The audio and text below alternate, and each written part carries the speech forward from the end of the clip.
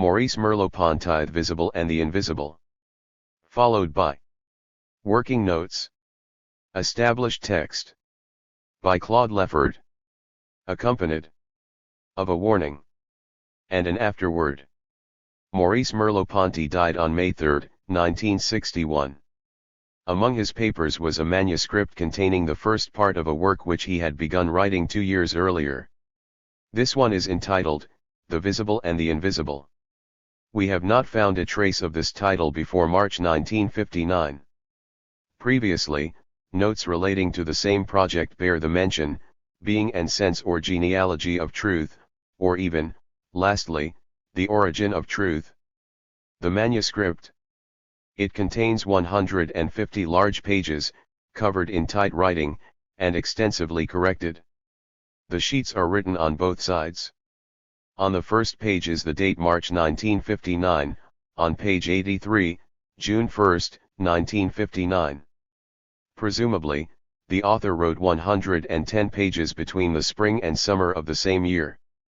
Then he resumed writing his text in the fall of the following year, without taking into account the last 8 pages which inaugurated a second chapter. The date November 1960 is given on the second page 103, above the title Questioning and Intuition. Structure of the work. The plan indications are rare and do not exactly agree with each other. It is certain that the author reworked his project as it was executed. We can, however, assume that the work would have had considerable dimensions and that the text we have only constitutes a first part, playing the role of an introduction one. Here are the few diagrams that we were able to find. A.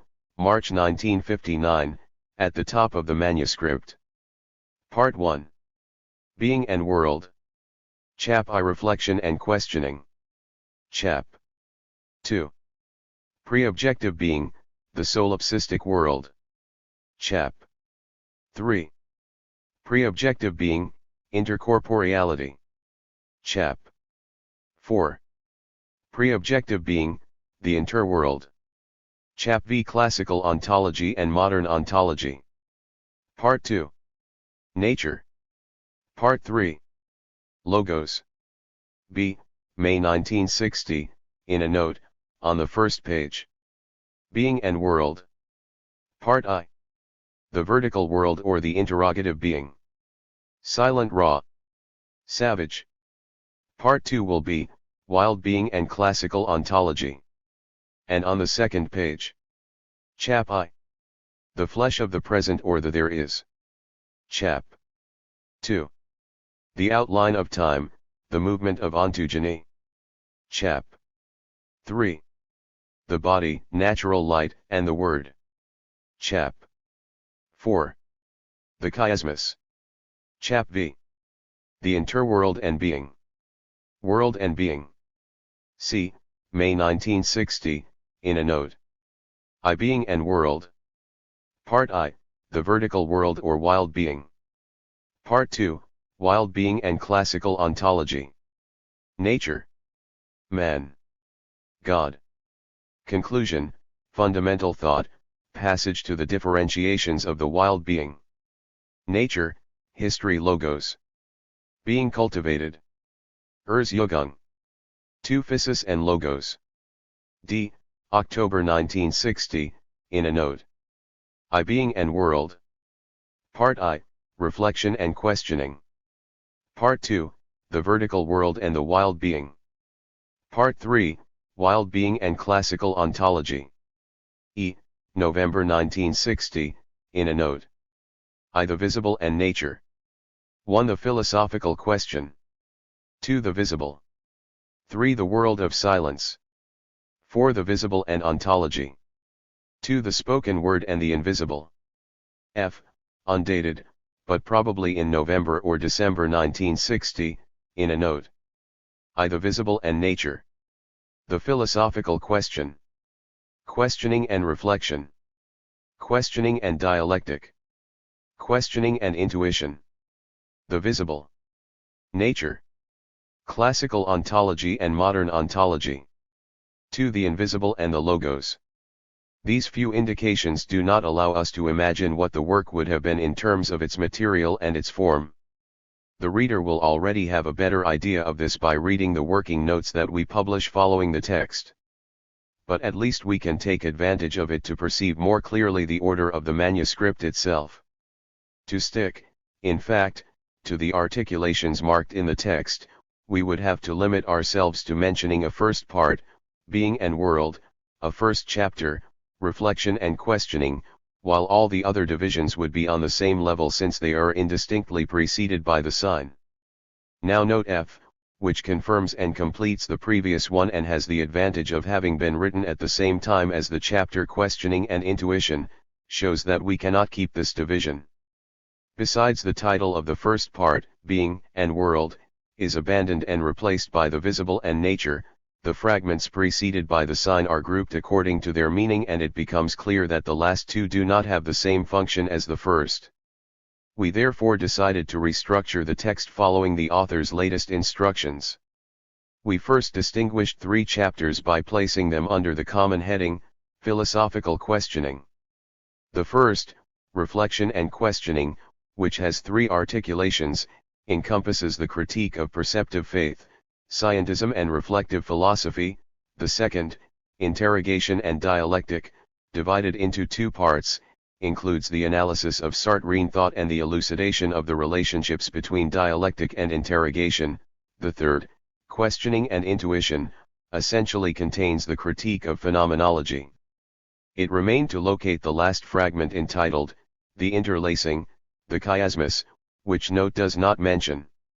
We could make it either the last chapter of the philosophical question, or the first of the announced second part, the visible. The choice, we are convinced, could be justified by substantive arguments.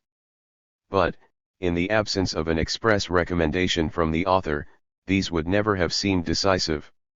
Under these conditions, we preferred to side with the solution which made the least contribution to our intervention, that is to say, leaving this chapter after the others. Text status. The manuscript of the visible and the invisible was extensively worked on, as evidenced by the presence of numerous erasures and corrections. However, we cannot believe that it had reached its final state.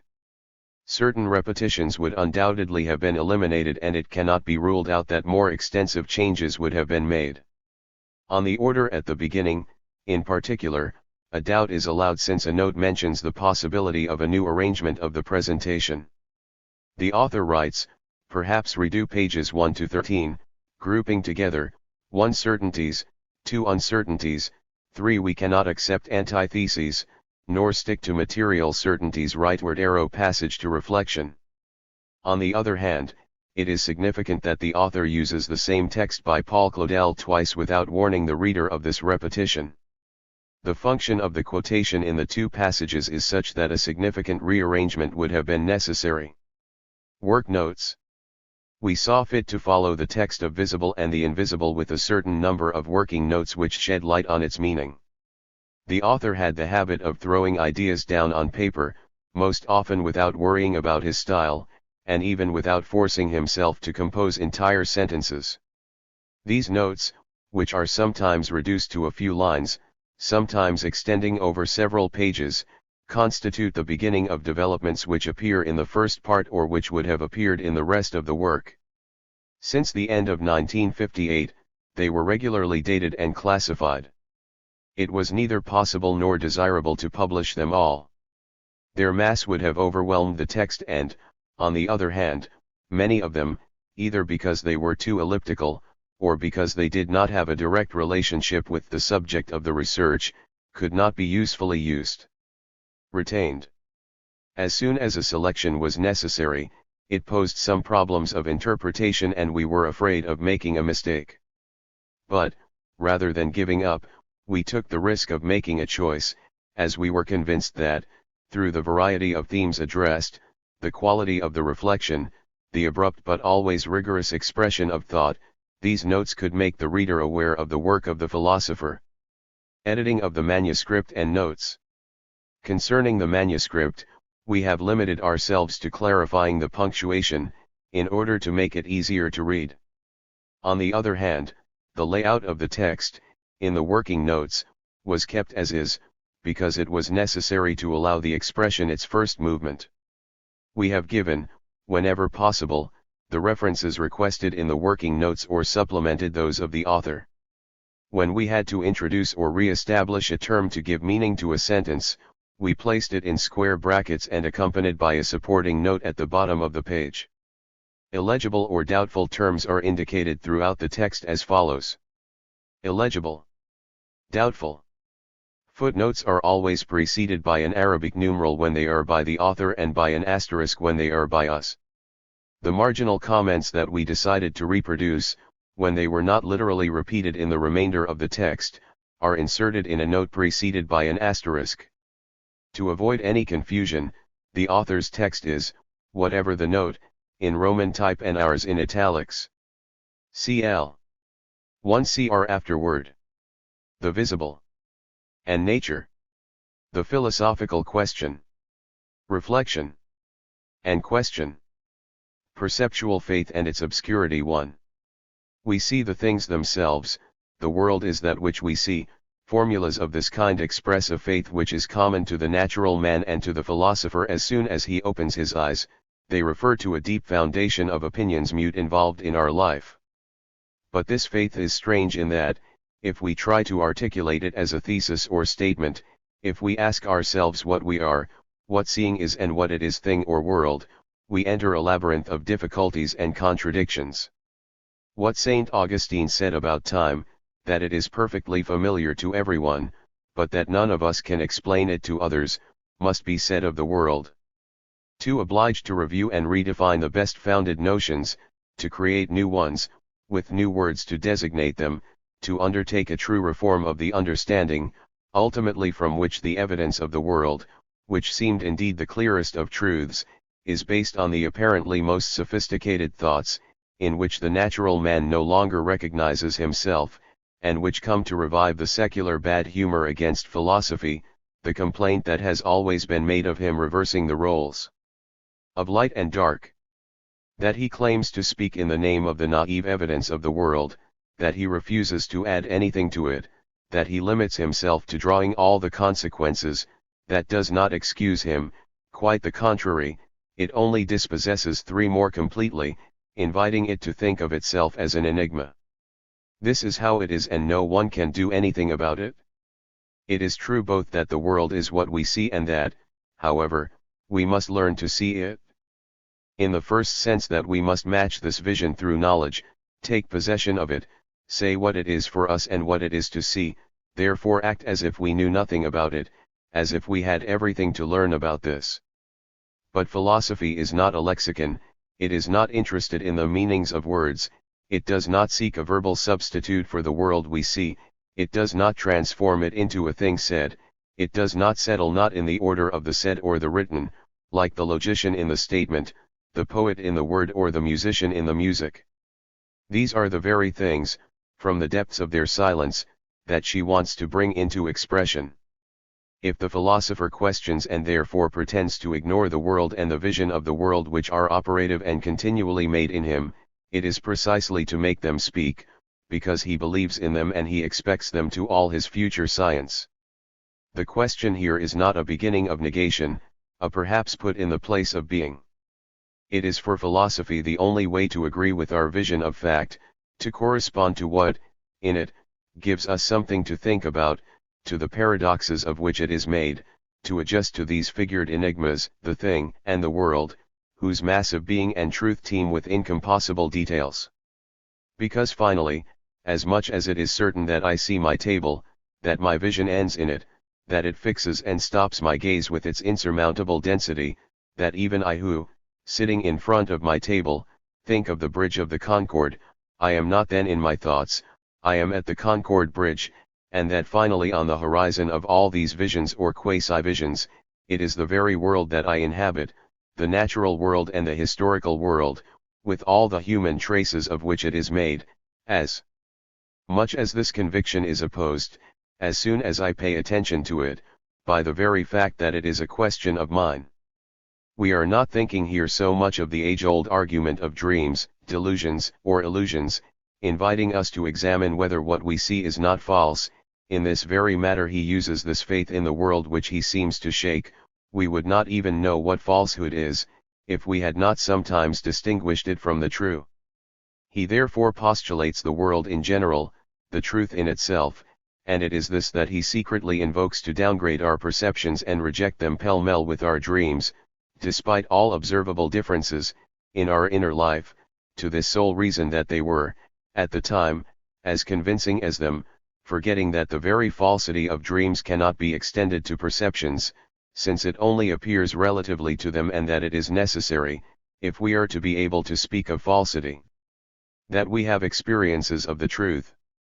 Valid against naivete, against the idea of a perception which would surprise things beyond all experience, as light draws them from the night where they pre-existed, the argument is not, it is itself imbued with this same naivete, since it only equalizes perception and dreams by placing them in relation to a being which is only in itself.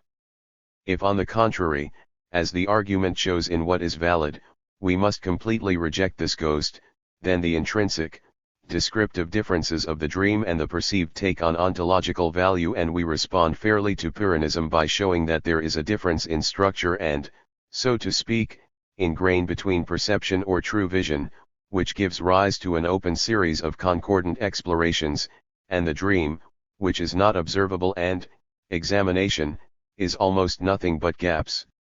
Of course, this does not end the problem of our access to the world. On the contrary, it only begins, because it remains to be seen how we can have the illusion of seeing what we do not see, how the rags of dreams can, before the dreamer, valid for the tight fabric of the true world, how the unconsciousness of not having observed, can, in the fascinated man, take the place of the consciousness of having observed. If we say that the emptiness of the imagination remains forever what it is, never equates to the fullness of what is perceived, and never gives rise to the same certainty, that it does not have value for itself, that sleeping man has lost all reference, all model, all canon of the clear and articulate, and a single particle of the perceived world introduced into him would instantly reduce the enchantment. The fact remains that if we can lose our benchmarks without our knowing, we are never sure of having them when we think we have them. If we can, without knowing it, withdraw from the world of perception, nothing proves to us that we are ever there, nor that the observable is ever completely there, nor that it is made of a fabric other than the dream, the difference between them not being absolute. We are justified in putting them together among our experiences, and it is above perception itself that we must seek the guarantee and the meaning of its ontological function. We will mark out this path, which is that of reflective philosophy, when it opens up. But it begins well beyond the Pyrrhonian arguments. By themselves, they would divert us from any elucidation, since they vaguely refer to the idea of a being all in itself and, by contrast, confusingly place the perceived and the imaginary among our states of consciousness. Deeply, Pyrrhonism shares the illusions of naive man. It is naivete that tears itself apart in the night. Between being in oneself and the inner life, he does not even glimpse the problem of the world. On the contrary, it is towards this problem that we are moving. What interests us is not the reasons we may have for considering the existence of the world to be uncertain, as if we already knew what it is to exist and as if the whole question was to appropriately apply this concept. What matters to us is precisely to know the meaning of being of the world.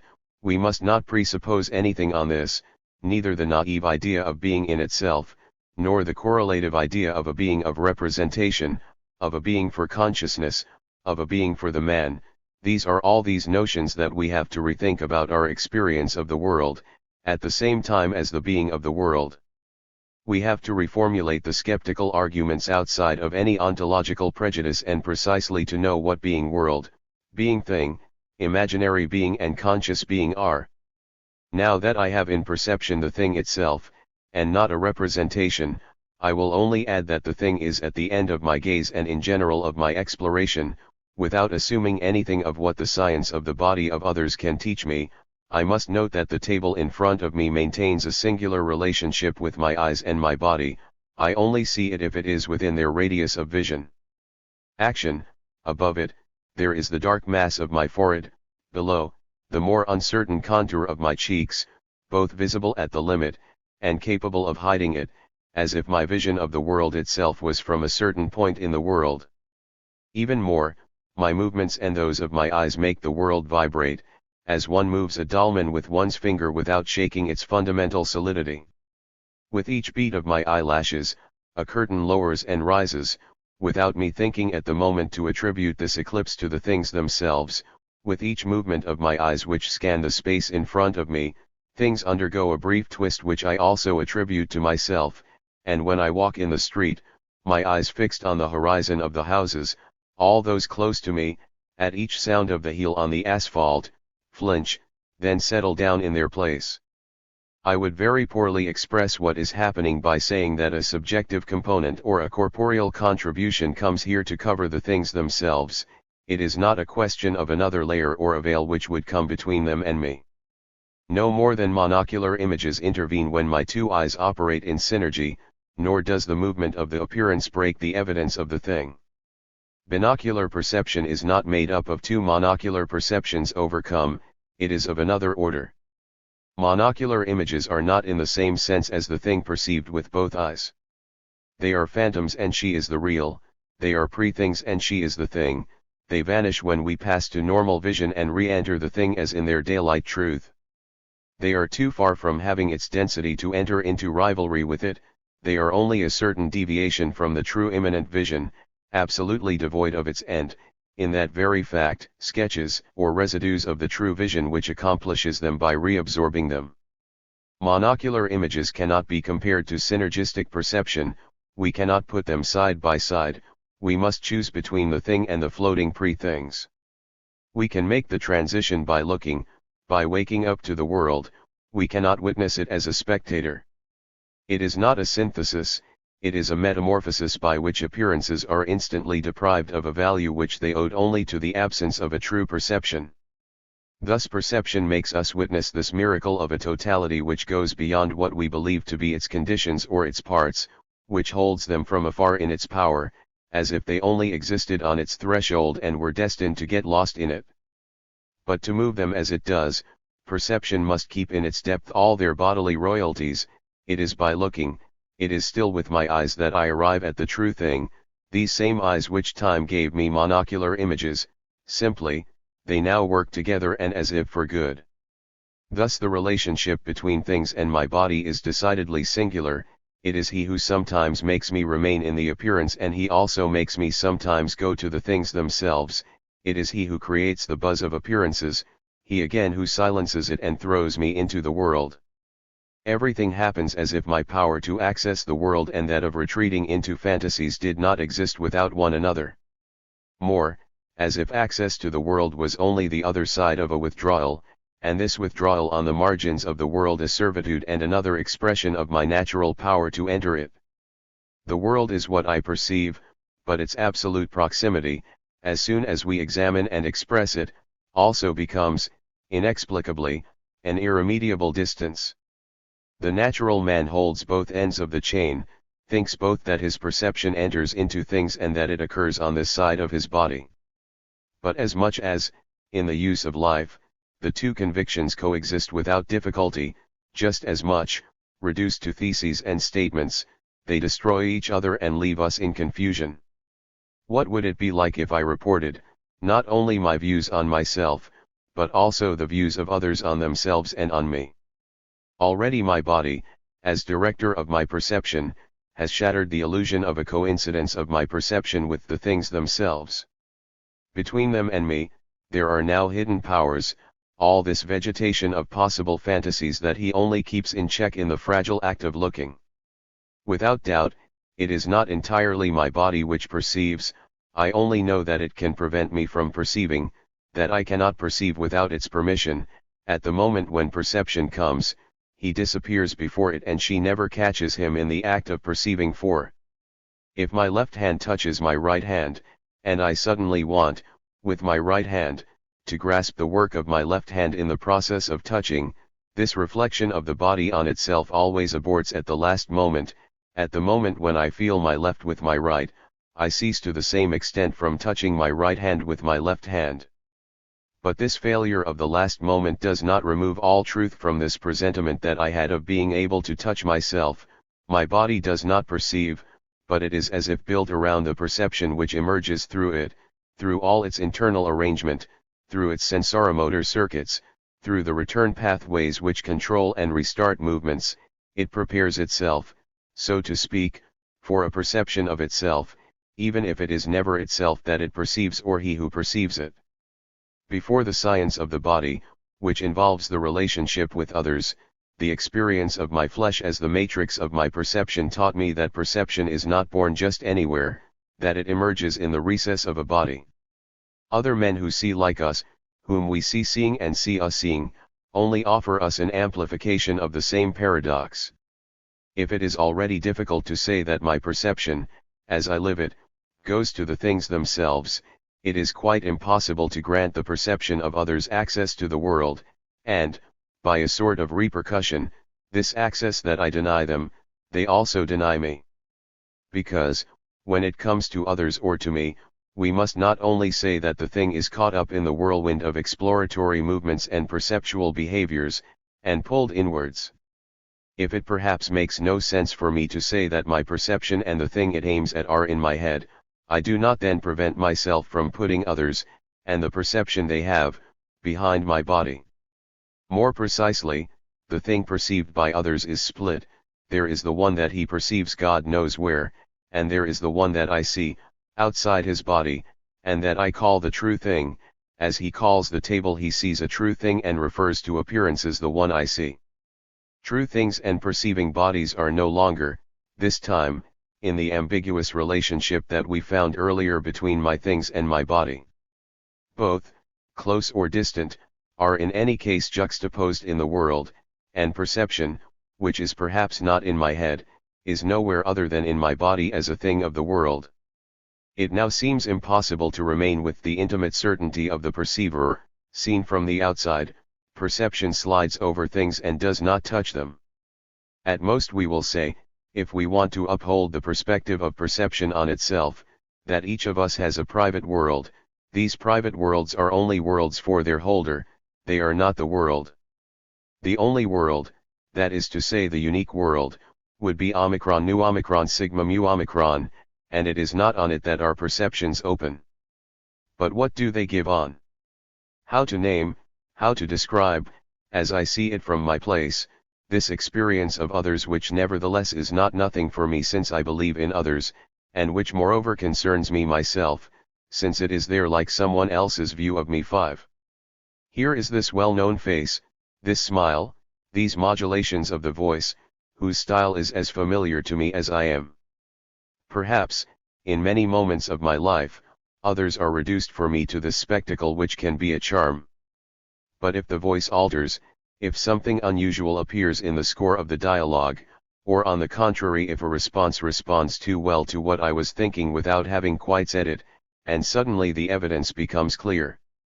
That there too, minute by minute, life is lived, somewhere behind these eyes, behind these gestures, or rather in front of them, or even around them, coming from some double bottom of space, another private world shines through the fabric of mine, and for a moment it is in it that I live.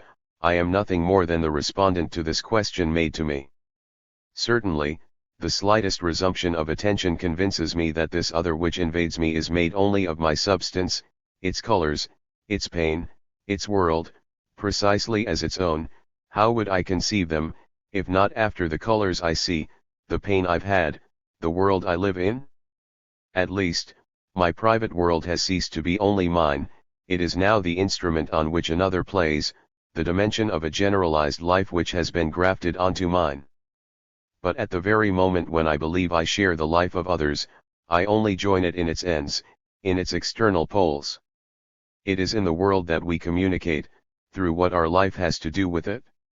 It is from this lawn in front of me that I believe I glimpse the impact of green on the vision of others. It is through music that I enter into their musical emotion. It is the very thing that brings me opens access to the private world of others. Now, the thing itself, as we have seen, is always for me the thing that I see. The intervention of others does not resolve the internal paradox of my perception, it adds this other enigma of the propagation in others of my most secret life, other and the same, since, obviously, it is only through the world that I can get out of myself. It is therefore very true that private worlds communicate, that each of them presents itself to its holder as a variant of a common world. Communication makes us witnesses of a single world, just as the synergy of our eyes suspends them from a single thing. But in one case as in the other, the certainty, irresistible as it may be, remains absolutely obscure. We can live it, we can neither think it, nor formulate it, nor establish it as a thesis. Any attempt at elucidation brings us back to dilemmas. Now, this unjustifiable certainty of a sensible world which is common to us is the basis of truth within us. That a child perceives before thinking, that he begins by putting his dreams in things, his thoughts in others, forming with them a sort of block of common life where the perspectives of each are not yet distinguished, these facts of Genesis cannot simply be ignored by philosophy in the name of the demands of intrinsic analysis. Unless it settles below all of our experience, in a pre-empirical order where it no longer deserves its name, thought cannot ignore its apparent history, it must pose the problem of the genesis of its own meaning. It is according to the intrinsic meaning and structure that the sensible world is older than the universe of thought, because the first is visible and relatively continuous, and the second, invisible and incomplete, does not at first constitute seen as a whole and has its truth only on condition of relying on the canonical structures of the other. If we reconstruct the way in which our experiences depend on each other according to their most proper meaning, and if, to better expose the essential relations of dependence, we try to break them in thought, we realize that everything what for us is called thought requires this distance from oneself, this initial opening which is for us a field of vision and a field of future and past. In any case, since it is only a question here of to take a first view of our natural certainties, there is no doubt that they rest, as far as spirit and truth are concerned, on the first foundation of the sensible world, and that our assurance of being in the truth is one with that of being in the world. We speak and understand speech long before we learn from Descartes that our reality is thought. Language, where we settle, we learn to handle in a sensible way long before learning through linguistics the intelligible principles on which our language and all language rest. Our experience of truth, when it is not immediately reduced to that of the thing we see, is indistinct first of all from the tensions which arise between others and us, and from their resolution. Like the thing, like others, the truth shines through an emotional and almost carnal experience, where the ideas, those of others and ours, are rather features of its physiognomy and ours, and are less understood as welcomed or rejected in love or hatred. Certainly, it is very early that motives, very abstract categories, function in this wild thought, as the extraordinary anticipations of adult life in childhood clearly show, and we can say that the whole man is already there. The child understands well beyond what he knows how to say, responds well beyond what he can define, and it is no different for adults. A real interview gives me access to thoughts of which I did not know, of which I was not capable, and I sometimes feel myself followed on a path unknown to myself and that my discourse, relaunched by others, is in the process of being spawned for me. To suppose here that an intelligible world supports exchange would be to take a name for a solution, and it would moreover grant us what we maintain, that it is by borrowing from the structure of the world that it is constructed for us the universe of truth and thought.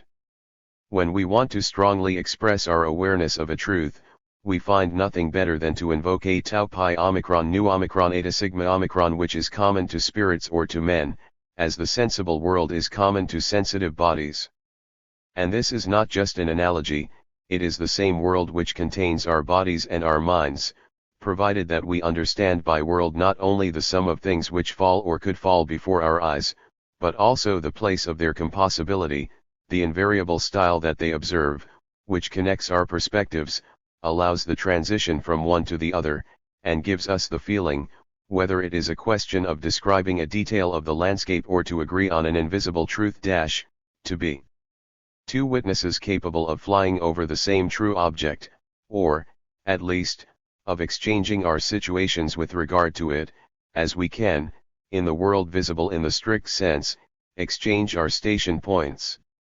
However, here again, and more than ever, the naive certainty of the world, the anticipation of an intelligible world, is as weak when it wants to be converted into a thesis as it is strong in practice. When it comes to the visible, a mass of facts supports it, beyond the divergence of testimonies. It is often easy to re-establish the unity and concordance of the world. On the contrary, as soon as we go beyond the circle of established opinions, which are undivided among us like the Madeleine or the Palais de Justice, much less thoughts than monuments of our historical landscape, as soon as we access the truth, that is to say to the invisible, it seems rather that men each inhabit their own island, without there being any transition from one to the other, and one would rather be surprised that they sometimes agree on whatever it would be. Because finally, each of them began by being a fragile mass of living jelly, and it is already a lot that they took the same path of ontogenesis. It is still much more than all of them, from the depths of their reduced, they let themselves be caught up in the same social functioning and the same language, but when it comes to using it as they please and saying what no one sees, they come to compatible propositions. Neither the type of the species nor that of society guarantees this. When we think of the mass of contingencies that can alter both, nothing is more improbable than the extrapolation which treats the universe of truth as a world, without cracks and without incompossibles.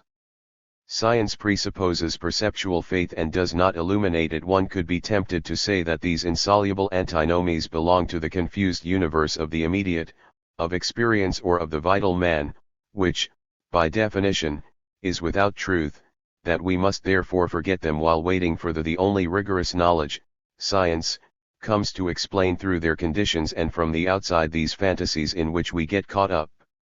The true is neither the thing that I see, nor the other man that I also see with my eyes, nor finally this global unity of the sensible world, and at the limit of the intelligible world that we were trying to describe completely. Time. The real thing is the objective, what I manage to determine by measurement or more generally by the operations authorized by the variables or entities defined by me in relation to an order of facts. Such determinations owe nothing to our contact with things, they express an effort of approximation which would have no meaning with regard to experience, since experience must be taken as it is and cannot otherwise be considered in itself. Even. Thus science began by excluding all the predicates which come to things from our encounter with them. The exclusion is, moreover, only provisional. When it has learned to invest it, science will gradually reintroduce what it initially dismissed as subjective, but she will integrate it as a particular case of the relationships and objects which define the world for her. Then the world will close in on itself and, except through what in us thinks and does science, through this impartial spectator who inhabits us, we will have become parts or moments of the great object. We will have to return too often to the multiple variants of this illusion to deal with it now, and it is necessary to say here only what is necessary to rule out the objection of principle which would stop our research from its beginning, summarily, that the kappa omicron sigma mu omicron theta epsilon omega capable of constructing or reconstructing the existing world by an indefinite series of its own operations, far from dissipating the obscurities of our naive faith in the world, is on the contrary the most dogmatic expression of it. The presupposition cannot be sustained then by her. During the 2 centuries in which it continued without difficulty its task of objectification, physics was able to believe that it was limited to following the articulations of the world and that the physical object existed in itself before science. But today, when the very rigor of his description obliges him to recognize as ultimate physical beings and with full rights such relationships between the observer and the observed, such determinations which only have meaning for a certain situation of the observer is the ontology of the kappa omicron sigma mu omicron theta epsilon omega and its correlative, the great object, which represents a pre-scientific prejudice. It is nevertheless so natural that the physicist continues to think of himself as an absolute spirit in the face of the pure object and to include among the truths in oneself the very statements which express the solidarity of all that is observable with a situated and incarnated physicist.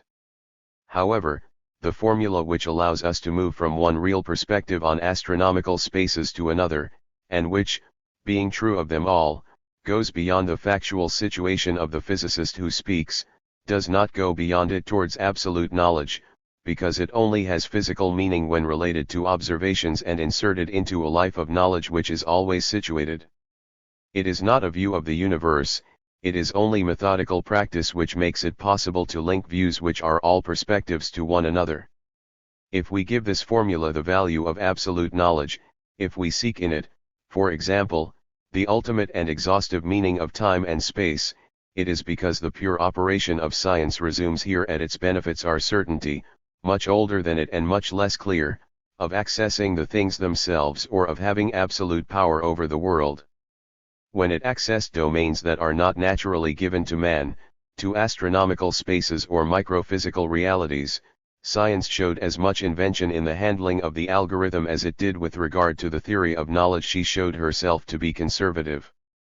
Truths which should not leave one's idea of being unchanged are, at the cost of great difficulties of expression and thought, retranslated into the language of traditional ontology, as if science needed to accept for the relativities that it establishes, to put itself out of the game, as if blindness to being were the price for which it must pay for its success in determining beings. Considerations of scale, for example, if they are really taken seriously, should not shift all the truths of physics to the side of the subjective, which would maintain the rights to the idea of objectivity inaccessible, but contest the very principle of this divide, and bring into the definition of reality the contact between the observer and the observed. However, we have seen many physicists seek sometimes in the tight structure and density of macroscopic appearances, sometimes on the contrary in the loose and incomplete structure of certain microphysical domains, arguments in favor of determinism or, on the contrary, of a mental or a causal reality. These alternatives clearly show the extent to which science, when it comes to understanding itself ultimately, is rooted in pre-science, and foreign to the question of the meaning of being. When physicists talk about particles that only exist for a billionth of a second, their first impulse is always to think that they exist in the same sense as directly observable particles, and only for much less time.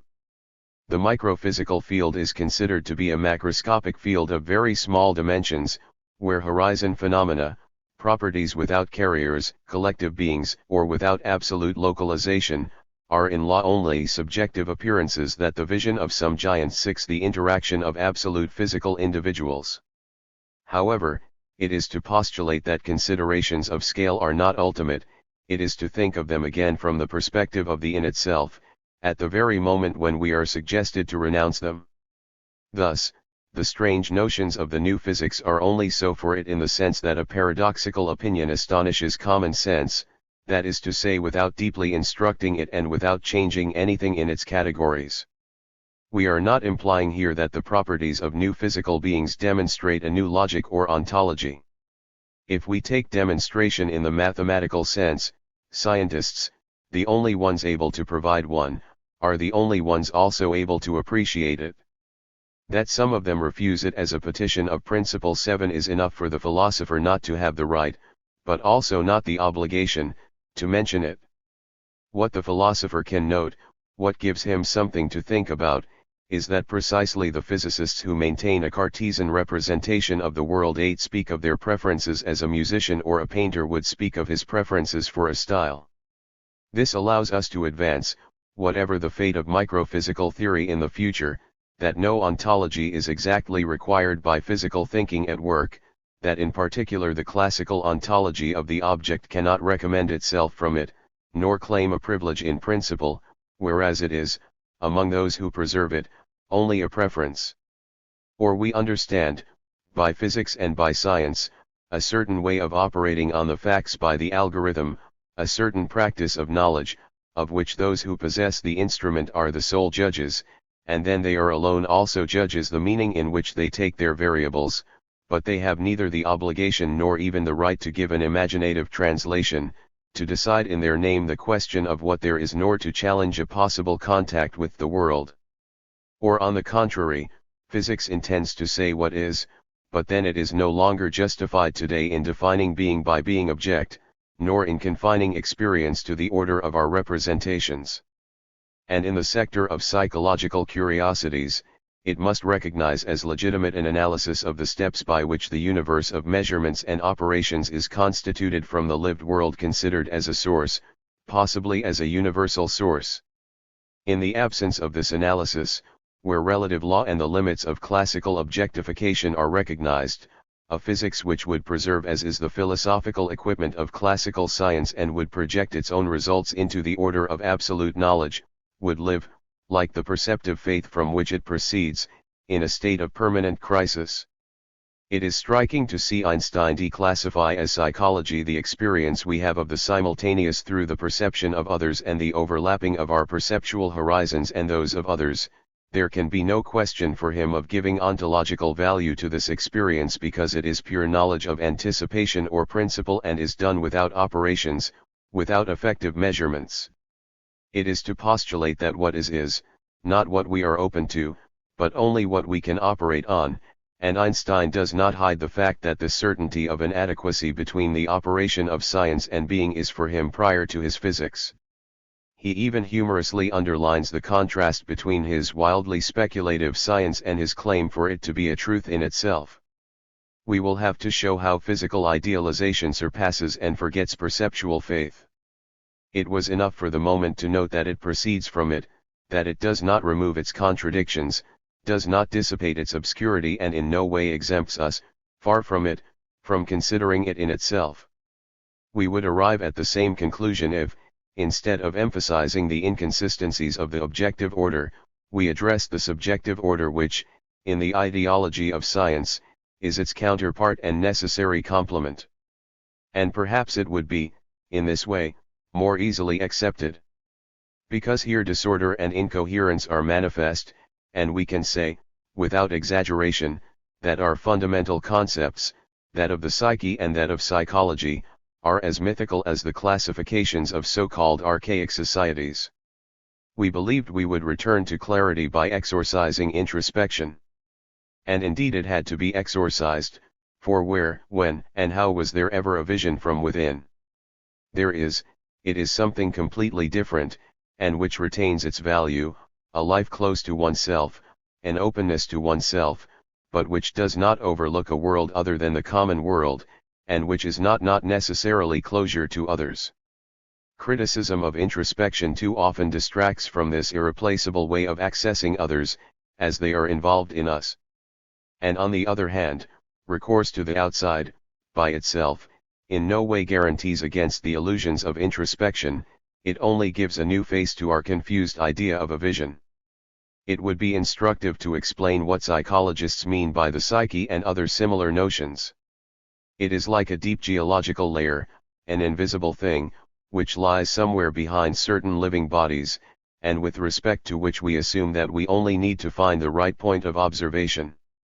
It is indeed he, in myself, who is worried about knowing the psyche, but there is in him a vocation continually missed.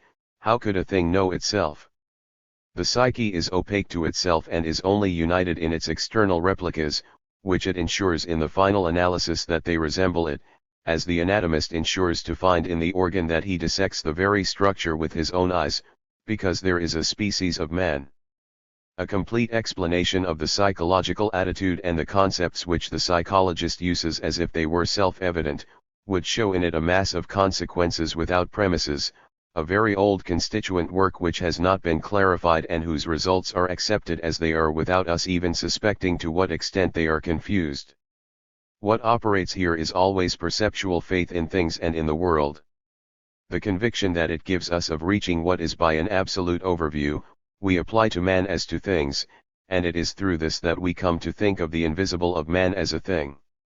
The psychologist in turn settles into the position of absolute spectator. Like the investigation of the external object, that of the psychic only progresses first by putting itself outside the game of the relativities that it discovers, by implying an absolute subject before which the psyche in general, mine, or that of others. The division of the subjective and the objective, by which early physics defines its domain, and psychology, correlatively, its own, does not prevent, on the contrary requires, that they be conceived according to the same structure fundamental, these are ultimately two orders of objects, to be known in their intrinsic properties, by pure thought which determines what they are in themselves. But, as in physics too, a moment comes when the very development of knowledge calls into question the always assumed absolute spectator. After all, this physicist of whom I speak and to whom I attribute a system of reference, it is also the physicist who speaks. After all, this psyche that the psychologist talks about is also his. This physics of the physicist, this psychology of the psychologist, announces that from now on, for science itself, the being object can no longer be the being itself. Objective and subjective are recognized as two orders hastily constructed in the interior of a total experience of which the context must, with complete clarity, be restored. This intellectual opening which we have just drawn the diagram has been the history of psychology for 50 years, and particularly that of the psychology of form. She wanted to establish her own domain of objectivity, she believed she discovered it in the forms of behavior. Was there not an original conditioning there, which would be the subject of an original science, just as other less complex structures were the subject of natural sciences? A distinct domain, juxtaposed to that of physics, behavior, or the psyche, objectively taken, were in principle accessible to the same methods, and had the same ontological structure. Here and there, the object was defined by the functional relationships that it observes. Universally. There was indeed, in psychology, a descriptive path of access to the object, but it could in principle only lead to the same functional determinations. And, in fact, we were able to specify the conditions on which a given perceptual realization, a given perception of an ambiguous figure, a given spatial or colored level, actually depends. Psychology thought it had finally found its footing and now expected an accumulation of discoveries which would confirm its status as a science. And yet, today, 40 years after the beginnings of Gestalt psychology, we once again have the feeling of being at a standstill. Certainly, on many points, we have clarified the initial work of the school, we have acquired and are acquiring a number of functional determinations. But the enthusiasm is no longer there, nowhere do we have the feeling of approaching a science of man. This is because, the authors of the school quickly realized this, the relationships they establish only play a compelling role and are explanatory only in the artificial conditions of the laboratory. They do not represent a first layer of behavior, from which one could move step by step to its total determination, they are rather a first form of integration, privileged cases of simple structuring, with regard to which the more complex structures are in reality qualitatively different. The functional relationship that they state only makes sense at their level, it has no explanatory force with regard to higher levels, and ultimately the being of the psyche is to be defined not as an interweaving of causalities. Elementary, but by the heterogeneous and discontinuous structurings which take place there. As we deal with more integrated structures, we realize that the conditions account less for the conditioned, than they are the opportunity for it to be triggered. Thus the postulated parallelism of the descriptive and the functional was denied. As much as it is easy, for example, to explain according to one's conditions such an apparent movement of a luminous spot in a field artificially simplified and reduced by the experimental device, a total determination of the concrete perceptual field of such an individual living in such a moment appears not temporarily inaccessible but definitively devoid of meaning, because it offers structures which do not even have a name in the objective universe of separate and separable conditions. When I look at a road moving away from me towards the horizon, I can relate what I call the apparent width of the road at a given distance, that is to say, that which I measure, by looking with one eye and by reference to a pencil that I hold in front of me with other elements of the field also assigned by some measuring process, and thus establish that the constancy of the apparent magnitude depends such and such variables, according to the functional dependence scheme which defines the object of classical science. But considering the field as I have it when I look freely with both eyes, outside of any isolating attitude, it is impossible for me to explain it by conditioning. Not because these conditionings escape me or remain hidden from me, but because the conditioned itself ceases to be of an order such that it can be described objectively. For the natural gaze which gives me the landscape, the road in the distance has no width that we can even ideally quantify, it is as wide as at a short distance, since it is the same road, and it is not, since I cannot deny that there is a sort of perspective shriveling. Between it and the nearby road, there is identity and yet mu tau beta alpha sigma iota epsilon lambda lambda omicron gamma nu omicron, transition from the apparent to the real, and they are incommensurable. Yet I must not even understand appearance here as a veil thrown between me and reality. The narrowing of perspective is not a deformation, the near road is not truer, the near, the distant, the horizon in their indescribable contrast forms a system, and it is their relationship in the total field which is the perceptual truth. We have entered the ambiguous order of perceived being, on which functional dependence does not bite. It is only artificially and verbally that we can maintain the psychology of vision within this ontological framework. The conditions of depth, the disappearance of retinal images for example, are not really conditions. Since images are only defined as disparate with regard to a perceptual apparatus which seeks its balance in the fusion of analogous images, and therefore the conditioned conditions the condition here. A perceived world, certainly, would not appear to such a man if these conditions were not given in his body, but they are not what explains it. It is according to its laws of field and intrinsic organization, it is not, like the object, according to the requirements of an edge-to-edge causality. The psyche is not an object, but, let us note, it is not a question here of showing, according to the spiritualist tradition, that certain realities escape scientific determination. This type of demonstration only results in circumscribing a domain of anti-science which, ordinarily, remains conceived, in the terms of the ontology which is precisely in question, as another order of realities. Our goal is not to oppose to the facts that objective science coordinates a group of facts, whether we call them psychism or subjective facts or inner facts, which escape it, but to show that being object, and also being subject, conceived in opposition to it and relatively to it, are not alternatives, that the perceived world is on this side or beyond the antinomy, that the failure of objective psychology is to be understood, together with the failure of objectivist physics. Not as a victory of the inside over the outside, and of the mental over the material, but as a call to revise our ontology, to re-examine the notions of subject and object.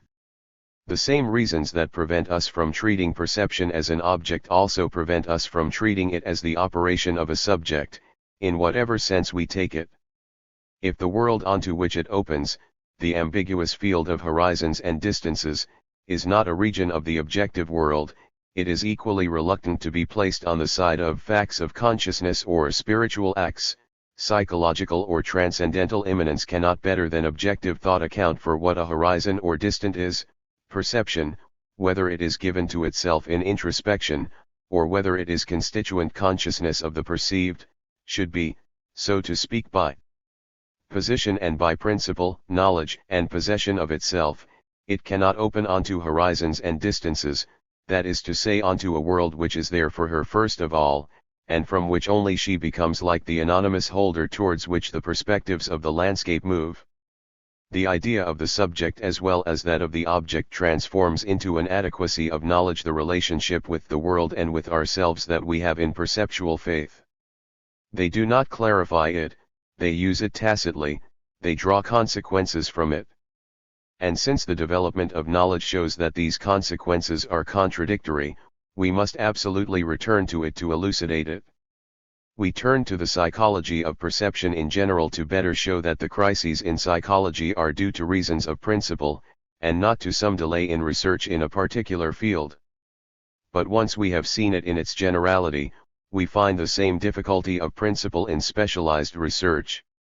We do not see, for example, how a social psychology would be possible in a regime of objectivist ontology. If we really think that perception is a function of external variables, this schema is only applicable to bodily and physical conditioning, and psychology is condemned to this exorbitant abstraction of only considering man like a set of nerve endings on which physico-chemical agents act. The other men, a social and historical constellation, can only intervene as stimuli if we also recognize the efficiency of groups which have no physical existence, and which operate on him not according to their properties. Immediately sensitive, but because of their social configuration, in a social space and time, according to a social code, and, ultimately, as symbols rather than as causes. By the mere fact that we practice social psychology, we are outside of objectivist ontology, and we can only stay there by exerting a constraint on the object we give ourselves that compromises the research. The objectivist ideology is here directly contrary to the development of knowledge. For example, it was obvious, for the man trained in the objective knowledge of the West, that magic or myth have no intrinsic truth, that the magical effects of mythical and ritual life must be explained by objective causes, and related for the rest to the illusions of subjectivity. Social psychology, if it really wants to see our society as it is, cannot however start from this postulate, which is itself part of Western psychology, and by adopting it, we would be presuming our conclusions. As the ethnologist, faced with so-called archaic societies, cannot prejudge, for example, that time is experienced there as it is with us, according to the dimensions of a past which no longer exists, of a future which is no longer not yet, and of a present which alone is fully, and must describe a mythical time where certain events from the beginning retain a continued effectiveness. In the same way social psychology, precisely if it wants to truly know our societies, cannot exclude a priori the hypothesis of mythical time as a component of our personal and public history. Certainly, we have repressed the magical into subjectivity, but nothing guarantees us that the relationship between men does not inevitably include magical and dreamlike components. Since the object here is precisely the society of men, the rules of objectivist thought cannot determine it a priori. On the contrary, they must themselves be seen as the particularities of certain socio-historical groups, to which they do not necessarily provide the key. Of course, there is no reason either to postulate at the outset that objective thought is only an effect or product of certain social structures, and has no rights over others. This would be to posit that human world rests on an incomprehensible foundation, and this irrationalism would also be arbitrary. The only attitude that is appropriate for a social psychology is to take objective thinking for what it is, that is to say as a method which founded science and must be used without restriction, until the end limit of the possible, but which, with regard to nature, and even more so history, represents rather a first phase of elimination than a means of total explanation. Social psychology, as psychology, necessarily encounters the questions of the philosopher: what is another man, what is a historical event, where is the historical event or the state? And cannot in advance classify other men and history among objects or stimuli. She does not address these questions head-on, it is a matter of philosophy. She treats them laterally, by the very way in which she invests her object and progresses towards it. And it does not render useless, on the contrary it requires an ontological clarification as far as they are concerned.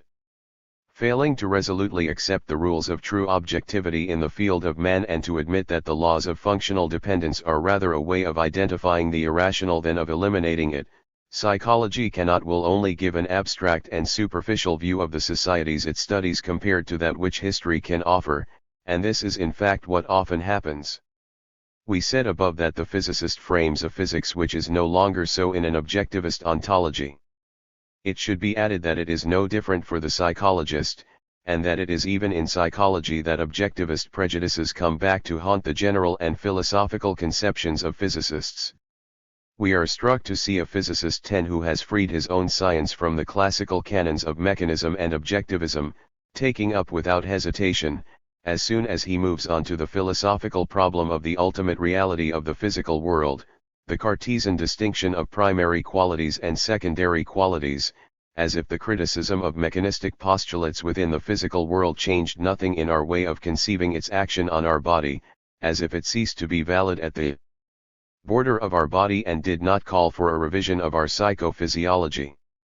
Paradoxically, it is more difficult to renounce the schemes of mechanistic explanation with regard to the action of the world on man, although they have never ceased to raise obvious difficulties, than with regard to concerns physical actions within the world, where they could rightly, for centuries, be considered justified. This revolution of thought, in physics itself, can apparently take place within traditional ontological frameworks, whereas, in the physiology of the senses, it immediately calls into question our most inveterate idea of the relationships between being and man and truth. As soon as we stop thinking of perception as the action of the pure physical object on the human body and the perceived as the inner result of this action, it seems that any distinction between true and false, of methodical knowledge and fantasies, science and imagination, be ruined. This is why physiology participates less actively than physics in today's methodological renewal. The scientific spirit is sometimes preserved in archaic forms and biologists remain more materialist than physicists. But they too are only as philosophers and much less in their practice as biologists.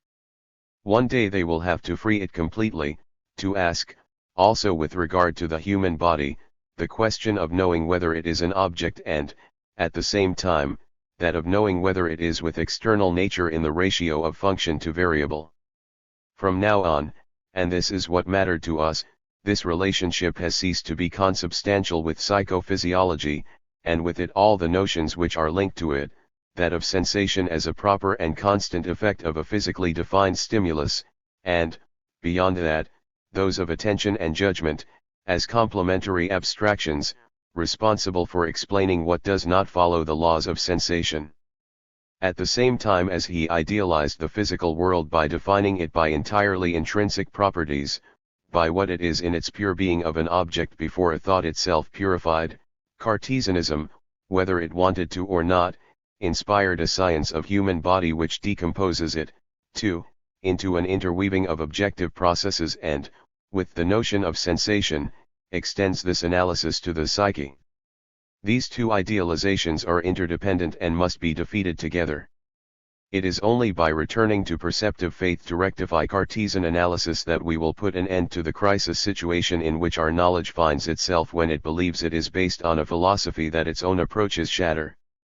Because perception gives us faith in a world, in a rigorously linked and continuous system of natural facts, we believed that this system could incorporate all things and even the perception which initiated us into it. Today we no longer believe that nature is such a continuous system, even more so are we far from thinking that the islands of psyche which float here and there on it are secretly connected by the continuous ground of nature. The task therefore faces us to understand if, and in what sense, what is not nature forms a world, and firstly what a world is and finally, if world there are, what can be the relationships between the visible world and the invisible world. However difficult it may be, this work is essential if we are to escape the confusion in which the philosophy of scientists leaves us. It cannot be accomplished in its entirety by them because scientific thought moves in the world and presupposes it rather than taking it as its theme.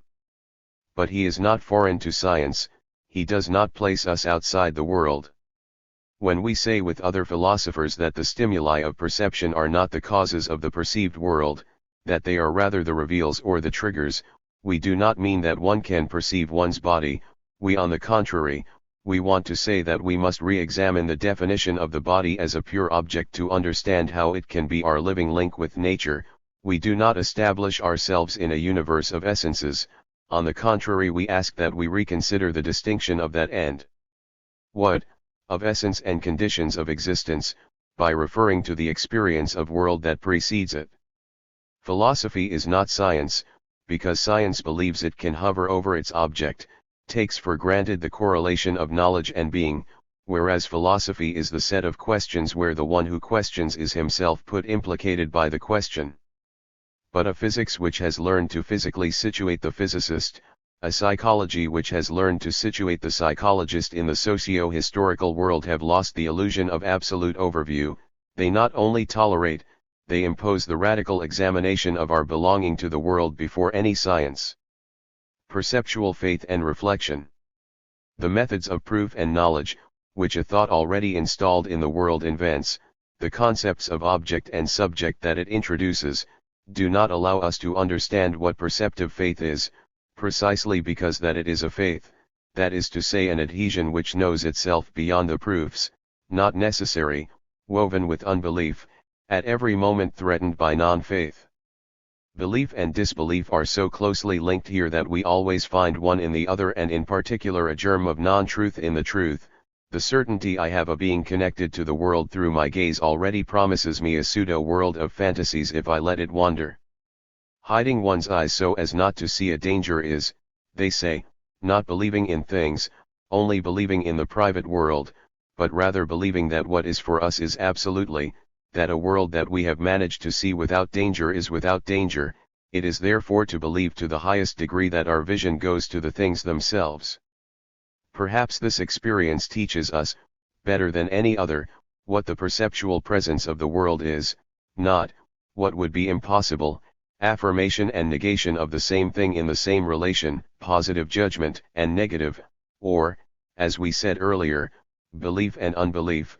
It is, on this side of affirmation and negation, on this side of judgment, critical opinions, subsequent operations, our experience, older than any opinion, of inhabiting the world through our body, the truth through all of us, even, without their having to choose or even distinguish between the assurance of seeing and that of seeing the truth, because they are in principle the same thing, faith therefore, and not knowing, since the world is not here separated from our hold on it, that it is, rather than affirmed, taken as self-evident, rather than revealed, not concealed, not refuted.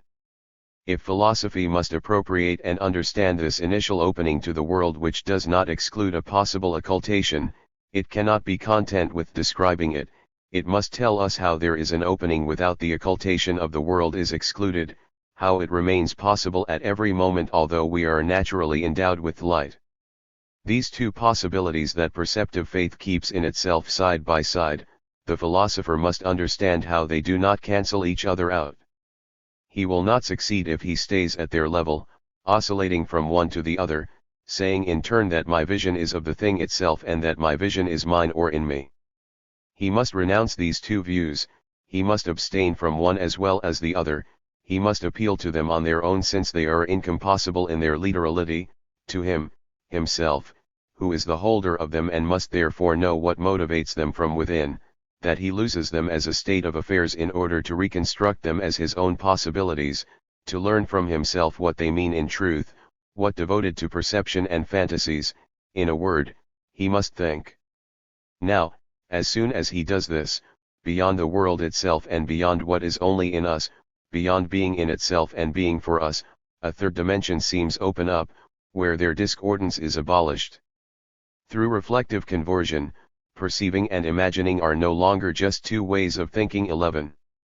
From vision and feeling we only retain what animates and undoubtedly supports them, the pure thought of seeing or feeling, and it is possible to describe this thought, to show that it is made up of a rigorous correlation between my exploration of the world and the sensory responses it arouses.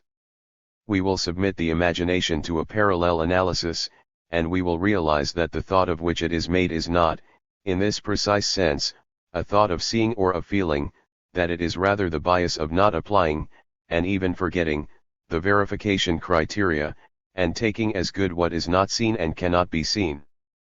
Thus the antinomies of perceptive faith seem to be lifted.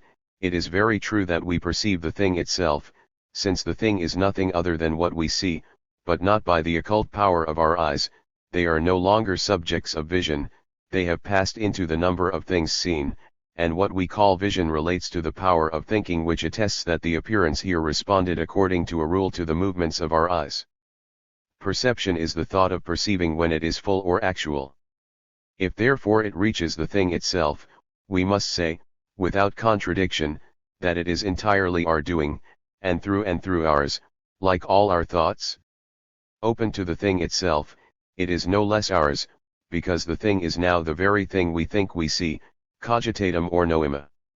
It does not leave the circle of our thoughts any more than the imagination does, it also a thought of seeing, but a thought which does not seek exercise, proof, plenitude, which therefore presumes on itself and does not is only half thought. Thus the real becomes the correlative of thought, and the imaginary is, within the same domain, the narrow circle of half-thought objects of thought, half-objects, or phantoms which have no consistency, no place. Clean, disappearing in the sun of thought like the vapors of the morning, and are, between thought and what it thinks, only a thin layer of unthought. Reflection keeps everything of perceptual faith, the conviction that there is something, that there is the world, the idea of truth, the true idea given.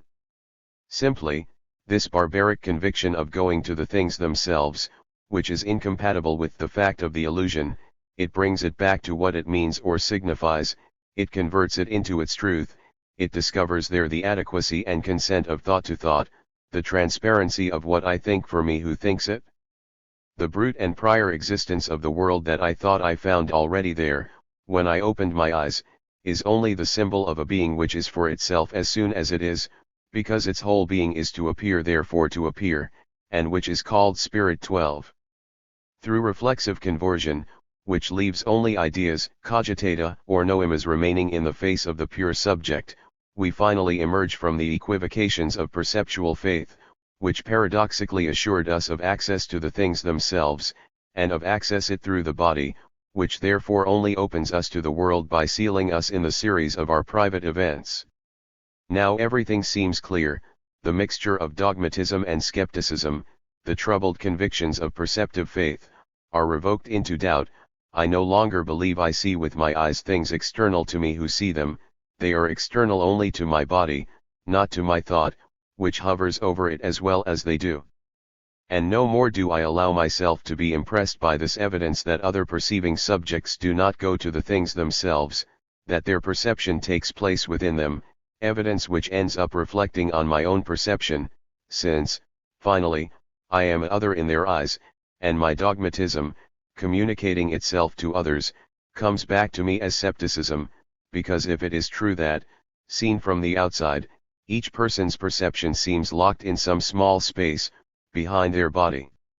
This external view is precisely placed, through reflection, among the number of inconsistency fantasies and confused thoughts.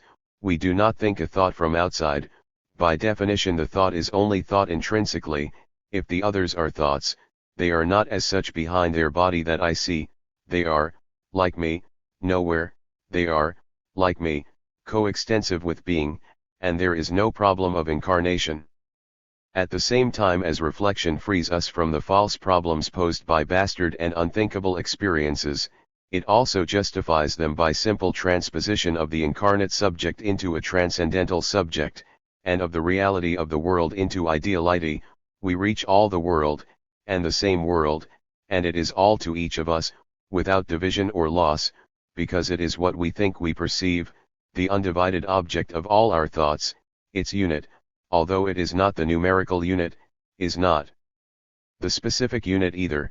It is this ideal unity or meaning which makes the surveyor's triangle the same in Tokyo and in Paris, in the 5th century BC and the present. This unity is enough, and it diffuses any problem, because the divisions that can be opposed to it, the plurality of fields of perception and lives, are like nothing before it, do not belong to the universe of ideality and meaning, and cannot even be formulated or articulated in distinct thoughts. And because finally we have recognized through reflection, at the heart of all situated, stuck and embodied thoughts, the pure appearance of thought to itself, the universe of internal adequacy, where everything true we have is integrated without difficulty. This reflective movement will always be convincing at first sight. In a sense it is essential, it is the truth itself, and we do not see how philosophy could dispense with it. The question is whether it leads her to the port, whether the universe of thought to which it leads is really a self-sufficient order which puts an end to all questions. Since perceptual faith is a paradox, how would I stay there? And if I do not stay there, what can I do but return within myself and seek there the abode of truth? Is it not obvious, precisely if my perception is perception of the world, that I must find in my dealings with it the reasons which persuade me to see it, and in my vision the meaning of my vision? I who am in the world, from whom would I learn what it is to be in the world, if not from myself, and how could I say that I am in the world if I did not know it? Without even presuming that I know everything about myself, it is at least certain that I am, among other things, knowledge. This attribute certainly belongs to me, even if I have others. I cannot imagine that the world bursts into me, or I into it. To this knowledge that I am, the world can only present itself by offering it a meaning, only in the form of thought of the world. The secret of the world, which we seek, must absolutely be contained in my contact with it. Of everything I experience, insofar as I experience it, I have within me the sense, without which I would not experience it, and I cannot seek any light concerning the world except by questioning, by explaining my frequentation of the world, understanding it from within. What will always make reflective philosophy not only a temptation, but a path that must be followed, is that it is true in what it denies, the external relation of a world in itself and of me, itself, conceived as a process of the type of those which take place inside the world, whether we imagine an intrusion of the world into me or, on the contrary, some journey of my gaze among things. But does she understand the natal link between me who perceive and what I perceive? And because we must certainly reject the idea of an external relationship between the perceiver and the perceived, must we move on to the antithesis of immanence, even completely ideal and spiritual, and say that I who perceive am thought of perceive, and the world perceived thing thought? Because perception has not entered the world into me, is not centripetal, must it be centrifugal, like a thought that I form, or like the meaning that I give by judgment to an indecisive appearance? Philosophical questioning, and the explanation which results from it, reflective philosophy practices in a style which is not the only one possible. It mixes presuppositions which we have to examine and which ultimately prove contrary to inspiration. Reflexive. She only thinks she can understand our native link with the world by undoing it to remake it, by constituting it, by manufacturing it. It believes it finds clarity through analysis, that is to say, if not in simpler elements, at least in more fundamental conditions, involved in the raw product, in premises from which it results as a consequence, in a source of meaning from which it derives. 13. It is therefore essential to reflective philosophy to place ourselves, below our factual situation, at a center of things, from which we proceeded, but in relation to which we were decentered, to redo, starting from ourselves, an already traced path from him to us, the very effort towards internal adequacy, the enterprise of explicitly reconquering all that we are and implicitly do, means that what we finally are as natured, we are first actively as naturans, that the world is our native place. Only because first of all we are, as spirits, the cradle of the world. Now, in this, if it sticks to this first movement, if it installs us by regression in the immanent universe of our thoughts and, to the extent that there is a remainder, destitutes it, as confused, mutilated thought or naive, of all probative power in relation to itself, reflection fails in its task and in the radicalism which is its law, because the movement of resumption, recovery, return to oneself, the march towards internal adequacy, the very effort to coincide with the naturant which is already us and which is supposed to deploy things and the world before it, precisely as a return or reconquest, these secondary operations of reconstitution or restoration cannot in principle be the image mirroring its internal constitution and its establishment, as the path from the star to Notre Dame is the opposite of the path from Notre Dame to the star. Reflection recovers everything except itself as an effort of recovery, it illuminates everything except its own role. The mind's eye also has its blind spot, but because it is of the mind, it cannot ignore it or treat it as a simple state of non-seeing, which requires no special mention, the very act of reflection which is nos its birth act. If it does not ignore itself, which would be against the definition, it cannot pretend to unwind the same thread that the mind would first have rolled, to be the mind which returns to itself in me, when it is me by definition who thinks. It must appear as a march towards a subject X, a call to a subject it evokes it and does not coincide with it, can only come to it from the world, or from my thoughts insofar as they form a world, insofar as their cohesion, their lines of flight, designate below it even a virtual home with which I do not yet coincide. As an effort to found the existing world on a thought of the world, reflection is inspired at each moment by the prior presence of the world, on which it is dependent, from which it borrows all its energy. When Kant justifies each step of his analytic by the famous, "If a world must be possible," he emphasizes that its guiding thread is given to it by the unreflective image of the world, that the necessity of reflective steps is suspended from the hypothesis world, and that the thought of the world that the analytic is responsible for revealing is not so much the foundation as the secondary expression of the fact that for me there was an experience of a world, that of other terms the intrinsic possibility of the world as thought rests on the fact that I can see the world, that is to say on a possibility of a completely different type, which we have seen borders on the impossible. It is through a secret and constant appeal to this possible impossible that reflection can have the illusion of having returned to itself and of settling into immanence, and our power to enter into ourselves is exactly measured by a power to come out of us which is neither older nor more recent than it, which is exactly synonymous with it. All reflective analysis is not false, but still naive, as long as it conceals its own source, and that, to constitute the world, one must have a notion of the world as pre-constituted, and thus the approach delays on itself in principle. We will perhaps respond that the great reflective philosophies know this well, as shown, in Spinoza, by the reference to the given true idea, or, in Kant, by the very conscious reference to a pre-critical experience of the world, but that the circle of the unreflective and the reflection is deliberate in them, that we begin with the unreflective, because we must begin well, but that the universe of thought which is opened by reflection contains everything that it is necessary to account for the mutilated thought at the beginning, which is only the ladder that one pulls towards oneself after having climbed.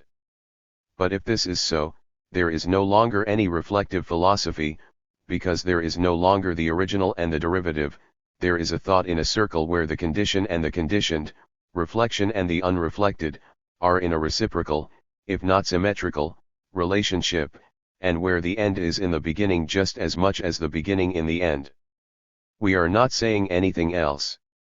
The remarks we made on reflection were in no way intended to disqualify it in favor of the unreflective or the immediate. It is not a question of putting perceptual faith in the place of reflection, but, on the contrary, of reporting the total situation, which includes a reference from one to the other. What is given is not a massive and opaque world, or a universe of adequate thought, it is a reflection which looks back on the thickness of the world to illuminate it, but which only returns to it afterwards its own light. As much as it is true that I can, to escape from the embarrassments into which perceptive faith throws me, turn only to my experience of the world, to this mixture with the world which begins again for me every morning as soon as I open my eyes. To this flow of perceptual life between him and me which never ceases to beat from morning to evening, and which causes my most secret thoughts to change for me the appearance of faces and landscapes as, conversely, faces and landscapes change for me, bring sometimes the help and sometimes the threat of a way of being man which they infuse into my life, as much as it is certain that the relation of a thought to its object, of the cogito to the cogitatum, contains neither the whole nor even the essential part of our commerce with the world, and that we have to replace it in a more deft relationship with the world, in an initiation into the world on which it is based and which is always already made when the reflexive return intervenes. This relationship, which we will call openness to the world, we will miss in the moment when the reflective effort tries to capture it, and will at the same time be able to glimpse the reasons which prevent it from succeeding and the path by which we would achieve this. I see, I feel, and it is certain that, to realize what it is to see and feel, I must stop accompanying seeing and feeling in the visible and the sensible where they flow, and carve out, below themselves, a domain which they do not occupy and from which they become comprehensible according to their meaning and their essence. To understand them is to suspend them, since the naive vision occupies me entirely, and the attention to the vision which is added to it subtracts something from this total gift, and above all, since to understand is to translate into available meanings a meaning first captive in the thing and in the world itself. But this translation aims to render the text, or rather the visible and the philosophical explanation of the visible, are not side by side like two sets of signs, like a text and its version in another language. If it were a text, it would be a strange text, which is given directly to all of us, so that we are not reduced to the philosopher's translation and can confront it with him, and philosophy for its part is more and less than a translation, more, since it alone tells us what he means, less, since it is unusable if we do not have the text. The philosopher, therefore, only puts the raw vision in abeyance to pass it into the order of the expressed. It remains his model or his measure, it is on it that the network of meanings that it organizes must open.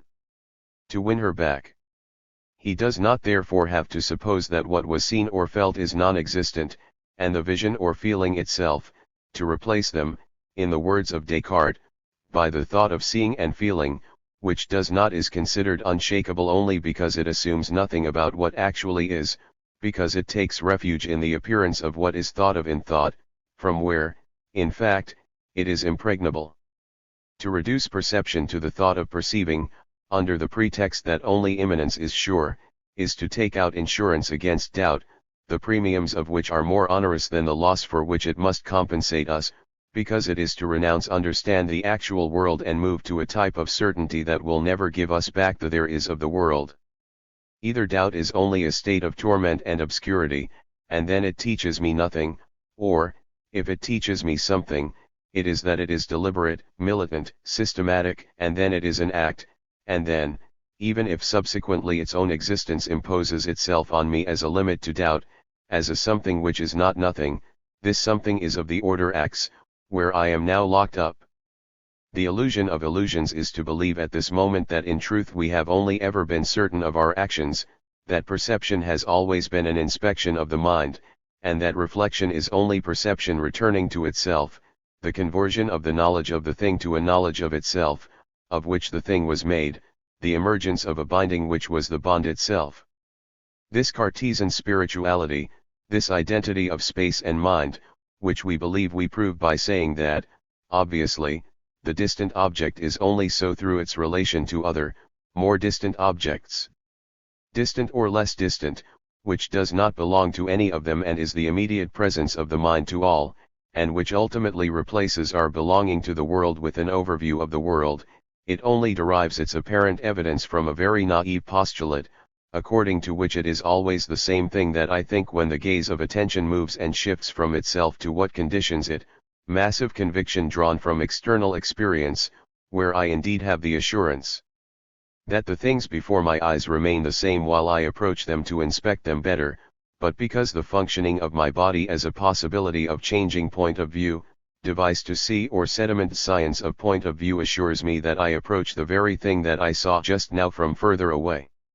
It is the perceptual life of my body which here supports and guarantees perceptual explication, and far from it being itself knowledge of intramundane or interobjective relations between my body and external things, it is presupposed in any notion of object, and it is this which accomplishes the first opening to the world. My conviction of seeing the thing itself does not result from perceptual exploration, it is not a word to designate the proximal vision, it is conversely that which gives me the notion of the proximal, the best point of observation and the thing itself. Having therefore learned through perceptual experience what it is to see well the thing, that it is necessary and that one can, to achieve this, approach it, and that the new data thus acquired are determinations of the same thing, we carry this certainty within, we resort to the fiction of a little man within man, and this is how we come to think that reflecting on perception, it is, the thing perceived and the perception remaining what they were, revealing the true subject which inhabits them and has always inhabited them. In reality, I should say that there was a thing perceived and an opening to this thing that reflection neutralized, transformed into reflected perception and into a thing perceived in a reflected perception, and that the functioning reflexive, like that of the exploring body, uses powers that are obscure to me, spans the cycle of duration which separates raw perception from reflective examination, and during this time maintains the permanence of the perceived and that of the perception under the gaze of the mind only because my mental inspection and my attitudes of mind extend the icon of my sensory and bodily exploration. To base the latter on the former, and the factual perception on the essence of the perception as it appears on reflection, is to forget reflection itself as a distinct act of recovery. In other words, we foresee the necessity of another operation than reflexive conversion, more fundamental than it, of a sort of over-reflection which would also take into account itself and the changes it introduces into the spectacle, which therefore would not lose sight of the raw thing and perception, and which finally would not erase them, would not cut, by a hypothesis of non-existence, the organic links of perception and the thing perceived, and would give itself on the contrary, the task of thinking them, of reflecting on the transcendence of the world as transcendence, of speaking about it not according to the law of the meanings of words inherent in the given language, but by an effort, perhaps difficult, which uses them to express, beyond themselves, our silent contact with things, when they are not yet things said. If, therefore, reflection must not presume on what it finds and condemn itself to putting into things what it will then pretend to find there, it must only suspend faith in the world in order to see it, that to read in him the path he followed in becoming a world for us, that she seeks in himself the secret of our perceptual link with him, that she uses words to express this prelogical link, and not in accordance to their pre-established meaning, that it sinks into the world instead of dominating it, that it descends towards it as it is instead of going up towards a prior possibility of thinking about it, which would impose on it in advance the conditions of our control over him, that it questions him, that it enters into the forest of references that our questioning raises in him, that it makes him say, finally, what in his silence he wants to say. We do not know what exactly is this order and this concordance of the world to which we are thus engaged, nor what the enterprise will lead to, nor even if it is really possible. But the choice is between it and a dogmatism of reflection of which we know only too well where it is going, since with it philosophy ends at the moment it begins, and, for this very reason, does not make us understand our own darkness. A reflective philosophy, as methodical doubt and reduction of openness to the world, to spiritual acts, to the intrinsic relationships of the idea and its idea, is 3 times unfaithful to what it sets out to clarify, to the world visible, to the one who sees it and to his relationships with other visionaries.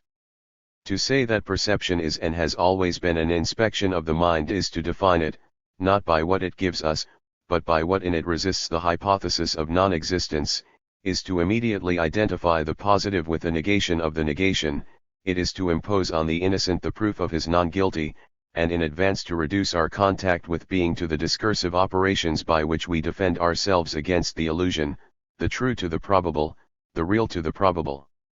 The simple fact, often noted 15, that the most probable imagination, the most consistent with the context of experience, does not take us one step towards reality and is immediately attributed by us to the imagination, and that conversely, such an absolutely unexpected and unpredictable noise is immediately perceived as real, however weak its links with the context, imposes the idea that it is about the real and the imaginary, of 2 orders, 2 scenes or 2 theaters, that of space and that of ghosts mounted in us before the acts of discrimination which only intervene in equivocal cases, and where what we experience comes to settle by itself beyond any criterionological control. That sometimes controls become necessary and result in judgments of reality which correct naive experience does not prove that judgments of this sort are at the origin of this distinction, or constitute it, and therefore does not exempt us from understanding it for herself. If we do so, we should therefore not define the real by its coherence and the imaginary by its incoherence or its gaps. The real is coherent and probable because it is real, and not real because it is coherent. The imaginary is incoherent or improbable because it is imaginary, and not imaginary because it is incoherent. The slightest particle of the perceived immediately incorporates it into the perceived. The most probable fantasy slides to the surface of the world. It is this presence of the whole world in a reflection, its irremediable absence in the richest and most systematic delusions that we have to understand, and this difference is not from more to less. It is true that it gives rise to misunderstanding or illusion. We sometimes conclude that it cannot therefore be natural, and that the real, after all, is only the least improbable or the most probable. It is thinking of the true through the false, the positive through the negative, and it is a very poor description of the experience of disillusion, where precisely we learn to know the fragility of reality. Because when an illusion dissipates, when an appearance suddenly explodes, it is always for the benefit of a new appearance which takes over the ontological function of the first. I thought I saw on the sand a piece of wood polished by the sea, and it was a clay rock. The shattering and destruction of the first appearance do not authorize me to henceforth define the real as simply probable, since they are only another name for the new appearance, which must therefore appear in our analysis of disillusion. Disillusionment is only the loss of evidence because it is the acquisition of another evidence. If, out of prudence, I come to say that this is in itself doubtful or only probable, this does not prevent the fact that at the moment I speak, it presents itself as real beyond all dispute, and not as very possible or probable, and if subsequently it bursts in turn, it will only be under the push of a new reality. What I can conclude from these disillusions or disappointments is therefore that perhaps reality does not definitively belong to any particular perception, that in this sense it is always further away, but that does not authorize me to break or pass over in silence the link which unites them one after the other to reality, which cannot be broken with one without first being established with the next, so that there is no shine without Erscheinung, that every shine is the counterpart of an Erscheinung, and that the meaning of real is not reduced to that of probable, and that on the contrary the probable evokes a definitive experience of the real whose maturity is only deferred. Faced with a perceptual appearance, we not only know that it can subsequently burst, we also know that it will only do so because it has been so well replaced by another that nothing remains of it. No trace, and that we search in vain in this chalky rock for what just now was a piece of wood polished by the sea. Each perception is mutable and only probable, if you like, it's just an opinion, but what is not, what each perception, even false, verifies, is the belonging of each experience to the same world, their equal power to manifest it, as possibilities of the same world. If one takes the place of the other so well, to the point that a moment later we no longer find a trace of the illusion, it is precisely because they are not successive hypotheses affecting an unknowable being, but perspectives on the same familiar being of which we know that it cannot exclude one without including the other, and that in any case it is beyond dispute. And this is why the very fragility of such a perception, attested by its fragmentation and the substitution of another perception, far from authorizing us to erase in them all the index of reality, obliges us to grant it to them.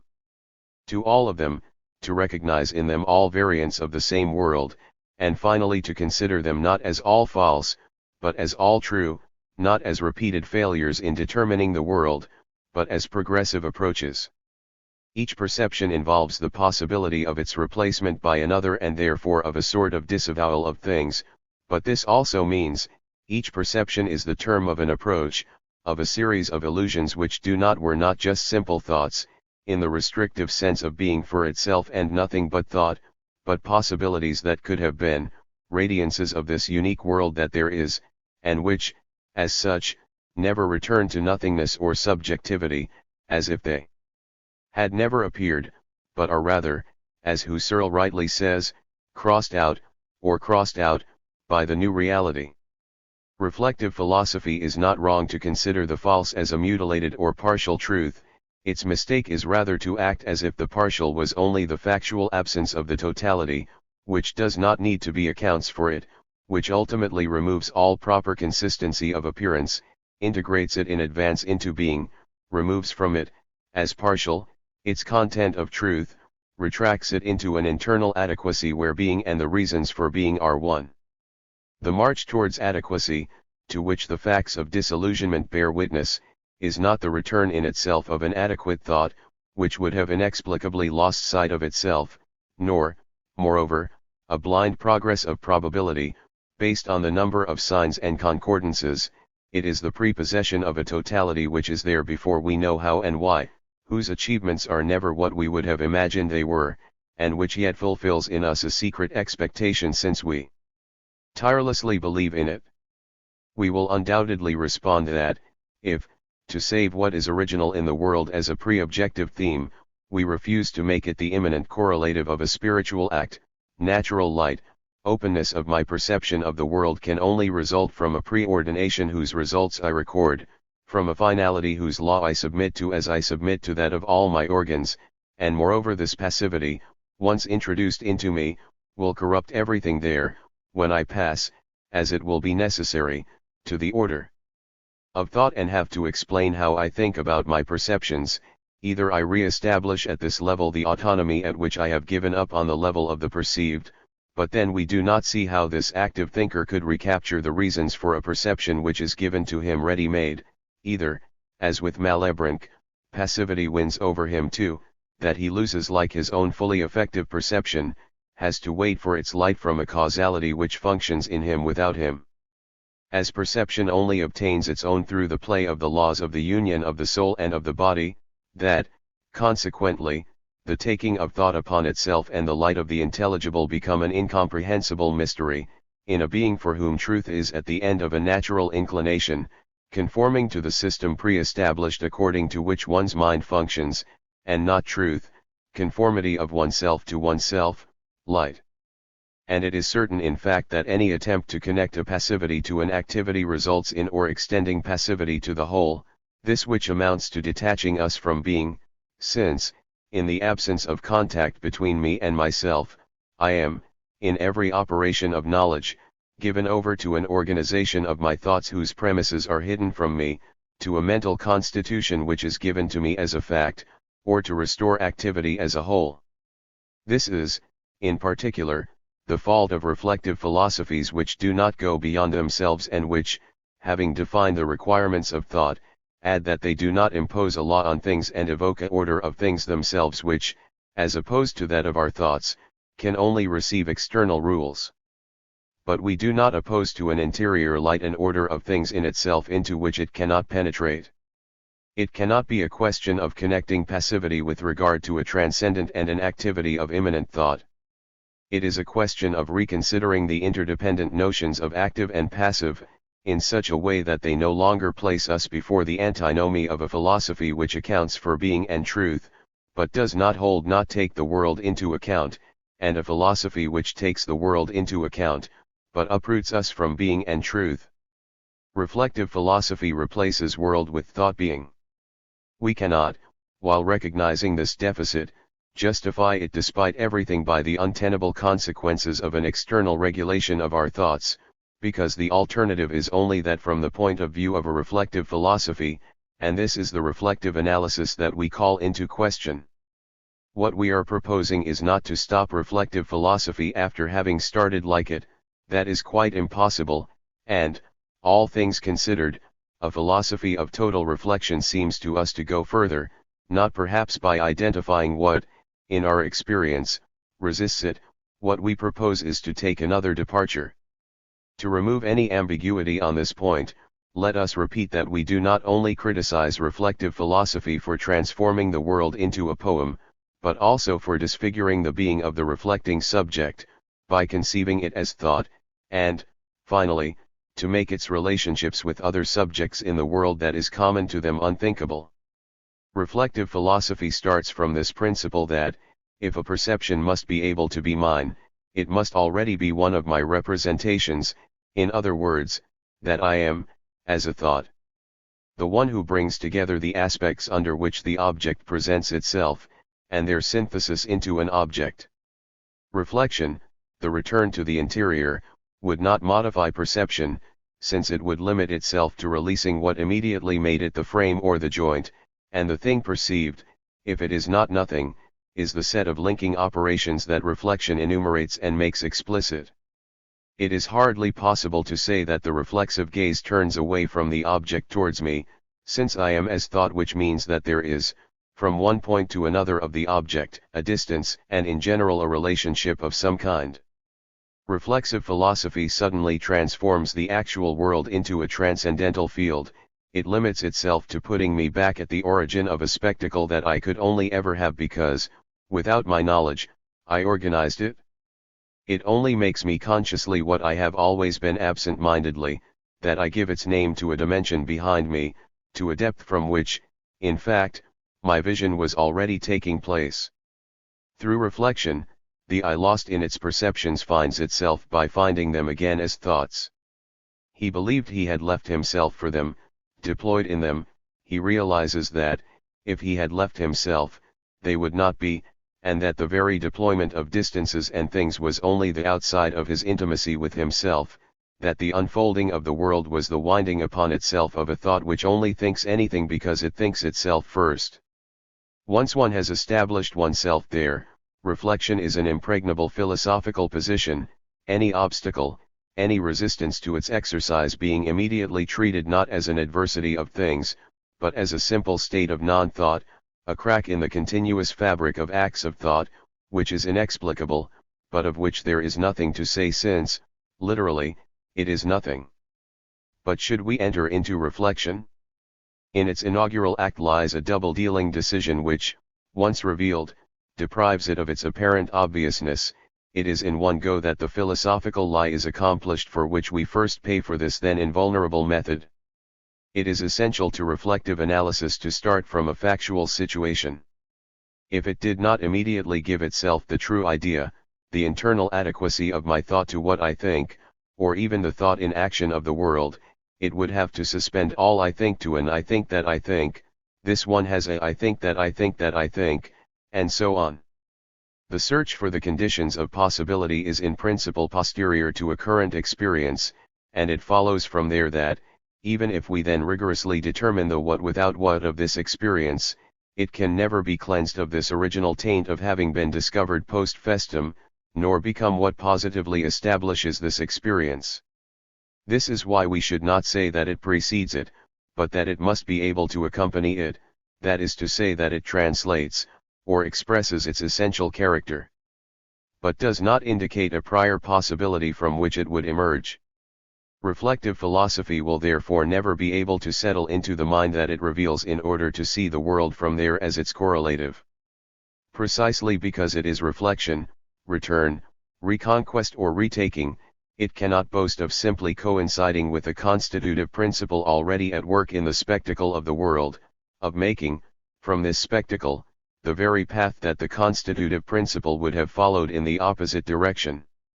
However, this is nevertheless what it should do if it is truly a return, that is to say if its point of arrival was also a point of departure, a clause which is not optional since, in its absence, regressive analysis, declining any progressive synthesis, would renounce the claim to reveal the sources to us, and would be nothing more than the technique of philosophical quietism.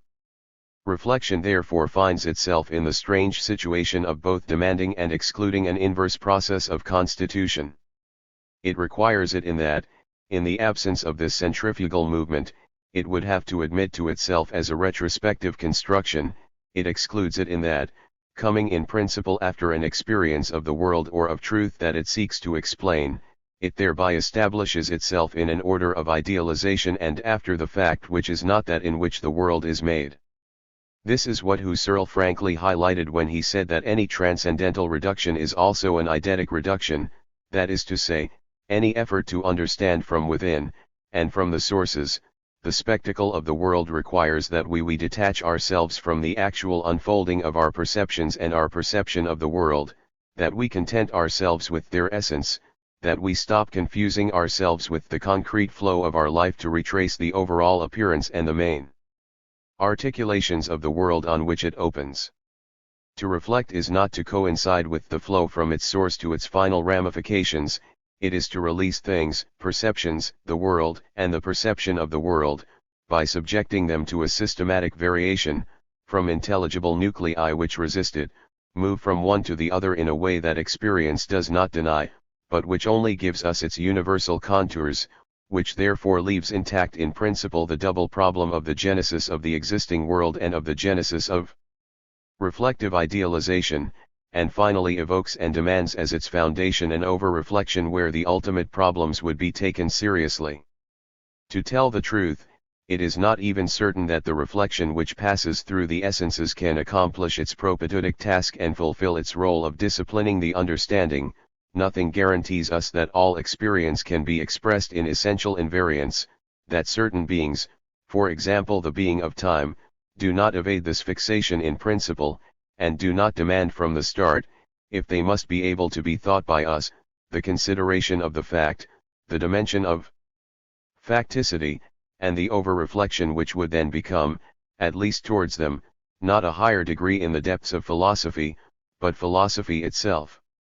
Now, if time evaded reflection, space would be involved in succession, since time holds by all its fibers to the present and, through it, to the simultaneous. It would also be necessary to describe in terms of facticity, and not in terms of essences, a subjectivity located in space and time. Little by little, it is the whole experience, and the essence itself and the subject of essences and reflection as eidetic, which would require to be reconsidered. The fixation of eidetic invariance would no longer have the legitimate function of locking us into the consideration of what, but of highlighting the gap between them and effective functioning, and of inviting us to bring experience itself out of its obstinate nature. Silence. By recognizing that all reflection is eidetic and, as such, leaves the problem of our unreflective being and that of the world remaining, Husserl only accepted the problem that the reflective attitude usually eludes, the discordance between its starting situation and its ends. Facing the mind, the focus of all clarity, the world reduced to its intelligible schema, a consistent reflection makes disappear any question touching their relationship, which is henceforth of pure correlation. The mind is that which thinks, the world that which is thought. We cannot conceive of either encroachment of one on the other, nor confusion of one with the other, nor passage from one to the other, and not even contact between them, one being to the other like the link to the binder or the nature to the nature. They are too perfectly coextensive for one to ever be preceded by the other, too irremediably distinct for one to ever be able to encompass the other. Philosophy therefore rejects as meaningless any straddling of the world over the mind or of the mind over the world. It is out of the question that the world can pre-exist my consciousness of the world. Is it not obvious that everyone without me that I can think of becomes, by this very fact, world for me, that the private world that I guess at the origin of the gaze of others is not so private that at the same moment I do not make myself the quasi-spectator? What we express by saying that the world is in itself, or that it is beyond my perception and that which others take of it, is simply the meaning world which is the same in all, and independent of our fantasies, as the properties of the triangle are the same in all places and at all times, and do not begin to be true the day they are recognized. There is a pre-existence of the world to our perception, of the aspects of the world that others perceive to the perception that I will have of it later, of my world to that of the men who will be born, and all these worlds make up a unique world, but only in that things and the world are objects of thought with their intrinsic properties, that they are of the order of truth, of validity, of meaning, and not of the order of the event. The question of whether the world is unique for all subjects loses all meaning when we have admitted the ideality of the world. Asking whether my world and that of others are the same numerically or specifically no longer means anything, since, as an intelligible structure, the world is always beyond my thoughts as events, but also beyond those of others, so that it is not divided by the knowledge we take of it, nor is it unique in the sense that each of us is unique. In all that they mean, my perception and the perception that another man has of the world are the same, although our lives are not commensurable, because signification, sense, being internal adequacy, relation of self to self, pure interiority and total openness at the same time, never descend into us as subject to a perspective, that we are never as such our light to ourselves, and that thus all our truths come together by themselves as truths and legally form a single system. Thus, with the principled correlation of thought and the object of thought, a philosophy is established which knows neither difficulties, nor problems, nor paradoxes, nor reversals. Once and for all, I have grasped within myself, with the pure correlation of whoever thinks and what he thinks, the truth of my life, which is also that of the world and that of other lives. Once and for all, the being object is placed before me as the only one endowed with meaning for me, and all inherence of others in their bodies and of myself in mine, rejected as confusion. Once and for all, the being oneself is given to me in the adequacy of my thought to itself, and, on this side too, there is no question of taking seriously the mixture of the mind with the body. Forever I am subject to the centrifugal movement which makes an object of thought for a thought, and there is no question of me leaving this position and wondering about what being can be before it is thought by me, or, which amounts to the same thing, by another, on what the interworld may well be where our gazes meet and our perceptions overlap. There is no raw world, there is no that an elaborated world, there is no interworld, there is only a meaning world. And here too, the reflective attitude would be impregnable, if it did not deny in hypothesis and as reflection what it affirms in the thesis of the reflected.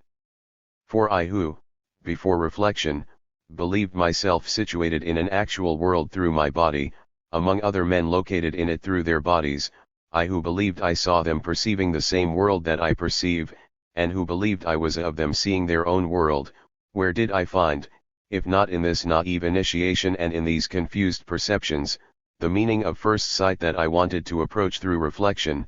16. How was I able to do appeal to myself as the universal source of meaning, which is to reflect, if not because the spectacle had meaning for me before I had discovered myself as the one who gives it meaning, that is to say, since a philosophy reflexive identifies my being and what I think about it, before being.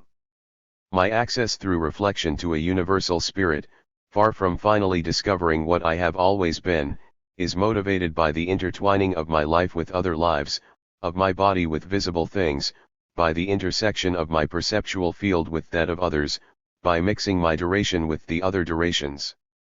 If I pretend, through reflection, to find in the universal mind the premise which has always supported my experience, it can only be by forgetting this non-knowing of the beginning which is not nothing, which is not no longer the reflective truth, and which must also be accounted for. I was only able to appeal to the world and others to me, and take the path of reflection, because first of all I was outside of myself, in the world, with others, and it is at each moment that this experience comes to nourish my reflection. This is the total situation which a philosophy must account for. It will only do so by admitting the double polarity of reflection and that, as Hegel said, entering into oneself is also leaving oneself. 17. Question. And dialectic. Perceptual faith and negativity. Philosophy believed it could overcome the contradictions of perceptual faith by putting it in abeyance to reveal the reasons that support it. The operation seems to be inevitable, and moreover absolutely legitimate, since it consists in short of saying what our life implies.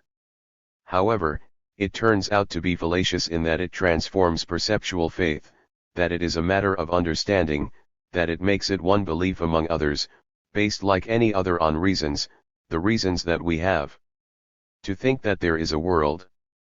Now, it is clear that, in the case of perception, the conclusion comes before the reasons, which are there only to take its place or to help it when it is shaken. If we look for reasons, it is because we are no longer able to see, or because other facts, such as illusion, encourage us to reject the perceptual evidence itself. But to maintain that it is confused with the reasons we have to give it some value once it has been shaken is to postulate that perceptual faith has always been resistance to doubt, and the positive negation of the negation. The reflexive approach, as a call to the inside, retreats below the world, places faith in the world at the rank of things said or statements, and this explanation, we feel clearly, is a transformation without return, that it rests on itself, on the perceptive faith of which it claims to give us the content and to be the measure. It is because I believe in the world and in things first, that I believe in order and to the connection of my thoughts.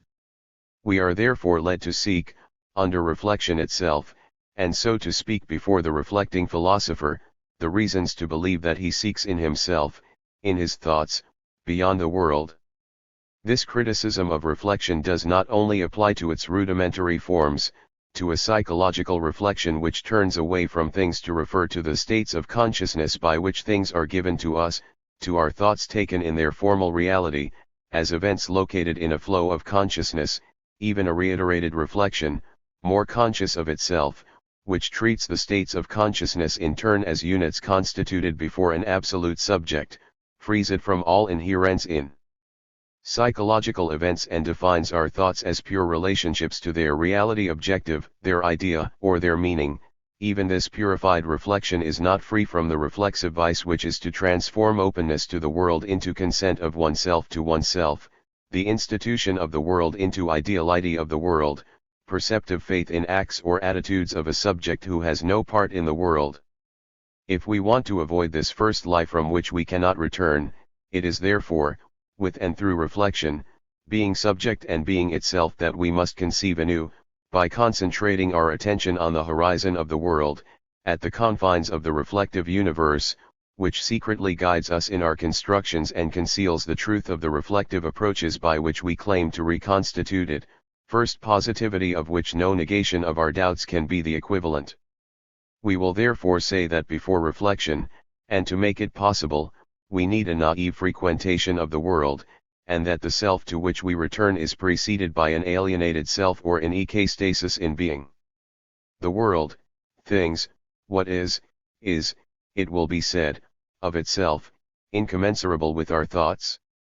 If we look for what the thing means for us, we find that it is that which rests in itself, that it is exactly what it is, entirely in act, without any virtuality or power, that it is by definition transcendent, outside, absolutely foreign to all interiority. If it has just been perceived by someone, and in particular by me, this is not constitutive of its sense of thing, which is on the contrary to be there in indifference, in the night of identity, as pure in itself. This would be the description of being to which we would be led if we really wanted to rediscover the pre-reflective zone of openness to being. And for this opening to take place, for us to definitely come out of our thoughts, so that nothing comes between us and it, it would be necessary to correlatively empty the being subject of all the ghosts with which philosophy has encumbered it. If I must be in ekastasis in the world and things, nothing must keep me in myself far from them, no representation, no thought, no image, and not even this qualification of subject, spirit or ego, by which the philosopher wants to absolutely distinguish me from things, but which in turn becomes misleading since, like any designation, it ends up falling back to the positive, reintroduce into me a ghost of reality and make me believe that I am residential cogitans a very particular thing. Elusive, invisible, but a thing all the same. The only way to ensure my access to the things themselves would be to completely purify my notion of subjectivity. There is not even subjectivity or ego, consciousness is without an inhabitant, I must free it completely from the secondary apperceptions which make it the reverse of a body, the property of a psyche, and that I discover it as the nothing, the empty, which is capable of the fullness of the world, or rather who needs it to carry its inanity. It is through this intuition of being as absolute plenitude and absolute positivity, and through a view of nothingness purified of all that we mix with it of being, that Sartre thinks to account for our primordial access to things, always beneath the surface. Heard in reflective philosophies, and always understood in realism as an action of things on us which is unthinkable. From the moment I conceive myself as negativity and the world as positivity, there is no more interaction, I go with all of myself towards a massive world, between him and me there is neither meeting point nor turning point, since he is being and I am nothing. We are and remain strictly opposed and strictly confused precisely because we are not of the same order.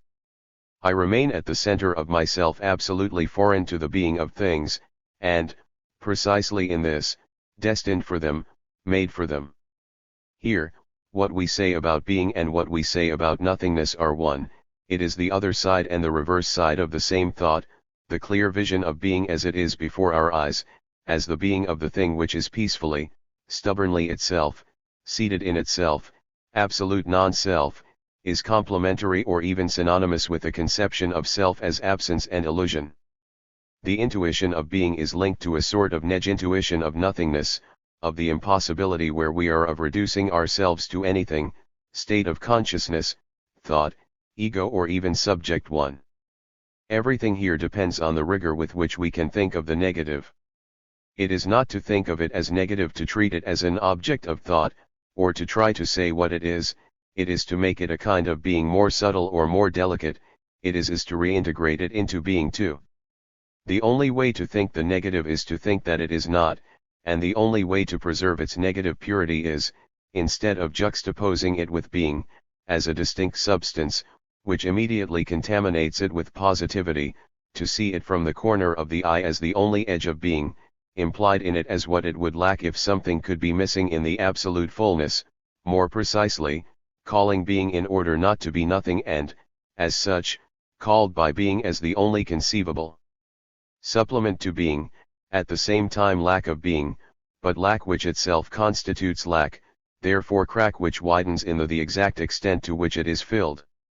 Let it be the this which is before my eyes, and which seems to obstruct with its mass the void that I am. In reality, this glass, this table, this room can only be sensibly present to me if nothing separates me from them, only if I am in them and not in myself, in my representations or my thoughts, only if I am nothing.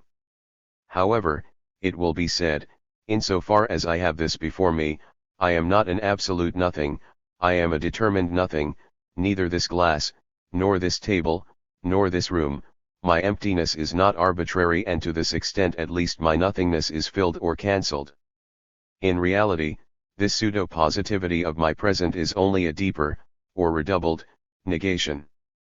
It has no weight of actual present, it only occupies in force the field of my life because it is new, because it against the background of the total world, but that also means that he is close to reabsorbing himself there, another moment, and, while I was talking about it, he will have disappeared and given way to another this, he will have melted into the rest of the world. It only determines my emptiness because it is ephemeral, constitutionally threatened by another this. What I call its strength and its presence is the infinitesimal suspension of this threat, it is the retreat for an instant of the whole. Its pressure on me is only the uncertain absence of the rest, the negation of these other negations that past this have been, that future this will be, a negation which will soon join them in the incurrent and will have to start again.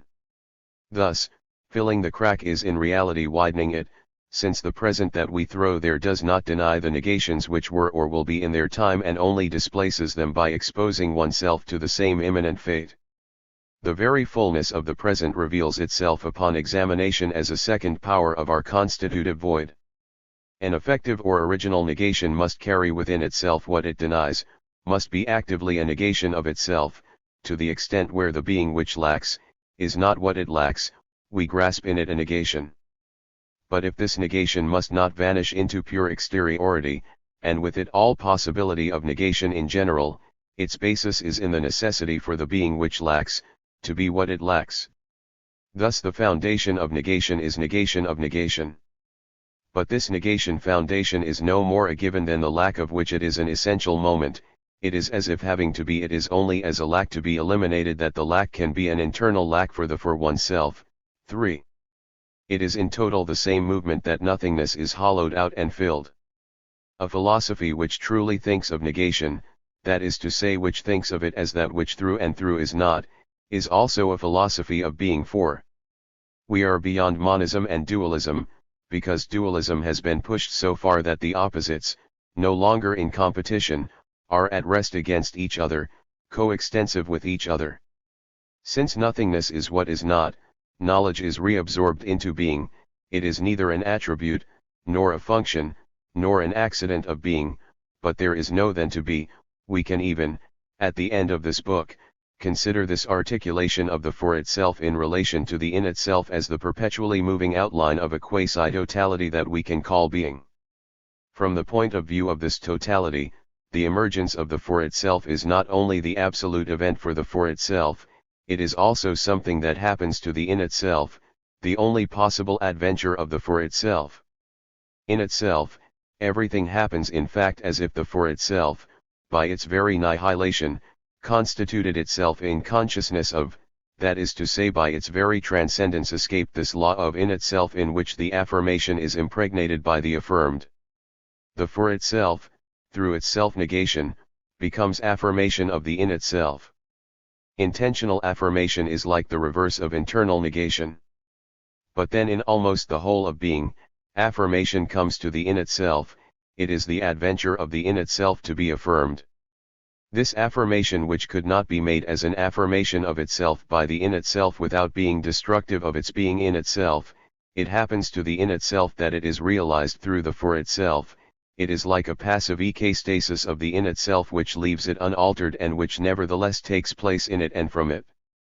Everything happens as if there was a passion of the for itself which lost itself, so that the affirmation world arrives at the in itself. 5.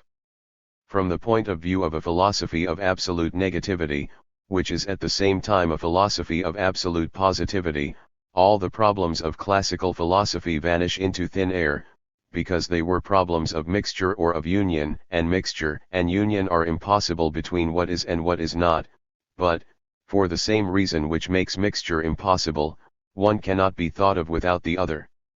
Thus the antinomy of idealism and realism disappears.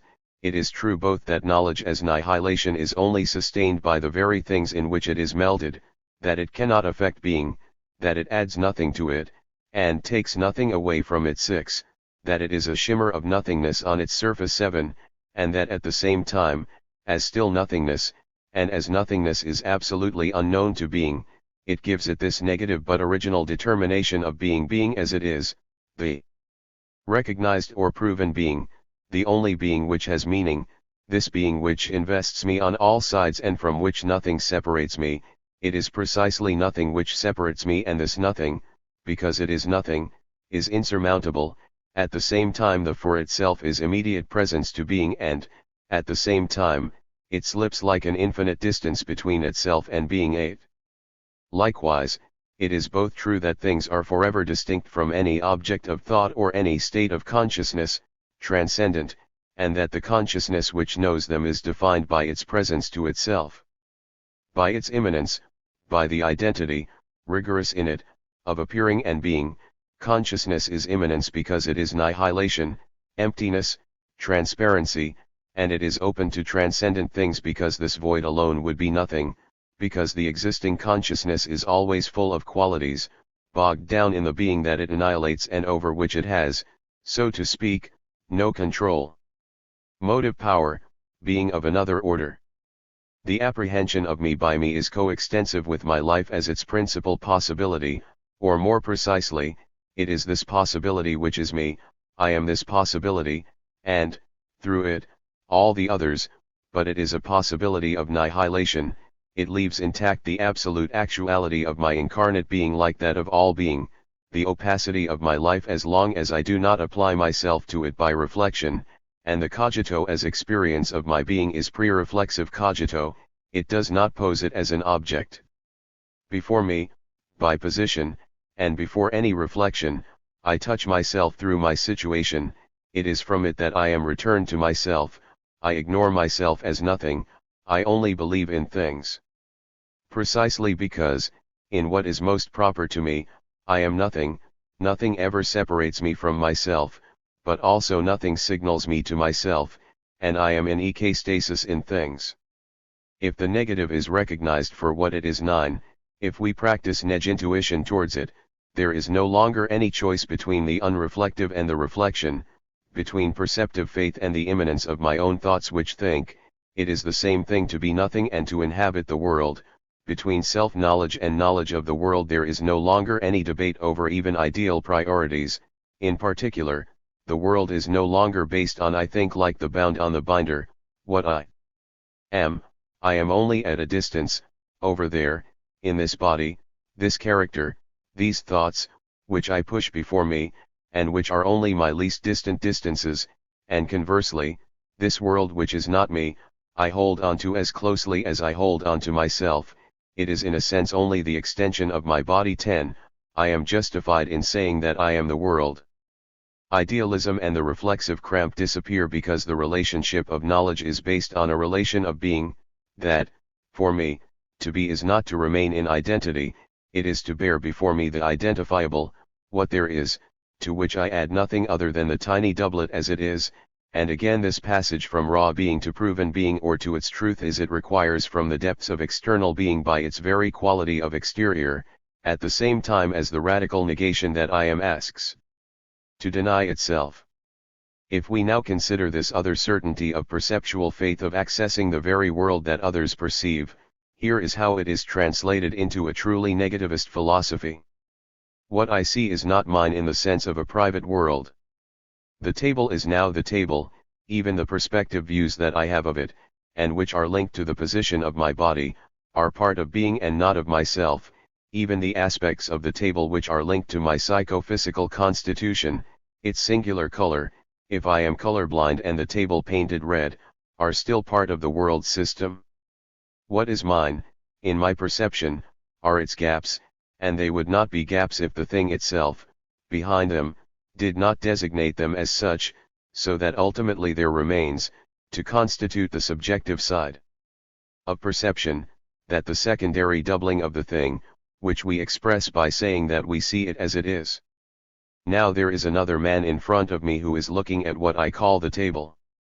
Between the table of my field, which is not one of my thoughts, but itself, and this body, this gaze, a relationship is formed which is neither of the two relationships provided by a solipsistic analysis, the gaze of the other man on the thing. It is neither a negation which carries itself away and opens onto the thing itself, nor the thing in the night of identity, in the process of establishing itself in full light in through the space that I bring to it, or its fullness being decompressed, thanks to the void that I create around it. Because the view of others on her is not a trifle for me, an external witness, whatever it is in the final analysis, it is not nothing, just as I am nothing for myself. He does not have the power that I have to push things to their truth or their meaning and to grasp them as they are. The perception that others have of the world always leaves me with the impression of a blind palpation, and we are completely surprised when they say something about it that matches ours, just as we are amazed when a child begins to understand. And correlatively, things, when viewed by others, do not call for it as a confirmation of their being, as what makes them true or proven things. It is always my things that others look at, and the contact they make with them does not incorporate them into a world that is theirs. The perception of the world by others cannot compete with that which I have of it myself, my case cannot be assimilated to that of others. I live my perception from within, and, from within, it has an incomparable power of ontogenesis. This very power that I have to access the thing, and therefore to go beyond my private states of consciousness, due to the fact that it is specific to the perception experienced from within, that is to say to my perception, brings me back to a solipsism at the moment when I thought I was free from it. This power of ontogenesis becomes my specialty and my difference. But, even in this, the intervention of the foreign spectator does not leave my relationship with things intact. Insinuating into the world as it is the sub-universe of behavior or a private life, it tests my dedication to being, it calls into question the right that I arrogate to myself to think it for everyone. She takes my generosity at its word, she summons me to keep the promises I made when I admitted that I was nothing and that I was beyond being. The way other men look at things is the being who demands his due and who enjoins me to admit that my relationship with him passes through them. I remain the only witness to ontogeny, the others cannot add anything to the evidence of being for me. I already knew before they intervened that being owes nothing to my states of consciousness, but the nothing that I am and the being that I see still formed a closed sphere. Another person's view of things is a second opening. In this openness that I am, it is a question mark with regard to the solipsistic sphere, it is the possibility of a gap between the nothing that I am and being. I remain the only ipsi, the other, as long as he does not speak, remains an inhabitant of my world, but he reminds me very imperiously that the ipsi is a nothing, that this anonymous person does not make the show for himself, that he does it for X, for all those who would presumably like to take part. There is only one condition for their entry onto the scene, that they can present themselves to me as other centers of negativity. It is true that we do not see how they could fill it, being in front of me, on the side of being. But if we do not clearly see how they could appear in the world, and if the privilege of my perspective seems absolute, and my perception indeclinable, this privilege is only acquired provisionally, it is not the one of a subjective series reserved for me. I do in a way everything that depends on me so that the world experienced by me can be participated in by others, since I only distinguish myself as a nothing which takes nothing away from it, that I put into the game of the world my body. My representations, my very thoughts, as mine, and that everything that is called me is in principle offered to a foreign gaze, if only it wants to appear well. Will it appear? He cannot appear in things.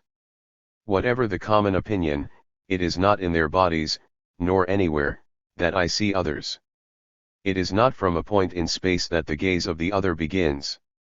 The other is born from my side, by a sort of cutting or splitting, as the first other, says Genesis, was made from a piece of Adam's body. But how can we conceive that what is nothing is duplicated? How would we discern one nothing from another?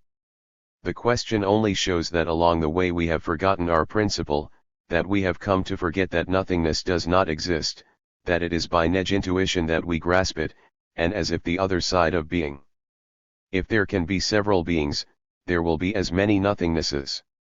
The question is not to know how one would discern one nothingness from another, because to say that I am nothing in the sense of identity is to say that I am in the active sense my body and my situation, and, reduced in its true terms, the question is whether there can be more than one body and more than one situation. But put in these terms, it is immediately resolved. Certainly, I will never find in my situation the proof that there are currently others, but if my situation proved that, it would prove much more than necessary, since the existence of others would result from mine.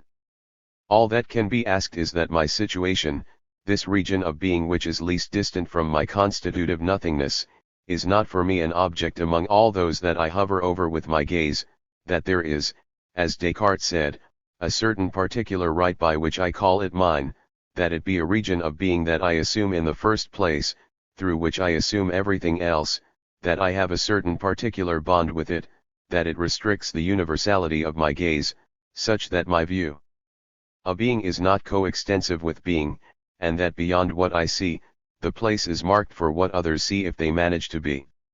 Now, this is included in the very notion of situation and in the intuition of nothingness. If I am nothing and if, to come into the world, I take particular support on a part of being, as it does not cease for all that to be outside and to obey the actions that cross the world, and as I am not informed of all these actions, there are some whose consequences I will have to assume, as raw facts. My situation is opaque to my own eyes, it presents aspects which escape me, and on which an outside view, if it were possible, would shed more light. What I am in total goes beyond what I am for myself. My universality of nothingness is only presumption on my part, and since it is only operative through my situation, an external gaze which would envelop her, would also envelop him. If I manage to completely think the non-being of my non-being, I will agree that to be truly non-being, it renounces itself for the benefit of what I am in total or in fact. From then on, everything is ready, not for an experience of others, which we have seen is not positively possible, not for a demonstration of others which would go against its goal by making it necessary from me, but for an experience of my passivity inside being, not that it can in itself close on my nothingness, but because it at least encompasses all the attributes with which my nothingness is in fact adorned. Since I inevitably identify with these attributes, simply because they are my situation, since being is and nothingness is not, to this extent I am exposed, threatened. That this possibility is realized is attested in fact by the experience of shame or my reduction to what is visible in my situation. There is no positive experience of others, but there is an experience of my total being as compromised in the visible part of myself. Faced with reflection, we could not, the others and I, have in common a world which was numerically the same. We could only join in the common meaning of our thoughts and in the indivision of ideality. If, on the contrary, we follow the consequences of intuition to the end, we understand how our transcendental being and our empirical being are the opposite and the reverse of each other, that, through this, we are visible, we are not adequate cause of all that we are, that the world is not only the term of our private ontogeny, but that which already holds us while we traverse it with a gaze which, at its way, is one of them. I do not know others, in the strong sense in which I know myself. I cannot therefore flatter myself of participating with them in a thought of the world which would ideally be the same, but my perception of the world feels like an outside, I feel on the surface of my visible being that my volubility is dampened, that I am becoming flesh, and that at the end of this inertia which was me, there is something else, or rather another which is not a thing. It therefore does not sit anywhere, it is everywhere around me, with the ubiquity of dreamlike or mythical beings, because it is not completely ipsy, I am the only one to be, but it is not caught in the fabric of what I call being either, it encompasses it, it is a gaze coming from nowhere and which therefore envelopes me, and my power of ontogenesis, from all sides. I knew well that I was nothing and that this nothing was carried away for the benefit of being. It remained for me to learn from others that this very sacrifice is not enough to equal the fullness of being, that my fundamental negation is not complete until it has itself been negated from outside and put, through a foreign gaze, to the number of beings. But, at the same time, as there is no degree in nothingness, the intervention of others cannot teach me anything, touching my nothingness, of which I was absolutely ignorant. The solipsistic being is already in itself the absolute other that it becomes for itself with the appearance of the other. I already have in the night of the in itself everything I need to create the private world of others, as beyond inaccessible to me. The experience of how others look at me only prolongs my intimate conviction of being nothing, of living only as a parasite on the world, of inhabiting a body and a situation. Overall, then, a rigorous philosophy of neg-intuition accounts for private worlds without locking us into them. There is strictly speaking no interworld, each person only inhabits their own, sees only from their point of view, enters into being only through its situation, but because he is nothing and his relationship with his situation and his body is a relationship of being, his situation, his body, his thoughts do not act as a screen between him and the world, on the contrary they are the vehicle of a relationship with being in which third-party witnesses can intervene. Their place is marked in advance in the gaps in my private world which I know well are gaps, since the nothing that I am would need the totality of being to be completely realized, and that, obviously my situation, my body, my thoughts are only part of it. While a philosophy of consciousness or reflection can only justify perceptual faith in the uniqueness of the world by reducing it to consciousness of the identity of the world, and by making illusion a simple privation, a philosophy of negativity fully ratifies the claim of perceptive faith to open to us a numerically one world, common to all, through perspectives which are ours, because the solus ipsi, as fundamental negation, is open in advance to a back world which surpasses all its perspectives, because the incomparable monster is convinced in its heart that its views are inadequate at all, ready, if it meets someone, to found a family, and that it has movement to go beyond oneself. It is for reflective philosophy an inextricable difficulty to understand how a constituent consciousness can pose another which is its equal, and therefore also constituent, since the first must immediately pass to the rank of constituted. The difficulty lies in the fact that they are both conceived as centrifugal acts, spiritual syntheses, of which we do not see how they could flow back towards their source. On the contrary, for a philosophy of the negative, it is the very definition of ipsi to adhere to a factual situation or to support it as its link with being. This exterior both confirms it in its particularity, makes it visible as a partial being in the eyes of others, and, at the same time, connects it to the whole of being. What was, for reflective philosophy, a stumbling block, becomes, from the point of view of negativity, the principle of a solution. It really all comes down to thinking rigorously about the negative. The thought of the negative finally gives satisfaction to the third requirement of perceptive faith which we spoke about at the beginning. We said that before all philosophy, it is convinced of dealing with a confused totality where all things are together, bodies and minds, and which it calls the world. Reflection here again only arrives at the rigor by destroying what we have experience of. It replaces the jumble of the world with a set of parallel consciousnesses, each observing its law if it has been regulated by the same watchmaker than the others, or each observing the laws of a universal thought which is immanent in all. From the point of view of a negativist philosophy, the synchronism of consciousnesses is given by their common belonging to a being of which none has the number and whose law they all observe, or rather, Let us no longer say that there is synchronization, each one experiences himself mixed with the others. There is a meeting ground which is being itself insofar as each of us is inherent to it by our situation. There is only being, each person feels dedicated to a body, to a situation, through them to being, and what he knows about himself passes entirely into others at the same time. The very moment when he experiences its astonishing power.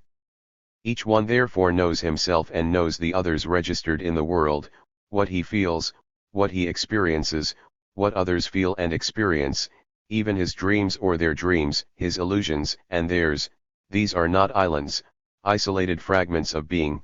All of this, by the fundamental requirement of our constitutive nothingness, it is being, it has consistency, order, meaning, and there is a way to understand it. Even if what I experience now turns out to be illusory, the critique of my illusion will not simply reject it outside the world, but, on the contrary, will show me its place, its relative legitimacy, its truth.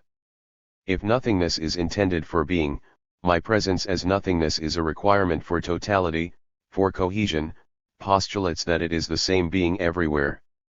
Everything that is partial must be reintegrated, all negation is in reality determination, and being itself, and being other, and being in itself are fragments of a single being. Negativism, if it is rigorous, absolute, is a kind of positivism. The very movement by which this is pronounced in my life, or in the world this life, is only the height of negation, the negation which destroys itself. A nothingness which is truly conceived as nothingness, if, as such, it eludes any contamination by being, and refuses to make with it a whole of juxtaposition, demands at the same time to be everything, supports being in its integral requirement, and by a reversal of for and against, is incorporated into being. When we have gone beyond the beginnings, the radical distinction of being and nothingness, the analysis, which are abstract and superficial, we find at the center of things that the opposites are so exclusive that they would not be one without the other than abstraction, that the strength of being relies on the weakness of nothingness which is its accomplice, that the darkness of the in itself is for the clarity of the for itself in general, if not for itself that of my conscience. The famous ontological problem, why is there something rather than nothing, disappears with the alternative, there is not something rather than nothing, nothing could take the place of something or being, nothingness does not exist and being is, and the exact adjustment of one to the other no longer leaves room for a question. Everything is obscure when we have not thought of the negative, everything is clear when we have thought of it as negative. Because then, what we call negation and what we call position appear complicit and even in a sort of equivalence. They confront each other in a tumult with the same silence. The world is like this strip of foam on the sea seen from an airplane, which seems immobile, and suddenly, because it has widened by a line, we understand that, up close, it is streaming and life, but also that, seen from high enough, the amplitude of being will never surpass that of nothingness, nor the noise of the world its silence. In a sense the thought of the negative brings us what we were looking for, completes our search, it puts philosophy at a standstill. We said that it needs contact with being before reflection, and which makes it itself possible. The intuition of nothingness is the philosophical attitude which places reflection and spontaneity in a sort of equivalence. If I truly understand that nothingness does not exist, that this is its own way of being, I understand at the same time that there can be no question of incorporating it into being, that it will be always on this side, that, as negativity, I am always behind all things, cut off from them by my quality of witness, always capable of suspending my adhesion to the world to make it a thought of the world, and that however this thought of the world is nothing, that, in this return to myself, I do not discover a set of premises of which it would be the consequence, that it is on the contrary a premise, and the consciousness that I take it as a consequence, that my intentions in themselves are empty, that they are only a flight of my emptiness from being, and that this flight owes its direction and its meaning to being, that our reconstructions or reconstitutions are suspended from a first evidence of the world which itself indicates to me its articulations. What I find in me is always the reference to this original presence, and entering into oneself is identically leaving oneself. For those who think the negative in its purity, there are not two movements, abandonment to the world and reflective recovery. There are not two attitudes, one, natural, of attention to things, and the other, philosophical, of attention to the meaning of things, each keeping as if on the margin the possibility of transforming itself into the other. There is a perception of being and an imperception of nothingness which are coextensive with each other, which are one. An absolute negativism, that is to say, which thinks the negative in its originality, and an absolute positivism, that is to say, which thinks to be the negative in its fullness and its sufficiency, are exactly synonymous. There is not the slightest gap between them. It is the same thing to say that nothingness is not and to say that there is only being, in other words, that we cannot find nothingness among things that are as one of them, that therefore it must be backed by them, that it is, without more, that which means that they are not each on its own account, that they are together, that they are a single being. The perspective in which being and nothingness are absolutely opposed, and the perspective in which being itself, giving itself by definition as identical to itself, eminently contains a contact with it, taken, broken and taken again, its being recognized, its negation denied. These two perspectives are only one, as absolute opposites, being and nothingness are indistinguishable. It is the absolute non-existence of nothingness which means that it needs being, and that therefore it is not visible, except under the appearance of lakes of non-being, of relative non-beings, and localized, reliefs or gaps in the world. It is precisely because being and nothingness, yes and no, cannot be mixed as two ingredients that, when we see being, nothingness is immediately there, and not on the margins, like the zone of non-vision around our field of vision, but over the entire extent of what we see, as that which installs it and arranges it before us as a spectacle. The rigorous thought of the negative is invulnerable, since it is also thought of absolute positivity, and therefore already contains everything that could be opposed to it. It cannot be faulted or taken by surprise. But isn't it because it is elusive? It begins by absolutely opposing being and nothingness, and it ends by showing that nothingness is in some way interior to being, which is the unique universe. When should we believe it? At the beginning or at the end? We will answer, it is the same thing and there is no difference. There is, however, one between being in the restricted sense, with which we begin, which is throughout its entire extent absolutely exclusive of nothingness, and which nothingness needs if it is to be able to be named, and being in the sense broad to which we arrive, which in some way contains nothingness, which calls it to become fully being, to become being as it is. The two movements, that by which nothingness calls to being and that by which being calls to nothingness, do not merge, they intersect. According to the first, being is the negation of the negation, it has an infrastructure of nothingness, it is an attribute of knowledge. According to the second, nothingness ultimately is reiterated position, position of position, it has an infrastructure of being, and knowledge is an attribute of being. In the first respect, being is considered from the point of view of nothingness. Under the second, nothingness from the point of view of being. Even if, in both cases, we arrive at an identification, it takes place in the first for the benefit of nothingness, in the second for the benefit of being, and the two relationships are not identical. Let's examine them in turn. We can first think from the pure negative. It is shown that, I who question myself about being, am nothing. We circumscribe, by this statement, an anti-nature which is me, I am that which has no nature, I am a nothing. This conceptual or verbal fixation is only a first moment of analysis, but it is essential to bring about the continuation. It controls it, it motivates the very conclusions, completely opposite, to which the thought of the negative will arrive, it codetermines the sense, by installing them in advance in an order of univocal truth where opposites can drive each other out, but not pass into one another.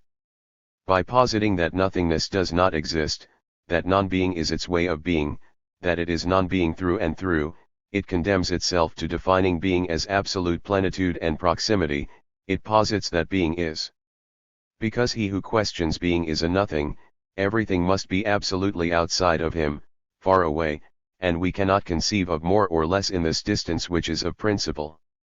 The one who questions, having been once and for all defined as nothing, settles into infinity, sees from there all things in absolute equidistance, in front of what is not, they are all, without any degree, of the being, absolute fullness and positiveness. Because the negative is grounding, grounded being is absolute positivity. We cannot even say that there is an inference here, the intuition of nothingness is already the immediate presence of being. The power recognized to the philosopher to name this nothingness that it is, to coincide with this fissure in being, is already a variant of the principle of identity which defines being. By thinking from the pure negative, we already decide to think according to identity, we are already in identity, since this negative that nothing can limit in its order, having to go to the end of itself, will also be and fundamentally negation of itself, and therefore will be pronounced in the form of an advent of pure being. There is a trap in thinking about the negative. If we say that it is, we destroy its negativity, but if we strictly maintain that it is not, we still elevate it to a sort of positivity, we let us give it a sort of being, since through and absolutely it is nothing. The negative becomes a kind of quality precisely because we fix it in its power of refusal and illusion. A negativist thought is identically a positivist thought, and in this reversal remains the same in that, considering the emptiness of nothingness or the absolute fullness of being, it ignores in any case the thickness, the depth, the plurality of planes, the backworlds. When it comes, from nothingness, to posit being as absolute plenitude and positivity, moreover, to pronounce that there is only being and that being in a sense calls and includes the nothing, it does not reintroduce elements that it would have first methodically excluded, it does not approach the concrete, it does not follow the articulations of the whole, it compensates for an abstraction with a counter-abstraction. It must be granted that the pure negative calls for pure being, but far from having thus found a position for philosophy where self-consciousness would not harm the transcendence of the thing, we compromise both we accumulate the difficulties, since very obviously pure negation is only of principle, the existing for itself is encumbered with a body which is not outside if it is not inside, which interposes itself between him and himself, while pure being, too, is impossible to find. Every so-called thing soon reveals itself as an appearance, and these alternating and antagonistic images cannot be understood as images of a single being, for lack of degrees of being, for lack of in-depth organization, and because this being, to be positive and full, must be flat and therefore remains what it is beyond the ambivalence to which we are confined. It is only in appearance that we reconcile immanent consciousness and the transcendence of being through an analysis of being and nothingness. It is not being that is transcendent, it is me who carries it at arm's length through a sort of self-sacrifice, it's not the world that's thick, it's me who's agile enough to make it be there. In truth, when we pass here from nothingness to being and, from there, to the ekastasis of being in nothingness which recognizes it as it is, there is no progress. Nor synthesis, there is no transformation of the initial antithesis, we push the initial analysis to its limits, which remains valid to the letter and which always animates the integral view of being. The call of being to nothingness is in truth the call of nothingness to being, self-negation. Nothingness and being are always absolutely other, it is precisely their isolation that unites them, they are not really united, they only follow one another more quickly in front of thought 11.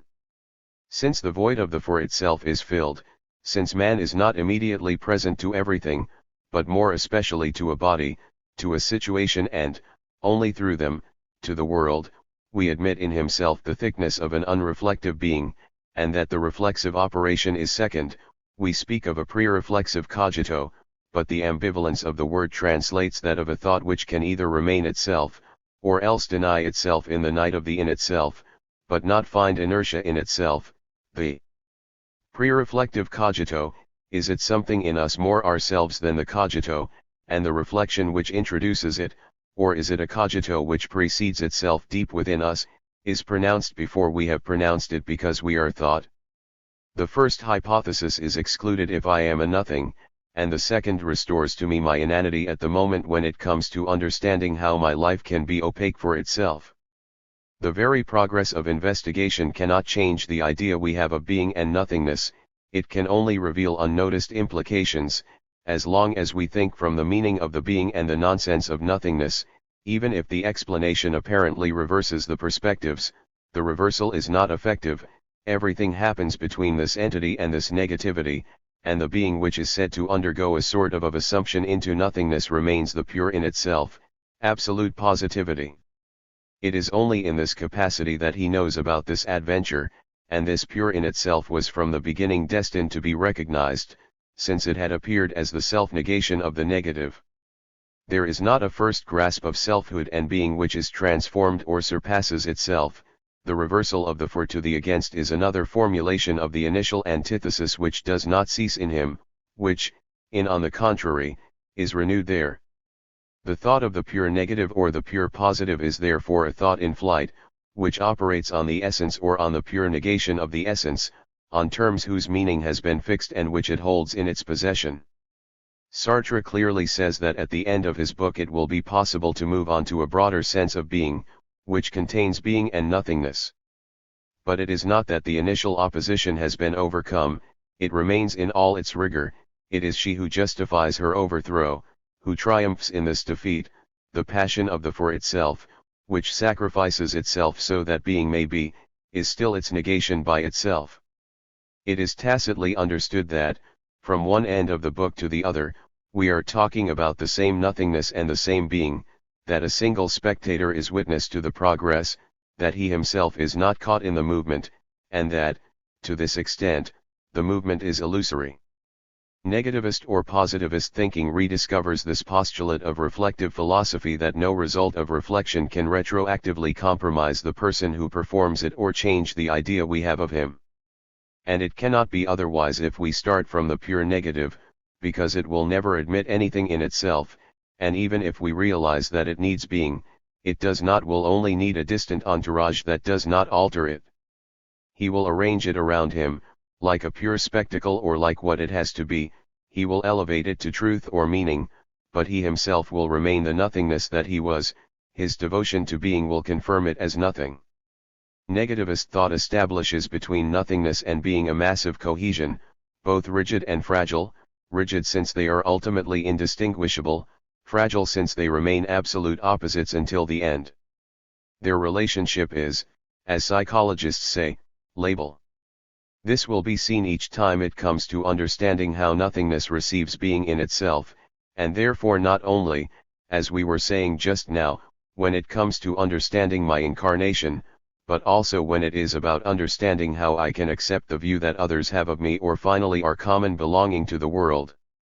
It is always through the negative purity of the for itself that we seek to understand that it recognizes itself from similar things, because I am no thing, and this inanity, I still have to make it be in the world, I take back my body and my situation, and the gaze of others that I see placed on this outside which is me. For me there is no activity and presence of others, there is on my part an experience of a passivity and an alienation which I recognize concerns me, because being nothing, I have to be my situation. Ultimately, therefore, the relationship remains between me as nothingness and me as man, and I do not deal with others, I deal at most with a neutral non-me, with a diffuse negation of my nothingness. I am pulled from myself by the gaze of others, but its power over me is exactly measured by the consent I have given to my body, to my situation. It only has an alienating force because I alienate myself. Philosophically, there is no experience of others. To be thought of, the encounter with others requires no transformation of the idea I have of myself. It updates what was already possible from me. What it brings is only the force of the fact, this consent to my body and to my situation, which I prepared, of which I held the principle, but the principle only, since a passivity that one posits oneself is not effective, suddenly it is realized. The relationship with others, says Sartre, is a fact, without which I would not be me and he would not be other, others exist in fact and only exist for me in fact. But, just as being is adds nothing to nothingness is not, and the recognition of being as absolute plenitude and positivity changes nothing to the intuition of nothingness, so the gaze of others who suddenly frees me do not add any new dimension to my universe, it only confirms for me an inclusion in the being that I knew from within. I only learn that there is an outside in general around my universe, just as I learn through perception that the things it illuminates lived before it in the night of identity. The other is one of the empirical forms of getting stuck in being. And certainly, this analysis has its truth, to the extent that it is true that I am nothing. The other can only appear to me in this way, like the ultra-world from which comes a gaze whose impact I only feel on my body, to the full extent that I am a thought, a consciousness. I am subject to entering the world only through it, and other consciousnesses, other thoughts, will never be anything other than the doubles or younger sisters of mine. I will only ever live my life, and others will never be anything other than myself. But is this solipsism, this aspect of phenomena, this structure of the relationship with others the whole or even the essential? It is only an empirical variant. 12, the ambivalent or label relationship with others, where the analysis would otherwise find the normal, canonical form, subject in the particular case to a distortion which makes others a haunting anonymous, faceless, another in general. Let us even suppose that someone else is the holder, that I exposed myself to this gaze, me, nothingness, by taking my body, my situation, my outside, and that ultimately the other is the limiting case of my getting bogged down in being. Because, as long as it is me who inserts myself into being, the inserter and the inserted keep their distance. Instead of the gaze of others, and this is how it brings me something new, envelopes me entirely, being and nothingness. This is what, about the relationship with others, does not depend on any internal possibility, and what obliges us to say that it is a pure fact. Now, although it is part of my facticity, although it is an encounter that cannot be deduced from the for itself, it still offers meaning for me. It's not a nameless catastrophe that leaves me dumbfounded, it's the entry on the scene of someone else. I don't just feel transfixed, I'm transfixed by a look, and if it were, for example, an animal looking at me, I would only feel a weakened echo of this experience. Something in the gaze of others must therefore signal it to me as the gaze of others, far from the meaning of the gaze of others being exhausted in the burn it leaves at the point of my body that it looks at. Something must teach me that I am involved in my entirety, being, and nothingness, in this perception which takes possession of me, and that others perceive my soul and body. We therefore do not avoid, by making the ambivalent relationship the canonical form of the relationship with others, and by foregrounding the objectification that I undergo, having to recognize a positive perception of selfhood by an external selfhood. The ambivalent relationship refers to her as to her condition. In other words, the thought of the negative can well base any position on a negation of the negation, any centripetal relation on a centrifugal relation. A moment comes, whether it is a question of being in general or of being of others, where the negation of the negation crystallizes in the simplicity of a this, there is a thing there, here is someone. These events are more than the infrastructure of the for itself, henceforth the power of negation of the for itself derives from there. Sovereign positivity, my knowledge only sanctions what being already was in itself, only joins it as it is. He is, and, likewise, instead of my shame making all the sense of the existence of others, the existence of others is the truth of my shame. Finally, if we consider my relationship no longer only with solipsistic being and with others, but with being as it is aimed at by all of us, as it is full of others who perceive themselves and perceive the same world, and the same one that I perceive. Negativist thought is once again faced with the alternative, or remain faithful to the definition of me as nothingness and of being as pure positivity. In this case we do not have before us a world like all of nature, humanity, and history. Including me, negations are only a shimmer on the surface of being. The hard core of being is only found after we have erased everything possible, all past, all movement, all imaginary or illusory attributes which are mine and not his. If we do not intend to repress being to this limit of pure positivity where there is nothing, and to relate to the for itself what makes up the entire content of our experience, then we must, according to the very movement of negativity, when it goes to the end of its negation of itself, incorporating into being a quantity of negative attributes and transitions and becoming and possibility. As always, the same negativist thought oscillates between these two images without being able to sacrifice one of them or unite them. It is ambivalence itself, that is to say the absolute contradiction and the identity of the being and nothingness. It is the ventriloquist thought of which Plato speaks, that which always affirms or denies in hypothesis what it denies or affirms in thesis, that which denies as an overview thought the inherence of being in nothingness and from nothingness to being. A reflective philosophy, unless it ignores itself, is led to question what precedes it, about our contact with being within us and outside of us, before any reflection. However, in principle it can only be conceived as a reflection before reflection, because it develops under the domination of concepts such as subject, consciousness, self-consciousness, spirit, which envelop all, even when it is in a refined form, the idea of a residential cogitans of a positive being of thought, from which results the immanence in the unreflective of the results of reflection. We therefore ask ourselves if a philosophy of the negative would not restore to us the raw being of the unreflective without compromising our power of reflection. A subjectivity which is nothing is both in the immediate presence of being or in contact of the world, and as close to oneself as one wishes, since no opacity in it can separate it from itself. However, this analysis of being and nothingness leaves us feeling uncomfortable. In principle, it absolutely opposes them, it defines them as exclusive of each other, but if they are absolute opposites, they are not defined by anything specific to them. As soon as one is denied, the other is there, each of them is only the exclusion of the other and nothing prevents, in short, their exchanging their roles, only the break between them remains.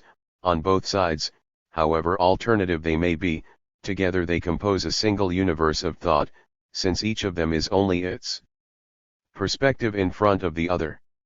To think of total being, that which is totally and therefore also that which lacks nothing, which is all of being, one must be outside of it, a margin of non-being, but this margin excluded from everything prevents him from being everything. The true totality should also contain it, which is quite impossible since it is a margin of non-being.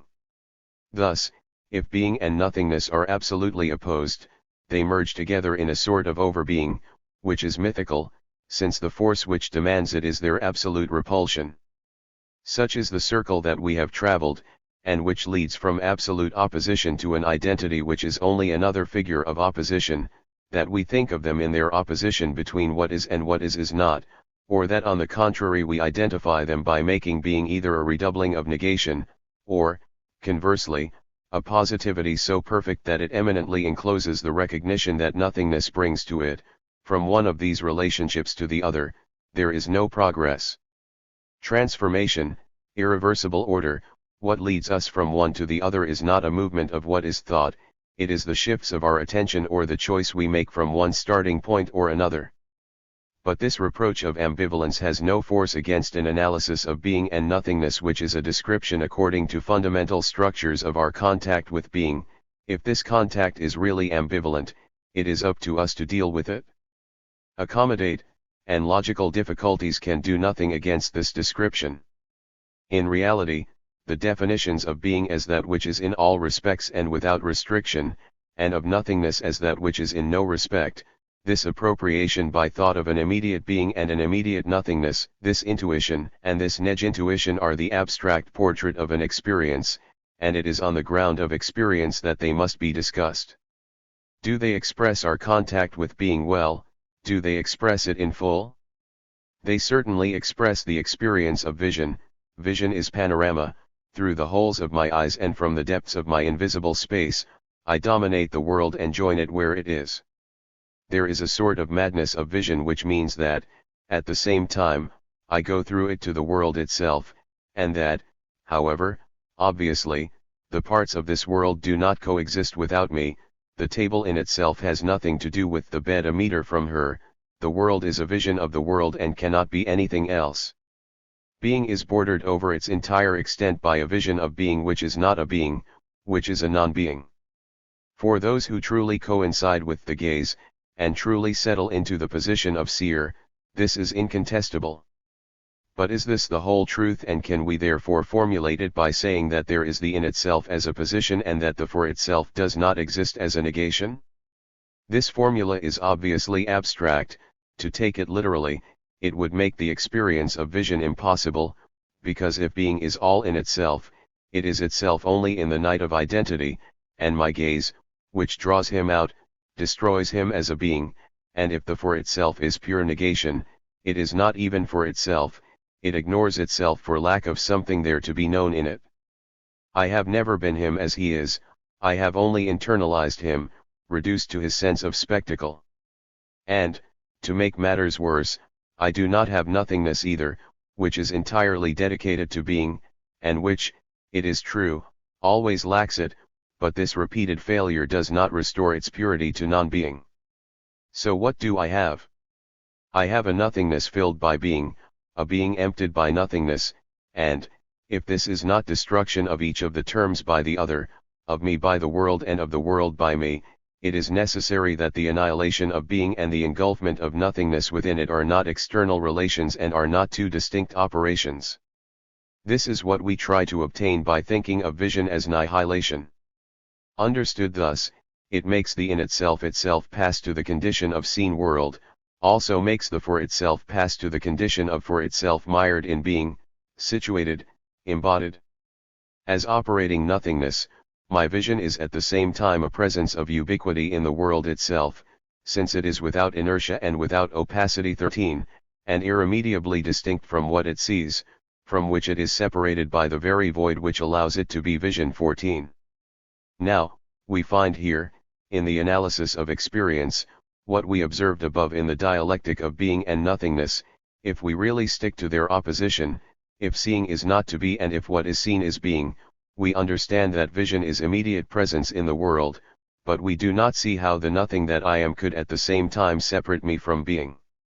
If it does, if being is transcendent to vision, it is then that we have ceased to think of it as pure non-being, and moreover stopped thinking of being as pure in itself. Either the analytic of being and nothingness is idealism and does not give us the raw or pre-reflexive being that we seek, or, if it is something else, it is because it goes beyond and transforms the initial definitions. Then, I am no longer the pure negative, to see is no longer simply to annihilate. Between what I see and me who sees, the relationship is not of contradiction, immediate or frontal. Things attract my gaze caresses things, he embraces their contours and reliefs, between him and them we glimpse a complicity. As for being, I can no longer define it as a hard core of positivity beneath the negative properties that would come to it from my vision. There is nothing left to see if we remove them all, and nothing allows me to put them on account of the for itself, which moreover is itself mired in being. The negations, the distortions of perspective, the possibilities that I had learned to consider as extrinsic denominations, I must now reintegrate them into being, which is therefore scaled in depth, hides at the same time as it reveals itself, is abyss and not fullness. The analysis of being and nothingness spread an impalpable film over things themselves, their being for me which let us see them in themselves. Now, while on my side the layer of corporeal being appeared where my vision gets bogged down, on the side of things it is a profusion of perspectives which are not like nothing, and which oblige me to say that the thing even is always further away. Vision is not the immediate relationship of the for itself to the in itself, and we are invited to redefine the seer as the world seen.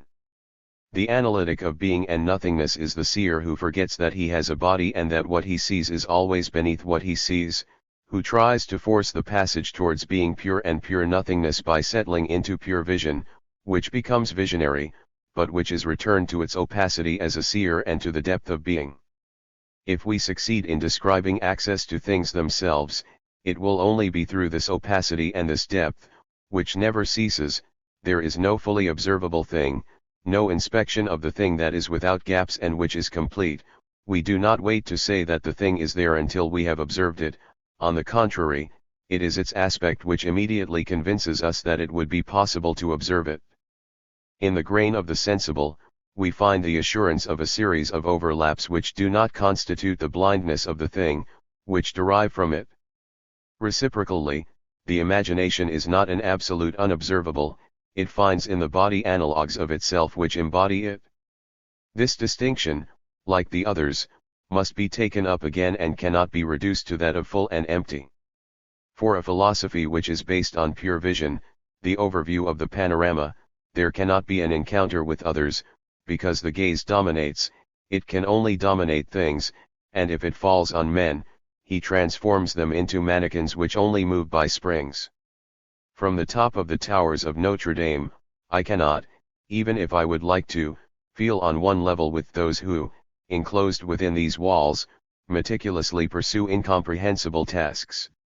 High places attract those who want to cast an eagle's eye on the world. The vision only ceases to be solipsistic up close, when the other turns against me the beam of light where I had captured it, clarifies this bodily attachment that I sensed in the agile movements of his eyes, disproportionately enlarges this blind spot that I divine the center of my sovereign vision, and, invading my field by all its borders, draws me into the prison that I had prepared for him and makes me, as long as he is there, incapable of solitude. In any case, in solipsism as in alienation, how could we ever find at the end of our gaze a spirit, an invisible one? Or, if others are also pure vision, how would we see their vision? It should be him. Others can only enter the seer's universe by breaking in, like a pain and a catastrophe, it will emerge, not in front of him, in the spectacle, but laterally, as a radical questioning. Since he is only pure vision, the seer cannot encounter another, who would be a thing seen. If he leaves himself, it will only be by a turning of vision upon him. If he finds others, it will only be as his own being seen. There is no perception of others by me. Suddenly, my ubiquity as a seer is contradicted, I feel seen, and the other is this X over there that I have to think about to account for the visible body that suddenly I feel I have.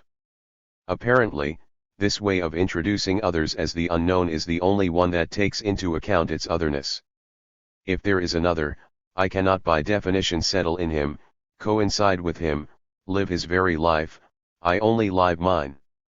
If there is another, in my eyes he is never a for himself, in the precise and given sense in which I am for myself. Even if our relations lead me to agree or even to experience that he thinks that he too has a private landscape, I do not follow this thought as I am mine, I do not have not this private landscape like I have mine. What I say about it is always derived from what I know about myself for myself. I concede that if I inhabited this body I would have another solitude, comparable to the one I have, and always perspectively shifted from it. But if I lived is not a hypothesis, it is a fiction or a myth. The life of others, as they live it, is not for me who speaks a possible experience or a possibility, it is a forbidden experience, it is impossible, and it must be so if truly others is other. If the other really is another, that is to say a for itself in the strong sense that I am for myself, it must never be so in my eyes, it is necessary that this other for itself never falls under my look, there must be no perception of others, others must be my negation or my destruction. Any other interpretation, under the pretext of placing him and me in the same universe of thought, ruins the otherness of others, and therefore marks the triumph of a disguised solipsism.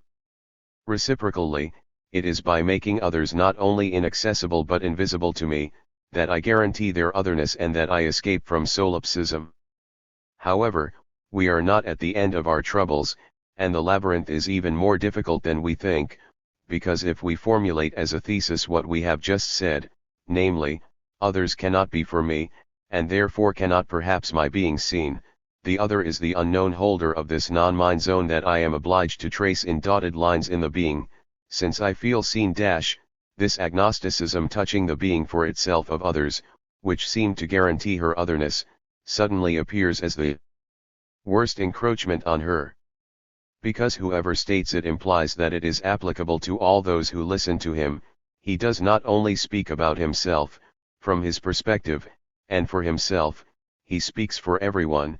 He says, the for itself is alone, or, being for others is the death of the for itself, or things of that sort, without specifying whether it is a question of being for oneself as he experiences it or to be for oneself as those who listen to him experience it, to be for others as he experiences it or to be for others as others do experience.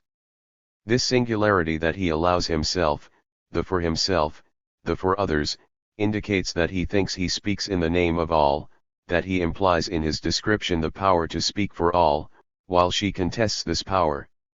It is therefore only in appearance that I stick to my experience, to my being for myself and to my being for others, and that I respect the radical originality of the others for themselves and their be for me.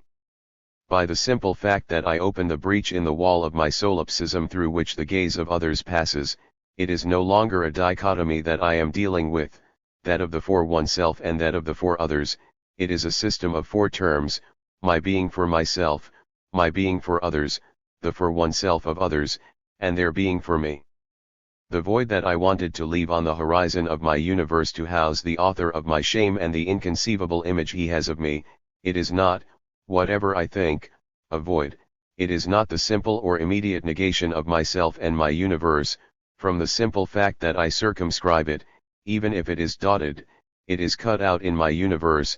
There is an intersection of my universe and that of others. We do not have the for itself in general with the in itself in general which it supports. The for itself in general, that is to say the possibility for any for itself to be incorporated into the in itself in general through a foreign gaze, we do not have. In other words, my being for myself and my being for others, virtually multiplied in n copies. We have face to face my being for myself, this same being for me offered as a spectacle to others, the gaze of others as the bearer of a being for oneself, a replica of mine, but capable of bewildering mine, and finally the same being for oneself of others, targeted and in some way achieved, perceived, by my look at him. There is certainly no question of a reciprocal relationship between me and others, since I am alone in being me, since I am for myself the only original of humanity, and the philosophy of vision is right to emphasize the inevitable asymmetry of the self-other relationship. But, despite appearances, it is the philosophy of vision which dogmatically installs itself in all situations at once, declaring them impenetrable, thinking of them all as absolute negation of one another. I cannot not even go as far as this absolute of negation. Negation here is a dogmatism, it secretly contains the absolute affirmation of opposites. There must be a passage from the other into me and from me into the other, precisely so that I and the others are not dogmatically posited as equivalent universes in principle, and so that the privilege of for itself is recognized. By basing the experience of others on that of my objectification before him, the philosophy of vision believed to establish between him and me a relationship which was at the same time a relationship of being, since it is in my very being that I am affected by the view that others take of me and a relationship of pure negation, since this objectification that I undergo is literally incomprehensible to me.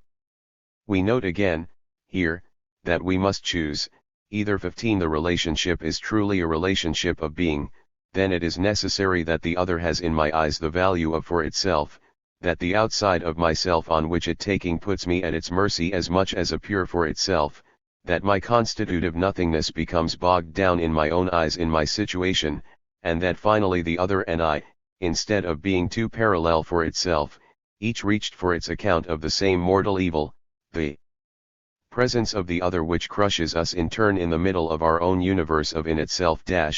Let us be for each other 16 a system of for ourselves, sensitive to each other, of whom one knows the other, not only in what he suffers from him, but more generally as a witness, himself impeachable because he is also prejudiced, because he does not is no more than me a pure view of pure being, because his views and mine are inserted in advance into a system of partial perspectives, referred to the same world where we coexist and where they overlap.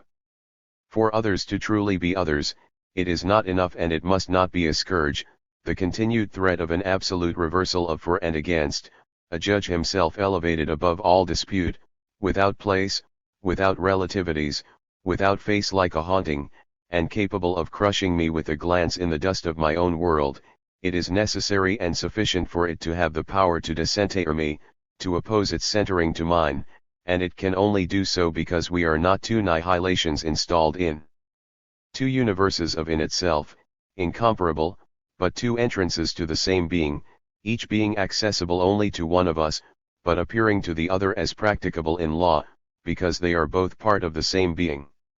It is necessary and sufficient that the body of others that I see, their words that I hear, which are given to me, they, as if immediately present in my field, present to me in their own way what I will never be present to, which will always be invisible to me, of which I will never be a direct witness, an absence therefore, but not just any, a certain absence, a certain difference according to dimensions which are from the outset common to us, which predestine the other to be a mirror of me as I am of him, which means that we ourselves do not have, of someone and of us, two images side by side, but a single image in which we are both involved, that my consciousness of myself and my myth of the other are not two contradictions, but the opposite of one another.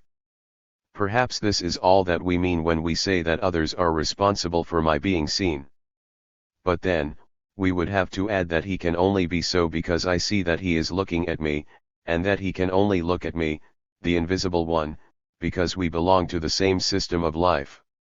Being for oneself and being for others, we are moments of the same syntax, we count in the same world, we come from the same being. Now, this has no meaning for man as a pure vision, he has the conviction of going to the things themselves, but, surprised in the act of seeing, he suddenly becomes one of them, and there is no passage from one of the views to the other. A pure seer, he becomes a thing seen by an ontological catastrophe, by a pure event which is for him the impossible. Or, if he can understand it, it will only be by returning to the alleged ubiquity of vision, by renouncing being everything, that is to say, being nothing, by learning to know, in the vision itself, a sort of palpation of things, in the very overview, an inherence. Certainly, our world is primarily and essentially visual, we wouldn't make a world with sense or sounds. But the privilege of vision is not to open ex nihilo onto a pure being to infinity, it too has a field, a scope, the things it gives us are pure things, identical to themselves and all positive, only at very great distances, like the stars, and this horizon of in itself is only visible as the background of an area closed things which are open and inexhaustible. Whether it is my relationships with things or my relationships with others, the question is whether our life, in the final analysis, passes between an absolutely individual and absolutely universal nothingness behind us, and an absolutely individual and absolutely universal being before us, with, for us, the incomprehensible and impossible task to return to being, in the form of thoughts and actions, everything that we have taken from it, that is to say everything that we are or if all. Relationship of me to being even in vision, even in speech, is not a carnal relationship, with the flesh of the world, where pure being only appears on the horizon, in a distance which is not nothing, which is not deployed by me, which is something, which therefore belongs to him, which is, between the pure being and me, the thickness of his being for me, of his being for others, and which ultimately means that what deserves the name of being is not the horizon of pure being, but the system of perspectives which introduces it. That integral being is not in front of me, but at the intersection of my views and at the intersection of my views and those of others, at the intersection of my actions and at the intersection of my actions and those of others, that the sensible world and the historical world are always interworlds, since they are what, beyond our views, makes them united with each other and in solidarity with those of others, the authorities to whom we address as soon as we live, the registers where what we see is recorded, what we do, in order to become a thing, a world, a story. Far from opening onto the blinding light of pure being, or of the object, our life has, in the astronomical sense of the word, an atmosphere, it is constantly enveloped in these mists that we call the sensitive world or history. One of bodily life and one of human life, the present and the past, as a pell-mell ensemble of bodies and minds, promiscuity of faces, words, actions, with, between them all, this cohesion that we cannot refuse them since they are all differences, extreme deviations from the same something. With regard to this inextricable implication, we can be mistaken in two ways, either by denying it under the pretext that it can be torn by the accidents of my body, death, or simply by my freedom. This does not mean that, when it takes place, it is only the sum of the partial processes without which it does not exist. The principle of principles is here that we cannot judge the powers of life by those of death, nor define life, the sum of the forces which resist death, without arbitrariness, as if it were the necessary and sufficient definition of the being suppression of non-being. The involvement of men in the world, and of men in each other, even if it can only be done through perceptions and actions, is transversal in relation to the spatial and temporal multiplicity of the present. Which should not lead us to the opposite error, which would be to treat this order of implication as a transcendental, timeless order, as a system of a priori conditions. This would once again be postulating that life is not that death is annulled, since we believe ourselves obliged to explain by a foreign principle everything in it which goes beyond the simple summation of its necessary conditions. Openness to a natural and historical world is not an illusion and is not an a priori, it is our involvement in being. Sartre expressed this by saying that the for itself is necessarily haunted by an imaginary in itself pour soi. We only say that the in itself for itself is more than an imaginary. The imagination is without consistency, unobservable, it disappears when we move on to vision. Thus the in itself for itself, before philosophical consciousness, disjoints to give way to the being which is, and to the nothingness which is not, to the rigorous thought of a nothingness which needs the being, which achieves it by being negation of self, and which thus accomplishes the silent affirmation of self which was immanent in being. The truth of the Sartrine in itself for itself is the intuition of pure being and the neg-intuition of nothingness. It seems to us that we must on the contrary recognize the solidity of the myth, that is to say of an operating imagination, which is part of our institution, and which is essential to the definition of being itself. Except for that, it is indeed the same thing that we are talking about, and Sartre himself pointed out what comes between being and nothingness. A philosophy of negativity, which places at the principle of its research nothing qua nothing, thinks of these invisibles in their purity and admits at the same time that the knowledge of nothingness is a nothingness of knowledge, that nothingness is only accessible in bastard forms, incorporated into being. It is inseparably logic and experience. In it, the dialectic of being and nothingness is only a preparation for experience, and in return, experience, as she described it, is supported and elaborated by the pure entity of being, the pure negativity of nothingness. The pure negative, by denying itself, sacrifices itself to the positive, the pure positive, insofar as it asserts itself without restriction, sanctions this sacrifice, this movement of meanings, which is only the being of the being and the inexistence of nothingness followed in their consequences. The principle of non-contradiction applied, gives the diagram of a pure vision with which the philosopher coincides. If I confuse myself with my view of the world, if I consider it in action and without any reflective distance, it is indeed the concentration in a point of nothingness, where it becomes being seen, of being itself, of being.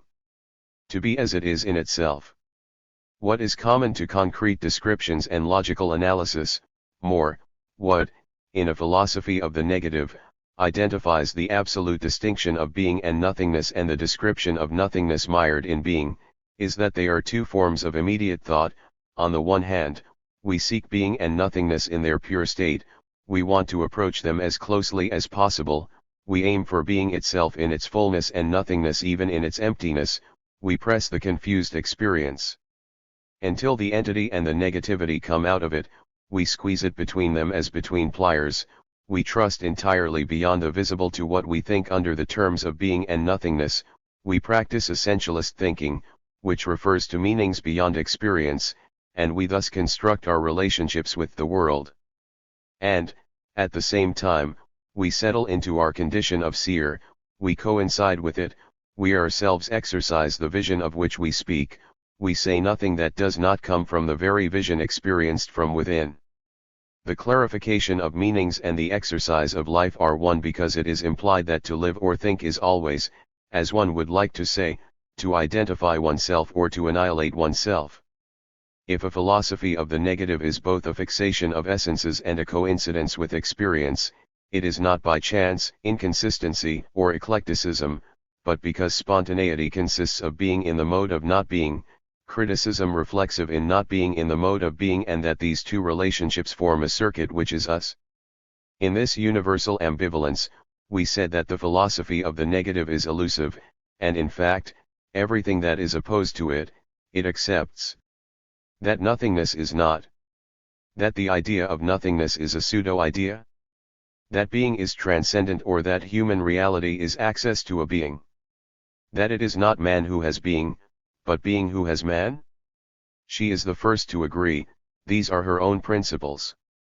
They are simply identified in it with the opposite principles, precisely because the nictiges nix is not, the there is reserved for an unmixed, positive, full being. Precisely because there is no idea of nothingness, nothingness freely annihilates while being is. Precisely because transcendence is access to a being and escape from the self, this centrifugal and impalpable force, which is us, presides over every appearance of being, and it is from the self, by ekastasis, or alienation, that the there is occurs. Being has man, but because man gives himself to him. From there, this sort of unease that a philosophy of the negative leaves, it describes our factual situation with more acuteness than we have ever done, and, yet, we keep the impression that this situation is being schemed over.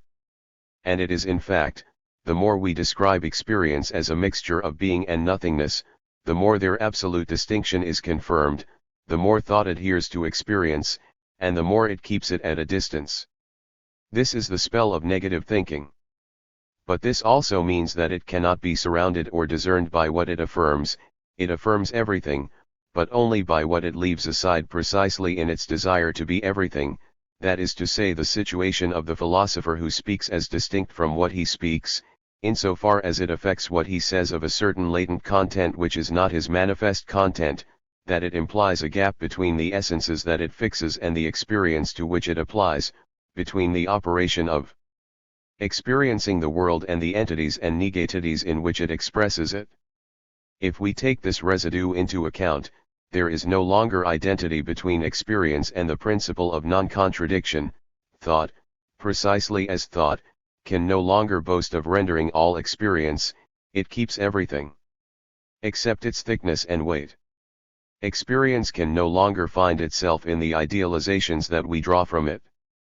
Between thought or fixation of essences, which is an overview, and life, which is inherent in the world or vision, a gap reappears which prohibits thought from projecting itself in advance into experience and invites it to resume the description of closer.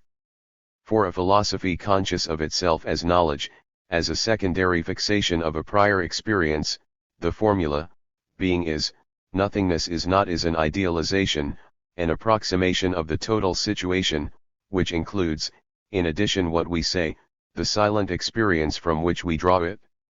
And, just as we are invited to find behind vision, as an immediate presence to being, the flesh of being and that of the seer, so we have to find the common environment where being and the nothingness which are just lambda tau alpha working against each other.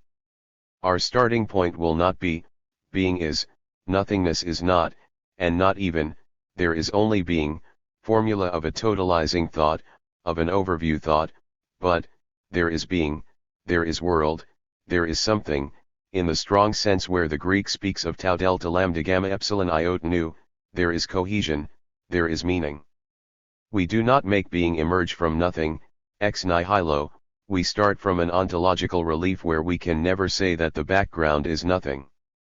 What is primary is not full and positive being against the background of nothingness, it is a field of appearances, each of which, taken separately, will perhaps burst forth, or be crossed out, in the rest, but which I only know will be replaced by another which will be the truth of the first, because there is a world, because there is something, a world, a something, which does not, in order to be, first have to cancel nothing. It is still too much to say of nothingness to say that it is not, that it is pure negation, it is to fix it in its negativity, it is to treat it as a sort of essence, it is import into it the positivity of words, while it can only be valid as that which has neither name, nor rest, nor nature. In principle, a philosophy of the negative cannot start from pure negation, nor make it the agent of its own negation. By reversing the positions of reflective philosophy, which placed all the positive within and treated the outside as simple negative, by defining on the contrary the spirit as the pure negative which only lives from its contact with the external being, the philosophy of the negative misses the point, once again, although now for opposite reasons. It makes impossible this opening to being which is perceptual faith. Reflective philosophy did not take this into account, failing to provide a distance between the idea and the idea of the idea, between the reflective and the unreflective. It is again this distance that is missing now, since the one who thinks, being nothing, cannot be separated by anything from the one who naively perceived, nor the latter from what he perceived. There is no opening to being for a philosophy of thought and of our immanent thoughts, but there is no more for a philosophy of nothingness and of being, because no more in this case as in the other, being is not really distant, at a distance. Thought is too closed on itself, but nothingness is too outside of itself, for one to be able to speak of openness to being, and, in this respect, immanence and transcendence are not distinguishable. So be it, one might say. So let's start from openness to being. Is it not necessary, however, for there to be truly openness, that we leave the metaphysical fullness, that the one who is open to being, and who sees, is an absolute lacuna in being, and finally that he or pure negative? Otherwise, are we not sent back, like vulgar relativism, from appearance to appearance, without ever either absolute appearance or consciousness nor being in itself taking place? Without absolute negativity, are we not in a universe of physical or psychic images which float without anyone being aware of them? The objection postulates what is in question, namely that we can only think of beings or consciousnesses, absolutely foreign to existence as a thing. It announces the return to the reflexive dichotomies of a thought which has not so much gone beyond them as been incorporated in advance into spontaneous life. We therefore do not think that the dichotomy of being and nothingness persists when we arrive at the descriptions of nothingness mired in being. It therefore seems to us that it is an abstract introduction to these descriptions, and that from one to the others, there is movement, progress, surpassing. Could we not simply express this by saying that we must replace the intuition of being and the neg-intuition of nothingness with a dialectic? From the most superficial to the deepest, dialectical thought is that which admits reciprocal actions or interactions, which therefore admits that the global relationship between a term A and a term B cannot be expressed in a single proposition, that it covers several others which are not superimposable, which are even opposed, which define as many logically incompossible points of view and really united in it, more, each of which leads to its opposite or to its own reversal, and leads there with its own movement. So that being, by the very requirement of each perspective, and of the exclusive point of view which defines it, becomes a system with several inputs, that therefore it cannot be contemplated from outside and in the simultaneous, but must be effectively explored, that, in this transition, the past stages have not simply passed, like the piece of road that I have crossed, they have called or demanded the present stages in the very fact that they are new and disconcerting, they therefore continue to be in them, which also means that they are retroactively modified by them, that it is therefore not a question here of a thought which follows a pre-established route, but of a thought which itself makes its own path, which finds itself as it advances, which proves that the path is feasible in doing so, this thought entirely subject to its content, from which it receives incitement, cannot conceive of itself as a reflection or copy of an external process, it is the generation of a relationship from the other. That therefore, not being a foreign witness and no more a pure agent, she is involved in the movement and does not hover over it, that in particular it is not formulated in successive statements which should be taken as they are, and that each statement, to be true, must be related, in the whole of the movement, to the stage to which it relates, and not has its full meaning only if we state not only what it expressly says, but also its place in the whole which constitutes its latent content.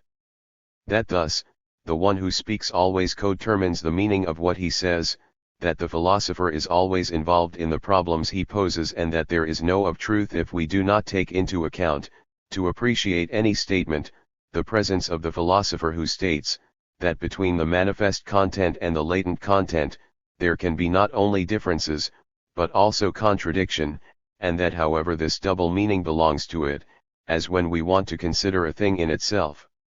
And that, by the same token, concentrating on it, we come to determine it as it is for us, so that for dialectical thought, the idea of the in itself and the idea of the for us each have their truth outside of itself, do not belong to total or full thought, which would be defined by a limitless explanation.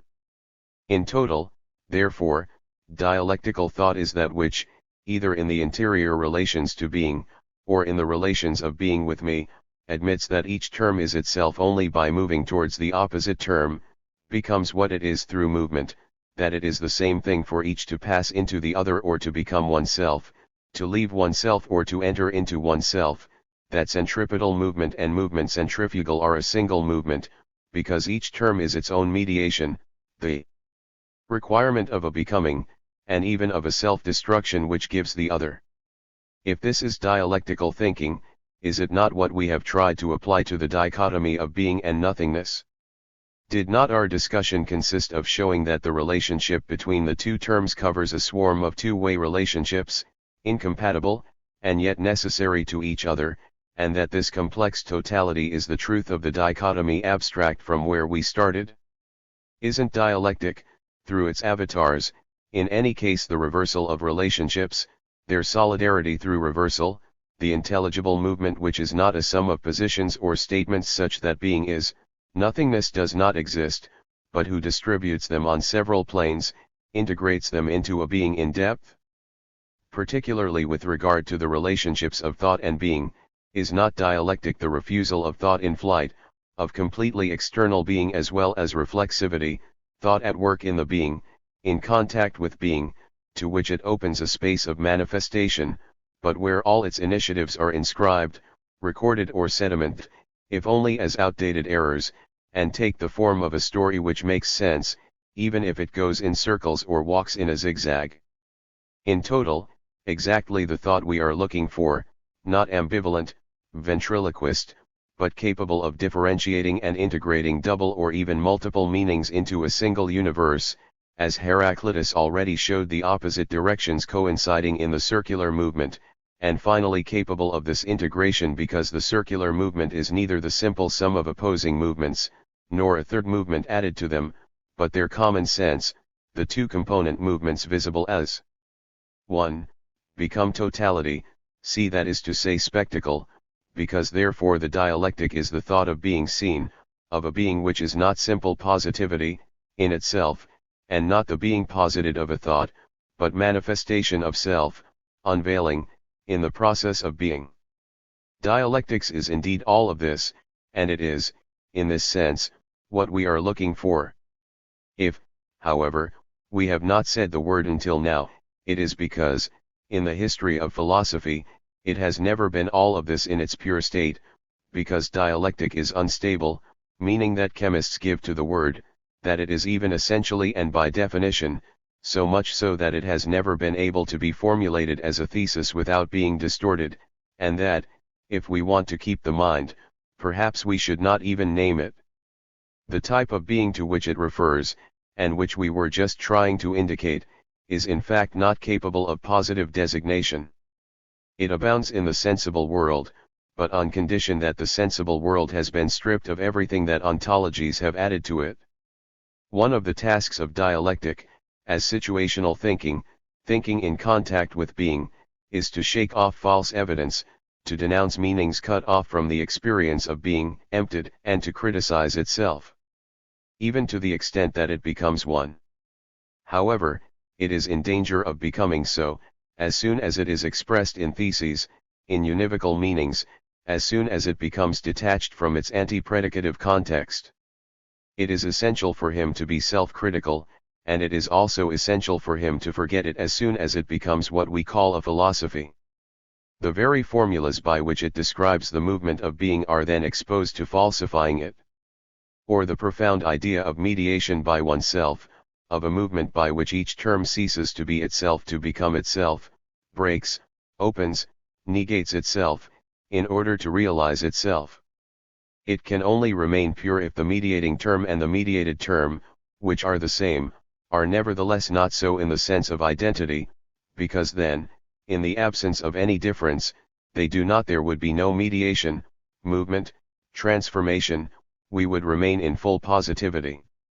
But there is no mediation by itself, if the mediator is a simple or absolute negation of the mediated, the absolute negation would simply annihilate it, and, turning against itself, would also annihilate itself, so that there would still be no mediation, but pure and simple retreat towards positivity. It is therefore excluded that mediation has its origin in the positive term, as if it were one of its properties, but also that it comes to it from an abyss of external negativity, which would not have a hold on it and would leave it intact. However, it is in this second way that the dialectic is translated, when it ceases to be a way of deciphering the being with which we are in contact, the being in the process of manifesting itself, the being of situation, and wants to formulate itself once and for all, without remainder, to state itself in doctrine, to make its own total. Then, to end it, the negation is taken to the absolute, becomes the negation of itself, simultaneously, being falls back to the pure positive, negation concentrates beyond it as absolute subjectivity, and the dialectical movement becomes pure identity of opposites, ambivalence. This is how in Hegel, God, defined as an abyss or absolute subjectivity, negates himself so that the world exists, that is to say so that there is a view of him which is not his own, and in the light of which he appears as posterior to being, in other words, God becomes man, so that Hegel's philosophy is an ambivalence of the theological and the anthropological.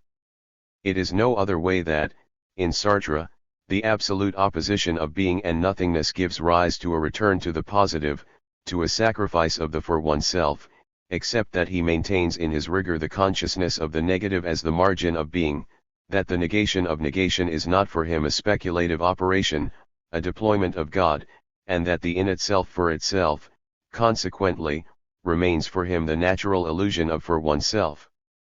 But, subject to these reservations, the same metamorphosis of the dialectic, the same relapse into ambivalence occurs here and there, and for the same reason, which is that thought ceases to accompany or be the dialectical movement, the converts into meaning, thesis, or thing said, and at the same time falls back into the ambivalent image of nothingness which sacrifices itself so that being may be, and of being which, from the depths of its primacy, tolerates being recognized by nothingness. There is a trap in dialectic, while it is the very movement of content, as it realizes it by self-constitution, or the art of retracing and following the relationships of call and response, of problem and solution, while dialectic is in principle an epithet, it becomes, as soon as we take it as a motto, as soon as we talk about it, instead of practicing it, a power of being, an explanatory principle.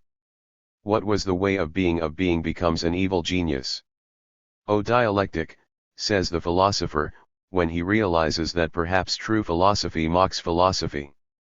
Here, the dialectic is almost someone, like the irony of things, it is a spell cast on the world which causes our expectations to be turned into mockery, a cunning power, behind our backs, which disconcerts us, and which, to top it off, has its order and its rationality, not only a risk of nonsense then, but much worse, the assurance that things have another meaning than the one we are able to recognize in them.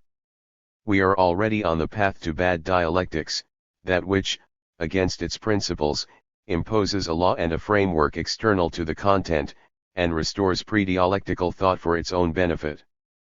By principle, dialectical thinking excludes any extrapolation, since it teaches that there can always be a supplement of being in being, that quantitative differences turn to qualitative, that consciousness as consciousness from the outside, partial, abstract, is always disappointed by the event, but this very escape from life and history which resolves problems differently than external consciousness would have done, is understood as a vector, a polarity of the dialectical movement, a preponderant force which always works in the same direction, which spans the process in the name of the process, and therefore authorizes the determination of the inevitable. And this is so as soon as the meaning of the dialectical movement is defined apart from the concrete constellation. Bad dialectics begins almost with dialectics, and there is no good dialectic except that which criticizes itself and goes beyond itself as a separate statement. The only good dialectic is hyperdialectic. The bad dialectic is that which does not want to lose its soul to save it, which wants to be dialectical immediately, becomes autonomous, and ends up in cynicism, in formalism, for having evaded its own double meaning. What we call hyperdialectic is a thought which, on the contrary, is capable of truth, because it considers without restriction the plurality of relationships and what has been called ambiguity.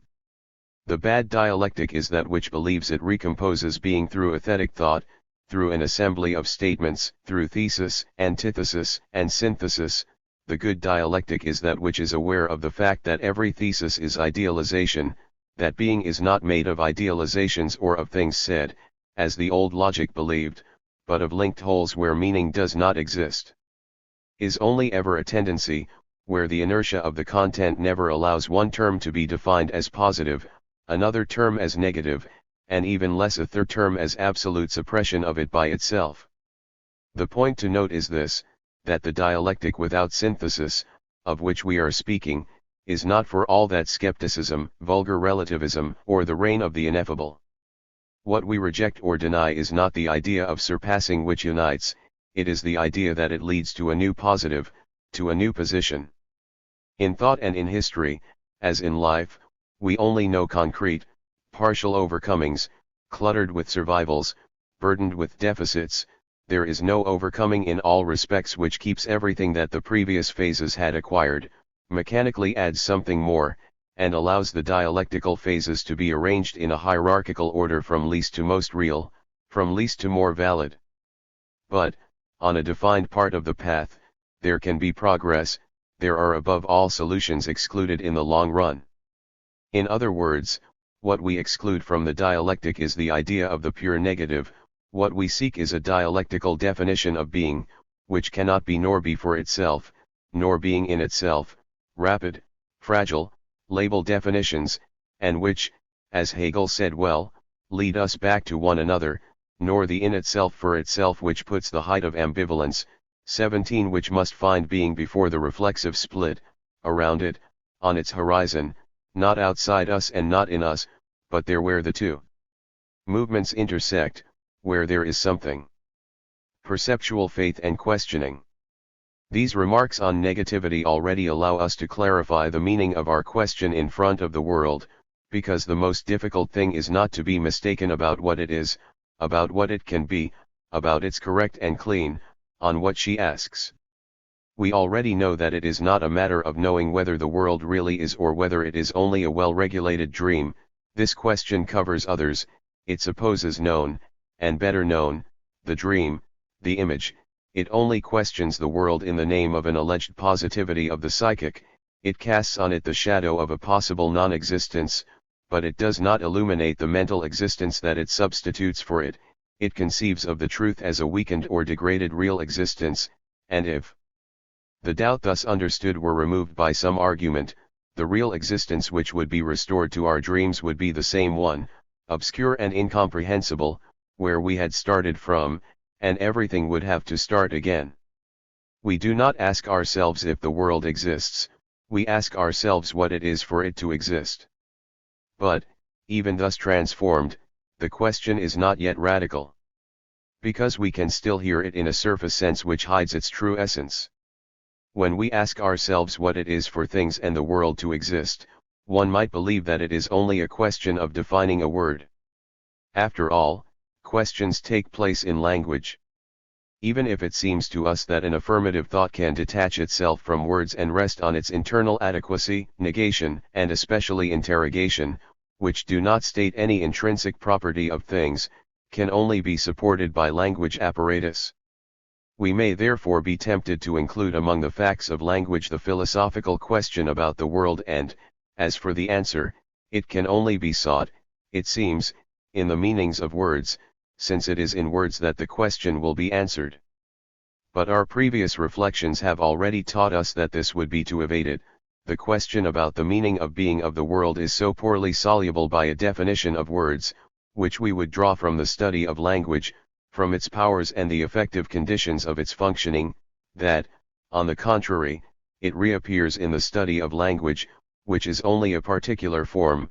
We can only bring philosophy back to a linguistic analysis by supposing that language has its evidence in itself, that the meaning of the word world or thing offers in principle no difficulty, that the rules of legitimate use of the word are legible with complete clarity in an unambiguous meaning.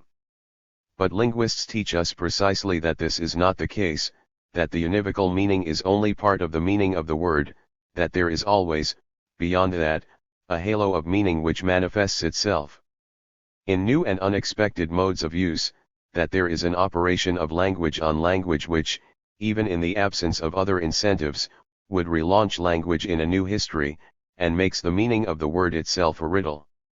Far from holding the secret of the being of the world, language is itself a world, itself a world and a being of the second power, since it does not speak emptily, that he speaks of being and the world, and therefore redoubles their enigma instead of making it disappear. The philosophical questioning of the world therefore does not consist of referring from the world itself to what we say about it, since it is reiterated within language.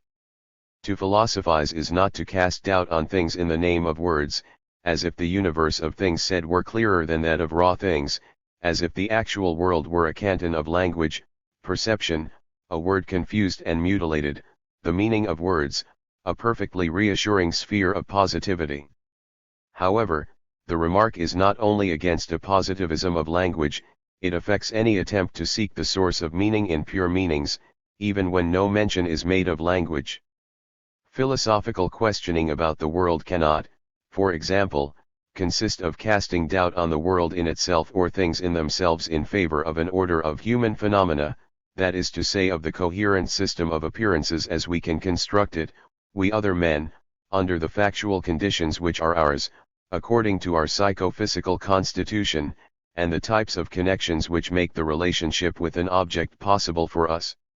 Whether this construction of the object is understood according to the method of science and by the means of the algorithm, or whether we confront the constructs with the concrete, because science, after all, wants to be scientia intuitive, intelligence of the world.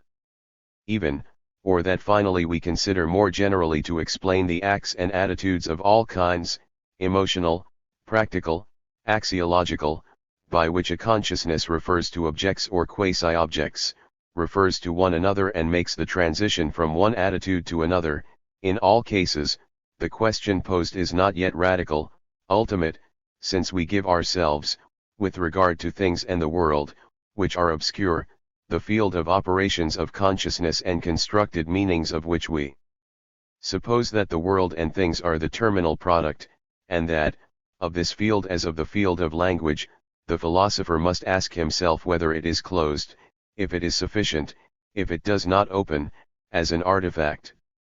On an original perspective of natural being, if, even supposing it decisive with regard to being verified, being proven, the being converted into an object, it does not have a horizon of raw being and raw spirit from which the constructed objects and the meanings emerge and of which they do not account.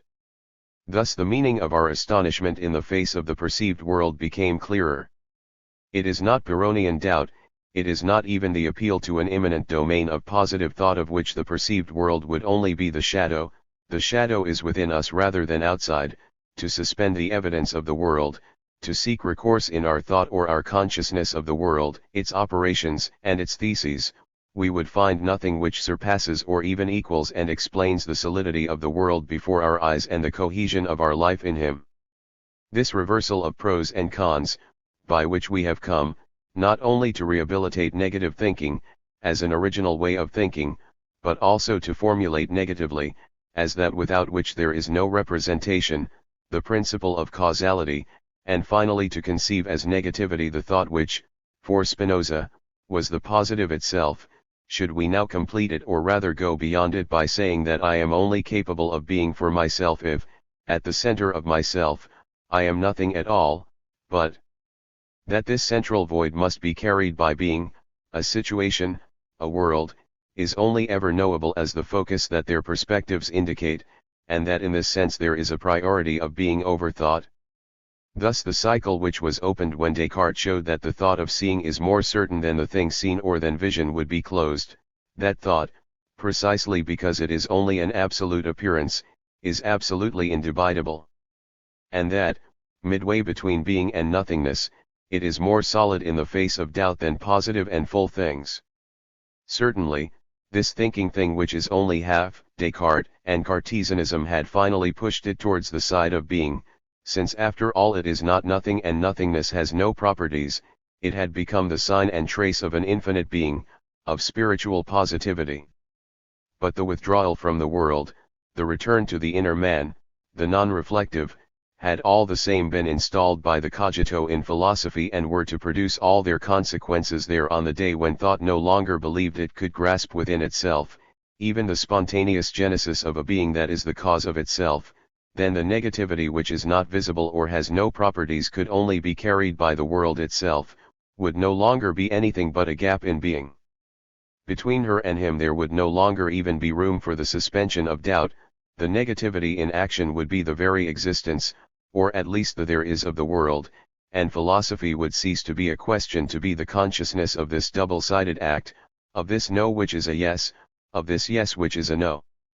The long evolution which, in the world, had brought the positive to the side of consciousness, which had become its correlative and its connecting principle, but which, at the same time, prepared philosophy to install non-being as the pivot of being, would abruptly end at the end of idealism with the rehabilitation and primacy of the in itself. This is what ultimately seemed impossible to us. It seemed to us that this final avatar overcompensated for idealism rather than exceeded it, that my immediate presence in the in itself, made and undone at the same time by the infinite distance of that which is nothing from that which is, was, rather than a solution, a back and forth from realism to idealism. Philosophy is not a break with the world, it is not a coincidence with it, but neither is the alternation of break and coincidence. This double relationship, which the philosophy of being and nothingness expresses so well, remains perhaps incomprehensible because it is still a consciousness, a being which is all appearing, which is responsible for carrying it. It seemed to us that the task was to strictly describe our relationship to the world, not as an opening from nothingness to being, but simply as an opening. It is through openness that we will be able to understand being and nothingness, not through being and nothingness can we understand openness. From the point of view of being and nothingness, openness to being means that I visit it in itself. If it remains distant, it is because nothingness, the anonymous in me which sees, pushes before itself a zone of emptiness where being is no longer just, but is seen. It is therefore my constitutive nothingness which constitutes the distance of being as well as its proximity, the perspective as distinct from the thing itself, which constitutes in limits the limits of my field. He crosses these limits, this distance. By doing so, it only causes perspectives to emerge by first causing the geometric to emerge. It goes to the whole because it is nothing. From then on, there is no more something, and no more openness, because there is no longer any work of the gaze against these limits. There is no longer this inertia of vision which makes us say that we are open to the world. This sort of diaphragm of vision which, by compromise with the whole to be seen, gives my point of view on the world, it is certainly not fixed. Nothing prevents us, through the movements of the gaze, from crossing the limits, but this freedom remains secretly bound. We can only shift our gaze, that is to say, transport its limits elsewhere. But there must always be a limit. What is gained on one side must be lost on the other. An indirect and dull necessity weighs on my vision. It is not that of an objective border, forever untransversible. The contours of my field are not lines, it is not cut out of black. When I approach it, things tend to dissociate, my gaze becomes dedifferentiated and the vision ceases for lack of a seer and articulated things. Even without mentioning my motor power, I am therefore not locked into a sector of the visible world.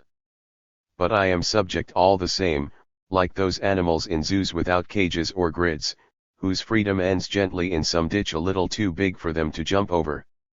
Openness to the world supposes that the world is and remains a horizon, not because my vision pushes it beyond itself, but because, in some way, the one who sees is and is there. Philosophy therefore does not seek to analyze our relationship with the world, to undo it as if it had been made by assembly, but it does not end with an immediate and global observation of being, about which there would be nothing more to say. Philosophy cannot flatter itself, by explaining it, of finding in it what we would have put there. It cannot reconstruct the thing and the world by compressing into them, in the form of implication, everything that we could subsequently thinking and saying it, but it remains a question. It questions the world and the thing, it takes up, repeats or imitates their crystallization before us. Because this crystallization which, in part, is given to us ready-made, is also never finished, and we can see from this how the world is made. It occurs under the domination of certain structural laws. Events reveal fairly general powers, such as the gaze or speech, which operate according to an identifiable style, according to relationships of if, then, according to a logic in action, and whose philosophical status must be defined if we want to escape from the embarrassments thrown into us by the ready-made notions of thought, subject and object, and finally know what the world is and what its just being. Philosophy does not break down our relationship with the world into real elements, or even into ideal references which would make it an ideal object, but it discerns articulations there, it awakens regulated relationships of prepossession, of recapitulation, of enjambment, who are as if asleep in our ontological landscape, who only exist there in the form of traces, and who, however, continue to function there, to institute something new there. The philosopher's way of questioning is therefore not that of knowledge. Being and the world are not, for him, those unknowns which must be determined by their relationship with known terms, some and the others belonging in advance to the same order of variables that an engaging thought seeks to approach as closely as possible. Philosophy is no more conscious. It is not a question of finding in a legislative consciousness the meaning that it would have given to the world and to being by nominal definition. Just as we do not speak for the sake of speaking, that we speak to someone about something or someone, and that, in this initiative of speech, is implied an aim of the world and of others to which everything that we say is suspended, likewise lexical meaning, and even pure meanings, reconstructed on purpose, like those of geometry, aim at a universe of raw being and coexistence into which we were already thrown when we spoke and thought, and which, in principle, does not admit the approach of objectifying or reflexive approximation, since it is at a distance, on the horizon, latent or concealed. It is him that philosophy aims at, which is, as they say, the object of philosophy, but here the gap will never be filled, the unknown transformed into known. The object of philosophy will never fill the philosophical question, since this obturation would take away from it the depth and the distance which are essential to it. The actual, present, ultimate, and first being, the thing itself, are in principle grasped by transparency through their perspectives, are therefore only offered to someone who wants, not to have them, but to see them, not them. Hold them as if between pincers, or immobilize them as under the lens of a microscope, but let them be and witness their continued being, which therefore limits itself to giving them the hollow, the free space that they ask for again, the resonance that they demand, which follows their own movement, which is therefore not a nothingness that the full being would come to close, but a question granted to the porous being that it questions and from whom it does not obtain an answer, but confirmation of his astonishment.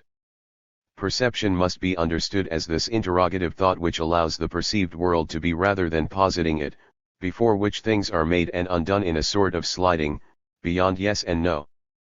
Our discussion on the negative announces to us another paradox of philosophy, which distinguishes it from any problem of knowledge and prohibits us from speaking of a solution in philosophy. Approaching the distant as distant, it is also a question posed to that which does not speak.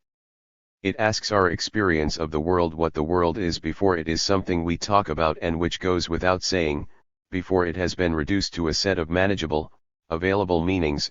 It poses this question to our silent life, it addresses this mixture of the world and of us which precedes reflection, because the examination of meanings in themselves would give us the world reduced to our idealizations and our syntax.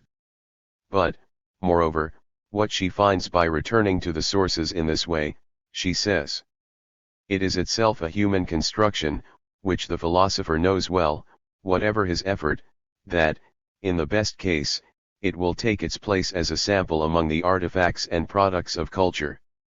If this paradox is not an impossibility, and if philosophy can speak, it is because language is not only the conservatory of fixed and acquired meanings, because its cumulative power itself results from a power of anticipation or prepossession, because we do not only speak of what we know, as if to show it off, but also of what we do not know, for the sake of knowing it, and that language is doing so expresses, at least laterally, an ontogeny of which it is a part. But it follows from this that the words most charged with philosophy are not necessarily those which enclose what they say, they are rather those which open the most energetically onto being, because they more closely render the life of the everything and make our usual evidence vibrate until it separates them.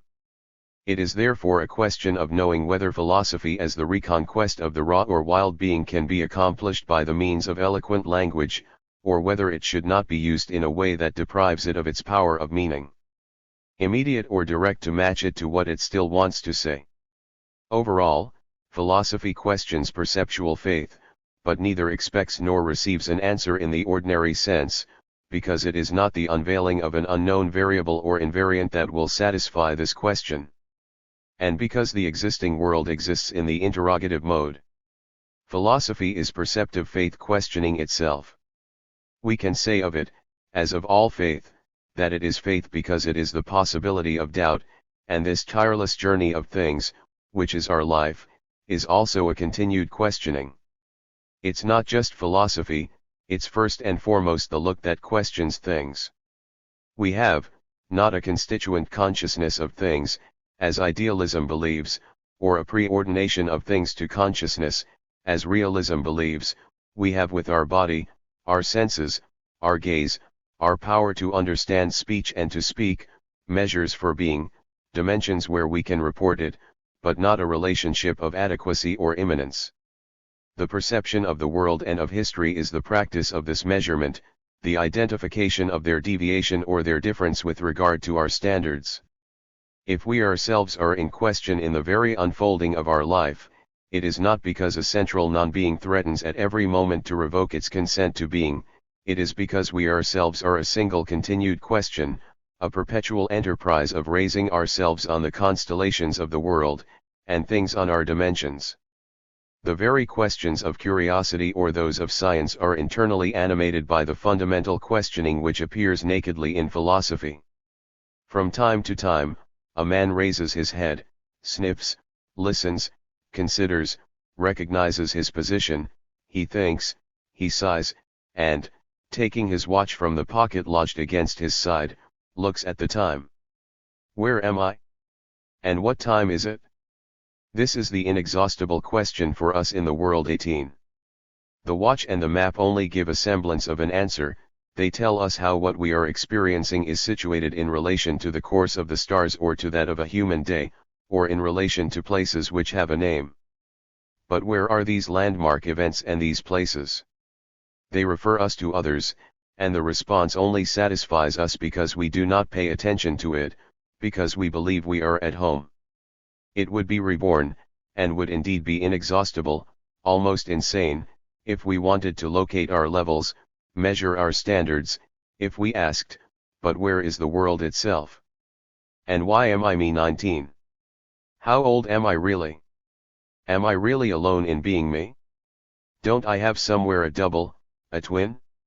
These questions that the patient asks himself in a moment of calm, or simply this glance at his watch, as if it were very important that the torture took place under a certain inclination of the sun, at a certain hour in the life of the world, they highlight laid bare, at the moment when life is threatened, the profound movement by which we established ourselves in the world and which begins again for a little while. The ancients read in the sky the time of the battle to be fought.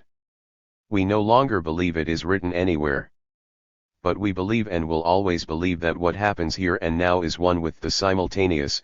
What is happening would not be completely real to us if we did not know at what time. The hour is no longer destined in advance for the event, but the event, whatever it may be, appropriates it. He would not be completely himself if we did not place him in the immense simultaneity of the world and in its undivided thrust. Every question, even that of simple knowledge, is part of the central question which is ourselves, of this call to the totality to which no objective being gives an answer and which we now have to examine more precisely. Question and intuition. Philosophy does not ask questions and does not provide answers that would gradually fill in the gaps. The questions are internal to our life, to our history, they are born there, they die there. If they have found an answer, most often they are transformed there. In any case, it is a past of experience and knowledge which one day leads to this gap. Philosophy does not take the context as given, it turns back on it to seek the origin and the meaning of the questions and that of the answers and the identity of the one who questions, and, through this, it accesses the questioning, which animates all questions of knowledge but which is of another kind than them. Our ordinary questions, where am I? What time is it? Are the lack and the provisional absence of a fact or a positive statement, holes in a web of things or indicators which we are sure is continuous, since there is a time, a space, and that it is only a question of knowing at what point in this space and this time we are. Philosophy, at first glance, only generalizes these kinds of questions. When it asks whether space, whether time, whether movement, whether the world exists, the field of the question is broader, but it is still, like the natural question, only a half question, inclusive in a fundamental faith. There is something, and it is only a question of knowing if it is really this space, this time, this movement, this world that we believe we see or feel. The destruction of beliefs, the symbolic murder of others and of the world, the cutting of vision and the visible, of thought and being do not establish us, as they claim, in the negative. When we have removed all that, we settle into what remains, sensations, opinions, and what remains is not nothing, nor of any other kind than what has been removed. They are mutilated fragments of the vague omnitudo realitatis against which doubt was exercised, and they regenerated under other nouns. Appearance, dream, psyche, representation. It is in the name and for the benefit of these floating realities that solid reality is called into doubt. We do not escape from something, and doubt as destruction of certainties is not doubt. It is no different when doubt becomes methodical, when it is no longer a fluidification of certainties, but a deliberate withdrawal, a refusal to form a block with them. This time, we no longer dispute that there is evidence and that, for the moment, it is irresistible, and, if we put them on hold, it is for this sole reason that they are ours, caught in the flow of our life, and that, to keep them for more than an instant, we would have to trust the obscure temporal apparatus of our internal factory, which perhaps only gives us coherent illusions. This deceptive nature, this opaque something which would lock us in our clarity, it is only a ghost of our rigorism, a perhaps. If this possibility is enough to keep our evidence in check, it is because we give it weight by deciding not to tacitly presuppose anything. If, in its name, we pretend to cancel lights that we could not really cancel, consider false what is only conditional, make a possible gap between the obvious and the true an infinite distance, and a speculative doubt the equivalent of a condemnation is that, as passive beings, we feel caught in a mass of being that escapes us, or even maneuvered by a malignant agent, and oppose this adversity with the wish absolutely obvious and free from any facticity. Thus methodical doubt, that which is led into the voluntary zone of ourselves, refers to being, since it resists evidence of fact, represses an involuntary truth which it admits is already there and of which the very project is inspired by absolute evidence. If doubt remains, it can only be by renewing the equivocations of skepticism, by omitting to mention the borrowings it makes from being, or by evoking a falsity of being itself, a great deceiver, a being who, actively, hides and pushes before himself the screen of our thought and its evidence, as if this elusive being were nothing. The philosophical question would therefore not go to the end of itself if it limited itself to generalizing doubt, the common question of and sit, to extending them to the world or to being, and defined itself as doubt, not knowledge or non-belief. It is not so simple. By extending to everything, the common question changes meaning. To cut itself off from all being, philosophy elects certain beings, sensations, representation, thought, consciousness, or even a deceptive being. Precisely to fulfill her vow of radicalism, she would have to take as her theme this umbilical link which always connects her to being, this inalienable horizon from which she is already circumvented, this preliminary initiation to which she vainly attempts to return, no longer deny, no longer even doubt, step back only to see the world and being, or even put them in quotation marks as we do the words of another, let them speak, listen. So, if the question can no longer be that of and sit, it becomes that of quid sit, all that remains is to seek what the world is, and truth, and being, in terms of the complicity we have with them. At the same time as doubt, we renounce the affirmation of an absolute outside, of a world or a being which would be a massive individual, we turn towards this being which doubles our thoughts over their entire extent, since they are thoughts of something and they themselves are not nothing, which therefore is sense, and sense of sense. Not only this meaning which attaches to words and belongs to the order of statements and things said, to a circumscribed region of the world, to a certain kind of being, but universal meaning, which is capable of also supporting logical operations and language as well as the deployment of the world. He will be that without which there would be neither world, nor language, nor anything, he will be the essence. When he refers from the world to what makes it world, from beings to what makes them exist, the pure gaze, which implies nothing, which does not have behind it, like that of our eyes, the darkness of a body and a past, can only be applied to something which is before it, without restriction or condition, to what makes the world a world, to an imperative grammar of being, to incomposable cores of meaning, networks of inseparable properties. Essences are this intrinsic meaning, these necessities of principle, whatever the realities where they mix and blur, the only legitimate or authentic being, which has a claim and right to being and which is affirmative of itself, because it is the system of everything that is possible in the eyes of a pure spectator, the outline or drawing of that which, to all levels, is something, something in general, or something material, or something spiritual, or something living.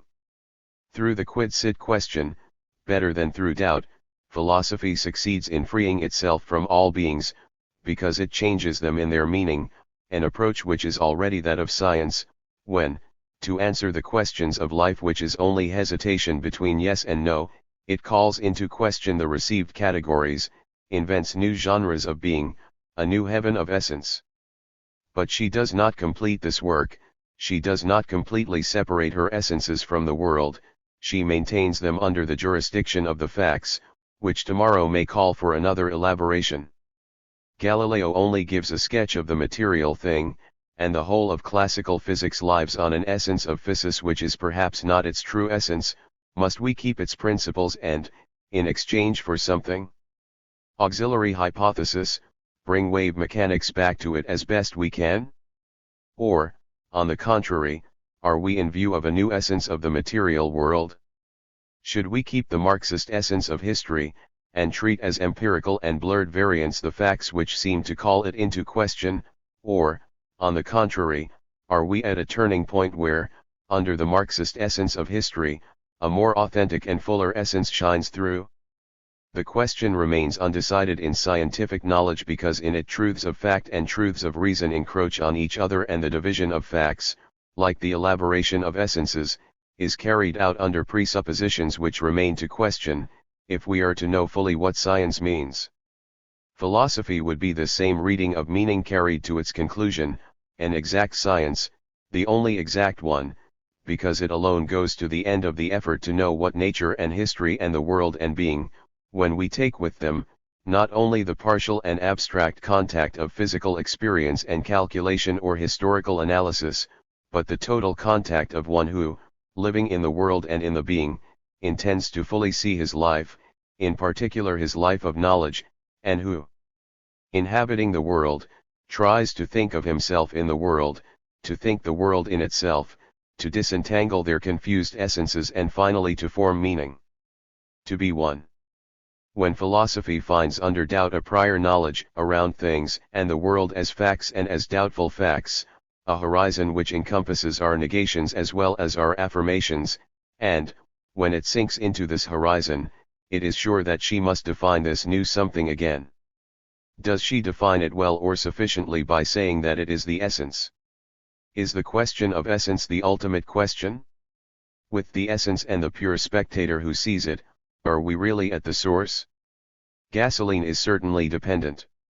The inventory of essential necessities is always made under a supposition, if this world must exist for us, or if there must be a world, or if there must be something, then they must observe this or that structural law.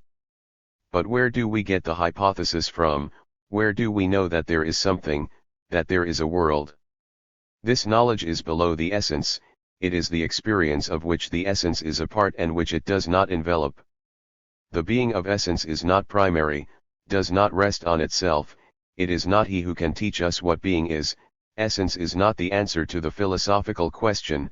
The philosophical question is not posed in us by a pure spectator, it is first of all to know how, on what basis, the pure spectator establishes himself, from what deeper source he himself draws.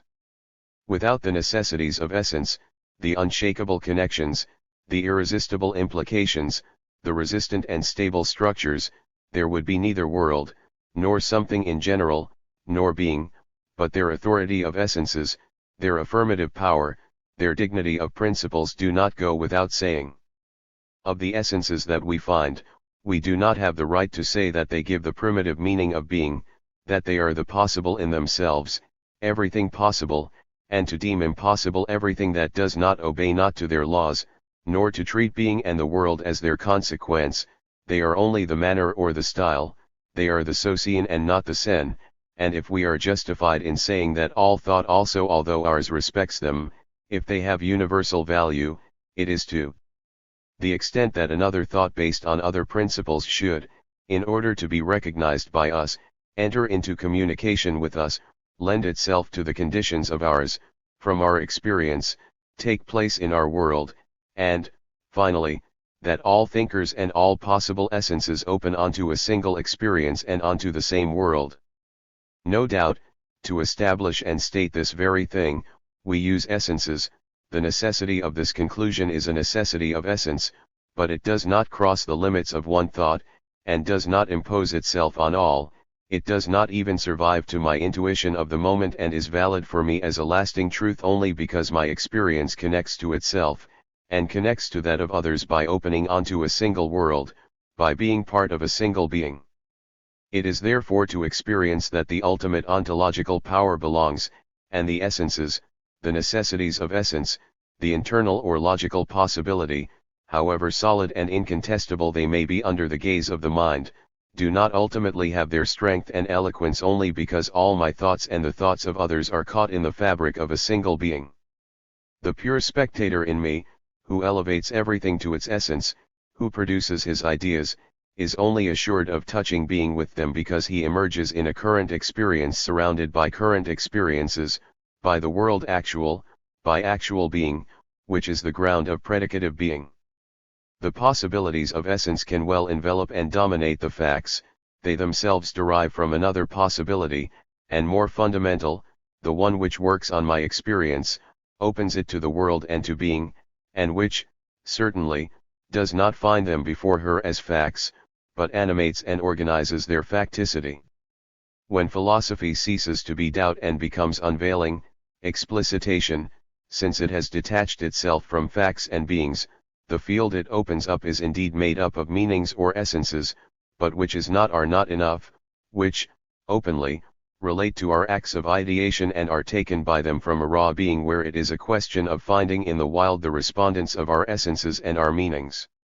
When I ask myself what the something or the world or the material thing is, I am not yet the pure spectator that, through the act of ideation, I will become.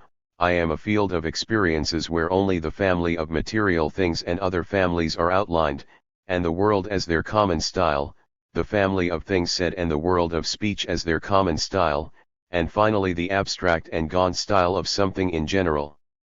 To move from there to essences, I must intervene actively, make things and the field vary, not by some manipulation, but without touching them, assuming changed or putting out of circuit such a relationship or such a structure, noting what results from it.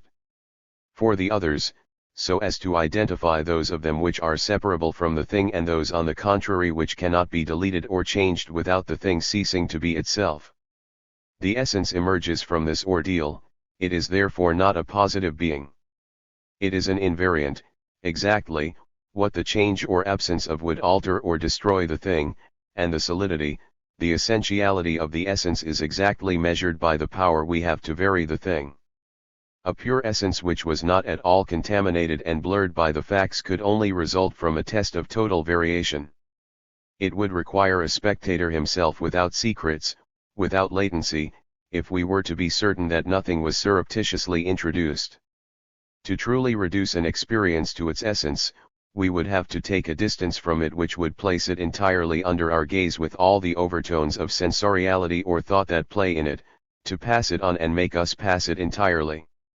To the transparency of the imagination, thinking about it without the support of any ground, in short, retreating into the depths of nothingness.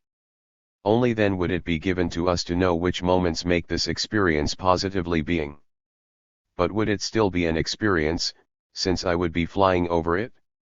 And if I tried to maintain an adherence to it in thought, is it strictly speaking an essence that I would see?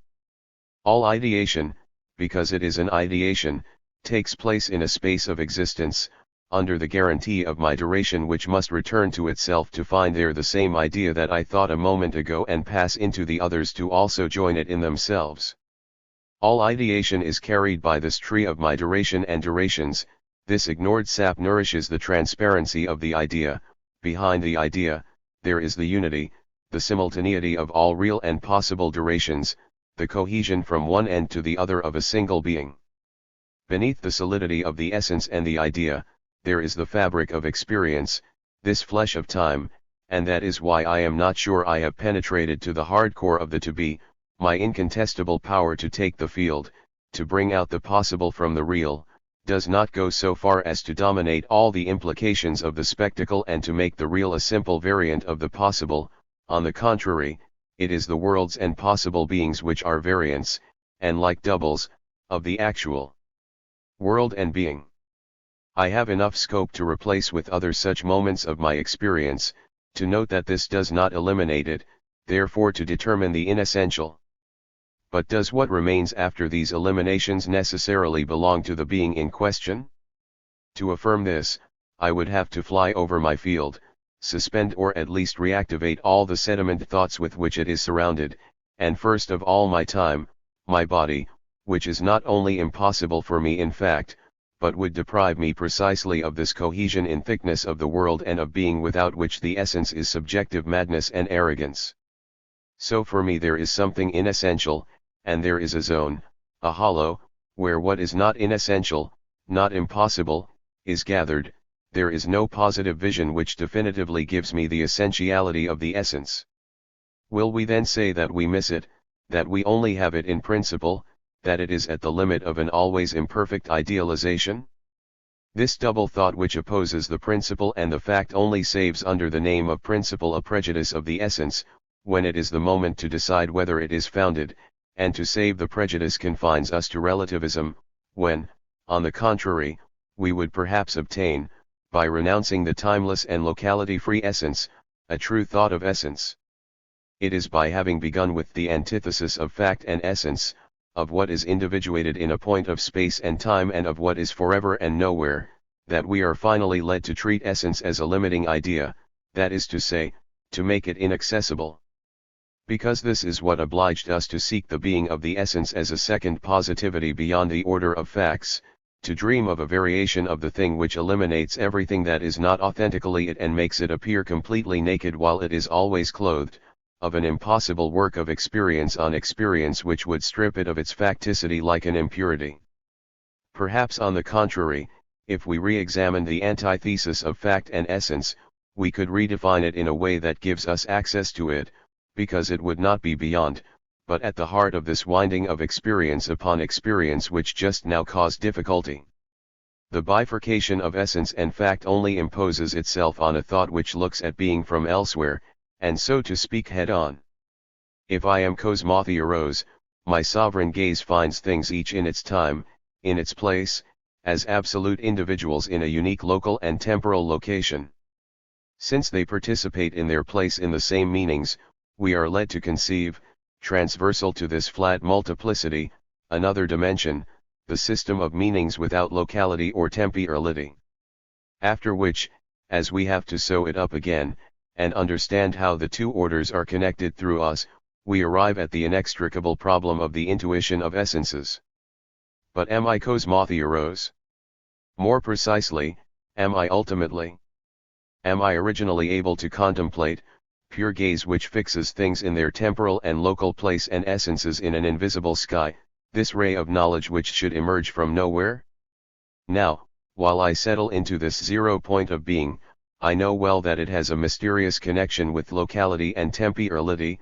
Tomorrow, just now, this plunging view, with everything that it envelopes, will fall on a certain date in the calendar. I will assign it a certain point of appearance on earth and in my life. We must believe that time continued to flow underneath, and the earth to exist. Since, however, I had passed to the other side, instead of saying that I am in time and in space, or that I am nowhere, why not say instead that I am everywhere, always, by being in this time and place? For the visible present is not in time and space, nor, of course, outside of them. There is nothing before it, after it, around it, which can compete with its visibility. And yet, he is not alone, he is not everything. Exactly, he blocks my view, that is to say, at the same time that time and space extend beyond, and that they are behind him, in depth, in hiding.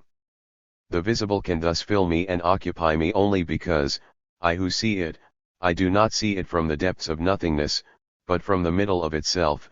I the seeing, I am also visible. What makes the weight, the thickness, the flesh of each color, of each sound, of each tactile texture, of the present and of the world, is that the one who grasps them feels himself emerging from them through a sort of winding or doubling, fundamentally homogeneous with them, that it is the sensitive itself coming to itself, and that in return the sensitive is in its eyes like its double or an extension of its flesh. Space, the time of things, are shreds of itself, of its spatialization, of its temporalization, no longer a multiplicity of individuals distributed synchronically and diachronically, but a relief of the simultaneous and the successive, a spatial pulp and temporal where individuals are formed by differentiation. Things, here, there, now, then, are no longer in themselves, in their place, in their time, they only exist at the end of these rays of spatiality and temporality, emitted in the secret of my flesh, and their solidity is not that of a pure object that the mind hovers over, it is experienced by me from within insofar as I am among them and they communicate through me as a sentient thing. Like the screen memory of psychoanalysts, the present, the visible, only counts so much for me, has absolute prestige for me, because of this immense latent content of the past, the future and elsewhere, which it announces. And that he hides. There is therefore no need to add to the multiplicity of spatio-temporal atoms a transverse dimension of essences. What there is a whole architecture, a whole tiering of phenomena, a whole series of levels of being too, which are differentiated by the winding of the visible and the universal on a certain visible where it is redoubled and inscribed. Fact and essence can no longer be distinguished, not because, mixed in our experience, they are in their purity inaccessible and subsist as limiting ideas beyond it, but because being is no longer before me, but surrounding me and, in a sense, crossing me, my vision of being not being from elsewhere, but from the middle of being, the so-called facts, the spatio-temporal individuals, are immediately mounted on the axes, the pivots, the dimensions, the generality of my body, and the ideas. Therefore already encrusted at its joints.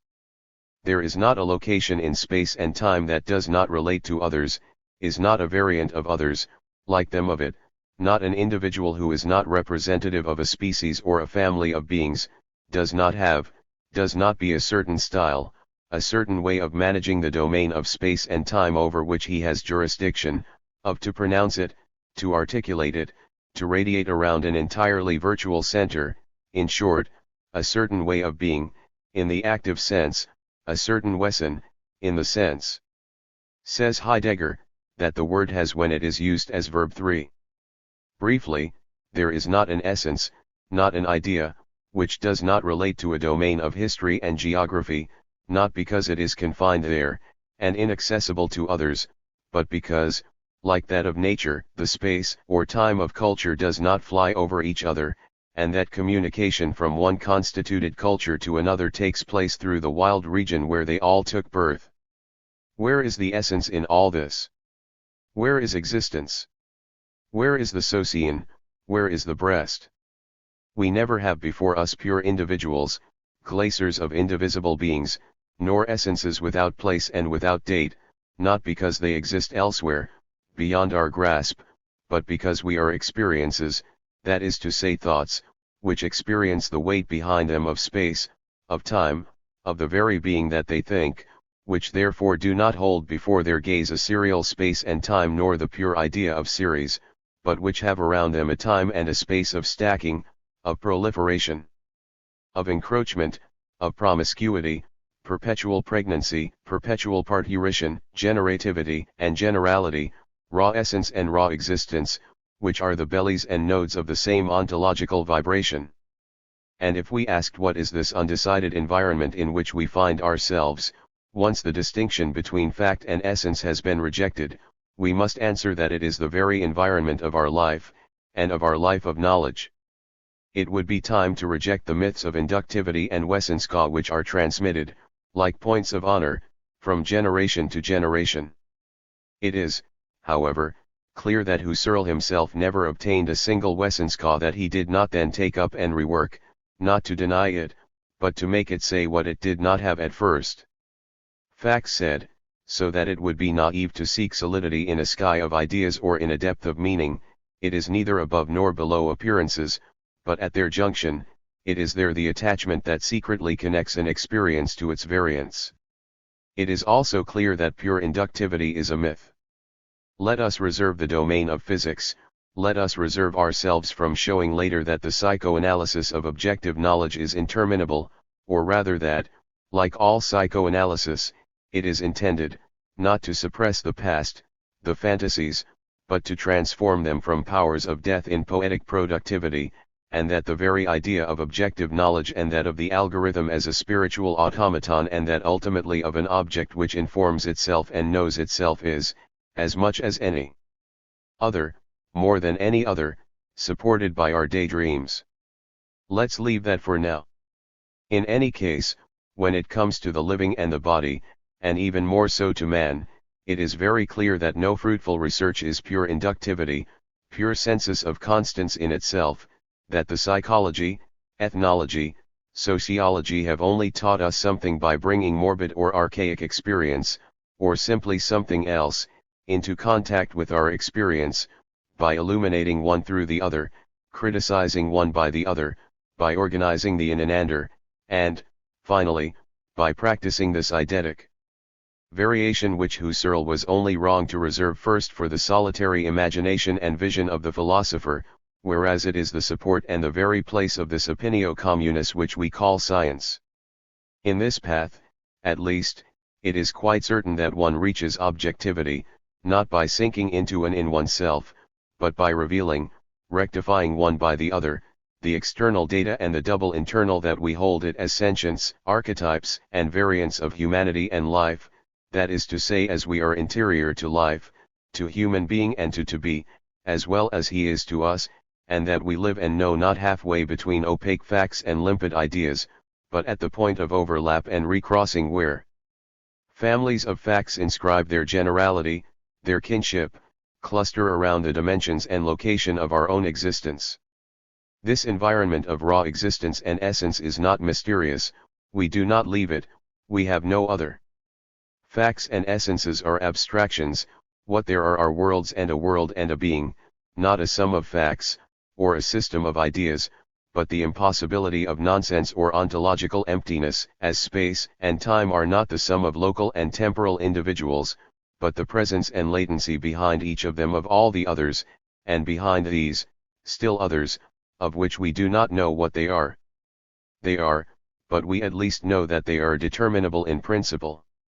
This world, this being, undivided facticity and ideality, which is not one, in the sense of the individuals it contains, and even less two or more, in the same sense, there is nothing mysterious, it is in him dwell, whatever we say, our life, our science and our philosophy for. We will explain the cohesion of time, that of space and time, the simultaneity of their parts and the interlacing of space and time, and the cohesion of the front and back of my body, which means that, visible, tangible as a thing, it is he who takes this view of himself, this contact with him even, where it splits, unifies, so that objective body and phenomenal body revolve around each other or encroach on each other. It is enough to show, for the moment, that the unique being, the dimensionality to which these moments, these sheets and these dimensions belong, is beyond the classical essence and existence and makes their relationship comprehensible. With regard to the essence as well as the fact, it is only necessary to place oneself in the being with which one is dealing, instead of looking at it from the outside, or else, which amounts to the same thing, it is only to put it back into the fabric of our life, to witness from within the dehiscence, analogous to that of my body, which opens it to itself and opens us to it, and which, with regard to the essence, is that of speaking and thinking. As my body, which is one of the visible, also sees itself and, through this, becomes natural light, opening its interior to the visible, so that it becomes my landscape, realizing, as they say, the miraculous promotion of being to consciousness, or, as we rather say, the segregation of inside and outside, likewise speech, supported by the thousand ideal relations of language, and which, before science, as constituted language is therefore a certain region in the universe of meanings, is also organ or resonator of all the others, and, thereby, coextensive with the thinkable. Speech is a total part of meanings like the flesh of the visible, like it, a relationship to being through a being, and, like it, narcissistic, eroticized, endowed with a natural magic which attracts into its network other meanings like the body senses the world by feeling itself. There is there, in reality, much rather than parallel or analogy, solidarity and intertwining, if speech, which is only one region, can also be the asylum of the intelligible world, it is because it extends into the invisible, extends to semantic operations, the belonging of the body to being and the corporeal relevance of all being which is attested to me once and for all by the visible, and of which each intellectual evidence reflects a little further the idea. In a philosophy which takes into consideration the world operating, in function, present and coherent, as it is, essence is not at all a stumbling block, it has its place as an operating essence, in function. There are no longer any essences above us, positive objects, offered to a spiritual eye, but there is an essence below us, the common vein of the signifier and the signified, adhesion and reversibility of the one to another, as visible things are the secret folds of our flesh, and our body, however, one of the visible things. As the world is behind my body, the operating essence is behind the operating word too, that which possesses the meaning less than it is possessed by it, which does not speak of it, but speaks it, or speaks according to it or let it speak and speak to itself in me, Here's my present. If there is an ideality, a thought which has a future in me, which even pierces my space of consciousness and has a future in others, and finally, having become written, a future in every possible reader, it can only be this thought which leaves me hungry and leaves them hungry, which indicates a general distortion of my landscape and which opens it to the universal, precisely because it is rather an unthought. Ideas too possessed are no longer ideas. I no longer think anything when I talk about them, as if it were essential to the essence of being for tomorrow, as if it were only a silk in the fabric lyrics. A discussion is not an exchange or confrontation of ideas, as if everyone formed their own, showed them to others, looked at theirs, and came back to correct them with their own. Someone speaks, and the others immediately are no longer only certain deviations from his words, and he himself specifies his deviation from these. Aloud or very quietly, everyone speaks whole, with their ideas, but also with their hauntings, their secret history that others suddenly lay bare, formulating them as ideas. Life becomes ideas and ideas return to life. Each one is caught in the whirlwind where he initially only made a measured bet, led by what he said and what was answered to him, led by his thought of which he is no longer the only thinker. Nobody thinks anymore, everyone speaks, everyone lives and gestures in being. As I move in my landscape, guided by gradients of differences to observe or reduce if I want to stay here or go there. Whether in discussion or in monologue, the essence in a living and active state is always a certain vanishing point indicated by the arrangement of the words, their other side, inaccessible, except for those who agree to live first and always in them.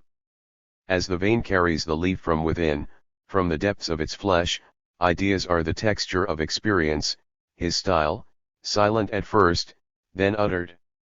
Like any style, they are developed in the depth of being and, not only in fact, but in law, cannot be detached from it to be displayed before the gaze. The philosophical question is therefore not the simple expectation of a meaning which would fill it. What is the world? Or, better, what is being?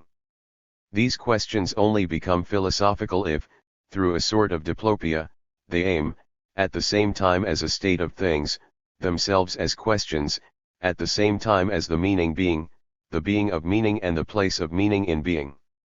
It is the characteristic of philosophical questioning to turn back on itself, to also ask what it is to question and what it is to respond. This question to the second power, as soon as it is asked, cannot be erased. Nothing can be as if there had never been a question. The forgetting of the question, the return to the positive, would only be possible if the questioning was a simple absence of meaning, a retreat into nothingness which is nothing. But the one who questions is not nothing, it is something completely different, a being who questions himself. What is negative about it is carried by an infrastructure of being, and is therefore not a nothing that is eliminated from the account. We said that doubt is a clandestine positivism, and that we must go beyond it towards the something that it denies and that it still affirms. But reciprocally, if we wanted to go beyond it towards a sphere of absolute certainty which would be that of meanings or essences, this absolute positivism would mean that the one who questions has so distanced being and the world from himself that he cannot ess more. Like the negativism of doubt, the positivism of essences secretly says the opposite of what it says openly. The bias to access the absolutely hard being of the essence hides the lying pretension of being nothing. No question goes towards being, if only through its being of question. It has already frequented it, it returns from it. As it is excluded that the question is a real rupture with being, an experienced nothingness, it is also excluded that it is an ideal rupture, an absolutely pure look at an experience reduced to its meaning or its essence. As it is excluded that the question is unanswered, a pure gap towards a transcendent being, it is also excluded that the answer is immanent to the question and that, as Marx said, humanity only asks the questions that it can resolve. And these two views are excluded for the same reason, which is that, in both hypotheses, there would ultimately be no question, and that, in these two views, our initial situation is ignored, i.e., cut off from being. We do not even have enough positive to ask a question, because, already caught in it, we are already beyond all questions. The questions of essence to which we want to reduce philosophy are in themselves no more philosophical than the questions of fact, and the latter, possibly, no less philosophical than them. The dimension of philosophy intersects that of essence and 5. Questioning the essence of time and space is not yet doing philosophy, if we do not then question the relationships of time itself and space itself with their essence. And, in a sense, questions of fact go further than the truths of reason. From time to time, a man raises his head, sniffs, listens, considers, recognizes his position, he thinks, he sighs, and, taking his watch from the pocket lodged against his side, looks at the time. Where am I? And what time is it? This is the inexhaustible question of us in the world 6, 7.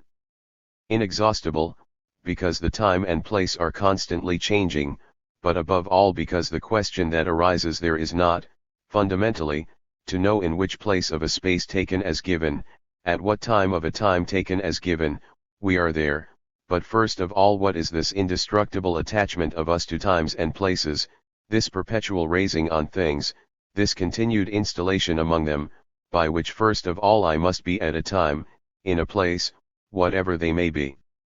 Positive information, any statement whatsoever, only postpones this question and deceives our hunger. They refer us to some law of our being which states that after a space there is a space, after a time, but it is this very law that our questions of fact are aimed at. If we could scrutinize their final motive, we would find under the questions where am I and what time is it a secret knowledge of space and time as beings to be questioned, of questioning as an ultimate relationship to being and as an ontological organ. No more than facts, essential necessities will be the answer that philosophy calls for. The answer is higher than the facts, lower than the essences in the wild being where they were undivided, and where, behind or below the divisions of our acquired culture, they continue to being. What we propose there and oppose to the search for essence is not the return to the immediate, the coincidence, the effective fusion with the existing, the search for an original integrity, for a lost secret and to find, which would cancel our questions and even indict our language.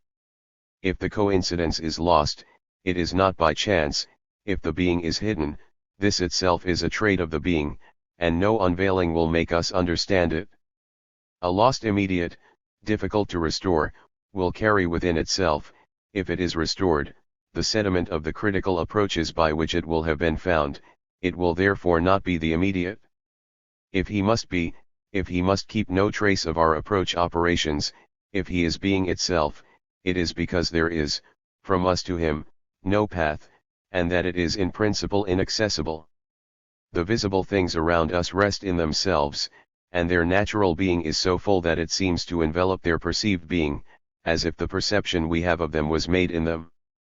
But, if I express this experience by saying that things are in their place and that we merge with them, I immediately make it impossible, because, as we approach the thing, I cease to be, as I follow, there is no thing, but only a double of it in my dark room. At the moment when my perception becomes pure perception, thing, being, it dies, the moment it lights up, I am already no longer the thing. And, in the same way, towards the being of the past, there is no real coincidence, if the pure memory is the old preserved present, and if, in the remembrance, I really become again what I was, I don't see how she could open up the dimension of the past to me, and if, by inscribing itself in me, each present loses its flesh, if the pure memory into which it changes is an invisible one, then it has indeed passed there, but not a coincidence with it, I am separated from it by all the depth of my present, it is only mine by finding a place there in some way, by making itself present again. As there is never both thing and consciousness of the thing, there is never both past and consciousness of the past, and for the same reason, in an intuition by coincidence and fusion, everything that we give to being is taken away from experience, everything we give to experience is taken away from being. The truth is that the experience of a coincidence can only be, as Bergson often says, partial coincidence. But what is a coincidence that is only partial? It is a coincidence always outdated or always future, an experience which remembers an impossible past, anticipates an impossible future, which emerges from being or which will be incorporated into it, which is, but which does not. It is not him, and therefore is not a coincidence, a real fusion, like two positive terms or two elements of an alloy, but a covering, like a hollow and a relief which remain distinct. Coming after the world, after nature, after life, after thought, and finding them constituted before it, philosophy questions this prior being and questions itself about its relationship with it. It is a return to itself and to all things, but not a return to an immediate, which moves away the more it wants to approach it and blend into it. The immediate is on the horizon, and must be thought of as such. It is only by remaining at a distance that it remains itself. There is an experience of the visible thing as pre-existing my vision, but it is not fusion, coincidence, because my eyes which see, my hands which touch, can also be seen and touched, because, therefore, in this sense, they see and touch the visible, the tangible, from within, that our flesh lines and even envelopes all the visible and tangible things by which it is nevertheless surrounded. The world and I are in each other, and from percipere to percipi there is no anteriority, there is simultaneity or even delay. Because the weight of the natural world is already a weight of the past. Each landscape of my life, because it is not a wandering herd of sensations or a system of ephemeral judgments, but a segment of the lasting flesh of the world, is pregnant, as visible, with many other visions than mine, and the visible that I see, of which I speak, even if it is not Hymettus or the plane trees of Delphi, is the same numerically as saw, of which Plato and Aristotle spoke.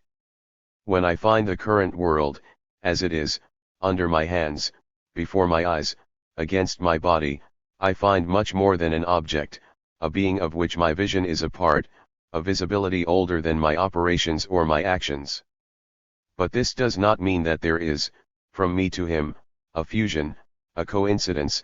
On the contrary, this happens because a sort of dehiscence opens my body in two, and that between him looking and him looking, touching him and him touching, there is overlap or encroachment, so that it must be said that things pass into us as well as we into things. Our intuition, said Bergson, is reflection, and he was right. His intuition shares with reflective philosophies a sort of supralapsarian prejudice. The secret of being is in an integrity which is behind us. What it lacks, as with reflective philosophies, is the double reference, the identity of going into oneself and going out of oneself, of experience and distance. The return to immediate data, the on-site deepening of experience, are certainly the motto of philosophy as opposed to naive knowledge. But past and present, essence and fact, space and time are not given in the same sense, and none of them is given in the sense of coincidence. The originary is not of a single type, it is not all behind us. The restitution of the true past, of pre-existence is not the whole of philosophy. Experience is not flat, without depth, without dimension. It is not an opaque layer with which we would have to confuse ourselves. The appeal to the original goes in several directions, the original explodes, and philosophy must accompany this explosion, this non-coincidence, this differentiation. The difficulties of coincidence are not only difficulties of fact which would leave the principle intact.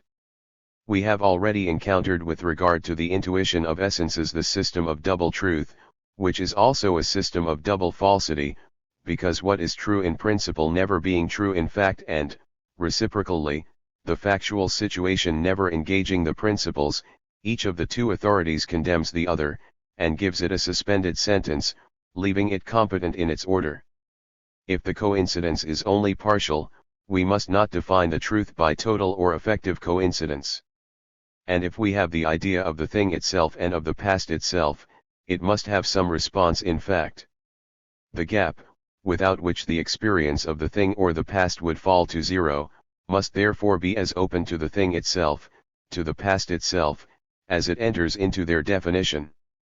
So, what is given is not the bare thing, the past itself as it was in its time, but the thing ready to be seen, pregnant, in principle as well as in fact, of all the visions that we can take of it, the past as it once was, no longer an inexplicable alteration, a strange distance, linked, in principle as well as in fact, to a remembrance which crosses it but does not cancel it.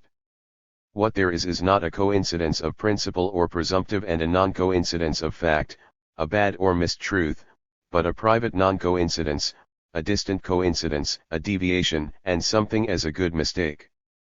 It is in relation to language that we would best see how we should not and how we should return to the things themselves.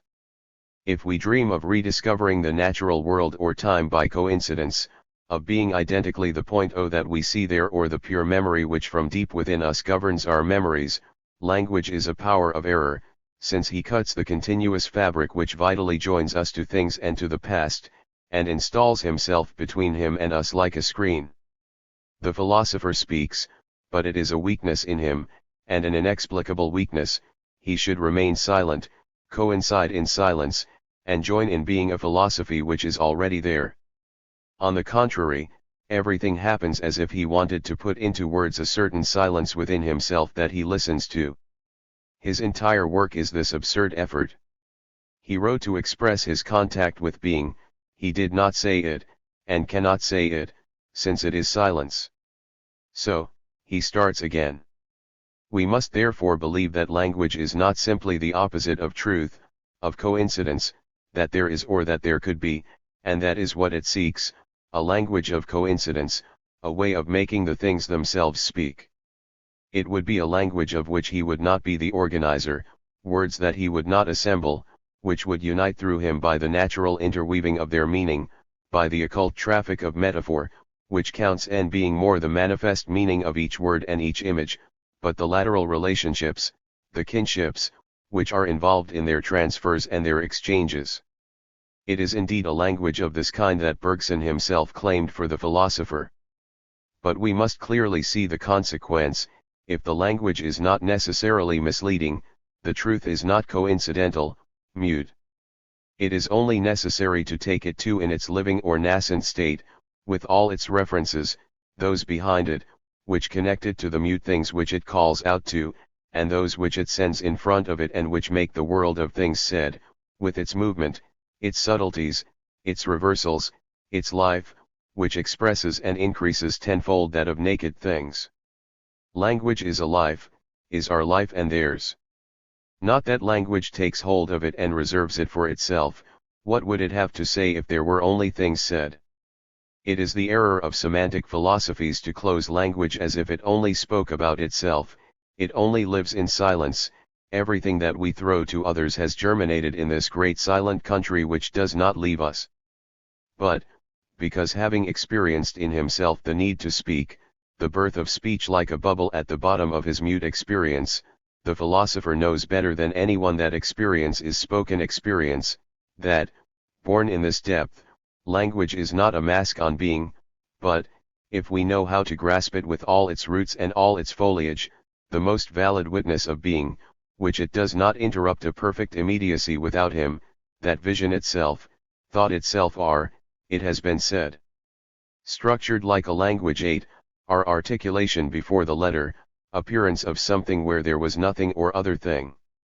So that the problem of language is only a regional problem, if you like, that is to say, if we consider ready-made language, the secondary and empirical operation of translation, of coding and decoding, artificial languages, the technical relationship of a sound and a meaning which are only joined by express convention, and are therefore ideally isolatable but on the contrary, to consider the speaking word, the assumption as natural of the conventions of language by the one who lives in it, the winding in him of the visible and the lived on the language, of the language on the visible and the lived, the exchanges between the articulations of his silent landscape and those of his word, finally this operating language which does not need to be translated into meanings and thoughts, this language thing which is valid as a weapon, as an action, as an offense and as a seduction, because it brings to the surface all the deep relationships of experience where it was formed.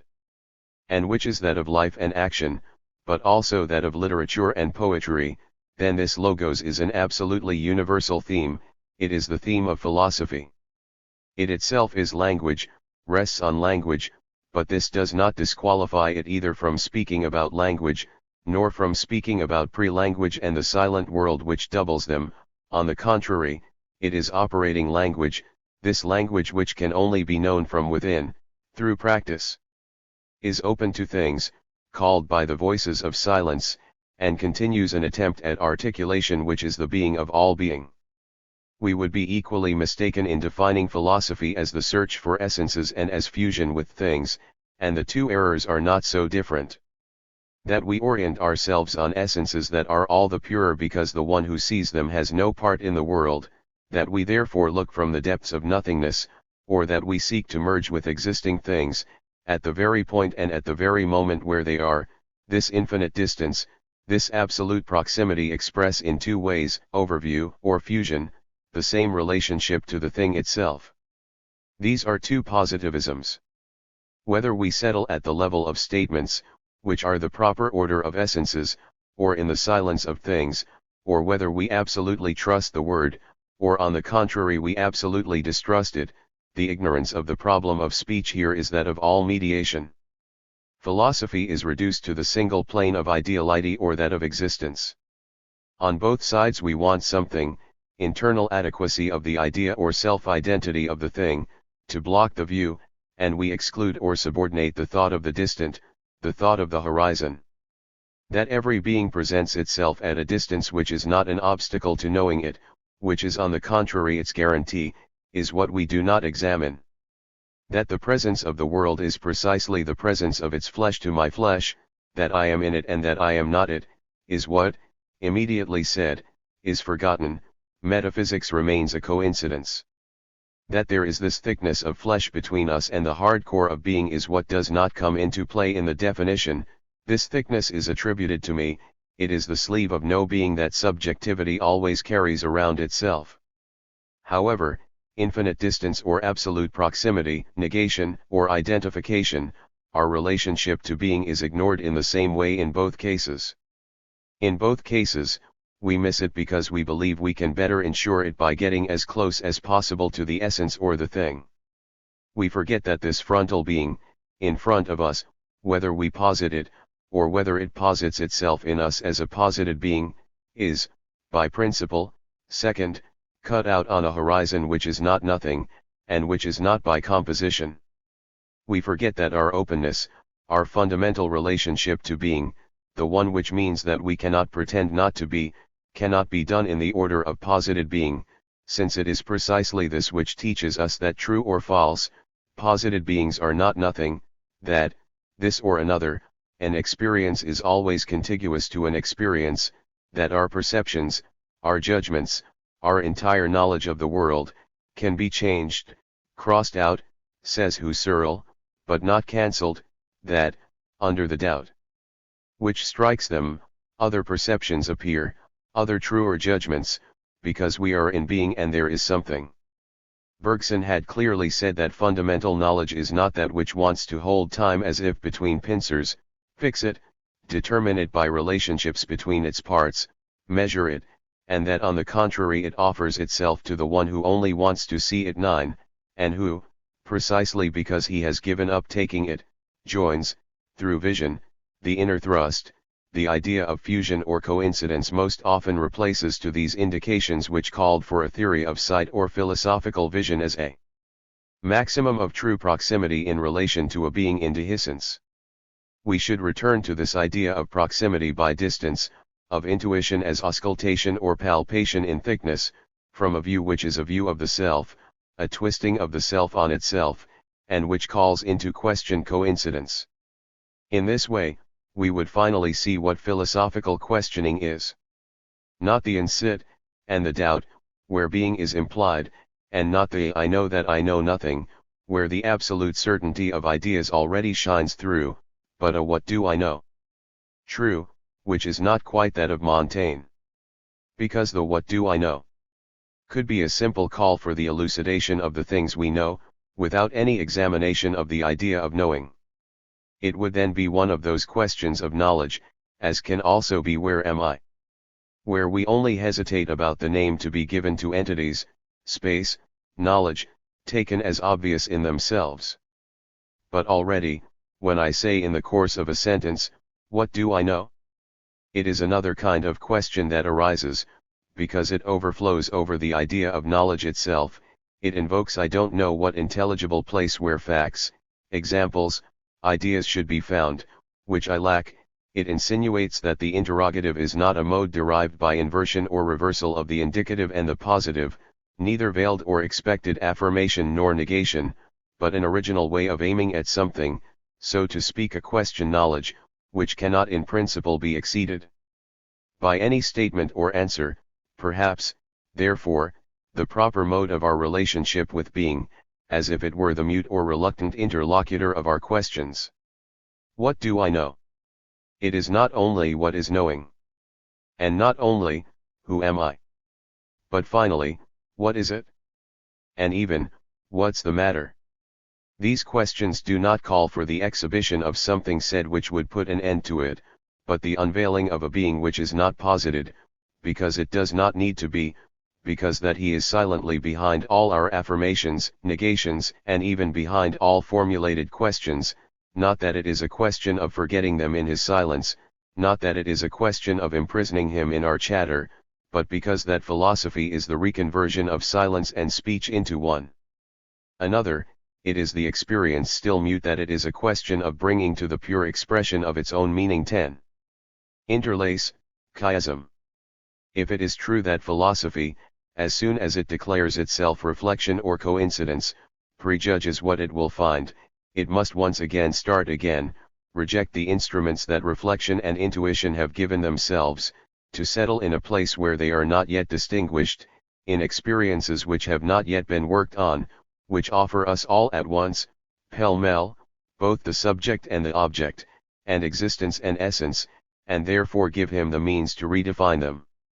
Seeing, speaking, even thinking, with certain reservations, because as soon as we absolutely distinguish thinking from speaking we are already in a regime of reflection, are experiences of this kind, both undeniable and enigmatic. They have a name in all languages, but which in all also carries meanings in clusters, bushes of literal and figurative meanings, so that it is not one of those names, like those of science, which shed light, by attributing to what is named a circumscribed meaning, but rather the repeated clue, the insistent reminder, of a mystery as familiar as it is unexplained, of a light which, illuminating the rest, remains at its origin in darkness. If we could find in the exercise of seeing and speaking some of the living references which assign them such a destiny in language, perhaps they would teach us to form our new instruments, and first of all to understand our research. Our question themselves. The visible around us seems to rest in itself. It is as if our vision was formed in his heart, or as if there was a connection between him and us as close as that of the sea and the beach. And yet, it is not possible for us to merge into him, nor for him to pass into us, because then the vision would vanish at the moment of being made, by disappearance either of the seer or of the visible. What there is therefore are not things identical to themselves which, subsequently, would be offered to the seer, and it is not a seer, empty at first, who, afterwards, would open to them, but something to which we could not be closer than by feeling it with our eyes, things that we could not dream of seeing all naked, because the very gaze envelopes them, dresses them with its flesh. How does it come about that, in doing so, he leaves them in their place, that the vision we take of them seems to us to come from them, and that being seen is for them only a degradation of their eminent being? What is this talisman of color, this singular virtue of the visible which means that, held within sight, it is nevertheless much more than a correlative of my vision? It is he who imposes it on me as a continuation of his sovereign existence. How does it come about that, enveloping them, my gaze does not hide them, and, finally, that, veiling them, it reveals them? We must first understand that this red before my eyes is not, as they always say, a quale, a film of being without thickness, a message both indecipherable and obvious, that we have or that we do not, has not received, but of which we know, if we have received it, everything there is to know, and of which there is in short nothing to say. It requires a focus, even brief, it emerges from a redness, less precise, more general, where my gaze was caught and bogged down before fixing it, as they say so well. And if, now that I have fixed it, my eyes sink into it, into its fixed structure, or if they begin to wander around again, the quail resumes its atmospheric existence. Its precise shape is linked to a certain configuration or woolly, metallic, or porous texture, and it is little compared to these participations. Claudel roughly says that a certain blue of the sea is so blue that only blood is redder. Color is also a variant in another dimension of variation, that of its relationships with its surroundings. This red is only what it is by connecting itself from its place to other reds around it, with which he makes a constellation, or to other colors which he dominates or which dominate him, which he attracts or which attract him, which he repels or which repel him. In short, it is a certain knot in the web of the simultaneous and the successive. It is a concretion of visibility, it is not an atom. Even more so, does the red dress hold with all its fibers to the fabric of the visible, and, through it, to a fabric of invisible being.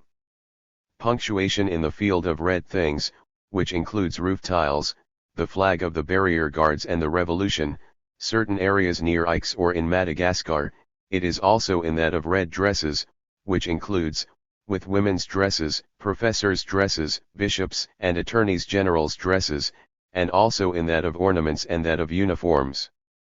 And its red, literally, is not the same, depending on whether it appears in one constellation or the other, depending on whether the pure essence of the 1917 revolution, or that of the eternal feminine precipitates in it, or that of the public accuser, or that of the gypsies, dressed like hussars, who reigned 25 years ago over a brasserie on the Champs-Élysées. A certain red is also a fossil brought from the depths of imaginary worlds. If we took into account all these participations, we would realize that a naked color, and in general a visible one, is not an absolutely hard, inseparable piece of being, offered quite naked to a vision which could not being that total or zero, but rather a sort of strait between exterior horizons and interior horizons always gaping, something which comes to gently touch and makes resonate at a distance various regions of the colored or visible world, a certain differentiation, an ephemeral modulation of this world, less color or thing therefore, than difference between things and colors, momentary crystallization of colored being or visibility. Between the colors and the supposed visible, we would find the fabric which doubles them, supports them, nourishes them, and which itself is not a thing, but possibility, latency and flesh of things. If we look back at the seer, we will see that this is not a vague analogy or comparison, and must be taken literally.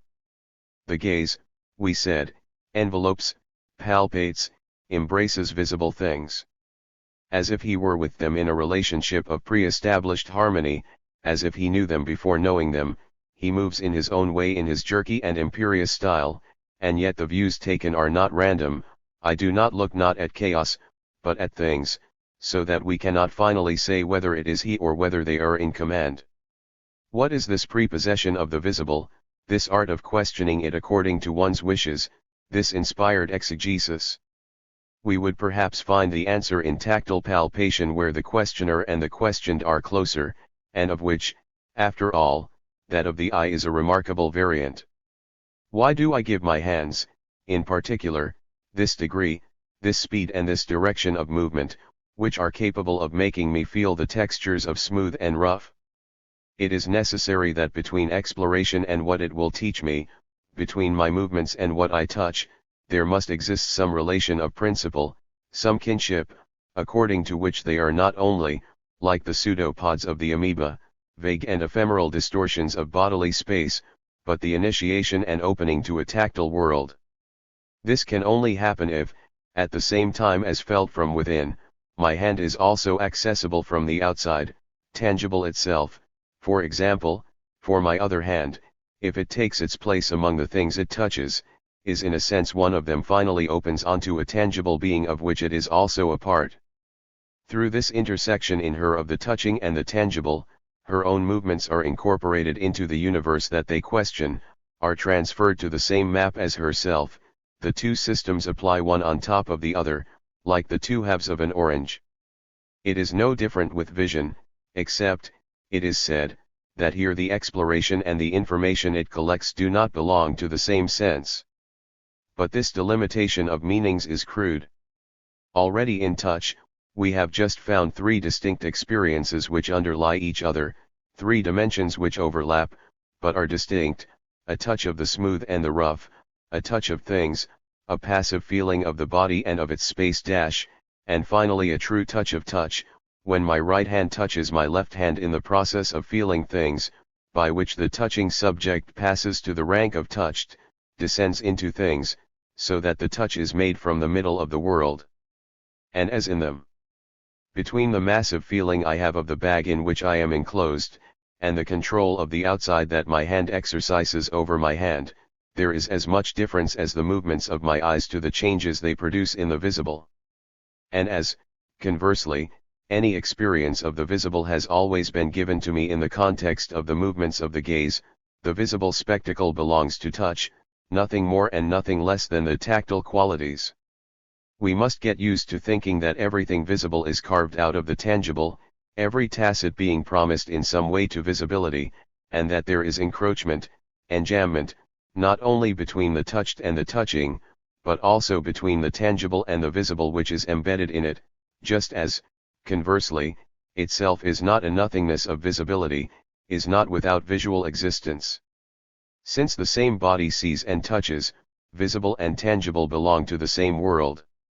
It is a marvel too little noticed that every movement of my eyes, even more, every movement of my body, has its place in the same visible universe that through them I detail and explore, just as, conversely, all vision takes place somewhere in touch space. There is a double and crossed bearing of the visible in the tangible and of the tangible in the visible, the two maps are complete, and yet they do not merge. The two parts are total parts and yet are not superimposable. Therefore, without even going into the specific implications of the seer and the visible, we know that, since vision is palpation through the gaze, it must also be inscribed in the order of being that it reveals to us. The one who looks must not himself be a stranger to the world he is looking at. As soon as I see, it is necessary that the vision be coupled with a complementary vision or another vision, myself seen from the outside, as another sees me. Would see, installed in the middle of the visible, considering it from a certain place.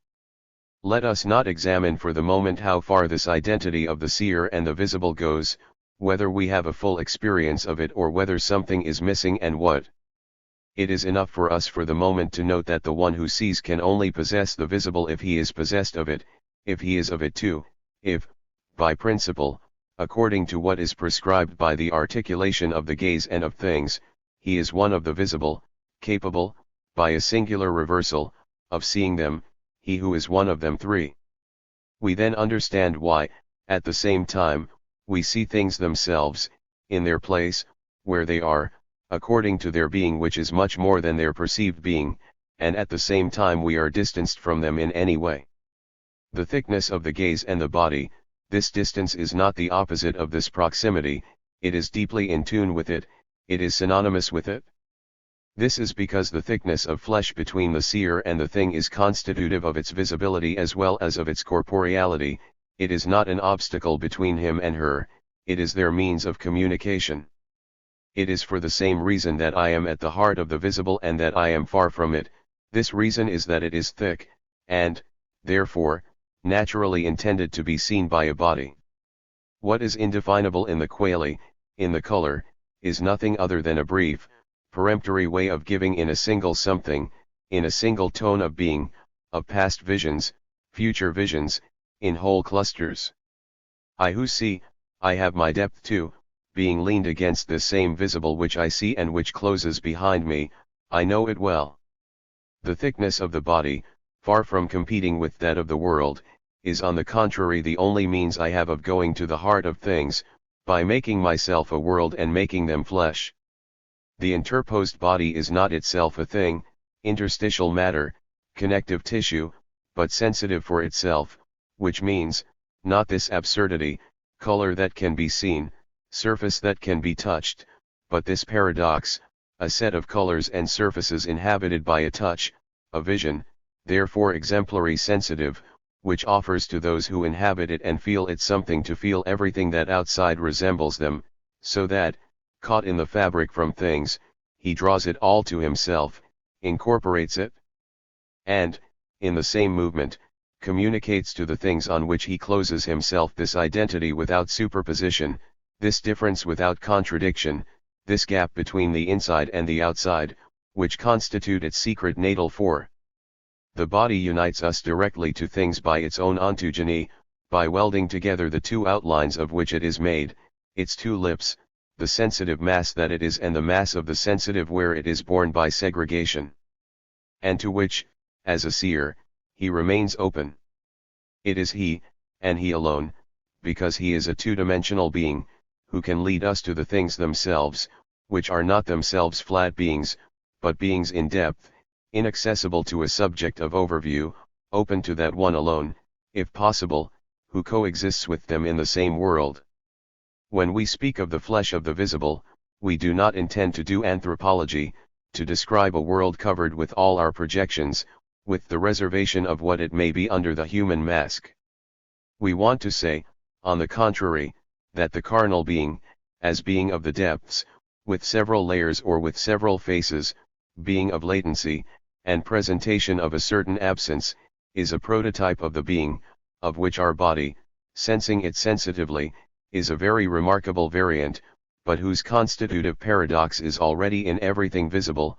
Already, the cube brings together incompossible visibilia, like my body is at once a phenomenal body and an objective body, and as he is finally, it is. Like him, by a stroke of force. What we call visible is, we said, a quality pregnant with a texture, the surface of a depth, a cut on a mass of being, a grain, or corpuscle carried by a wave of being. Since the total visible is always behind, or after, or between the aspects that we see, there is only access to it through an experience which, like it, is entirely outside of itself. It is in this capacity, and not as the bearer of a knowing subject, that our body commands the visible for us, but it does not explain it, does not illuminate it, it only concentrates the mystery of its scattered visibility, and it is indeed a paradox of being, not a paradox of man, that we are dealing with here. Certainly, between the two sides of our body, the body as sensitive and the body as feeling, what we formerly called objective body and phenomenal body, we can respond that there is, rather than a gap, the abyss that separates the in itself from the for itself. It is a question, and we will not avoid it, of knowing how the sensitive feeling can also be thought. But here, seeking to form our first concepts in such a way as to avoid classic impasses, we do not have to accept the difficulties that they can offer when we confront them with a cogito which, itself, needs to be reviewed. Yes or no, do we have a body, that is to say not a permanent object of thought, but flesh that suffers when it is injured, hands that touch? We know, hands are not enough to touch, but to decide for this sole reason that our hands do not touch, and to send them back to the world of objects or instruments, would be, accepting the bifurcation of subject and object, renounce in advance to understand the sensitive and deprive ourselves of its enlightenment. On the contrary, we suggest taking him at his word to begin with. We therefore say that our body is a being with two layers, on the one hand a thing among things and, on the other hand, the one who sees and touches them. We say, because it is obvious, that it unites in itself these two properties, and its double belonging to the order of the object and to the order of the subject reveals to us between the two orders of very unexpected relationships. If the body has this double reference, it cannot be by an incomprehensible chance. He teaches us that each calls the other. For, if the body is a thing among things, it is in a sense stronger and deeper than them. This, we said, is what it is, and this means that it stands out on them and, to this extent, detaches himself from them. It is not simply a thing seen in fact, it is visible in law, it falls under a vision that is both inevitable and deferred. Conversely, if he touches and sees, it is not because he has the visible before him as objects, they are around him, they even enter his enclosure, they are in him, they cover from without and from within his looks and his hands. If he touches them and sees them, it is only because, being of their family, visible and tangible himself, he uses his being as a means to participate in theirs, that each of the two beings is for them. Another archetype, that the body belongs to the order of things as the world is universal flesh. We should not even say, as we did earlier, that the body is made of two layers, one of which, that of the sensible, is united with the rest of the world. There are not two layers or two layers in him.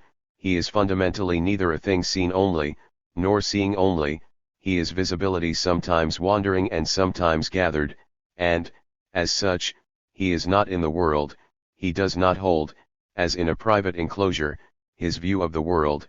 He sees the world itself, the world of all, and without having to leave himself, because he is not entirely, because his hands, his eyes, are nothing other than this reference of a visible, of a tangible standard to all those whose resemblance he bears, and whose testimony he collects, by a magic which is the vision, touch same.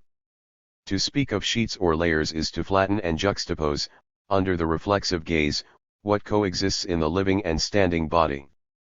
If we want metaphors, it would be better to say that the felt body and the sensing body are like the reverse and the right side, or again, like two segments of a single circular path, which, from above, goes from left to right, and, from below, from right to left, but which is only one movement in its two phases.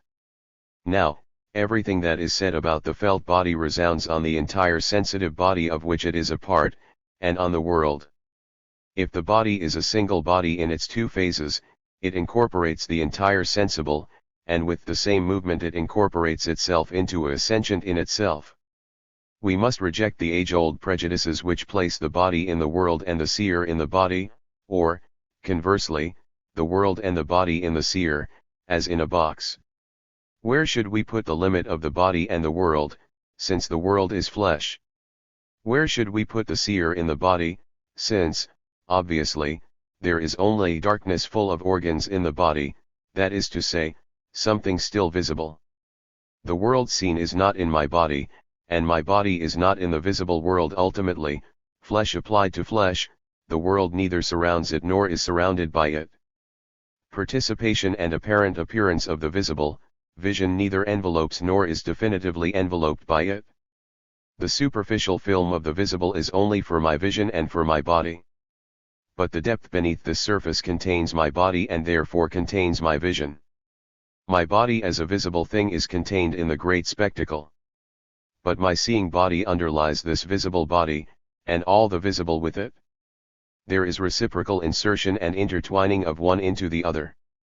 Or rather, if, as is necessary once again, we renounce thinking by planes and perspectives, there are two circles, or two whirlwinds, or two spheres, concentric when I live naively, and, as soon as I questions, slightly off-centered from each other. We will have to ask ourselves what exactly we have found with this strange adhesion of the seer and the visible.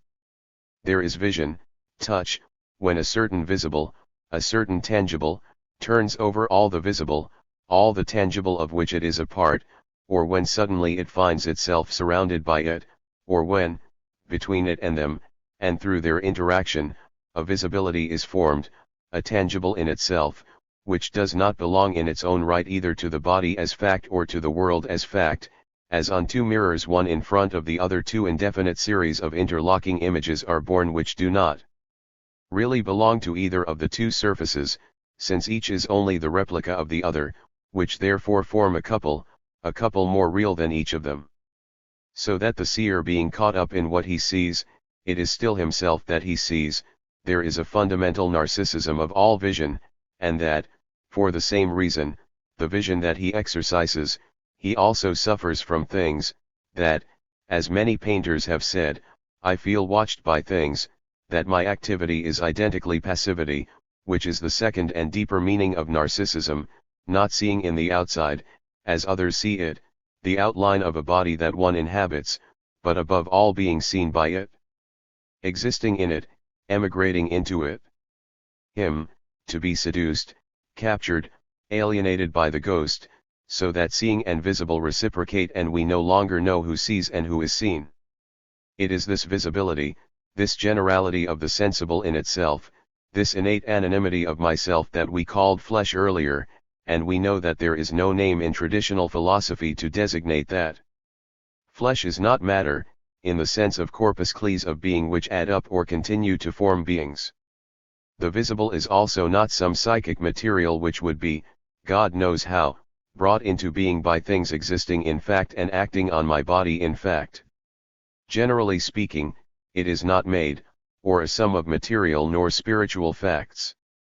Nor is it a representation for a spirit cannot be captured by its representations, it would be repugnant to this insertion into the visible which is essential to the seer. The flesh is not matter, is not spirit, is not substance.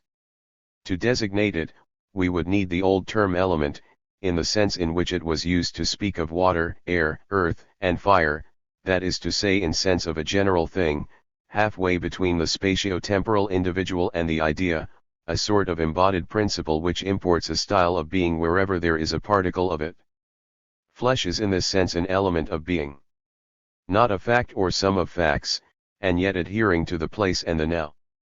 Much more, inauguration of where and when, possibility and requirement of the fact, in a word facticity, what makes the fact happen. And, at the same time, what makes them meaningful is that the fragmentary facts are arranged around something. For, if there is flesh, that is to say if the hidden face of the cube shines somewhere as well as the one that I have before my eyes, and coexists with it, and if I who see the cube, I also relate to the visible, I am visible elsewhere, and if he and I, together, are caught in the same element, should we say the seer or the visible? This cohesion, this visibility of principle, prevails over any momentary discordance.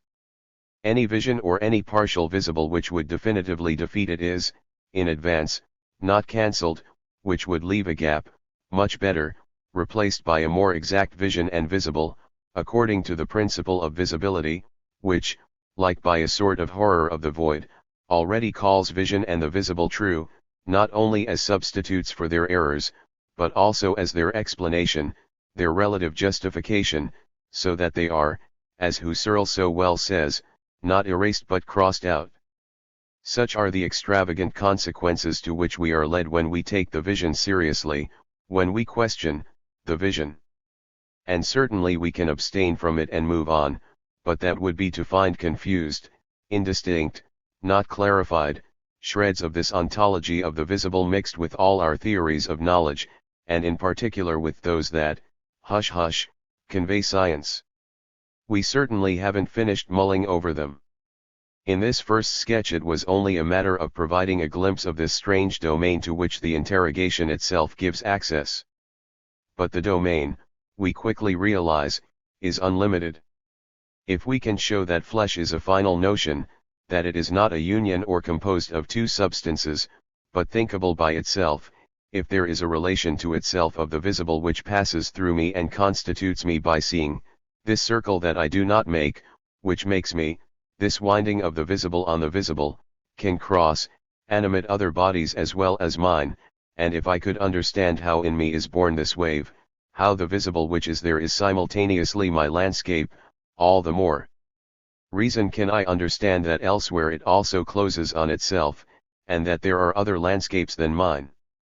If he has allowed himself to be captured by one of its fragments, the principle of capture is acquired, the field opened for other narcissus, for an intercorporeality. If my left hand can touch my right hand while it palpates the tangibles, touch it in the act of touching, return its palpation to it, why, touching the hand of another, should I not touch the same power in it to marry the things I touched in mine? It is true that the things in question are mine, that the whole operation takes place, as they say, in me, in my landscape, whereas it is a question of establishing one other. On the contrary, when one of my hands touches the other, the world of each opens onto that of the other because the operation is reversible at will, because they both belong, as they say, to a single space of consciousness, that one man touches one thing through both. But for my two hands to open onto a single world, it is not enough that they are given to a single consciousness, otherwise the difficulty which concerns us would also disappear, the other bodies being known to me as mine. It is still the same world that they would have and that I would have to deal with. No, my two hands touch the same things because they are the hands of the same body, but each of them has its tactile experience. If nevertheless they deal with a single tangible, it is because from one to the other, through bodily space, as indeed between my two eyes, there exists a very special relationship which makes them to a single organ of experience, like my two eyes the channels of a single cyclopean vision. A difficult relationship to think about, since an eye, a hand, are capable of vision, of touch, and that what is to be understood is that these visions, these touches, these small subjectivities, these consciousness of, can assemble like flowers in a bouquet, when each being conscious of, being for itself, reduces the others into objects.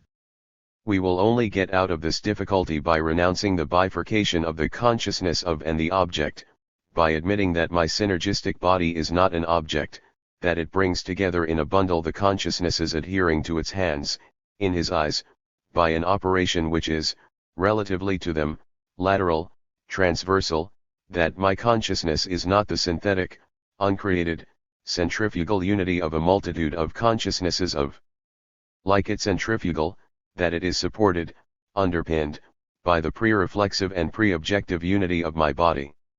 Which means that each monocular vision, each touch by a single hand, while having its visible, its tactile, is linked to each other vision, to each other touch, so as to have with them the experience of a single body before a single world, by a possibility of reversion, of reconversion of its language into theirs, of postponement and reversal, according to which the small private world of each is, not juxtaposed with that of all the others, but surrounded by him, taken from him, and all together are a sensing in general before a sensible in general. Now, this generality which creates the unity of my body, why would it not open it to other bodies? The handshake is also reversible. I can feel touched as well and at the same time as touching, and, certainly, there is no large animal of which our bodies are the organs, like the hands, the eyes, the head, are for each of them. Why wouldn't synergy exist between different organisms, if it is possible within each? Their landscapes intertwine, their actions and their passions fit exactly. This is possible as soon as we stop defining feeling primarily by belonging to the same consciousness, and on the contrary we understand it as a return on oneself of the visible, carnal adhesion of the sensing to the felt and of the felt to the sensing. Because recovery and fission, identity and difference, it gives birth to a ray of natural light which illuminates all flesh and not just mine. The colors, the tactile reliefs of others are for me, it is said, an absolute mystery, are forever inaccessible to me. This is not entirely true. It is enough for me to have, not an idea, an image, or a representation, but as an immanent experience, that I look at a landscape, that I talk about it with someone, then, through the concordant operation of his body and mine, what I see passes into him. This individual green of the meadow before my eyes invades his vision without leaving mine. I recognize in my green its green, like the customs officer suddenly in this walker the man whose description he was given. There is no problem of the alter ego here because it is not me who sees, not he who sees. An anonymous visibility inhabits us both, a vision in general, by virtue of this property primordial which belongs to the flesh, being here and now, to radiate everywhere and forever, being individual, to be also dimension and universal. With the reversibility of the visible and the tangible, what is open to us is therefore, if not yet the incorporeal, at least an intercorporeal being, a presumptive domain of the visible and the tangible, which extends further than things that I currently touch and see. There is a circle of the touched and the touching, the touched seizes the touching. There is a circle of the visible and the seer is not without visible existence. 5. There is the same inscription from the touching to the visible, from the seeing to the tangible, and vice versa. Finally there is propagation of these exchanges to all the bodies of the same type and of the same style that I see and touch, and this by the fundamental fission or segregation of the feeling and the sensitive, which, laterally, makes the organs of my body communicate and establishes the transitivity of one body to another. As soon as we see other seers, we no longer have before us only the eyeless gaze, the one-way mirror of things, this faint reflection, this ghost of ourselves, which they evoke by designating a place among them. From where we see them, henceforth, through other eyes we are fully visible to ourselves. This gap where our eyes are, our back, it is filled by the visible again, but of which we are not holders. Certainly, to believe in it, to take into account a vision that is not ours, it is always from the unique treasure of our vision that we draw, and experience therefore can do nothing teach us that is not outlined in it. But the characteristic of the visible, we said, is to be superficial with an inexhaustible depth. This is what means that it can be open to visions other than ours. By realizing themselves, they highlight the limits of our vision of fact, they underline the solipsistic illusion which is to believe that all surpassing is surpassing by oneself. For the first time, the seer that I am is truly visible to me. For the first time, I appear to have turned myself inside out before my own eyes.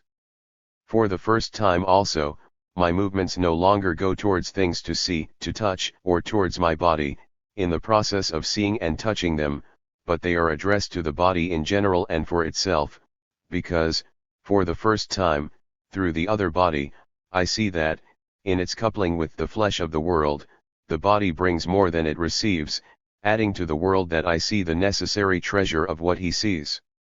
For the first time, the body no longer couples with the world, it embraces another body, carefully applying all its scope to it, tirelessly drawing with its hands the strange statue which in turn gives all this that she receives, lost outside the world and goals, fascinated by the unique occupation of floating in being with another life, of making the outside of her inside and the inside of her outside.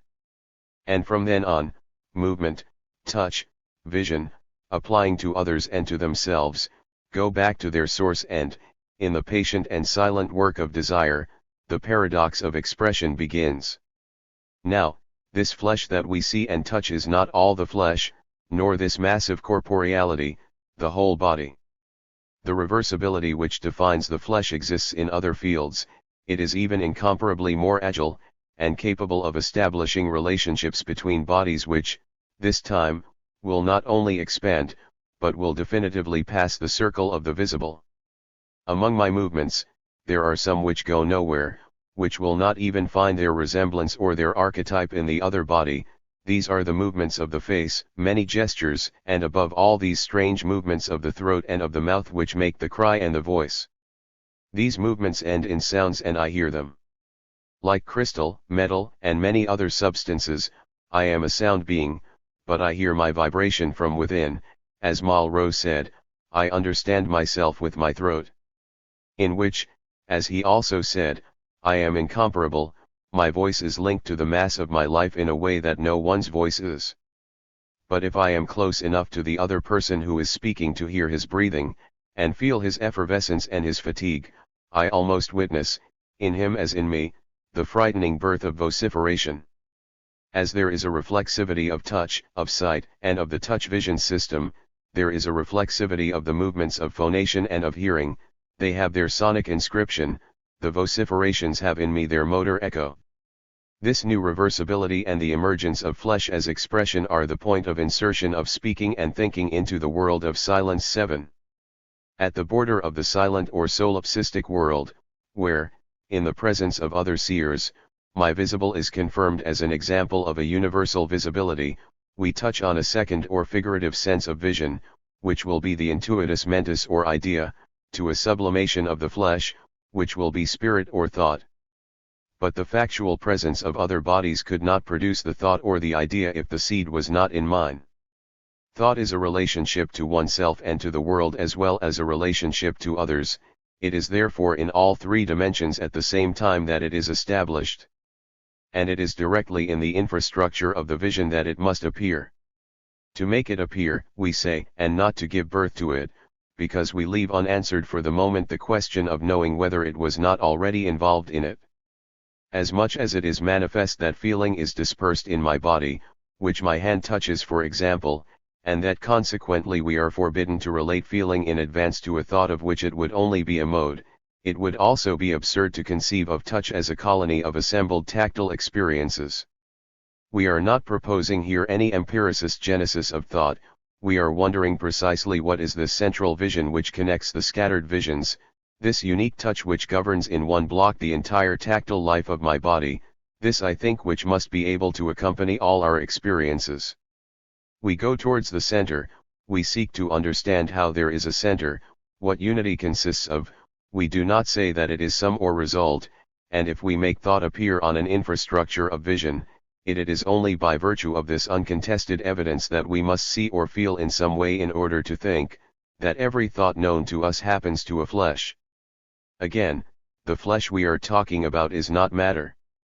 It is the winding of the visible on the seeing body, of the tangible on the touching body, which is attested in particular when the body sees itself, touches itself in the process of seeing and touching things, so that, simultaneously, as tangible it descends among them, as if touching it dominates them all and draws from itself this relationship, and even this double relationship, by dehiscence or fission of its mass.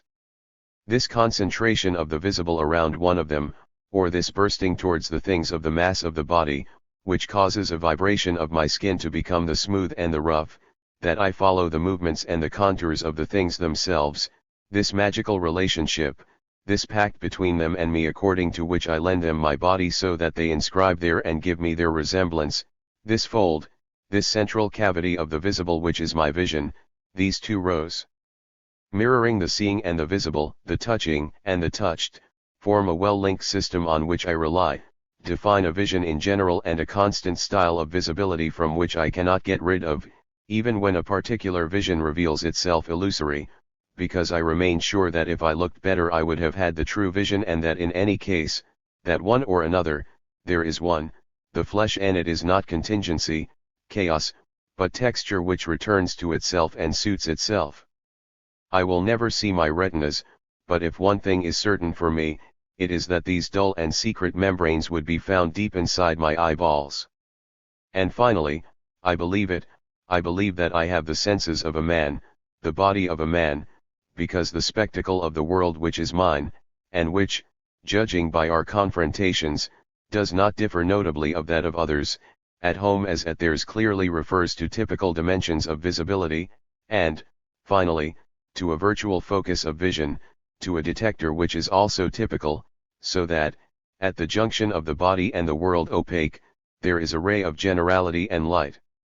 Conversely, when, starting from the body, I wonder how it becomes visible, when I examine the critical region of the aesthesiological body, everything happens, as we showed previously 8, as if the visible body remained unfinished, gaping, like if the physiology of vision did not succeed in closing the nervous functioning on itself, the movements of fixation, of convergence, being suspended on the advent, for the body, of a visible world of which they were supposed to provide the explanation, as if, therefore, to the material means and instruments left here and there on the site, the vision suddenly came to give a convergence that they were waiting for, as if, through all these channels, through all these circuits prepared but unused, was made probable, inevitable in the long run, the current which will pass through them, making an embryo a newborn, a visible one a seer and a body a spirit or, at least, flesh.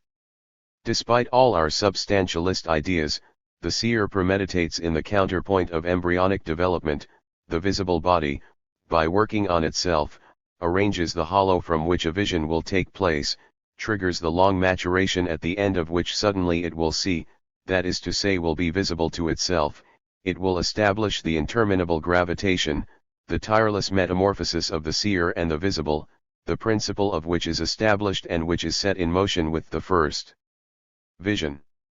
What we call flesh, this internally worked mass, has no name in any philosophy. Formative medium of the object and the subject, it is not the atom of being, the heart in itself which resides in a unique place and moment. One can well say of my body that it is not elsewhere, but we cannot say that it is here or now, in the sense of objects, and yet my vision does not hover over them. It is not the being who knows everything, because it has its inertia, its attachments. We must think of the flesh, not from the substances, body and spirit, because then it would be the union of contradictories, but, we said, as an element, a concrete emblem of a general way of being. To begin with, we spoke briefly of a reversibility of the seer and the visible, of the touching and the touched. It is time to emphasize that this is a reversibility that is always imminent and never actually achieved. My left hand is always on the verge of touching my right hand touching things, but I never achieve the coincidence. It disappears at the moment of happening, and it is always one of two things: either my right hand really passes to the level of touch, but then its grip on the world is interrupted, or else it keeps it, but that's when I don't really touch it, I only feel the outer envelope with my left hand. Likewise, I do not hear myself as I hear others. The sonorous existence of my voice for me is, so to speak, poorly unfolded. It is rather an echo of its joint existence. It vibrates through my head rather than outside. I am always on the same side of my body. It presents itself to me from an invariable perspective. Now, this incessant evasion, this impotence where I am to exactly superimpose one on the other, the touching of things with my right hand and the touching of things with my left hand with this same right hand, or again, in the exploratory movements of the hand, the tactile experience of one point and that of the same point at the next moment, or the auditory experience of my voice and that of other voices, it is not a failure, because if these experiences never overlap exactly, if they escape at the moment of joining, if there is always movement, a gap between them, it is precisely because my two hands are part of the same body, because it moves in the world, because I hear myself both from within and from without, I experience, and as many times as I want, the transition and metamorphosis from one of the experiences to the other, and it is only as if the hinge between them, solid, unshakable, remained irremediably hidden from me. But this hiatus between my touched right hand and my touching right hand, between my heard voice and my articulated voice, between one moment of my tactile life and the next, is not an ontological void, a non-being. It is spanned by the total being of my body, and by that of the world. It is the zero pressure between two solids which makes them adhere to one another. My flesh and that of the world therefore include clear zones, days around which their opaque zones pivot, and the first visibility, that of qualities and things, does not go without a second visibility, that of lines of force and dimensions, the massive flesh without a subtle flesh, the momentary body without a glorious body. When Husserl spoke of the horizon of things, of their external horizon, the one that everyone knows, and of their inner horizon, this darkness full of visibility of which their surface is only the limit, we must take strictly speaking, the horizon is no more than the sky or the earth, a collection of tenuous things, or a class title, or a logical possibility of conception, or a system of potentiality of consciousness. It is a new type of being, a being of porosity, of pervasiveness, or of generality, and the one before whom the horizon opens is caught up in it, encompassed. His body and those far away participate in the same corporeality or visibility in general, which reigns between them and him, and even beyond the horizon, below his skin, to the depths of his being. Here we reach the most difficult point, that is to say the link between the flesh and the idea, the visible and the interior framework that it manifests and hides. No one went further than Proust in establishing the relationships between the visible and the invisible, in the description of an idea which is not the opposite of the sensible, which is its lining and its depth. Because what he says about musical ideas, he says about all beings of culture, like La Princesse de Clovis and like René, and also about the essence of love that the little phrase not only makes present to Swann, but communicable to all those who listen to him, even if it is without their knowledge and if they then do not know how to recognize it in the loves of which they are only witnesses. He generally says it about many other notions which are, like music itself, without equivalents. The notions of light, sound, relief, physical pleasure, which are the rich possessions with which our interior domain is diversified and adorned. 9. Literature, music, passions, but also the experience of the visible world, are no less than the science of Lavoisier and Ampere, the exploration of an invisible and, as well as it, the unveiling of a universe. Ideas 10. Simply, this invisible one, these ideas, cannot, like theirs, be detached from sensible appearances, and erected into a second positivity. The musical idea, the literary idea, the dialectic of love, and also the articulations of light, the modes of exhibition of sound and touch speak to us, have their logic, their coherence, their overlaps, their concordances, and here too, appearances are the disguise of unknown forces and laws. Simply, it is as if the secret in which they are and from which literary expression draws them was their own mode of existence. These truths are not only hidden like a physical reality that we have not been able to discover, invisible in fact that we will be able to see one day face to face, that others, better placed, could see, from now on, provided that the screen which hides it is removed. Here, on the contrary, there is no vision without a screen. The ideas of which we speak would not be better known to us if we had no body and no sensitivity. It is then that they would be known to us inaccessible. The little phrase, the notion of light, any more than an idea of intelligence, are not exhausted by their manifestations, could only be given to us in a carnal experience. It's not just that we find there the opportunity to think about them, it is that they derive their authority, their fascinating, indestructible power, precisely from the fact that they are transparent behind the sensitive or at its heart. Each time we want to access it immediately, or put our hands on it or surround it, or see it without veils, we feel that the attempt is a contradiction, that it recedes as we approach. The explanation does not give us the idea itself, it is only a second version, a more manageable derivative.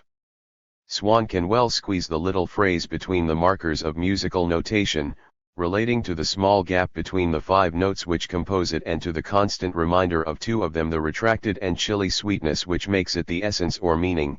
At the moment when he thinks of these signs and this meaning, he no longer has the little phrase itself, he only has simple values, substituted for the convenience of his intelligence for the mysterious entity that he had perceived.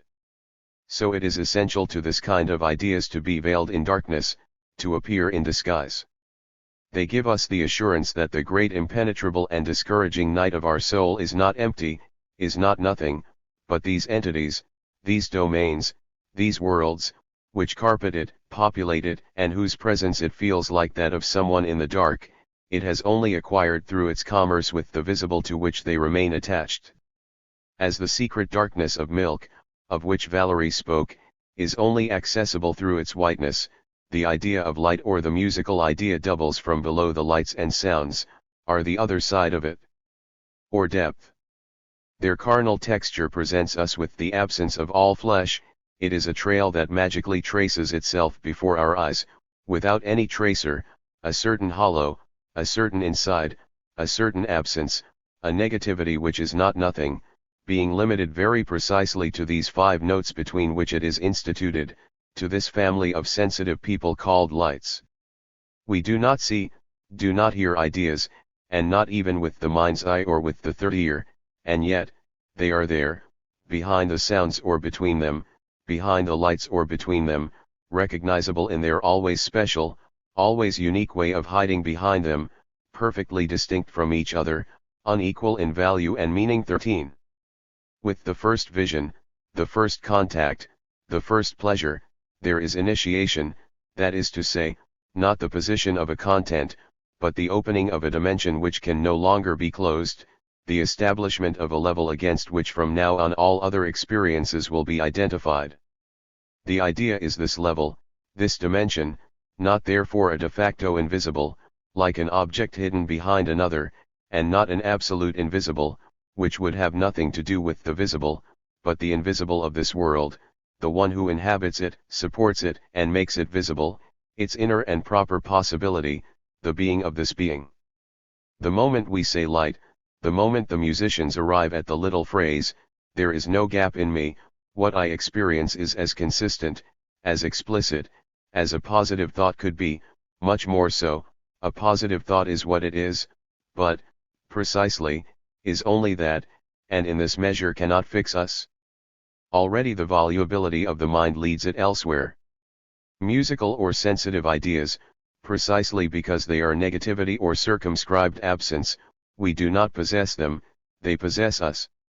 It is no longer the performer who produces or reproduces the sonata, he feels himself, and the others feel him, in the service of the sonata, it is she who sings through him, or who shouts so abruptly that he must rush to his bow to follow her.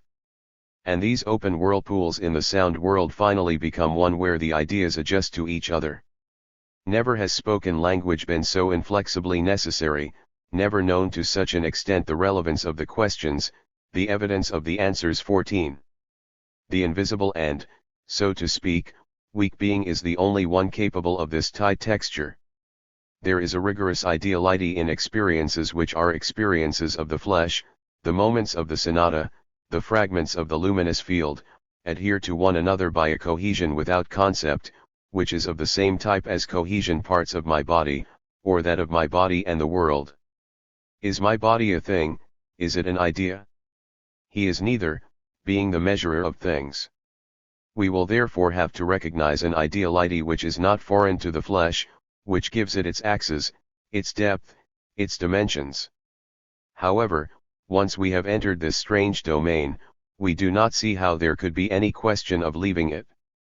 If there is an animation of the body, if vision and the body are entangled with each other, if, correlatively, the thin film of the quale, the surface of the visible, is, over its entire extent, doubled of an invisible reserve dash, and if finally, in our flesh as in that of things, the actual, empirical, ontic visible, by a sort of folding, invagination, or padding, exhibits a visibility, a possibility which it is not the shadow of the actual, which is its principle, which is not the specific contribution of a thought, which is its condition, an elusive, elliptical style, like any style, but like any inimitable, inalienable style, an interior horizon and an exterior horizon, between which the current visible is a provisional partition, and which, however, only open indefinitely onto other visible ones. Then, the immediate and dualistic distinction of visible and the invisible, that of extension and thought being challenged, not because extension is thought or thought extended, but because they are the opposite and the other for each other. Place, and forever one behind the other. Certainly, it is a question of knowing how the ideas of intelligence are established there, how from the ideality of horizon we pass to pure ideality, and by what miracle, notably to the natural generality of my body and the world, a created generality is added, a culture, a knowledge which takes up and rectifies the first. But, however we ultimately have to understand it, it already rushes to the articulations of the aesthesiological body, to the contours of sensitive things, and, however new it may be, it slips through paths that it has not previously understood. Blazed, transfigures horizons that it has not opened, it borrows from the fundamental mystery of these unparalleled notions, as Proust says, which lead their dark life in the night of the spirit only because they have been guessed at the joints of the visible world. It is too early now to clarify this excess on the spot. Let us only say that pure ideality is not itself without flesh or freed from the structures of the horizon, it lives from them, although it is a question of another flesh and other horizons. It is as if the visibility which animates the sensitive world emigrated, not outside of any body, but into another less heavy, more transparent body, as if it changed flesh, abandoning that of the body for that of language, and liberated thereby, but not delivered, from any condition. Why not admit, and this, Proust knew it well, he said it elsewhere, that language, as well as music, can support by its own arrangement, capture in its own meshes a meaning, which it does it without exception every time it is a conquering, active, creative language, every time something, in the strong sense, is said, that, as musical notation is a facsimile after the fact, an abstract portrait of the musical entity, language as a system of explicit relationships between signs and signifieds. Sounds and meaning is a result and a product of operating language where meaning and its are in the same relationship as the little phrase and the 5 notes that we find there afterwards. This does not mean that musical notation and grammar and linguistics and the ideas of intelligence, which are the acquired, available, honorary ideas, are useless, or that, as Leibniz said, the donkey that goes right to fodder knows as much as we do about the properties of the straight line, but that the system of objective relations, the ideas acquired are themselves taken as in a second life and perception which make the mathematician go straight to the entities that no one has yet seen. That the operating language and algorithm use a secondary visibility and that ideas are the other side of language and calculation. When I think, they animate my inner speech, they haunt it like the little phrase possesses the violinist, and remain beyond the words, like it beyond the notes, not only under another sun, hidden from us, they shine, but because they are this certain gap, this differentiation never completed, this opening always to be remade between the sign and the sign, like the flesh, we said, is the dehiscence of the seer into visible and of the visible into seeing. And, as my body only sees because it is part of the visible where it emerges, the meaning on which the arrangement of sounds opens up has repercussions on it. Language for the linguist is an ideal system, a fragment of the intelligible world. But, just as it is not enough for me to see that my gaze is visible to is given by the sole fact that I was born, likewise, if my words have meaning, it is not because they offer the systematic organization that the linguist will reveal, it is because this organization, like the gaze, relates to itself. The operative word is the dark region from which the established light comes, just as the dull reflection of the body on itself is what we call natural light. As there is a reversibility of the seer and the visible, and as, at the point where the two metamorphoses intersect, what is called perception is born, likewise, there is a reversibility of speech and of what it signifies. Meaning is what seals, closes, brings together the multiplicity of physical, physiological, linguistic means of elocution, contracts them in a single act, just as vision completes the aesthetic body, and, as the visible seizes the gaze which revealed it and which is part of it, the meaning reflects back on its means, it annexes the word which becomes an object of science, it antedates itself by a retrograde movement which does not is never completely disappointed, because already, by opening the horizon of the nameable and the sayable, speech admitted that it has its place there, because no speaker speaks except by making himself an addressee in advance, would it not be that of himself, that he closes with a single gesture the circuit of his relationship to himself and that of his relationship to others and, at the same time, also establishes himself as delocutory, a word of which we speak, he offers and offers every word to a universal word. We will need to follow this transition from the silent world to the speaking world more closely. For the moment we only want to indicate that we cannot speak of destruction or of the conservation of silence. When silent vision falls into speech and when, in return, speech, opening a field of the nameable and the sayable, is inscribed there, in its place, according to its truth, in short, when it metamorphoses the structures of the visible and becomes the gaze of the mind, intuitus mentis, it is always by virtue of the same fundamental phenomenon of reversibility which supports both silent perception and speech, and which manifests itself by an almost carnal existence of the idea as by a sublimation. Flesh. In a sense, if we completely explain the architectonics of the human body, its ontological structure, and how it is seen and heard, we would see that the structure of its silent world is such that all the possibilities of language are there. Already given. Already our existence as seers, that is to say, as we have said, as beings who turn the world on itself and who pass to the other side, and who glimpse themselves, who see through each other's eyes, and especially our existence as resonant beings for others and for themselves, contain everything that is required for there to be speech, speech from one to the other on the world. And, in a sense, understanding a sentence is nothing other than welcoming it fully into its sonorous being, or, as we say so well, hearing it.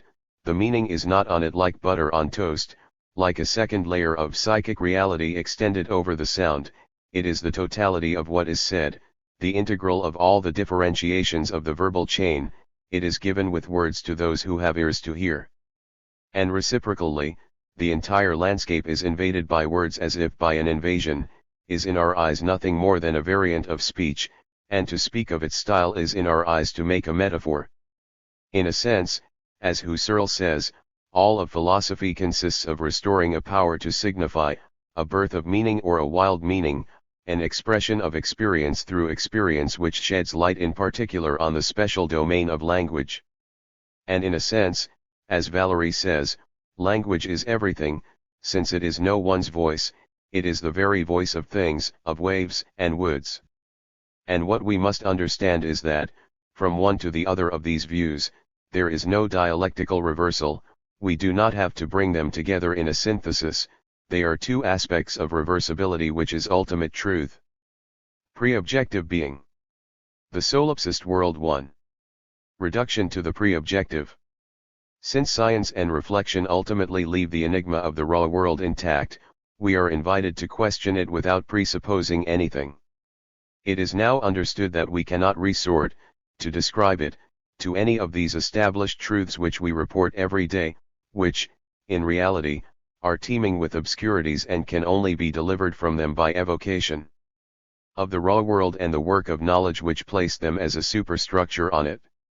For example, everything we can know, through practice and science, about the causes of perception and the action they exert on us will be deemed unknown. A precept that is more difficult to follow than one might think, the temptation is almost irresistible to build perception from what is perceived, our contact with the world from what it has taught us about the world. We see authors proving that all consciousness is memory, for the reason that today I see a star perhaps extinguished for years, and that in general all perception lags behind its object. They do not seem to realize the implications of this proof. It supposes that memory is defined, not by the appearance and characteristics of the remembered, but from the outside, by the non-existence at the same moment of an adequate object in the world in itself. It therefore supposes this world in itself around us, between him and us, relationships of simultaneity and succession which enclose us with him in the same objective time, a mind capable of knowing this true universe whose relationships finally, contracted and abbreviated by the short path of perception, make it a fact of memory. It is the opposite path that we must follow, it is from perception and its variants, described as they present themselves, that we will try to understand how the universe of knowledge was able to be constructed. This universe cannot tell us anything, except indirectly, through its gaps and through the aporias into which it throws us, of what is experienced by us. It is not because the so-called objective world has such or such properties that we will be authorized to take them for granted in the lived world, they will at most be for us only a guide for the study of means by which we come to recognize them and encounter them in our lives. And conversely, it is not because in the objective world this or that phenomenon is without visible clue that we must give up on making it appear in the lived world. The discontinuous images of cinema prove nothing as to the phenomenal truth of the movement which connects them to the eyes of the spectator, do not even prove, moreover, that the lived world includes movements without a motive. The motive could well be projected by the one who perceives. Everything we put forward concerning the world must come, not from the usual world, where our initiation into being and the great intellectual attempts which have renewed it in history are only recorded in traces confused, emptied of their meaning and their motives, but of this present world which watches over the gates of our lives and where we find something to animate the heritage, and, if necessary, take it back into our own hands. We will only admit a preconstituted world, a logic, after having seen them emerge from our experience of raw being, which is like the umbilical cord of our knowledge and the source of meaning for us. Furthermore, we also refrain from introducing into our description concepts resulting from reflection, whether psychological or transcendental, they are most often only correlatives or counterparts of the objective world. We must first renounce notions such as acts of consciousness, states of consciousness, matter, form, and even image and perception. We exclude the term perception to the full extent that it already implies a division of experience into discontinuous acts or a reference to things whose status is not specified, or only an opposition of the visible and the invisible. Not that these distinctions are definitively meaningless, but because, if we admitted them from the outset, we would enter into the impasses from which we must escape. When we speak of perceptual faith, and when we give ourselves the task of returning to perceptual faith, we do not imply by this, not only any of the physical or physiological conditions which delimit perception for the scientist, any of the postulates of a sensualist or empiricist philosophy, but even no definition of a first layer of experience which would concern beings existing at a point in time and space, as opposed to the concept or the idea. We do not yet know what it is to see and what it is to think, whether this distinction is valid and in what sense. For us, perceptual faith envelopes everything that is offered to the natural man as original in a source experience, with the vigor of what is inaugural and present in person, according to a view which, for him, is ultimate and could not be conceived more perfect or closer, whether it concerns things perceived in the ordinary sense of the word or its initiation to the past, to the imagination, to language, to the predicative truth of science, to works of art, to others, or to history. We do not prejudge the relationships that may exist between these different layers, nor even that they are layers, and it is part of our task to decide, according to what the questioning of our raw or wild experience. Perception as an encounter with natural things is at the forefront of our research, not as a simple sensory function which would explain the others, but as an archetype of the original encounter, imitated and renewed in the encounter of the past, of the imagination, of the idea. What our question itself and our method will be, we do not even know in advance. The way of questioning prescribes a certain type of answer, and fixing it now would decide our solution. If for example we said that it is a question here of releasing the essence or the epsilon delta omicron of our life in the different regions onto which it opens, this would be presuming that we will find ideal invariants whose very relationships will be based in essence, immediately subordinate what may be fluent to what may be fixed in our experience, subjected to conditions which perhaps are not those of all possible experience, but of an experience already put into words, and, ultimately, locking us into an imminent exploration of the meanings of words.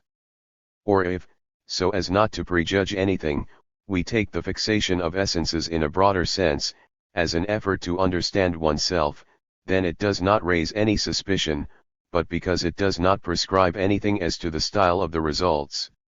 Truly, we know what pure questioning should not be. What it will be, we will only know by trying. The bias of sticking to the experience of what is, in the original or fundamental or inaugural sense, supposes nothing other than an encounter between us and what is, these words being taken as simple clues of a meaning to be clarified. The encounter is unmistakable, since, without it, we would not ask ourselves any questions. We do not immediately have to interpret it, either as an inclusion of what is in us, or as an inclusion of us in what is. Apparently, however, we must be in the world, in what is, or on the contrary that what is in us. Isn't the idea of asking experience itself for its secret already an idealistic bias? We would have misunderstood ourselves if we took it that way. It is our experience that we address, because every question is addressed to someone or something, and we cannot choose a less compromising interlocutor than the whole of what is for us. But the choice of this instance does not close the field of possible responses. We do not imply in our experience any reference to an ego, or to a certain type of intellectual relationship with being, like the Spinozist ex priori. We question our experience, precisely to know how it opens us to what is not us. It is not even excluded by this that we find in it a movement towards that which cannot in any case be present to us in original and whose irremediable absence would thus count among the number of our original experiences.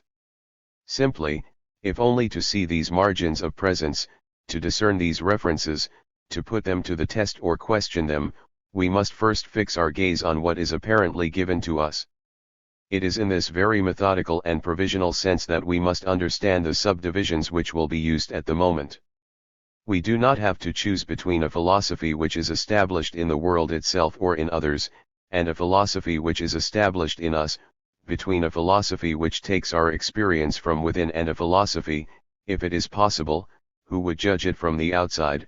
For example, in the name of logical criteria, these alternatives are not imposed, since, perhaps, the self and the non-self are like the other side and the right side, and that, perhaps, our experience is this reversal which places us far away from us, in others, in things.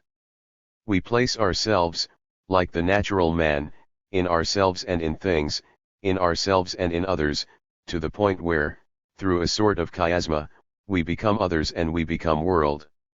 Philosophy is itself only if it denies itself the facilities of a world with a single entrance, as well as those of a world with multiple entrances, all accessible to the philosopher.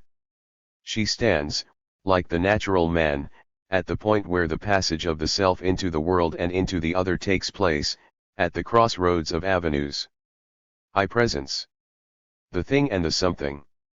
Let us therefore consider ourselves installed among the multitude of things, living things, symbols, instruments, and men, and try to form notions which allow us to understand what is happening to us there. Our first truth, the one which does not prejudge anything and cannot be contested, will be that there is presence, that something is there and that someone is there. Before we come to someone, let us ask ourselves what something is. This something to which we are present, and which is present to us, is, one is tempted to say, things, and everyone, apparently, knows what is meant by that. This pebble or this shell are things, in the sense that there is in them, beyond what I see of them, what I touch of them, their rough contact with my fingers or with my tongue, the noise that they make when falling on my table a unique foundation of these various properties which imposes them on the stone or the shell, or which, at least, contains variations between certain limits. The power of this principle is not a power of fact. I know well that the stone, the shell, can be crushed instantly by what surrounds them. It is, so to speak, a power of law, a legitimacy. Beyond a certain amplitude of their changes, they would cease to be this pebble or this shell, they would even cease to be a pebble or a shell. If they are to subsist as individuals, or at least continue to bear these general denominations, they must exhibit a certain number of somewhat nuclear properties which derive one from the other, and, altogether, emanate from this individual pebble, this individual shell, or, in general, any individual of the same name. When we therefore say that there is here a pebble, a shell, and even this pebble, this shell, we mean that these demands are met, that, at least for the moment, this unique foundation of the properties nuclear weapons, which we briefly call this pebble or a pebble, this shell or a shell, manifests itself without hindrance, ready to deploy them before our eyes because they derive from it, because he is without restriction this pebble and this shell, or at least pebble and shell. The thing, therefore, all reservations made on what can happen to it and on the possibility of its destruction, is a knot of properties, each of which is given if one of the others is, a principle of identify. What it is by its internal arrangement, therefore fully, without hesitation, without crack, totally or not at all. It is of itself or in itself, in an external deployment, which circumstances allow and do not explain. It is an object, that is to say, it is displayed before us by a virtue of its own, and precisely because it is collected in itself.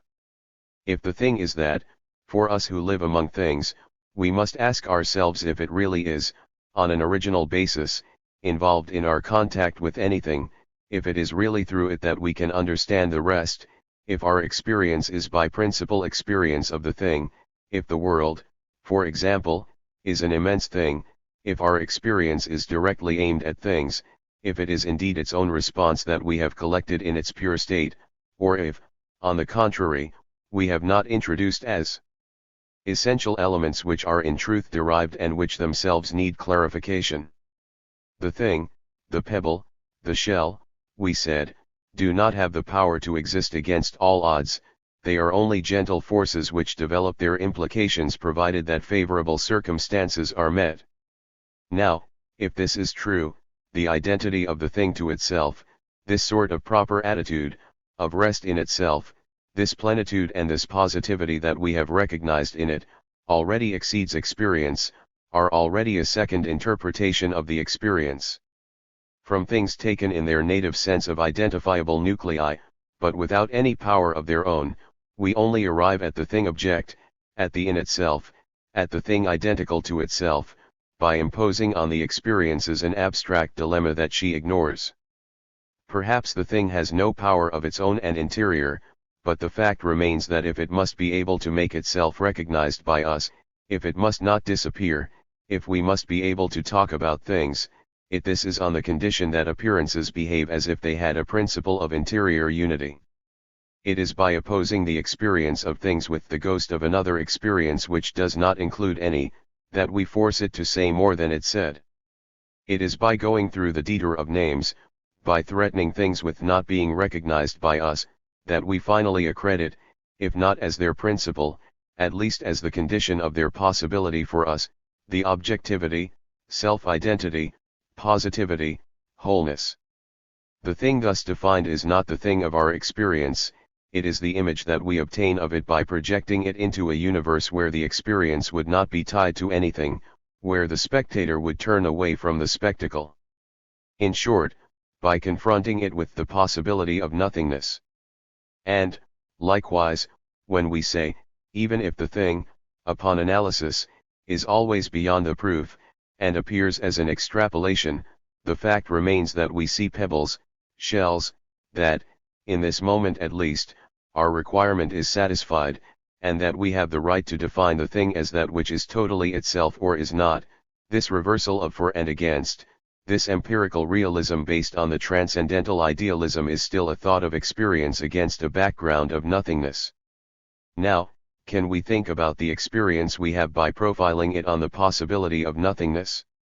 Is not the experience of the thing and of the world precisely the background we need to think in any way about nothingness?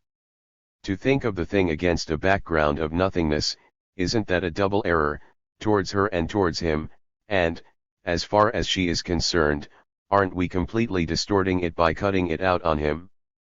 Our identity, positivity, the fullness of the thing, reduced to what they mean in the context where the experience reaches them, very insufficient to define our openness to something. 1. The pagination of the manuscript clearly indicates that the chapter which opens here would not have been preserved by the author. It has been replaced by questioning and intuition. As, however, it was not crossed out, we thought it appropriate to present it in an appendix.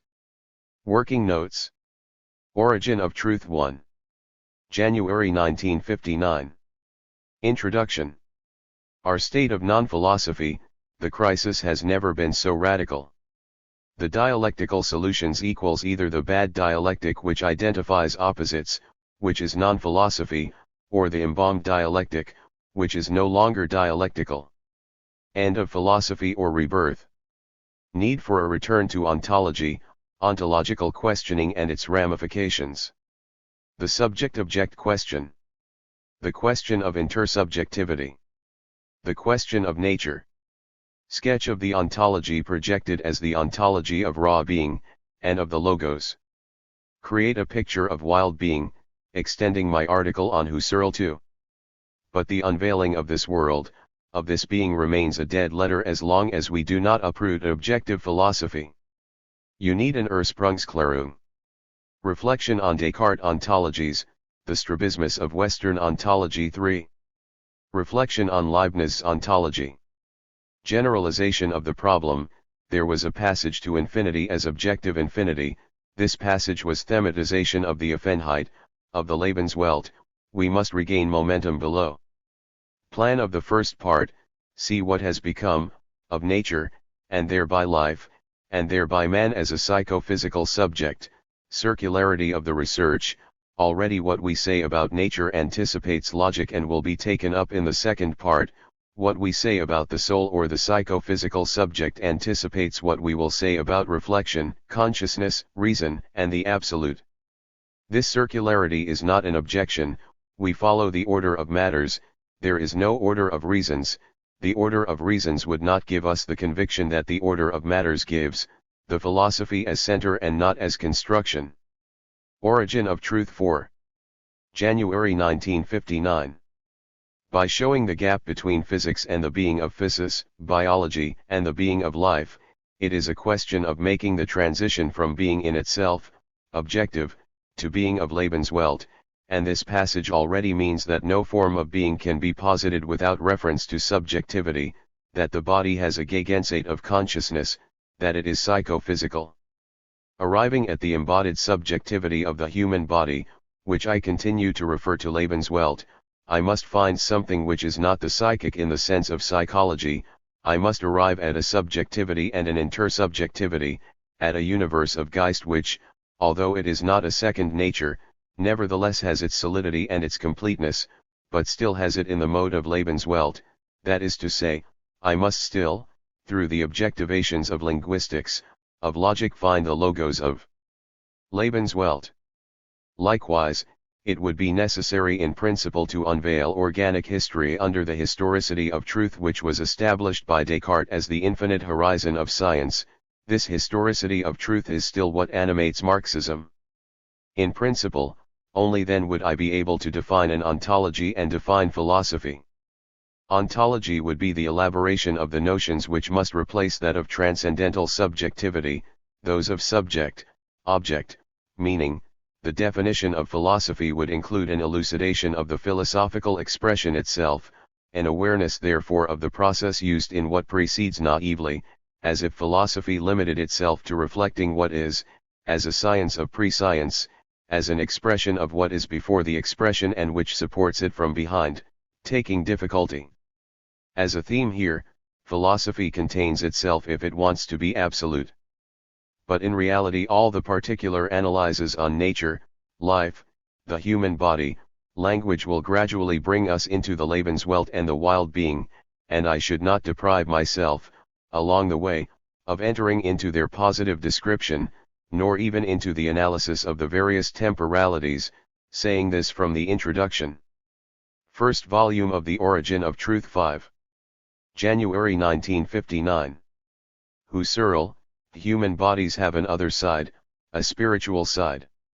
In my first volume, after physical nature and life, make a third chapter where the human body will be described as having a spiritual side.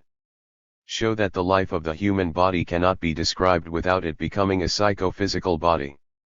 Give my equivalent of the Cartesian concept of nature as an institution which makes us have in one go what a divine science would make us understand. Give a aesthesiology. A conception of time, of the soul, in the Husserlian sense, of intercorporeality as natural, but all this, which takes up, deepens and rectifies my first two books, must be done entirely in the perspective of ontology. The description of the perceived world with which this first volume concludes is considerably in depth. And above all, the problem is posed of the relationship between these truths and philosophy as radical reflection, as reduction to transcendental immanence. Wild or raw being is introduced, serial time, that of acts and decisions is exceeded, mythical time reintroduced, the problem of the relationship between rationality and symbolic function is posed, the overcoming of the signified by the signifier essential to reason, criticism of the reflexive distinction between the interior series and objectivity, our relationship to animality, our kinship explained. All this leads to a theory of perception-imperception, and of logos endiathitos, du Lebenswelt. This new ontology must be presented in a table in a fourth chapter 1.0 Nature and Physics 2.0 Life 3.0 The Human Body 4.0 The Wild Being and the Logos. Then say that the problem rests with the conversion of language, the passage to the inner man, only there can we definitively appreciate the humanism. Being and Infinity. January 17, 1959. Infinity, certainly it is a conquest to have conceived the universe as infinite, or at least against a background of infinity. But did the Cartesians really do it? The depth of being, which is only recognized with the notion of infinity, did they really see her? Their notion of infinity is positive. They have devalued the closed world in favor of a positive infinity, of which they speak as one speaks of something, which they demonstrate in objective philosophy. The signs are reversed, all determinations are negation in the sense of, are not then negation, it is rather to elude the infinite than to recognize it, infinite fixed or given to a thought which possesses it at least enough to prove it. The true infinity cannot be this, it must be what surpasses us, infinity of Offenheit and not Unendlichkeit, infinity of Lebenswelt and not infinity of idealization, negative infinity, therefore, sense or reason which are contingency. The raw or wild being and its relationship to the lambda gamma omicron pi omicron phi omicron omicron as Gebilde, to the logic that we produce. January 1959. The amorphous perceptual world that I spoke of in relation to painting, a perpetual resource for remaking painting, which contains no mode of expression and which nevertheless calls and demands them all and resuscitates with each painter a new effort of expression. This perceptual world is basically being in the sense of Heidegger, which is more than any painting, than any word, than any attitude, and which, grasped by philosophy in its universality, appears as containing everything that will ever be said, and yet leaving us to create it. It is the lambda gamma omicron epsilon delta iota alpha theta epsilon tau omicron which calls the lambda gamma omicron pi omicron phi omicron omicron. Tacit cogito. January 1959. The cogito of Descartes is an operation on meanings, a statement of relationships between them. It therefore presupposes a pre-reflective contract of oneself with oneself Sartre, or a tacit cogito. This is how I reasoned in PHP.7. Is it correct? What I call the tacit cogito is impossible. To have the idea of thinking, to make the reduction, to return to the immanence and the consciousness of, it is necessary to have the words. It is through the combination of words that I create the transcendental attitude, that I constitute the constituent consciousness. The words do not refer to positive meanings and ultimately to the flow of Orlebnis as Selbstgeben. Mythology of a self-consciousness to which the word consciousness refers, there are only differences in meaning. However, there is the world of silence, the perceived world, at least, is an order where there are non-linguistic meanings, yes, non-linguistic meanings, but they are not necessarily positive. For example, there is no absolute flow of singular Orlebnis, there are fields and a field of fields, with a style and a typical, describe the existentials which form the framework of the transcendental field, and which are always a relationship between the agent and the sensory or ideal field. The sensory agent equals the body, the ideal agent equals speech, all this belongs to the order of the transcendental of Lebenswelt, that is to say, transcendences carrying their object. Reduction, the true transcendental, the Ratzel-Erscheinungsweisen, world. February 1959. Wrongly presented, particularly in M.C.8, as a suspension of the existence of the world, if it is that, it falls back into the Cartesian defect of a hypothesis of the Nichtigkeit of the world, which immediately results in the maintenance of the mens of anima as indubitable, any negation of the world, but also any neutrality with regard to the existence of the world has the immediate consequence that we miss the transcendental. The epoche only has the right to be neutralized with regard to the world as effective in itself, of pure exteriority, it must allow the phenomenon of this effective in itself, of this exteriority, to subsist. The transcendental field is the field of transcendences. The transcendental, being the resolute surpassing of the mens of anima and the psychological, is the surpassing of subjectivity in the sense of counter-transcendence and immanence.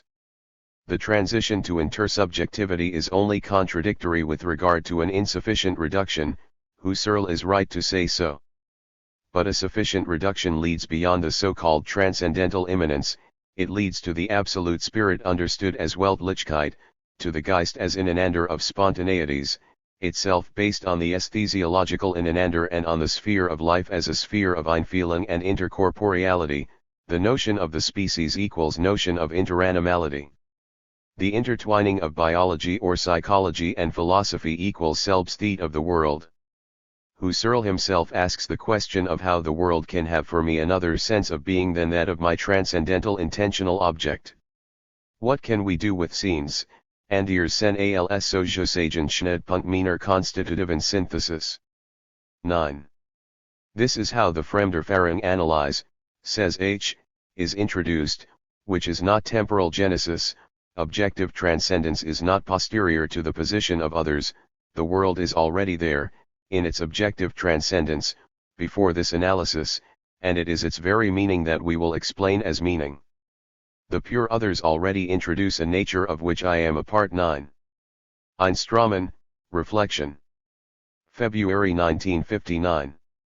Because there is Einstrahmen, the reflection is not an adequacy, a coincidence, it would not pass into the Strom if it placed us back at the source of the Strom. Look for the passage where it is said that phenomenological reduction transforms universal history. The Einstrahmen, particular case of sedimentation, that is to say of secondary passivity, that is to say of latent intentionality, it is the historical inscription of Pegi, it is the structure fundamental of the Zeitigung, Stiftung of a point in time. This latent intentionality ceases to be what it is in Kant, pure actualism, ceases to be a property of consciousness, of its attitudes and its actions, to become intentional life, it becomes the thread that connects px. My present to my past in its temporal place. Such as it was the possibility of this act rests on the primordial structure of retention as the interlocking of pasts one in the other plus awareness of this interlocking as a law. Husserl's mistake is to have described the nesting from a Praisensfeld considered as without depth, as immanent consciousness. 10, it is transcendent consciousness, it is being at a distance, it is the double background of my conscious life, and this is what makes it possible to be Stiftung not only of an instant but of an entire system of temporal indices. Time is the model of these symbolic matrices, which are opening to being. In or 11 after analyses of the psychophysical body move on to analyses of memory and imagination, from temporality and from there to cogito and intersubjectivity. Philosophy as creation, resting on itself, this cannot be the ultimate truth.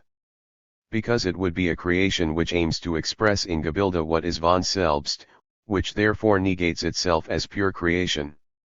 The point of view of the creation of the human Gebilde, and the point of view of the natural are both abstract and insufficient. You cannot settle at either of these two levels. It is a creation which is called and generated by the Lebenswelt as operational, latent historicity, which extends it and bears witness to it. Wesson of History. February 1959. Discovery of Wesson, first expression of being which is neither being object nor being subject, neither essence nor existence.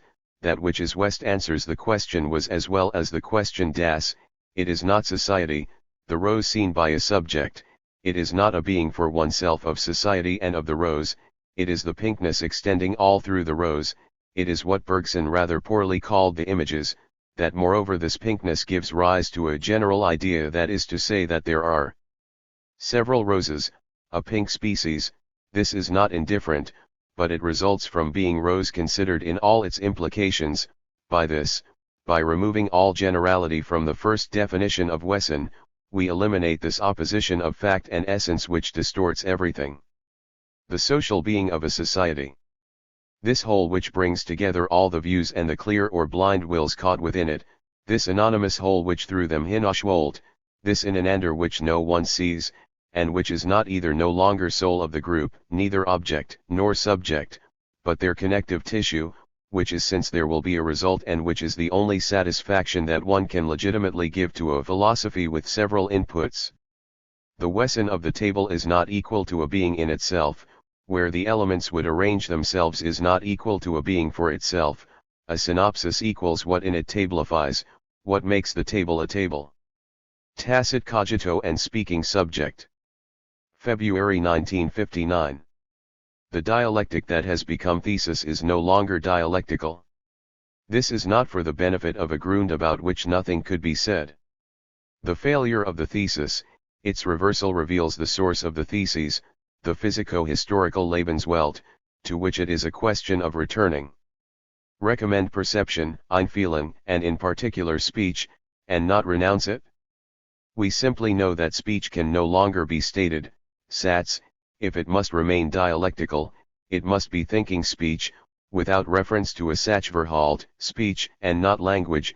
It is a question of restoring this, in the present and the past, the history of Lebenswelt, to restore the very presence of a culture. The failure of dialectic aesthesis or dialectical philosophy is the discovery of this non-perspectival, but vertical intersubjectivity, which is, extended to the past, existential eternity, wild spirit. The tacit cogito does not of course resolve these problems. By revealing it as I did in PHP.12 I did not arrive at a solution, on the contrary, I posed a problem. The tacit cogito must make us understand how language is not impossible, but cannot make us understand how it is possible. There remains the problem of the passage from the perceptual sense to the linguistic sense, from behavior to thematization. Thematization itself must also be understood as behavior of a higher degree.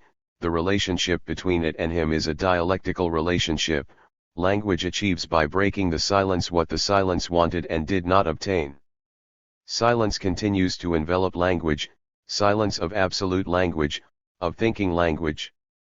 But these usual developments on the dialectical relationship so as not to be a philosophy of Weltanschauung, unhappy consciousness, must lead to a theory of the wild spirit, which is a spirit of praxis. Like all praxis, language presupposes a Selbstverständlich, an instituted, which is stiff-tongue preparing an end stiff-tongue. It is a question of grasping what through the successive and simultaneous community of speaking subjects wants, speaks, and finally thinks. Genealogy of logic. History of being. History of meaning. February 1959. In the introduction. Say that I must show that what one could consider as psychology is in reality ontology. Show this by showing that the being of science can neither be nor be thought of as selbstständig. Hence the chapters on physics and nature, animality, the human body as nexus rationum or vinculum substantial. But being must not only be highlighted by its deviation from the being of science, it is, in this very matter, to highlight it in opposition to being as an object. I must therefore in the introduction show that the being of science is itself part or aspect of the objectified infinite and that both are opposed by the Offenheit of Umwelt.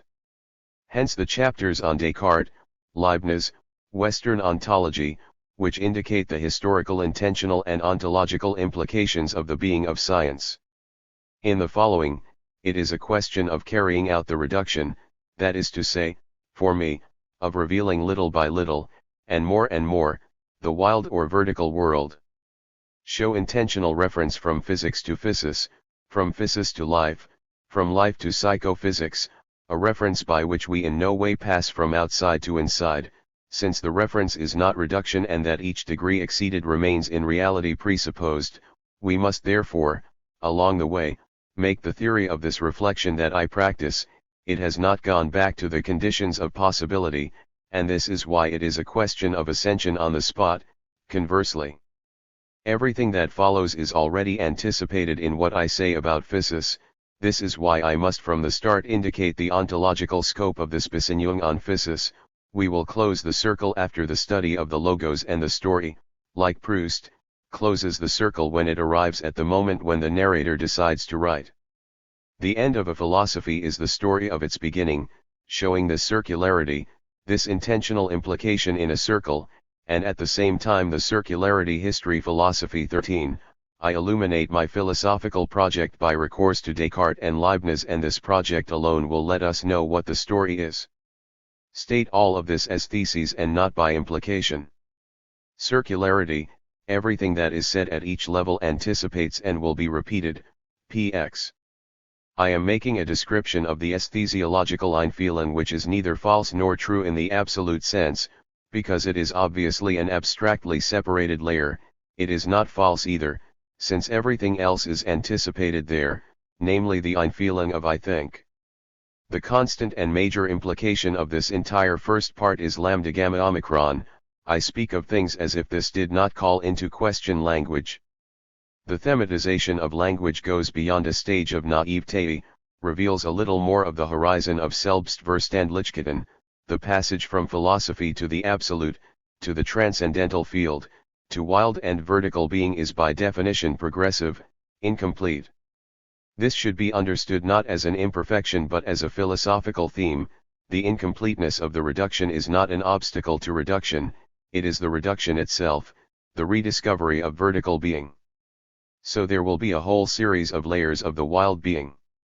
The Einfühlen, the cogito, will have to be repeated several times.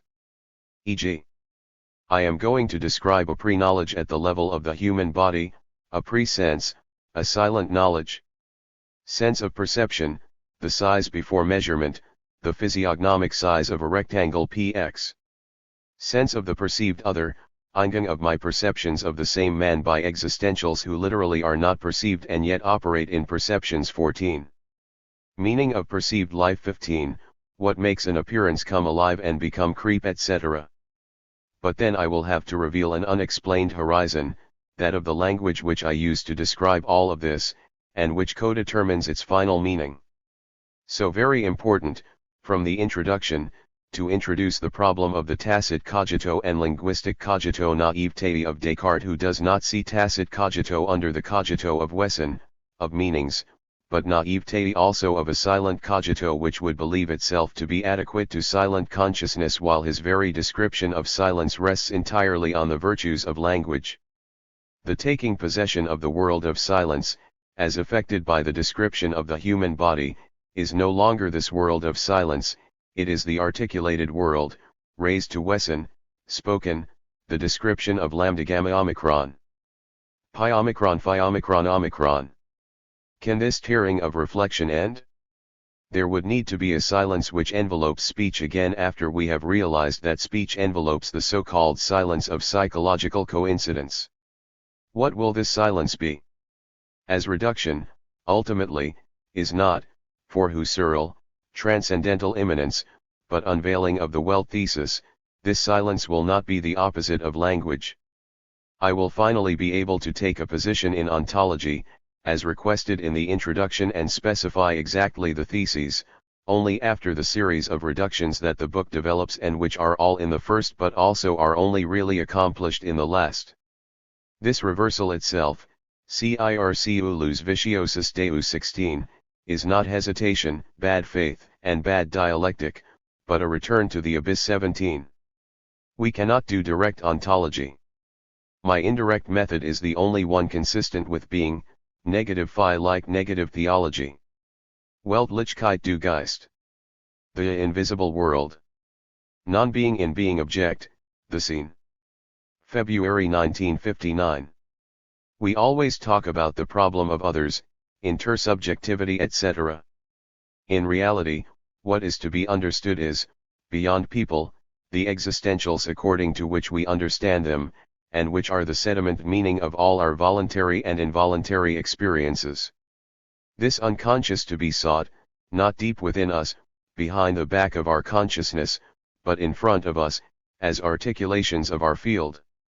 It is unconscious because it is not an object, but it is that through which objects are possible, it is the constellation in which our future is read, it is between them like the interval of trees between the trees, or as their common level. He is the Urgemeinskaftung of our intentional life, the ineinander of others in us and of us in them. These existentials are the ones who make the meaning of what we say and what we hear. They are the framework of this invisible world which, with speech, begins to permeate all the things we see, just as the other space, in the schizophrenic, takes possession of the sensory and visible space. Not that it becomes one in turn, there are never, in the visible, anything but ruins of the spirit, the world will always resemble the forum, at least in the eyes of the philosopher, who does not inhabit it quite. Our inner life, world within the world, region within it, place from which we speak and where we introduce others through true speech. The invisible world, it is originally given as non-präsentierbar, as the other is in his body given originally as absent, as deviation, as transcendence. Describe this experience of not being qualified. Before others, Things are such non-beings, deviations, there is Einfeeling and lateral relationship with things no less than with others, certainly things are not interlocutors, the Einfeeling which gives them makes them as mute, but precisely, they are variants of successful Einfeeling. Like madmen or animals, they are almost companions. They are taken from my substance, thorns in my flesh. To say that there is transcendence, to be at a distance, is to say that being is thus swollen with non-being or possibility, that he is not what he only is. Gestalthoft, if we really wanted to define it, would be that. The very notion of Gestalt, if we want to define it according to itself and not a contrario, as that which is not the sum of the elements, is this. And as a result the perception of, the Gestalt cannot be centrifugal Singebung, imposition of essence, Vorstellung, we cannot distinguish between Empfindung and Empfundings. She is opening. If feeling it, perceiving it are understood in this way, we understand that there is in it. Science and Philosophy 18. February 1959. The method of defining language by the relevant, this without what? No, we identify where the word passes. But this does not give speech in its full power. We would be led into error if we believed that speech is in these fixed relationships. This is the scientific error, which is a scientific error, and turns out to be such. What is however good and necessary in the scientific attitude, the bias to ignore everything about language, not to presuppose our rationalization of language which is inherited. Pretend the language is not ours. Cf. Freud, bias of not knowing the dream, the consciousness, we will question them without Einfeeling, negatively, as unveiling of the unknown language. This attitude is profoundly philosophical, it is constitutive of the attitude of reflection in this that she has the best. This reflection is not, cannot be, limitation to the phenomenology of the Orlebnis. Distrust of experience is philosophical. We postulate that consciousness deceives us about ourselves and about language, and we are right, the only way to see them. Philosophy has nothing to do with the privilege of the Orlebnis, the psychology of experience, etc. Likewise, in history, it is not a question of restoring decisions as causes of processes. The interiority that the philosopher seeks is also intersubjectivity, the urge main Stiftung which is far beyond experience, the Besinnung against the Orlebnis. But this abstention from any Einfeeling with language, animals, etc. taken back to a higher Einfeeling, is intended to make it possible. The search for the wild view of the world is in no way limited to a return to pre-understanding or pre-science. Primitivism is only the counterpart of scientism, and more scientism. The phenomenologists are right to indicate this pre-understanding which precedes inductivity, because it is this which calls into question the ontological value of the Gegenstand. But a return to pre-science is not the goal. The reconquest of the Lebenswelt is the reconquest of a dimension, in which the objectivations of science themselves retain meaning and are to be understood as true. The pre-scientific is only an invitation to understand the metascientific, and the latter is not non-science. It is even revealed by the constitutive approaches of science, on condition that we reactivate them, that we see what they reveal when left to themselves. E.g., the structuralist attitude equals the verbal chain, language as if recreated in its entirety before our eyes in each act of speech, bias to identify the act of speaking where it is done, it is bias to return to the originary, to the Ursprung, provided that we do not lock ourselves into the determination of fact, synchronic. It is biased to grasp the cohesion of the synchronic diachronic whole in the word, the monumental word therefore, mythical if you like, ambiguity of the constitutive act. Of science, exclusive attention to the verbal chain, to the intertwined phonics and semantics. It is, 1. A requirement to enter the Ursprung and Deckung of the Ursprung. 2. A reduction to the Gegenstand, i.e. Verdeckung de Ursprung. February 1959. Do Part 1, First Sketch of the Ontology. Starting from the present, contradictions etc. Ruin of philosophy. Show that this calls into question not only classical philosophy, but also the phi of the dead God as they are its opposite. Resume the entire philosophical approach in fundamental thought, results of php. 19, need to bring them to ontological explanation. The thing, the world, being. The negative, the cogito, other, language. The problems that remain after this first description, they are due to the fact that I have partly kept the philosophy of consciousness. Unveiling of wild or raw being by the path of Husserl and the Lebenswelt on which we open. What is philosophy? The domain of Verborgen. All this sketch having been done, say that it is only a sketch, why a sketch is necessary and why it is only a sketch. It is the necessary and sufficient beginning to clearly see what is at stake, being, but not yet to ensure our steps in this country, we must wiederholung. Destruction of the objectivist ontology of the Cartesians. Rediscovery of the phi sigma iota then of the lambda gamma omicron and of vertical history from our culture and the winky of our science. My entire first part to be conceived in a very direct, current way, like Husserl's crisis, showing our non-philosophy then looking for its origin in a historical Selbstbesinnung and in a Selbstbesinnung on our culture which is science, we will search in it for the winky. Time. The emergence of time would be incomprehensible as the creation of a supplement of time which would push the entire previous series into the past. This passivity is not conceivable. On the other hand, any analysis of time that hovers over it is insufficient. Time must be constituted, always seen from the point of view of someone who is there. But this seems contradictory, and would lead back to one of the two terms of the previous alternative. The contradiction is only lifted if the new present is itself transcendent. We know that it is not there, that it has just been there, we never coincide with it, it is not a segment of time with defined contours which would come into place. It is a cycle defined by a central and dominant region and with undecided contours, a swelling or a bulb of time. A creation of this kind alone makes possible 1. The influence of contents on time which passes more quickly or slower quickly, from Zeitmarie on Zeitform 2, to collect the truth of transcendental analysis. Time is not an absolute series of events, a tempo, not even the tempo of consciousness, it is an institution, a system of equivalences. March 1959. Lurie's report to the CDF. 20, strange particles. The existence of a particle which would only last a billionth of a second. What does such existence mean? We conceive it on the model of macroscopic existence, with sufficient magnification, a temporal magnifying glass. This short duration would be like one of the durations of which we have experience. And as the magnification can always be conceived as greater, we postulate both that there is a minimum, and that it is always below, in horizon. It is the very structure of horizon, but it is obvious that it means nothing in itself, that it only has meaning in the Umwelt of a carnal subject, as a Fenheit, as Verborgenheit of being. As long as we do not establish ourselves in this ontological order, we have a thought that is at odds with us, an empty or contradictory thought.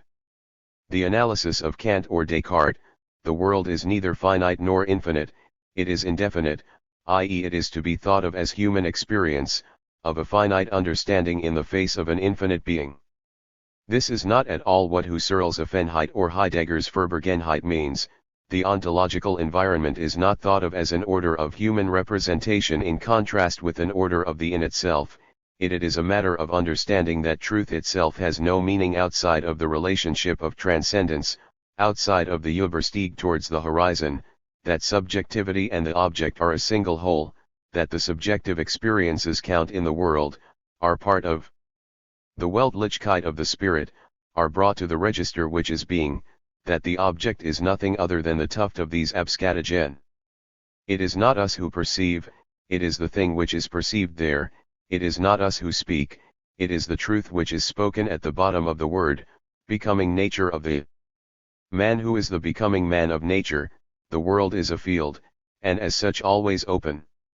Similarly resolve the problem of the uniqueness or plurality of times, by returning to the idea of horizon.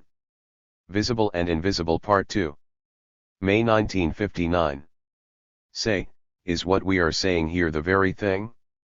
No, there are historical motivations. The Lebenswelt is subjective, how to reveal them? The history of philosophy will only be a projection of these views, or will be insignificant because of its desire to be objective. Our problems and the imminent problems of a philosophy, can we pose the first to the second? 21 There is only one solution, to show that there is transcendence, certainly, between philosophies, no reduction to a single plane, but that, in this scaling in depth, they still refer to the one to the other, it is still the same being, show between the philosophies perceptual relationship or transcendence. So vertical history, which has its rights alongside the history of objective philosophy, apply here the very conception of perceptual being and Offenheit which was developed in Part 1, seek how this is distinguished from relativism, how the projection of one thought into another still allows a core of being to appear.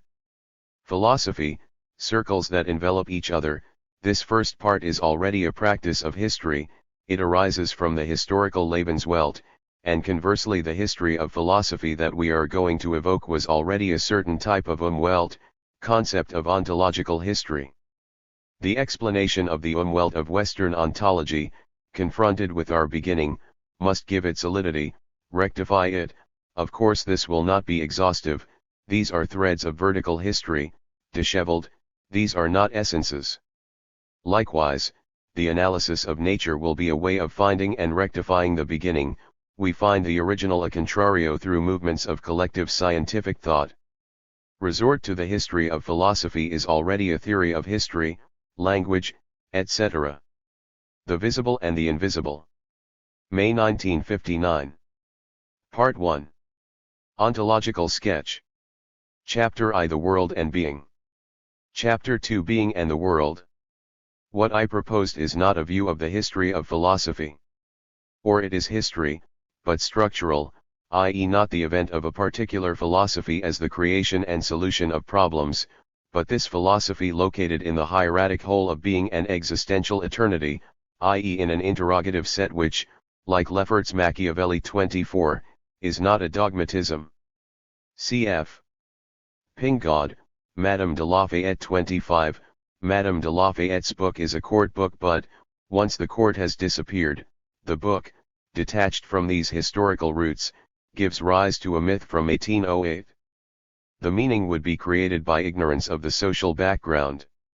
In a sense, meaning is always the gap, what others say seems full of meaning to me because their gaps are never where mine are. Multiplicity of perspective.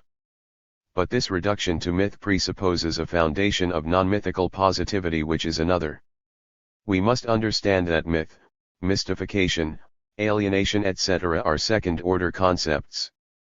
Madame de Lafayette is a myth, but not in the sense that the myth is a construction. In the sense that any use of the symbolic function is one. Not just any text can acquire this mythical power. Watch out for the new Aufklärung.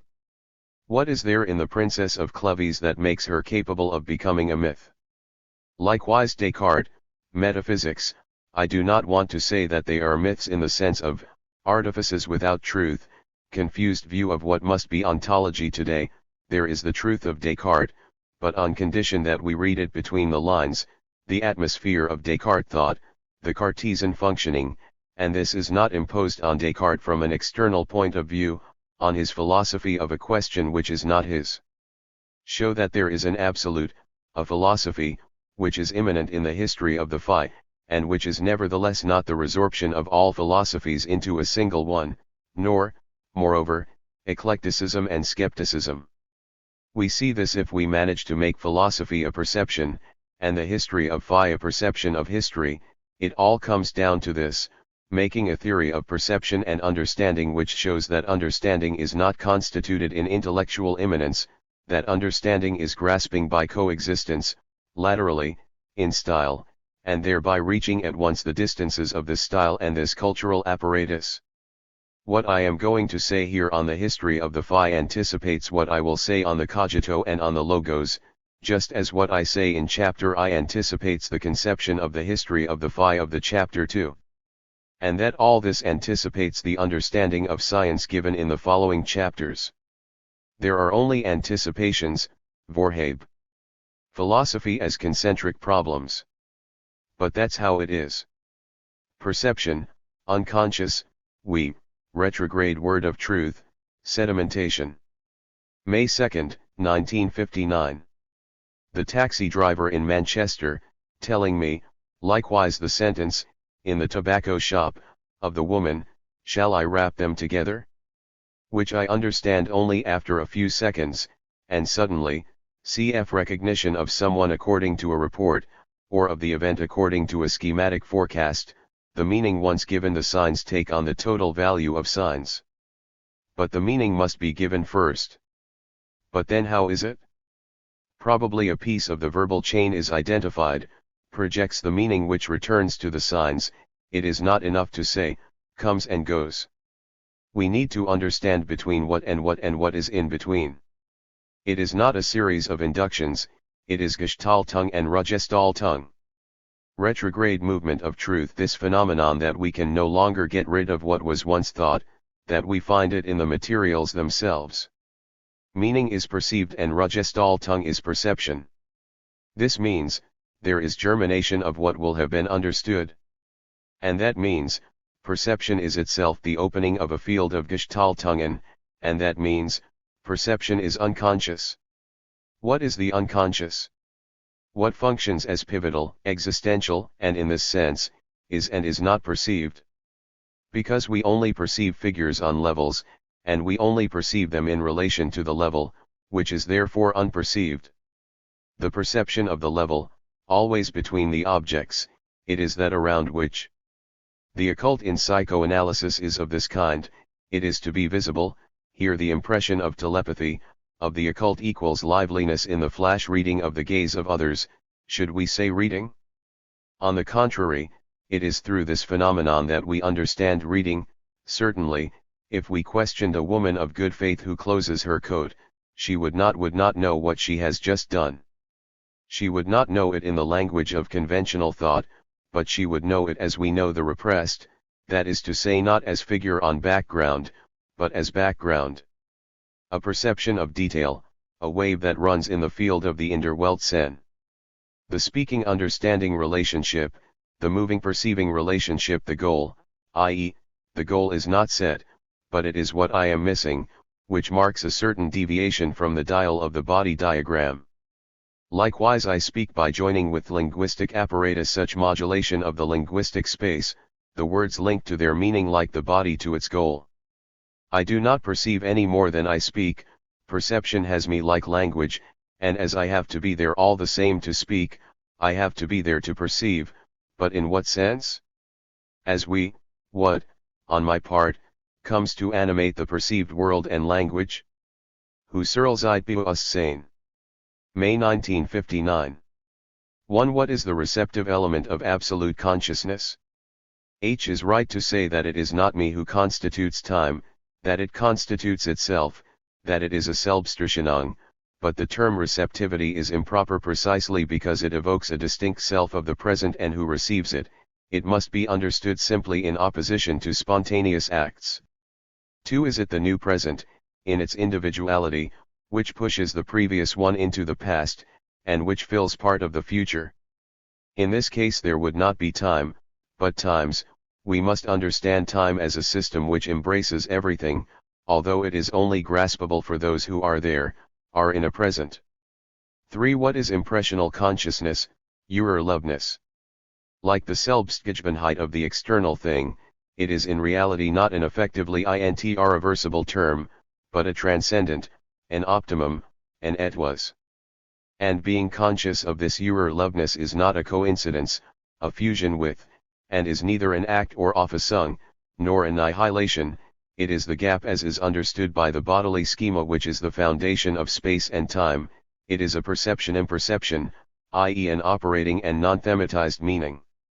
For all this still leaves the question intact: what is knowing, being conscious, perceiving, thinking in the Cartesian sense? Question never asked. We discuss theses like liaison, thought of seeing and feeling in the sense of presumption, sense. We show that we need a binder, that we need a Perdenken, or a Selbstbestimmung, a self-appearance, a pure appearance. But all this presupposes the idea of the for oneself and ultimately cannot explain transcendence. Look in a completely different direction, the for oneself itself as an incontestable, but derived character. It is the culmination of the gap in differentiation. Presence to oneself is presence to a differentiated world, the perceptual gap as making sight as it is involved in the reflex P example, and closing being for oneself through language as differentiation. To have consciousness equals to have a figure on a background. We cannot go back any further. Transcendence of the thing and transcendence of fantasy. May 1959. The transcendence of the thing obliges us to say that it is fullness only by being inexhaustible, that is to say by not being entirely actual before the gaze, but this total actuality it promises, since it is here. When we say that, on the contrary, the fantasy is not observable, that it is empty, non-being, the contrast is therefore not absolute with the sensible. The senses are devices for making concretions with the inexhaustible, for making existing meanings, but the thing is not really observable. There is always an enjambment in any observation, we are never at the thing itself. What we call the sensible is only that the indefinite abscatogen precipitates, or, conversely, there is a precipitation or crystallization of the imagination, of existentials, of symbolic matrices. Thought, consciousness and being. Retention, does not aim at the immediate past, and only has it behind it, the perceptual presence, the presence of everything, my past sediment in existentials, my reference to what I want to say in speech, and to the diacritical apparatus of available meanings, my driving reference to the place where I want to go, the Vorhabe, the installation in a space by the body schema, and the establishment of a time in the embryology of behavior. All this revolves around the problem of an existence which is not thought to exist, and which Husserl finds at the heart of psychological reflection as an absolute retentional flow, i.e. of a presence to self which is absence of self, contact with self through the gap with regard to self, figure on background. The simplest etwas, Gestalt holds the key to the problem of the mind.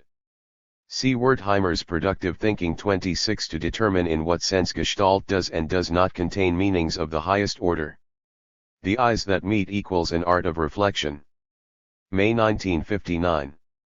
It is the flesh of things, already, which speaks to us about our flesh, and which speaks to us about that of others.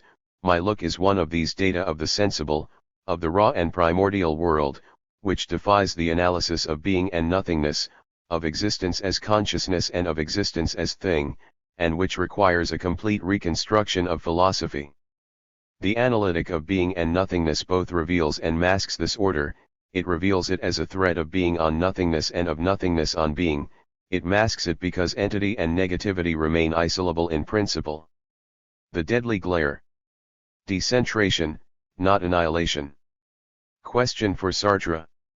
Equals kill, be in question equals cease to be. Transcendence, forgetting, time. May 20, 1959. I said, openness to the world as we find it within ourselves and the perception that we divine within life and being oneself. Bergson explicitly said once, in the text of La Pensée et l'émouvant, where he speaks of consciousness seeking to see time and not to measure it, that there is a consciousness which is both spontaneous and reflected. 27, intertwine, encroach, or not on each other. Specify what this means. This evokes, beyond the point of view of the object and the point of view of the subject, a common core which is the snaking. 28, being as a snaking. We must understand how this is a perception made in things. This is still only an approximate expression, in subject-object language, of what there is to say. To know that things have us, and that it is not us who have things. That the being which has been cannot cease to have been. The memory of the world. That language has us and that it is not us who have language. That it is being that speaks in us and not we who speak of being. 29. But then how to understand subjectivity? Insufficiency of the Bergsonian representation of a soul which preserves everything. Insufficiency also of the Malebranchist representation of a vision in God. It is the equivalent of transcendental consciousness, it is conservation in the form of meaning. The solution is to be sought in the vision itself, we will only understand the memory through it. It must already be a modulation or meandering in one, a variant of a perceptual system of the world, so that memory can be and include forgetting. Husserl's description of retention is a beginning but leaves the question open, where does the shriveling of the temporal perspective, the passage into horizon of distant retentions, oblivion? Problem of forgetting, essentially due to the fact that it is discontinuous. If at each phase of Ablauf phenomenon, a segment of the past fell into oblivion, we would have a field of the present like a lens diaphragm, and oblivion would be the occultation by subtraction of effective stimuli. It would be the point where the strong image ceases to be produced by erasing the bodily trace.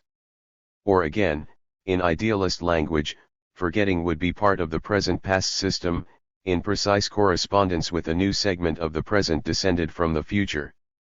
But it's not like that. There are retentions which are not forgotten, even very distant ones. There are fragments perceived shortly before which disappear, and moreover there is not an objective segment of the present which descends from the future. Husserl's diagram is subordinate to this convention that we can represent the series of now by points on a line 30. Certainly Husserl adds to this point all the rearrangement of retentions and retentions of retentions which results from this, and this is why he does not conceive of time as serial and a series of punctual events. But even this complicated, the representation of the flow phenomenon is flawed. Not as a space traveler. Because space in reality does not have more points or lines than time. Understanding that Gestalt is already transcendence, it makes me understand that a line is a vector, a point a center of forces. There are no absolute lines or points or colors in things. The vision of field and the notion of field, Bergson saying that the winding perhaps does not reproduce any real line 31. But none of them are real. So space is not to be questioned as Bergson does. And correlatively it is not enough to move on to time as fusion to have the solution. This is a false antithesis. We must move from the thing as identity, to the thing as difference, i.e. as transcendence, i.e. as always behind, beyond, distant. The present itself is not absolute coincidence without transcendence. Even the Urloveness involves total non-coincidence, but partial coincidence, because it has horizons and would not be without them. The present, too, is elusive up close, in the grips of attention. It is all-encompassing. Studying exactly the Erfulian of the present, danger of this metaphor, makes me believe that there is a certain void which has its dimensions and which is filled by a defined quantity of present. When Husserl speaks of a norm, he means precisely that one cannot presuppose such a norm as given. This is a Normierung, i.e. of the position of a measurer. We then see that the norm and the diaphragm, etc. derive from a total phenomenon which is ultimately the world. Hence the impossibility of a phi of being and nothingness. The future is not nothing, the past is not the imaginary in the sense of Sartre. Certainly there is the present, but the transcendence of the present precisely because it can connect to a past and a future, which conversely are not annihilation. In short, nothingness is hollow and not whole. The open, in the sense of whole, is Sartre, it is Bergson, it is negativism or ultrapositivism, indistinguishable. There are no Nichtiges nichts. To clarify my discussion of Bergson's ideas on nothingness, I am right to say that Bergson proves too much, but wrong to seem to conclude that Sartre is right. The neg intuition of nothingness must be rejected because nothingness is also always elsewhere. The real solution, Offenheit die Umwelt, Horizonhaftigkeit. Problem of forgetting, it comes, I said, from the fact that forgetting is discontinuous. It must be conceived not as occultation, not as a passage to nothingness, annihilation, and not as a positive function which envelopes knowledge of what it hides 33, but as a way of being. By turning away from having consciousness itself is to be conceived in transcendence, as being surpassed by, and therefore as ignorance. But finally there is the perceptive? Yes, but it is not immediate in the sense of contact. It is true that it is not by mixing perception and imperception that we will explain the oversight. It is by better understanding perception, i.e., understanding perception as differentiation, forgetting as de-differentiation. The fact that we no longer see the memory equals not destruction of psychic material, which would be the sensitive, but its disarticulation, which means that there is no longer a gap, relief. This is what is the black of forgetting. Understanding that having consciousness equals having a figure on a background, and that it disappears through disarticulation, the figure-ground distinction introduces a third term between the subject and the object. It is this gap first of all which is the perceptual sense.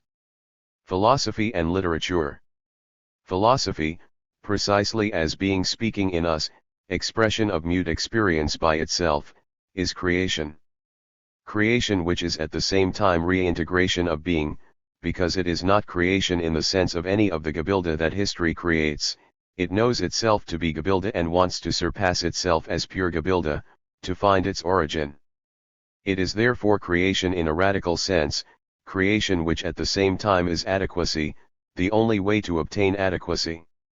This considerably deepens Sauria's views on philosophy as a supreme art. 34, because art and philosophy together are precisely, not arbitrary fabrications in the universe of the spiritual, but contact with the to be rightly as creations.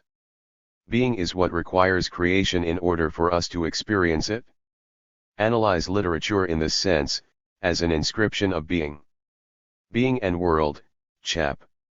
335. In agreement with the idea of transcendence, seek to define a history of philosophy which is not a flattening of history in my philosophy, and which is not idolatry, resumption or repetition of Descartes, the only way to give him back his truth, by thinking it anew, that is to say from us, faceted intelligible world, history of philosophy as perception of other philosophers, intentional encroachment on them, own thought which does not kill them, either by surpassing them or by copying them. Follow them in their problems. 36, but their problems are internal to that of being, they all profess this, and therefore we must, think of them within this horizon. Saying all this at the beginning of chapter 3. And also, this ontological sketch is an anticipation of philosophy, and therefore of the history of philosophy. We must reveal the presuppositions. And to do so is to do philosophy and not history. Mark Report chap. 3 and chap. 4 on nature and science. What we will examine with her is a certain ontology. The dilemma. How to rely on conscience. How to challenge conscience. To be overcome by the idea of consciousness as a finite. Understanding and implication, History of the Phi. June 1959. The history of philosophy that we should do is the history of subtext. E.g.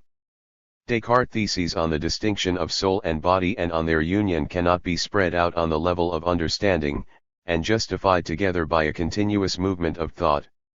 They can only be affirmed together if we take them with their implication. In the order of the implication, the search for essence and that of existence are not opposed, are the same thing. Consider the language, even philosophical, not as a sum of statements or solutions, but as a lifted veil, a woven verbal chain. June 4, 59. Hegel's word, en sich oder für uns equals there is a thought which, precisely because it would like to immediately grasp the thing in itself, falls back on subjectivity, and which, conversely, because it is haunted by being for us, does not grasp it and only grasps the thing in itself, in meaning. True philosophy equals grasping what makes it come out of oneself into oneself and vice versa. Seize this chiasma, this reversal. That's the spirit. The philosophy. To define its environment, start from Guheyer's question, can we ask a philosophy questions that it has not asked itself? To answer no is to make them separate works, to deny philosophy. To answer yes is to reduce history to philosophy. 37. My point of view, a philosophy like a work of art, it is an object which can arouse more thoughts than those which are contained there, which keeps a meaning outside of its historical context, which only has meaning outside of this context. Give an example of this vertical or philosophical history. Descartes, Malebranche. Isn't there a need to distinguish their problems as they think about them and the problems that really move them, and that we formulate? Does this lead to always relativistic conclusions? Namely, who will be upset by another time? No, if philosophies in their entirety are a question, the interrogative thought which makes them speak is not overtaken by what comes next. Dualism, Philosophy. July 1959. The problems posed in php. 39 are insoluble because I start from the distinction consciousness, object.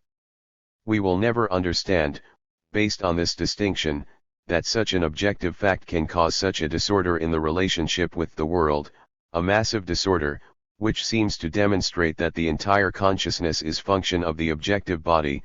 These are the very problems that must be declassified by asking, what is so-called objective conditioning? Answer: it is a way of expressing and noting an event of the order of raw or wild being which, ontologically, is first. This event consists in the fact that such a properly arranged visible is hollowed out by an invisible meaning. The common stuff of which all structures are made is the visible, which, itself, is in no way of the objective, of the in itself, but of the transcendent, which is not opposed to the for itself, which has cohesion only for a self, the self to be understood, not as nothingness, not as something, but as a correlative unity of transgression or encroachment of thing and world. August 1959. To show 1. That the modern theory of perception is a phenomenology 40 and reveals raw being, the vertical world. 2. That the theory of information applied to perception, and operationalism applied to behavior, it is in truth, confusedly glimpsed, the idea of meaning as a view of the organism, the idea of the flesh. 3. That the perception message analogy is valid, but on condition of discerning a, the flesh beneath the discriminatory behaviors b, speech and its comprehensible diacritical systems beneath the information. Perceiving subject, speaking subject, thinking subject. September 1959.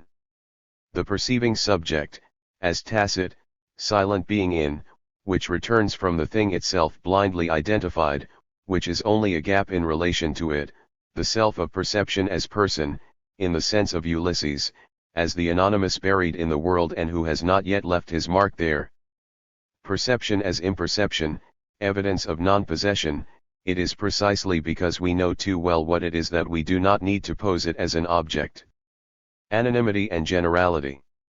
This means, not a nictogesnix, but a lake of non-being, a certain nothingness mired in a local and temporal opening, vision and feeling in fact, and not thought of seeing and feeling. If it is said that the thought of seeing and feeling carries this vision and this feeling, the world and being will only be an idea, vertical or wild being can never be found. The teleology of natural light is converted into ideality. Speaking subject, it is the subject of a praxis. He does not hold before him the words spoken and understood as objects of thought or ideas. He only possesses them through a vorhabe which is of the type of the vorhabe of the place through my body which goes there. That is to say, there is a certain lack of, this or that signifier, which does not construct the build of what it lacks. There is therefore here a neo-teleology which does not support, any more than perceptual teleology, being supported by a consciousness of, nor by an ekastasis, a constructive project. Saussure's analysis of the relationships between signifiers and the relationships of signifier to signified and of meanings as differences of meanings, confirms and rediscovers the idea of perception as a deviation from a level, that is to say the idea of the primordial being, of the convention of conventions, of speech before speech. What must be clarified, it is the upheaval that speech introduces into prelinguistic being. It does not modify it first of all, it is first of all itself egocentric language. But it still carries a ferment of transformation which will give the operational meaning, so the question is, what is this ferment? This thought of praxis? Is it the same being who perceives and speaks? It's impossible that it's not the same. And if it is the same, does this not re-establish the thought of seeing and feeling, the cogito, the consciousness of? September 1959. Resume analysis of the cube. It is true, the cube itself, with 6 equal faces, is only for a non-situated gaze, for an operation or inspection of the mind sitting in the center of the cube, for a field of being, and all that one can say perspectives on the cube do not concern him. But the cube itself, in opposition to the perspectives, it is a negative determination. Being here is that which excludes all non-being, all appearance.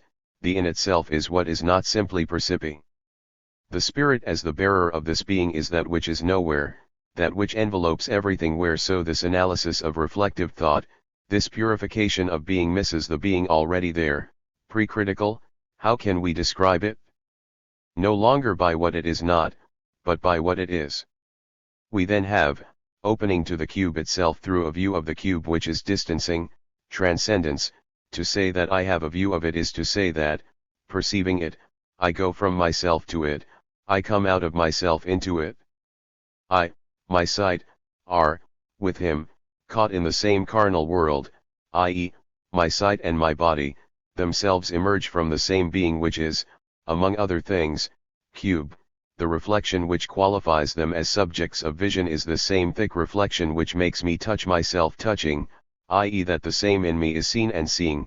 I do not see myself even seeing, but by encroachment I complete my visible body, I extend my being seen beyond my being visible for myself.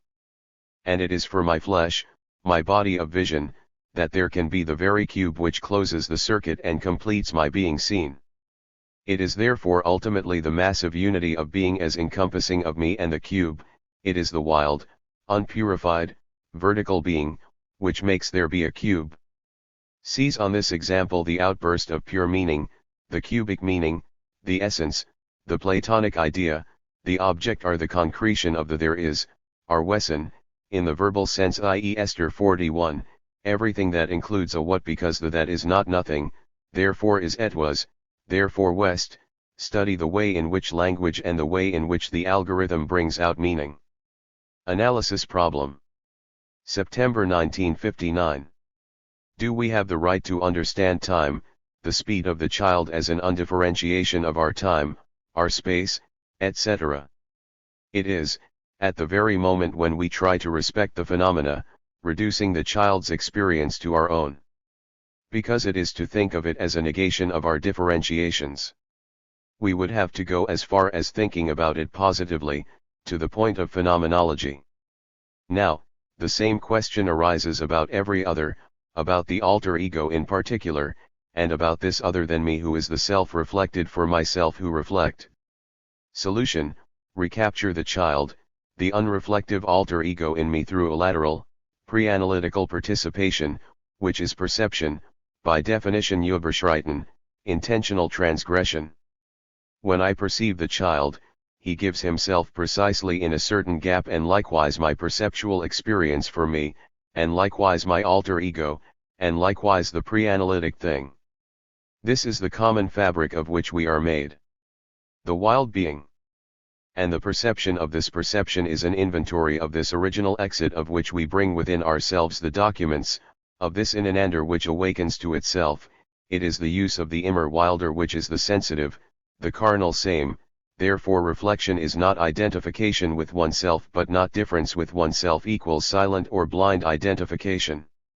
And when it wants to put an end to this opening of the horizon, when it wants to grasp itself, no longer through a horizon and by virtue of an institution of nature, but directly and without remainder, then all it can do is to sublimate oneself in verbalization, to give oneself a body which is not only natural, to germinate a language, a transparent apparatus which gives the illusion of a pure or empty self-presence, and which nevertheless only attests that a determined void of this or that. The essential thing is to describe the vertical or wild being as this pre-spiritual environment without which nothing is thinkable, not even the mind, and through which we pass into each other, and ourselves into ourselves. To have our time. It is philosophy alone which gives it. Philosophy is the study of the Vorhabe of being, Vorhabe which is not knowledge, certainly, which is in default towards knowledge, the operation, but which envelopes them as being envelopes beings. Piaget's logicism is the absolutization of our culture, as well as its psychology, which leads to its logic.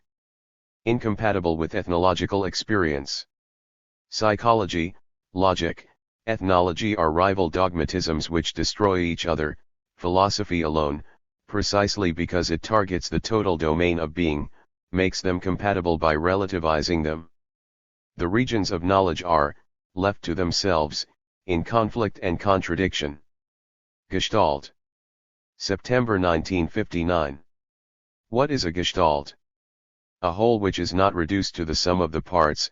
Negative, external definition, signaling of the gestalt as opposed to the domain within oneself where one settles.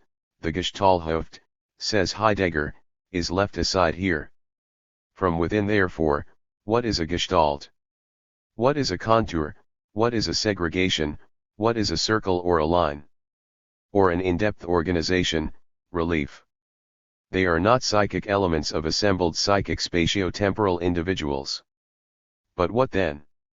To experience a gestalt is not to feel coincidence, but so what? It is a principle of distribution, the pivot of a system of equivalences. It is the etwas of which the fragmentary phenomena will be the manifestation, but is it then an essence, an idea? The idea would be free, timeless, aspatial. Gestalt is not a spatio-temporal individual, it is ready to integrate into a constellation that spans space and time, but it is not free with regard to space and time. Time, it is not aspatial, atemporal, it only escapes time and space conceived as a series of events in itself. It has a certain weight which fixes it no doubt in an objective place and in a point in objective time, but in a region, a domain, which it dominates, where it reigns, where it is everywhere present without us ever being able to say, it is here. It is transcendence. This is what we still express when speaking of its generality, of its transpunerbarkeit. It is a double background of experience. And who has experience with it?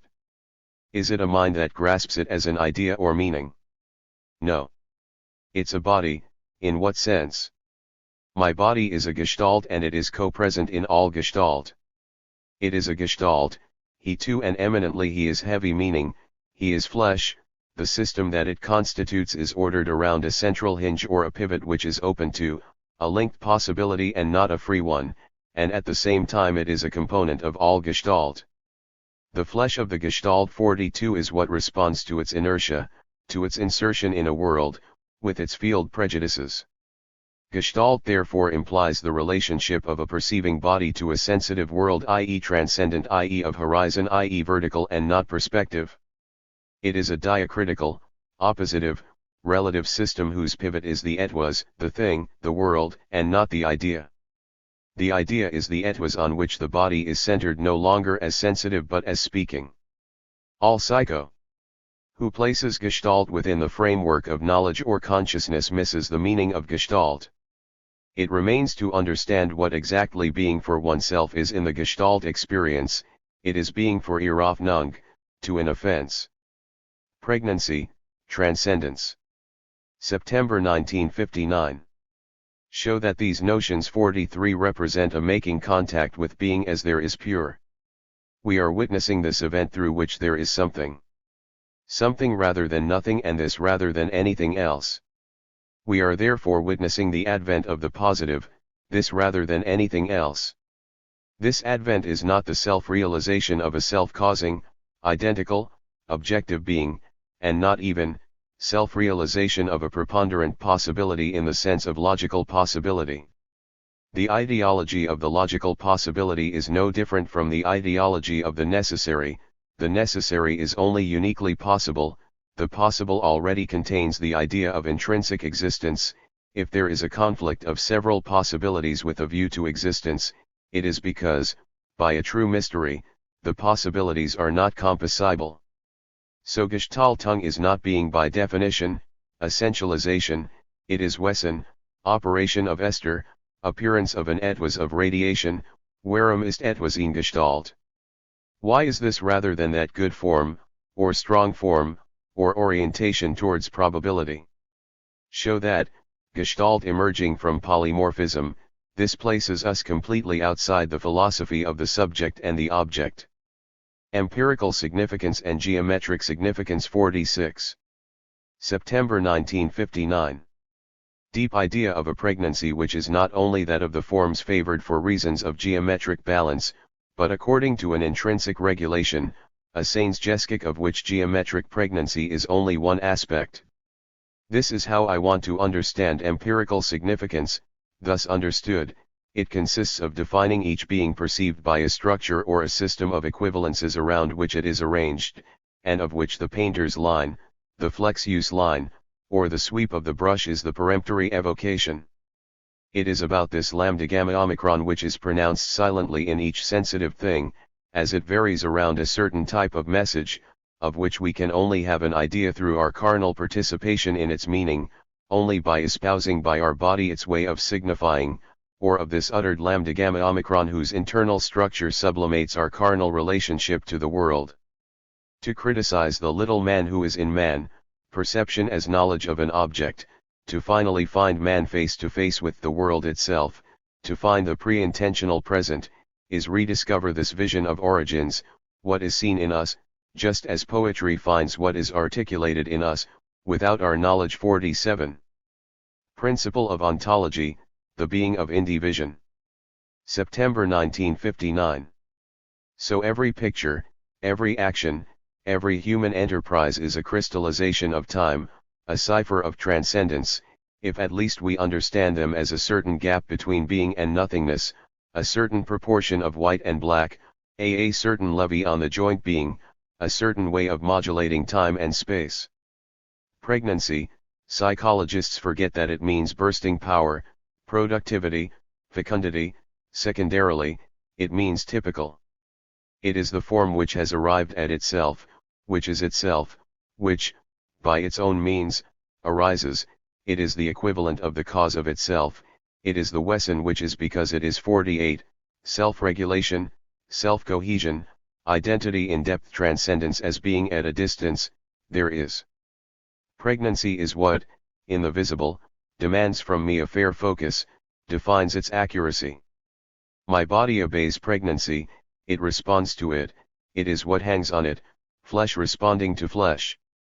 When a good form appears, either it modifies its surroundings by radiation, or it obtains movement from my body until. This definition of pregnancy as implying motor skills, a fortiori places it completely outside of Piaget's alternatives, field effects or sensoromotor activity. When we say that the form is pre-empirical, innate, what we really mean, whether it is the perceived or the thought, is that there is Stiftung there and not simple subsumption, sense of transcendence and not recognition of the concept. September 1959. We must finally admit a sort of truth to naive descriptions of perception, epsilon delta omega lambda alpha or simulacra etc. the thing giving itself perspectives etc. Simply, all this happens in an order which is no longer that of objective being, which is the order of experience or of the phenomenal, which it is precisely a question of justifying and rehabilitating as the foundation of the objective order. We can claim that the order of the phenomenal is second in relation to the objective order, is only a province of it, when we only consider intra-worldly relations of objects. But as soon as we involve others and even the living body, the work of art, the historical environment, we realize that the order of the phenomenal must be considered autonomous and that, if we do not recognize this autonomy, it is definitely impenetrable. Others, not as consciousness, but as inhabitant of a body, and through it, of the world. Where is the other in this body that I see? It is immanent in this body and yet, more than the sum of the signs or meanings conveyed by it. It is that of which they are always a partial and non-exhaustive image, and which nevertheless is attested in full in each of them. Still in the process of unfinished incarnation, beyond the objective body as the meaning of the painting is beyond the canvas. September 1959. Descartes, who will see the image painted in the eyes or in the brain? We therefore finally need a thought of this image. Descartes already discerns that we always put a little man in man, that our objectifying view of our body always obliges us to look further inside this seeing man that we thought we had under our eyes. but what he does not see is that the primordial vision to which we must arrive cannot be thought of seeing. This thought, this unveiling of being which finally is for someone, is again the little man within man, but this time contracted to a metaphysical point. Because finally we know no vision except that of a composed substance, and it is this subtilized vision that we call thought. If being must reveal itself, it will be in front of a transcendence, and not in front of an intentionality. It will be the raw bogged down being which returns to itself, it will be the sensitive which is hollowed out. Ontology. October 1959. Take topological space as a model of being. Euclidean space is the model of perspective being. It is a space without transcendence, positive, network of straight lines, parallel to each other or perpendicular according to the three dimensions, which carries all possible locations. Deep suitability of this idea of space and the classical ontology of ens realissimum, of infinite being. Topological space, on the contrary, an environment where relationships of neighborhood, envelopment, etc. are circumscribed. Is the image of a being, which, like Klee's spots of color, is both older than everything and on the first day, on which regressive thought stumbles without being able to deduce it directly or indirectly of being by oneself, which is a perpetual residue. It is found not only at the level of the physical world, but again it is constitutive of life, and finally it founds the wild principle of logos. It is this wild or raw being which intervenes at all levels to overcome the problems of classical ontology. Leibniz's Theodicy summarizes the effort of Christian theology to find a path between the necessary conception of being, the only possible one, and the unmotivated emergence of raw being, the latter being ultimately linked to the former by a compromise, and, to this extent, the hidden God being sacrificed to the ens realissimum. Sunday, October 10, 1959. Malraux wonders why, how, a painter learns from another, of whom he makes copies, to be himself, learns in the other, with and against him. Likewise we can ask ourselves why someone who knows how to use colors also knows how to use a pencil or sometimes sculpt. What is there in common? All this in fact is obscure as long as we believe that drawing or painting is producing something positive from nothing. Then the act of drawing and that of painting, the act of painting as oneself and that of painting as the other become isolated from each other, and we no longer see any connection between them. On the contrary, we would see it if we understood that painting, drawing, is not producing something from nothing, that the line, the touch of the brush, and the visible work are only the trace of a total movement of word, which goes to the whole being, and that this movement embraces both expression through lines and expression through colors, both my expression and that of other painters. We dream of equivalence systems, and they do indeed work. But their logic, like that of a phonematic system, is summarized in a single tuft, in a single scale. They are all animated by a single movement, they are each and all a single whirlwind, a single withdrawal of being. What is necessary is to explain this totality of horizon which is not a synthesis. Wild perception, immediate, cultural perception, learning. October 22, 1959. I say that the perspective of the Renaissance is a fact of culture, that perception itself is polymorphous, and that, if it becomes Euclidean, it is because it allows itself to be oriented by the system. Hence the question, how can we return from this perception shaped by culture to the raw or wild perception? What does the information consist of? What is the act by which we undo it? Hence also the question, does this information of perception through culture, this descent of the invisible into the visible, oblige us to say, as Egon Brunswick p. example, that perceptual pervasiveness is learning from the ecological environment, that the self-constitutional Gestalten of the Berlin School are derived from empirical Gestalten 49? What I maintain is that 1. There is information about perception through culture which allows us to say that culture is perceived. There is a dilation of perception, a postponement of the aha or leveness of perception. Natural to instrumental relationships PEX, which requires continuity between perceptual openness to the world and openness to a cultural world. 2. This original layer above nature shows that learning is in der Welt Sinn, and not at all that in der Weltsein is learning, in the American sense or in Brunswick's cognitive sense. My position to define in the problem of return to the immediate, the perceptive in the sense of the non-projective, vertical world, is always given with feeling, with the phenomenal, with silent transcendence. And yet a Piaget absolutely ignores it, has completely converted his perception into a cultural Euclidean perception. What right do I have to call immediate this original which can be forgotten at this point? Describe very precisely the way in which perception masks itself, becomes Euclidean. Show that the prevalence of geometric forms is intrinsically founded in that they allow ontogenesis better than others, but that this intrinsic pregnancy, to keep all its meaning, must be maintained in the zone of transcendence, in the context of pre-being, of the Offenheit of Umwelt, and not considered dogmatically as self-evident. Euclidean perception has a privilege, but which is not an absolute privilege, and which is contested as absolute by transcendence, which claims the Euclidean world as one of its aspects. With life, natural perception is perpetually given to us to establish the universe of immanence, and yet, this universe tends to autonomize itself, achieves a repression of itself.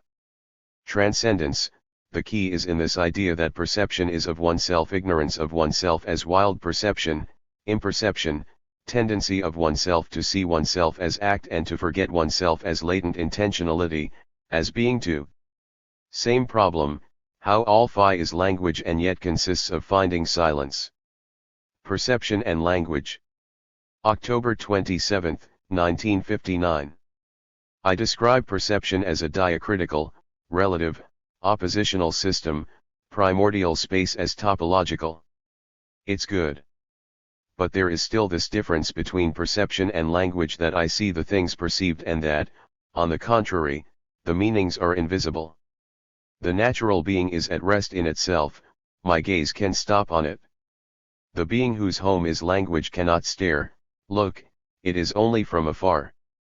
We must therefore account for this relative positivity of the perceived, especially since it is on it that the positivity of the invisible rests. There is no intelligible world, there is a sensible world.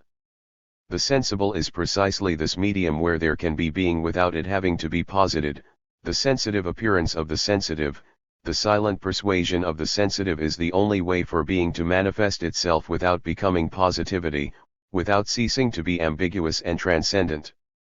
The sensitive world itself into which we move, and which forms our link with others, which makes others for us, is, precisely as sensitive, given only by illusion, the sensitive, that is what, this possibility of being evident in silence, of being implied, and the supposed positivity of the sensitive world turns out to be precisely something elusive. Only the totality in which the sensible are cut out is finally seen in the full sense. Thought is only a little further from visibilia. The chiasm. November 1, 1959. The split is not essentially for self for others, it is more precisely that of someone who goes into the world and who, from the outside, seems to remain in his dream. Chiasma, by which what announces itself to me as being appears in the eyes of others to be only states of consciousness, but, like the chiasma of the eyes, this is also what makes us belong to the same world, a world which is not projective, but which creates its unity through incompossibilities such as that of my world and the world of others. This mediation by reversal, this chiasma, means that it does not, there is not simply antithesis for self for other, that there is being as containing all this, first as sensitive being and then as being without restriction. The chiasma instead of for others, this means that there is not only self-other rivalry, but co-functioning. We function as one body. The chiasma is not only an exchange between me and others, it is also an exchange of me and the world, the phenomenal body and the objective body, the perceiver and the perceived. What begins as a thing ends as consciousness of the thing, what begins as a state of consciousness ends as a thing. This double chiasma cannot be accounted for by the edge of the for itself and the edge of the in itself. We need a relationship with being that is made from within being. This is basically what Sartre was looking for. But as, for him, there is no interior except me, and everything else is exteriority, the being remains with him untouched by this decompression which takes place in him, he remains pure positivity, object, and the for itself only participates in it through a sort of madness. November 1959. Meaning is invisible, but the invisible is not the contradictory of the visible itself has a frame of the invisible, and the invisible is the secret counterpart of the visible, it only appears in it.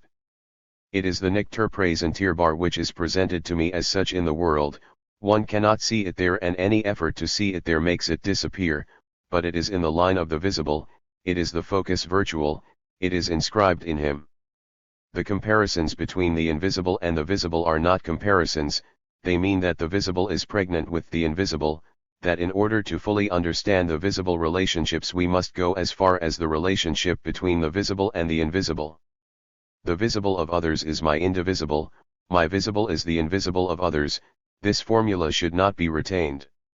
It must be said, being is this strange encroachment which means that my visible, although it cannot be superimposed on that of others, nevertheless opens onto it, that both open onto the same sensitive world, and it is the same encroachment, the same junction at a distance, which makes the messages of my organs come together in a single vertical existence and in a single world. So meaning is not annihilation, nor sacrifice of the for itself to the in itself. To consider such a sacrifice, such a creation of truth, is still to think on the model of the in itself, from the in itself, and, as it eludes itself, to entrust the for itself with the heroic mission of making it be.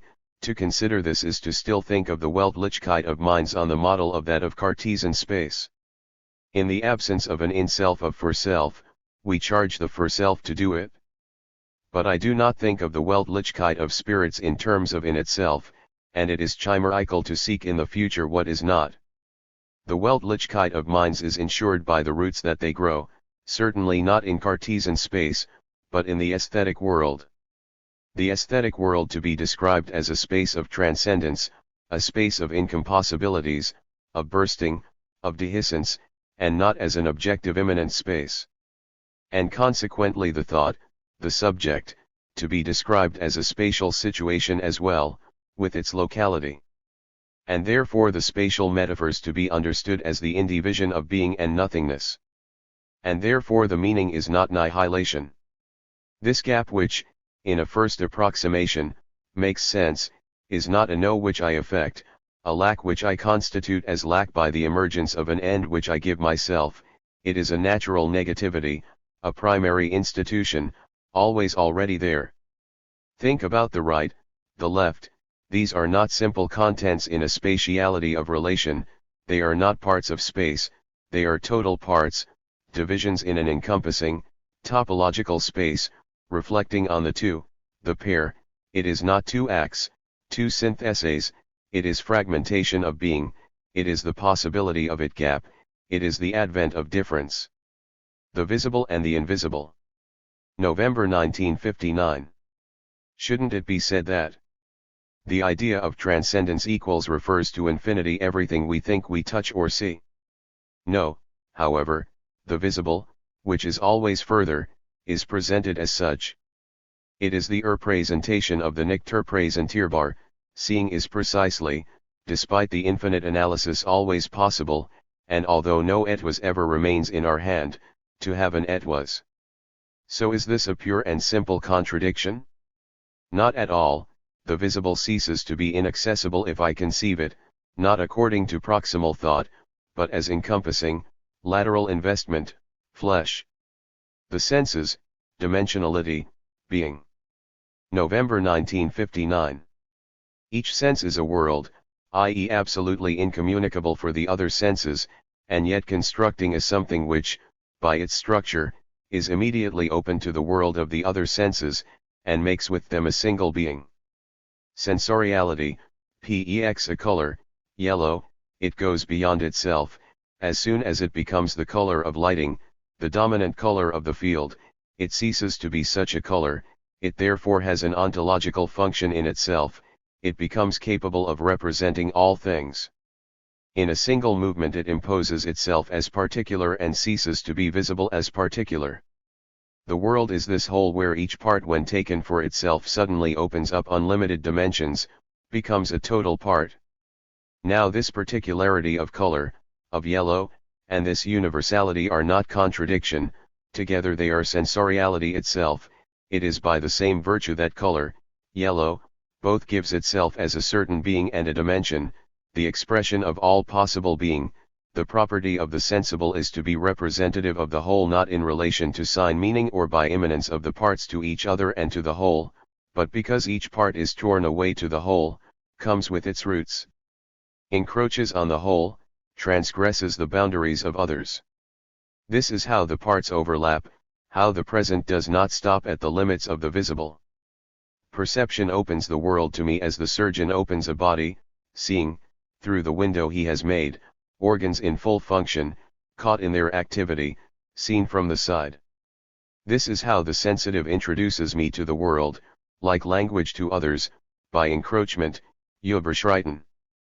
Perception is not perception of things first, but perception of the elements of rays of the world, of things which are dimensions, which are worlds.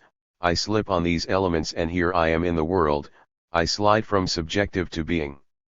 The so-called contradiction of yellow as something and of yellow as the title of a world, it is not a contradiction, because it is precisely within its particularity of yellow and thanks to it that yellow becomes a universe or an element, that a color can become level, a category fact, equals the true march towards the universal. The universal is not above, it is below, it is not in front of us, but behind us. Atonal music equals the equivalent of the philosophy of joint being. Like painting without identifiable things, without the skin of things, but giving their flesh, Transpunurbarkit is a particular case of a more general transposition of which atonal music is the thematization. All this presupposes the being of joint ownership. This universality of the sensible equals presentation of what is not presenteerbar equals the sensible dug into being without restriction, this being which is between my perspective and that of others, my past and my present. The property of the perceived, being already there, not being through the act of perception, being the reason for this act, and not the other way around. Sensoriality equals transcendence, or a mirror of transcendence. Depth. November 1959. Depth and back, this is the dimension of the hidden par excellence. There must be depth since there is a point from which I see, that the world surrounds me. Depth is the way things stay sharp, remain things, while not being what I'm currently looking at. It is the dimension par excellence of the simultaneous. Without it, there would not be a world or being, there would only be a mobile zone of clarity which could not be brought here without leaving everything else, and a synthesis of these views. Instead of, through depth, they coexisting step by step, they slide into each other and integrate. It is therefore what makes things have flesh, that is to say, they oppose obstacles to my inspection, a resistance which is precisely their reality, their openness, their totem symbol. The gaze does not conquer depth, it turns it. The depth is stiftet in what I see in clear vision as retention in the present, without intentionality, cf. Metzger saying that it arose at a time when it was going to be impossible to have a clear vision of 2 points at a time. So, the two images offset and not superimposable, they suddenly take on profiles of the same thing in depth 1, this is not an act or an intentionality, it is in general, and by a field property, that this identification of two incompossible views is made, and because the depth is open to me, because I have this dimension to move my gaze there, this opening there. November 1959. To say that things are structures, frames, the stars of our life, not in front of us, spread out like perspective shows, but gravitating around us. These things do not presuppose man, who is made of their flesh. But their eminent being, however, can only be understood by one who enters into perception, and stands with it in their distant contact. The essence, the Wesen. Deep relationship between essence and perception, essence, too, is a member, it is not above the sensible world, it is below, or in its depth, its thickness. It is the secret link, the essences are etwas of the level of speech, as things are essences of the level of nature. Generality of things, why are there several copies of each thing? This is imposed by the very definition of things as field beings. How could there be a field without generality? I show with transcendence that the visible is invisible, that vision is in principle what convinces me by appearance already there that there is no reason to seek to be proximal to perception, which assures me of an unnoticed this invisible from the visible. It is then which allows me to find in productive thought all the structures of vision, and to radically distinguish thought from operation, from the logic. Me others, insufficient formula. November 1959. The self-other relationship to be conceived with its indefinite substitutions too as complementary roles, none of which can be fulfilled without the other also being fulfilled. Masculinity implies femininity, etc.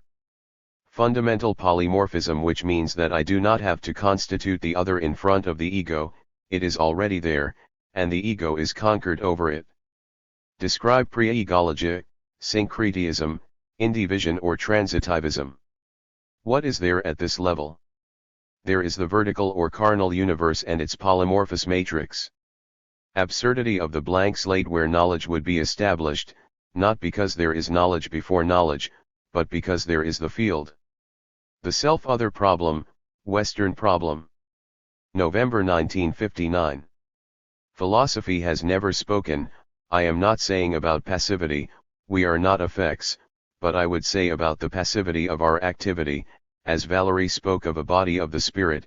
However new our initiatives, they are born at the heart of being, they are engaged with the time that flows through us, based on the pivots or hinges of our life. Their meaning is a direction. The soul always thinks, it is a state property, it cannot not think because a field has been opened where something, or the absence of something, is always inscribed. This is not an activity of the soul, nor a production of thoughts in the plural, and I am not even the author of this hollowness which is made in me by the passage from the present to retention. It's not me who makes me think any more than it's me who makes my heart beat. We leave the philosophy of the Orlevness and move on to the philosophy of our stiff tongue. November 26, 1959. A direction of thought, it is not a metaphor.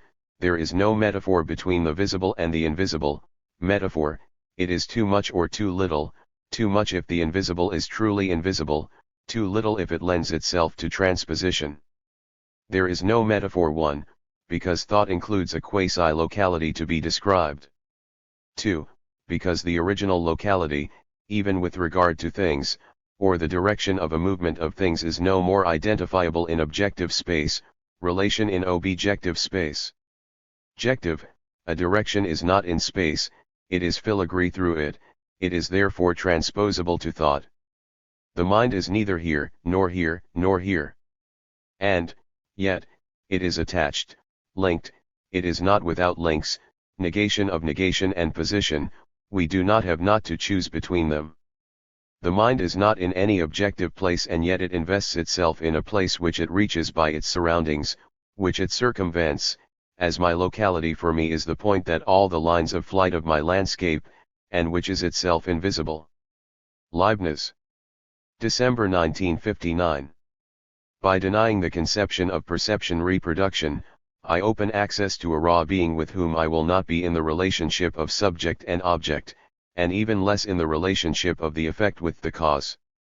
The report of In der Weltsein will hold the place occupied in Leibniz by the report of reciprocal expression of perspectives taken on the world, and therefore God as the sole author of these various perspectives which emanate from him like thoughts. Certainly being thus discovered is not Leibniz's God, the monadology thus revealed is not the system of monads, substances, but certain Leibnizian descriptions, that each of the views of the world is a world apart, that nevertheless what is particular to one is public to all, that the monads are between themselves and with the world in a relationship of expression, that they are distinguished between themselves and from it as perspectives, are to be preserved entirely, to be taken back into raw being, to be separated from the substantialist and onto theological elaboration that L subjects them to. The expression of the universe in us, it is certainly not the harmony between our monad and the others, the presence in it of the ideas of all things, but it is what we observe in perception, to take as is instead of explaining it. Our soul has no windows, this means in der Welt Sinn. Pre-established harmony always maintains the in itself and simply links it with what we experience through a relationship of substance to substance founded in God, instead of making it the cause of our thoughts, but it is precisely a matter of completely rejecting the idea of the in itself. It is the revival of the theme of perception which transforms in its scope the Leibnizian idea of expression. Vertical world and vertical history. World. December 1959. A world equals an organized whole, which is closed, but which, strangely, is representative of everything else, has its symbols, its equivalents for everything that is not it. Painting for space, for example. A world has dimensions. By definition they are not the only ones possible. But by definition they also have the value of a framework, they are more than singularities of content, the values in a pencil drawing are representative of the whole. Thus the painting is a world as opposed to the unique and real world, it forms one, in any case, with all the other paintings, the same sensitive elements mean something different there than in the prosaic world. Replace the notions of concept, idea, spirit, representation with the notions of dimensions, articulation, level, hinges, pivots, configuration. The starting point equals criticism of the usual conception of the thing and its properties, rightward arrow criticism of the notion logic of the subject, and of logical inherence rightward arrow criticism of positive meaning, meaning as a gap, theory of predication, based on this diacritical conception.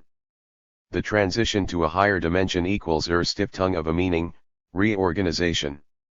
In what sense is it prepared in the given structure? As the sensitive structure can only be understood through its relationship to the body, to the flesh, the invisible structure can only be understood through its relationship to the logos, to speech. The invisible sense is the framework of speech, the world of perception encroaches on that of movement, and conversely the movement has likewise the world of ideas encroaches on language, which conversely encroaches on ideas. The words of others make me speak and think because they create in me someone other than myself, a gap in relation to what I see, and thus designate it to myself. The words of others are a grid through which I see my thoughts. Did I have it before this conversation? Yes, as your unique fundamental, Welt thesis, not as thoughts, meanings or statements. Certainly, one must think in order to speak, but think in the sense of being in the world or in Vorhabe's vertical being. Thoughts are the currency of this overall being, boundaries, within it. Husserl Lebendige Gegenwart 3. December 1959. My body is never in perspectivous movement, like other things. He is not at rest like some of them. It falls short of objective rest and movement. The movements that he will accomplish through each day he will always be possible rests at each moment.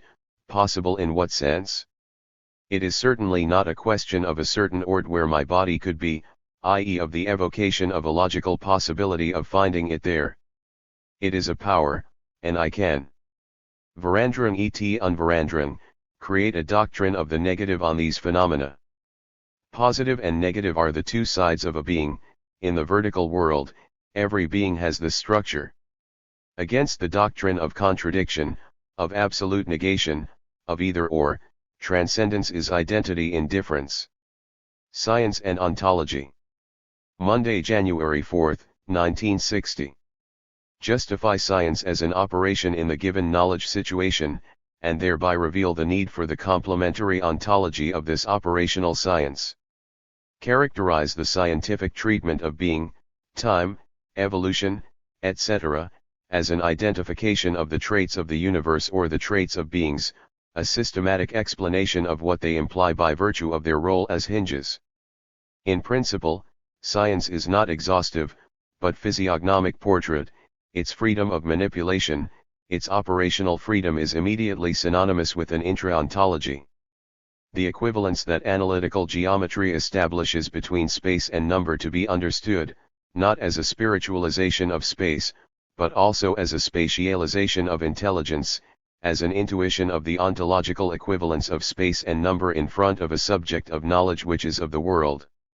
The parallelism between scientific deduction and experimental facts is neither to be contested nor to be understood as proof of a realism of science.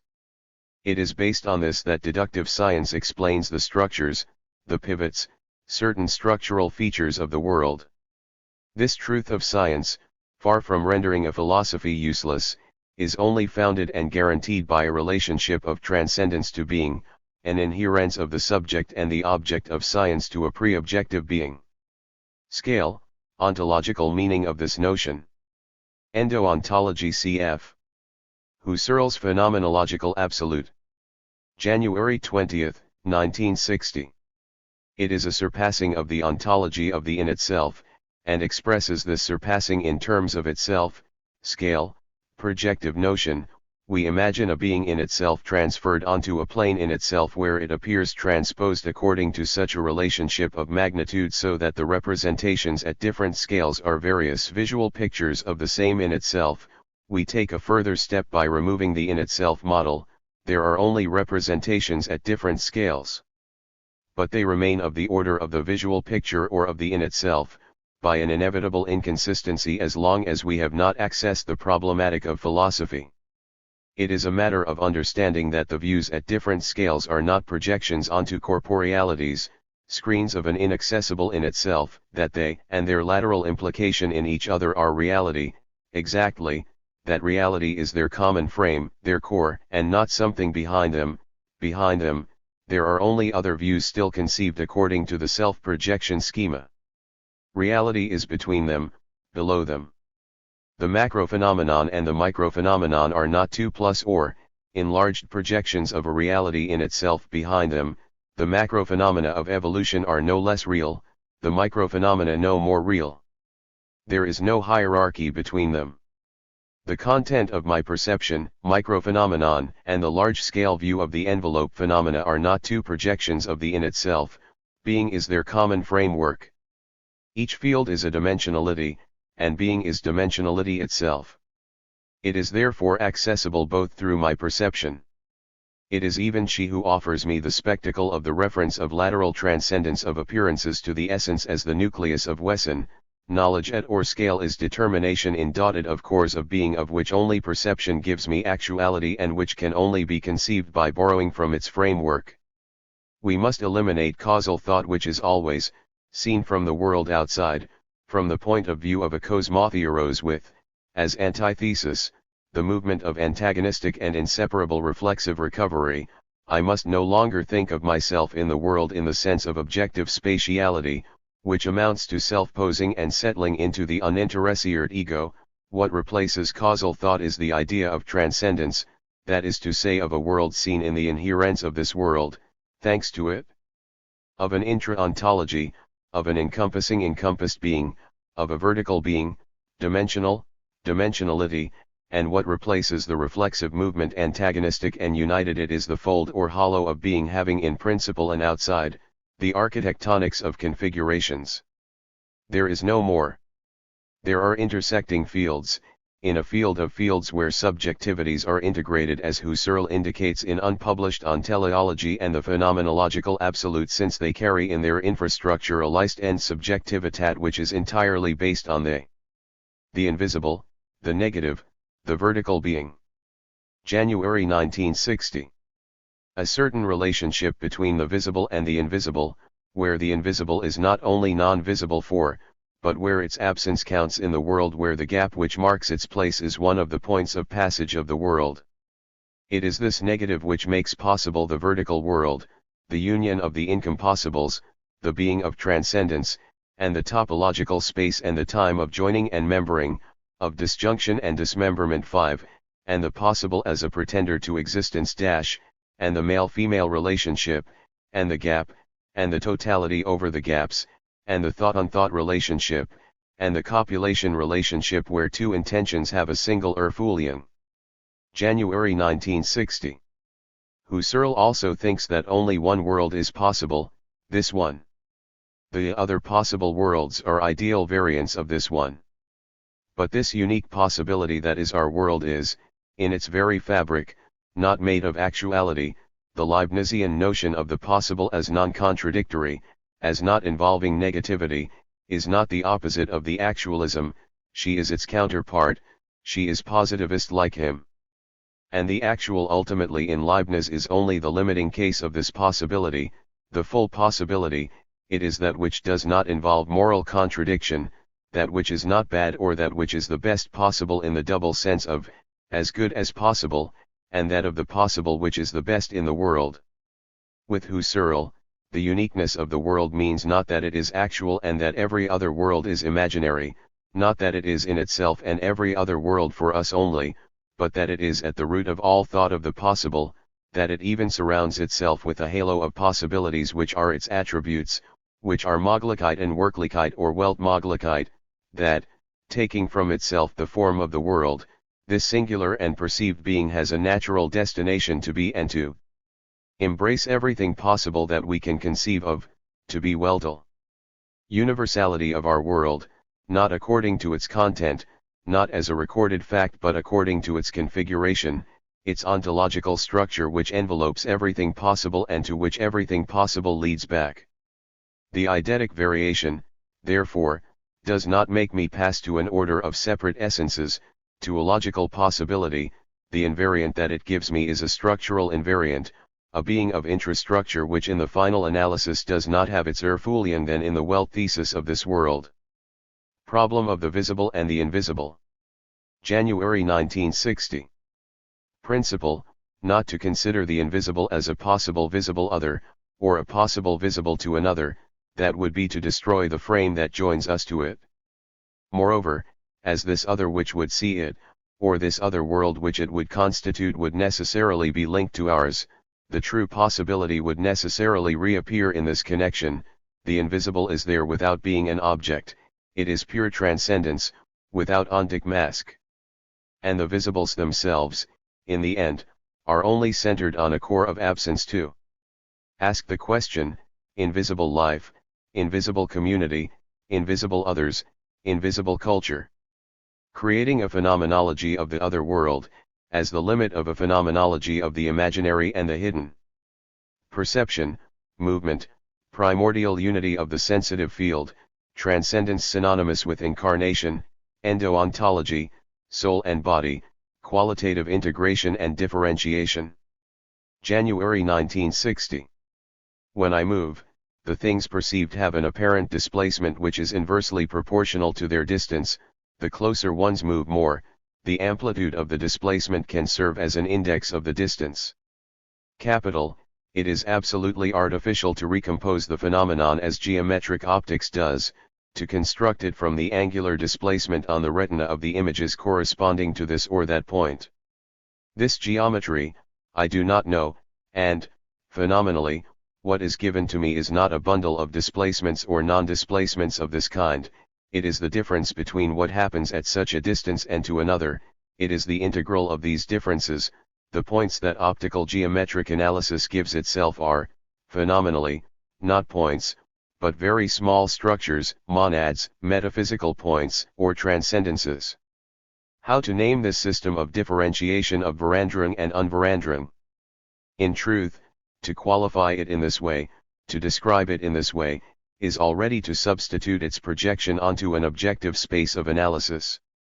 In truth, movements, rest, distances, apparent magnitudes, etc., are only different indices of refraction of the transparent medium which separates me from the things themselves, different expressions of this coherent swelling through which being shows itself and hides itself.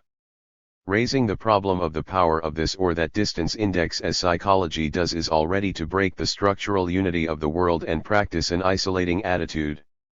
Absolute primacy of the world and being for a vertical philosophy which truly takes perception in the present. For this same philosophy, therefore, partial phenomena, are not to be considered as positive, to be represented by a geometric diagram where positive lines on a neutral background bring together positive points. On the contrary, each of these lines, each of these points result, by differentiation and objectification, from the movement of Übergang and from the intentional encroachment which sweeps the field. Absolute primacy of movement, not as ortsverandering, but as instability instituted by the organism itself, as fluctuation organized by it, and therefore thereby dominated. My mobility is the way to compensate for the mobility of things, and therefore to understand and navigate it. It is by principle that all perception is movement. And the unity of the world, the unity of the perceiver, is this living unity of compensated movements. There is a point of fixation which does not move in the movements of my body, below there are apparent displacements of objects in the movement of my head, beyond there are apparent displacements in the opposite direction, both are variants in addition and less of the unverandering of the fixed point. The fixity of the fixed point and the mobility of what is below and beyond are not partial, local phenomena, and not even a bundle of phenomena. It is a single transcendence, a single graduated series of deviations. The structure of the visual field, with its near, its distant, its horizon, is essential for there to be transcendence, the model of all transcendence. Apply to the perception of space what I said about the perception of time, Husserl's diagram as a positivist projection of the whirlwind of temporal differentiation 8. And the intentional analysis that tries to compose the field with intentional threads fails to see that the threads are emanations and idealizations of a fabric, differentiations of the fabric. If we re-establish this vertical perceptual view of the world and of being, there is no need to seek to construct in the objective body, as nervous physiology does, a whole depth of hidden nervous phenomena thanks to which objectively defined stimuli would be developed in total perception. The same criticism applies to these physiological reconstructions and to intentional analysis. Both fail to see that perception and the perceived world will never be constructed with these terms and these positive relationships.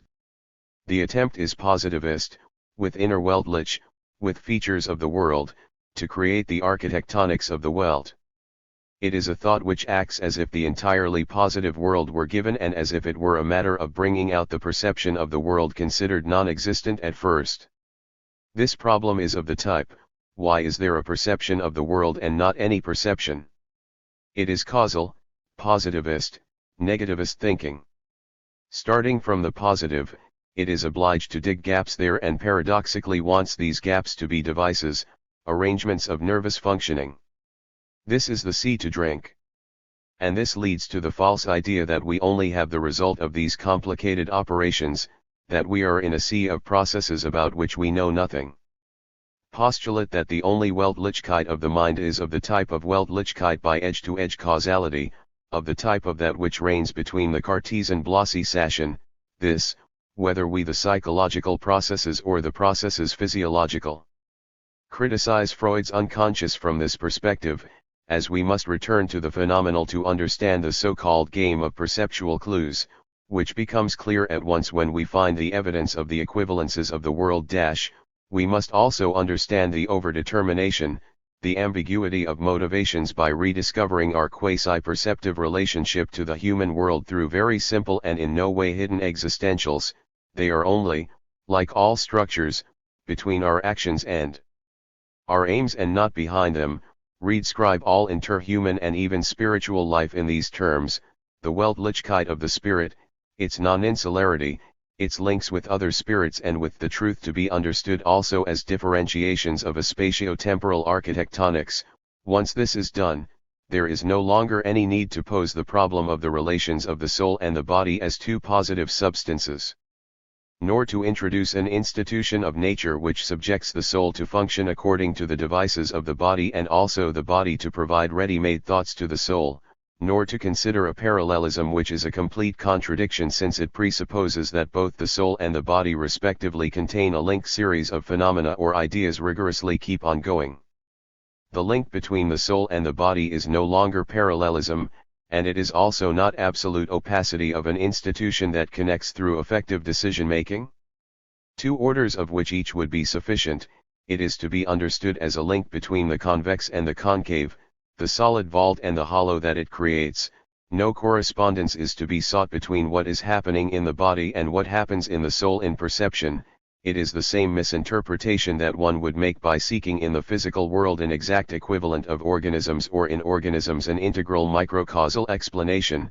The soul is planted in the body like the Stake in the ground, with no punctual correspondence between ground and stake, or rather, the soul is the hollow of the body is the swelling of the soul. The soul adheres to the body as their meaning adheres to the cultural things of which it is the reverse or the other side. But this is not enough, because idealism also says this, and it is not in the same sense that we say it. The soul, the for itself, is a hollow and not a void, not absolute non-being in relation to a being which would be fullness and hardcore. The sensitivity of others is the other side of their aesthetic body. And this other side, nicter praesentierbar, I can have the suspicion of it through the articulation of the body of others on my sensitive, an articulation which does not empty me, which is not a hemorrhage of my consciousness, but which on the contrary doubles me as an alter ego. Others are born in the body through the overhang of this body, their investment in a Verhalten, their inner transformation of which I am a witness.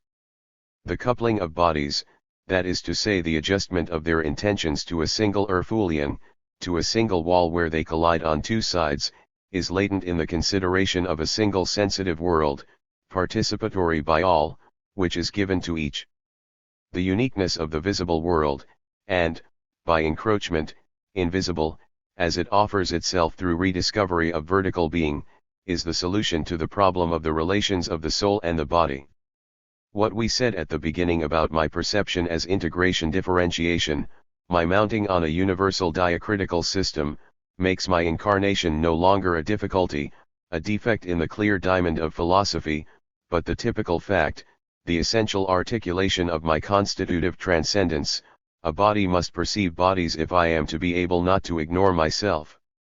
When the organism of the embryo begins to perceive, there is no creation by the body in itself of a for itself, and there is no descent into the body of a pre-established soul, there that the whirlwind of embryogenesis suddenly centers on the interior hollow that it was preparing, a certain fundamental gap, a certain constitutive dissonance emerges. The mystery is the same as that by which a child switches into language, learns. That by which an absent person arrives, becomes present. The absent is also of the in itself, no longer counts in the relief of the vertical nine. It is in the universal structure world, encroachment of everything on everything, being of promiscuity, that we find the reservoir from which this new absolute life comes. All verticality comes from vertical being. We must get used to understanding that thought is not invisible contact of oneself with oneself, that it lives outside of this intimacy with oneself, in front of us, not in us, always eccentric. Just as we find the field of the sensible world as interior-exterior, so we must find as the reality of the interhuman world and of history a surface of separation between me and others which is also the link of our union, the unique Erfulian of his life and of my life. This surface of separation and union, it is towards it that the existentials of my personal history go, it is the geometric place of projections and introjections, it is the invisible hinge on which my life and the lives of others turn to switch one into the other, the frame of intersubjectivity. Human Body Descartes. February 1, 1960. The Cartesian idea of the human body as unclosed human, open as governed by thought, is perhaps the most profound idea of the union of soul and body. It is the soul intervening in a body which is not of the in itself, which can only be body and living, human in ending in a self-view which is thought. Husserl, the Erwerken of Thought and Historicity, vertical conception of thought. February 1960. Husserl, the Gebilde whose Sensart is the Gewordenheit aus menschlichen Aktivitat are Originar Erfass in a pure Erwerken. Extraordinary, the awareness that I have of producing my thoughts, my meanings, is identical to my awareness of their human origin. It is precisely as a step into the invisible, outside of all nature, of all being, radical freedom, therefore, that thought is a link with human activity. I join man precisely in my absolute non-being. Humanity is an invisible society. Self-consciousness forms a system with the self-consciousness of others, precisely through its absolute solitude. I don't like that, it's very close to Sartre, but it supposes an activity-passivity break which Husserl himself knows does not exist, since there is a secondary passivity, since all Valzug is a Nachvalzug, since sedimentation is the only mode of being of ideality. I would like to develop this in the sense, the invisible is a hollow in the visible, a fold in passivity, not pure production. To do this, analyze the language, showing to what extent it is almost natural movement. But what is beautiful is the idea of taking the airworkin of thought literally. It is truly empty, invisible, all the positivist bric-a-brac of concepts, judgments, relations is eliminated, and the mind is deaf as water in the fissure of being. There is no need to look for spiritual things, there are only structures of the void. Simply I want to plant this void in visible being, to show that it is the other side of it, in particular the other side of language. Just as we must restore the visible world vertically, in the same way there is a vertical view of the mind, according to which it is not made up of a multitude of memories, images, judgments. It is the only movement that can be converted into judgments and memories, but which holds them in a single bundle, like a spontaneous word contains an entire future, like a single grasp of the hand contains an entire piece of space. Essence, negativity. February 1960. I do not oppose quality to quantity, nor perception to idea. I seek in the perceived world cores of meaning which are invisible, but which simply are not invisible in the sense of absolute negation. Intelligible, but in the sense of the other dimensionality, as depth deepens behind height and width, as time hollows out behind space, the other dimensionality is grafted onto the previous ones from a zero depth px. But this itself is enclosed in being as universal dimensionality. Husserl's eidetic variation, and its invariant only designates these hinges of being, these structures accessible both through quality and through quantity. To study the insertion of all dimensionality in being, to study the insertion of depth in perception, and that of language in the world of silence. Show that there is no eidetic variation without speech, show it from the imagination as support for eidetic variation, and from speech as support for the imagination. Problem of negative and gradient concept. February 1960. The problem with negativity is the problem with depth. Sartre speaks of a world which is, not vertical, but in itself, that is to say flat, and for a nothingness which is absolute abyss. There is ultimately no depth in him, because it is bottomless. For me, the negative means absolutely nothing, and neither does the positive, and this not by appeal to a vague mixture of being and nothingness. The structure is not mixture. I take my starting point where Sartre has his point of arrival, in being taken up by the for itself. It is his point of arrival because he starts from being and negativity and builds their union. For me it is structure or transcendence which explains, and being and nothingness are two abstract properties. For an ontology from within, there is no need to construct transcendence, it is first of all, like being doubled by nothingness, and what is to be explained is its doubling. Describe the structure, everything is there, and the integration of the structures in the breast, and the meaning as a meaning of investment. Every concept is first of all generality of horizon, of style. There is no longer any problem of the concept, of the generality, of the idea when we understood that the sensible itself is invisible, that yellow is capable of establishing itself as a level or horizon. In Sartre, it is always me who creates the depth, who digs it, who does everything, and who closes my prison on myself from within. For me, on the contrary, even the most characterized acts, the decisions, it is not a non-being which makes itself being. These decisive decisions are for me ambiguous, and this ambiguity, it must be admitted, it is same type as the impartiality of past history.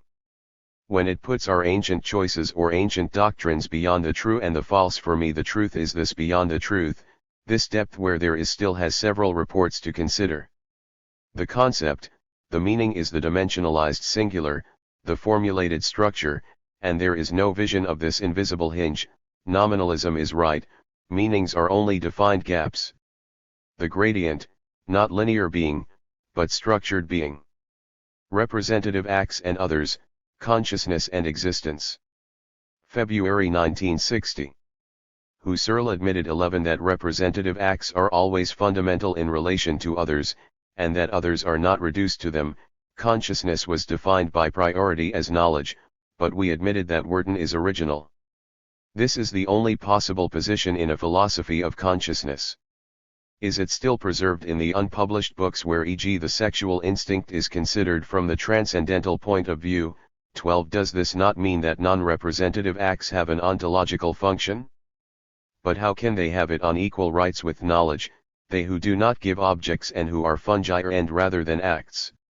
In reality, the LU solution is provisional, linked to the omnipotence of the eidetic method, that is to say reflexivity. It corresponds to a period when Husserl calmly distinguished the reflective and the unreflected like Wesson and Tatsake. If we left it there, the intervention of non-objectifying acts, their ontological function would be purely and simply overthrow of consciousness, irrationalism. We do not escape from the rationalism-irrationalism dilemma as long as we think about consciousness and acts. The decisive step is to recognize that a consciousness is in reality intentionality without acts, fungi and, that the objects of consciousness themselves are not positive before us, but nuclei of meaning around which transcendental life pivots, specified voids, and that consciousness itself is an representierbar for self which is presented as, nicht representierbar. For others, that the feeling is an representation of what by principle is nicht representierbar, the transcendent, the thing, the quale become level or dimension, that the chiasm, the intentional encroachment are irreducible, which leads to reject the notion of subject, or to define the subject as a field, as a hierarchical system of structures opened by an inaugural there. This reform of consciousness immediately means that non-objectivizing intentionalities are no longer in the alternative of being subordinate or dominant, that the structures of affectivity are constituent in the same way as the others, for this simple reason that they are already those of knowledge being those of language. There is no longer any need to wonder why we have, in addition to representative sensations, affections, since the representative sensation itself is affection, being present in the world through the body and to the body by the world, being flesh and language too. Reason is also in this horizon, promiscuous with being and the world. Philosophy of Speech and Cultural Malaise. March 1960.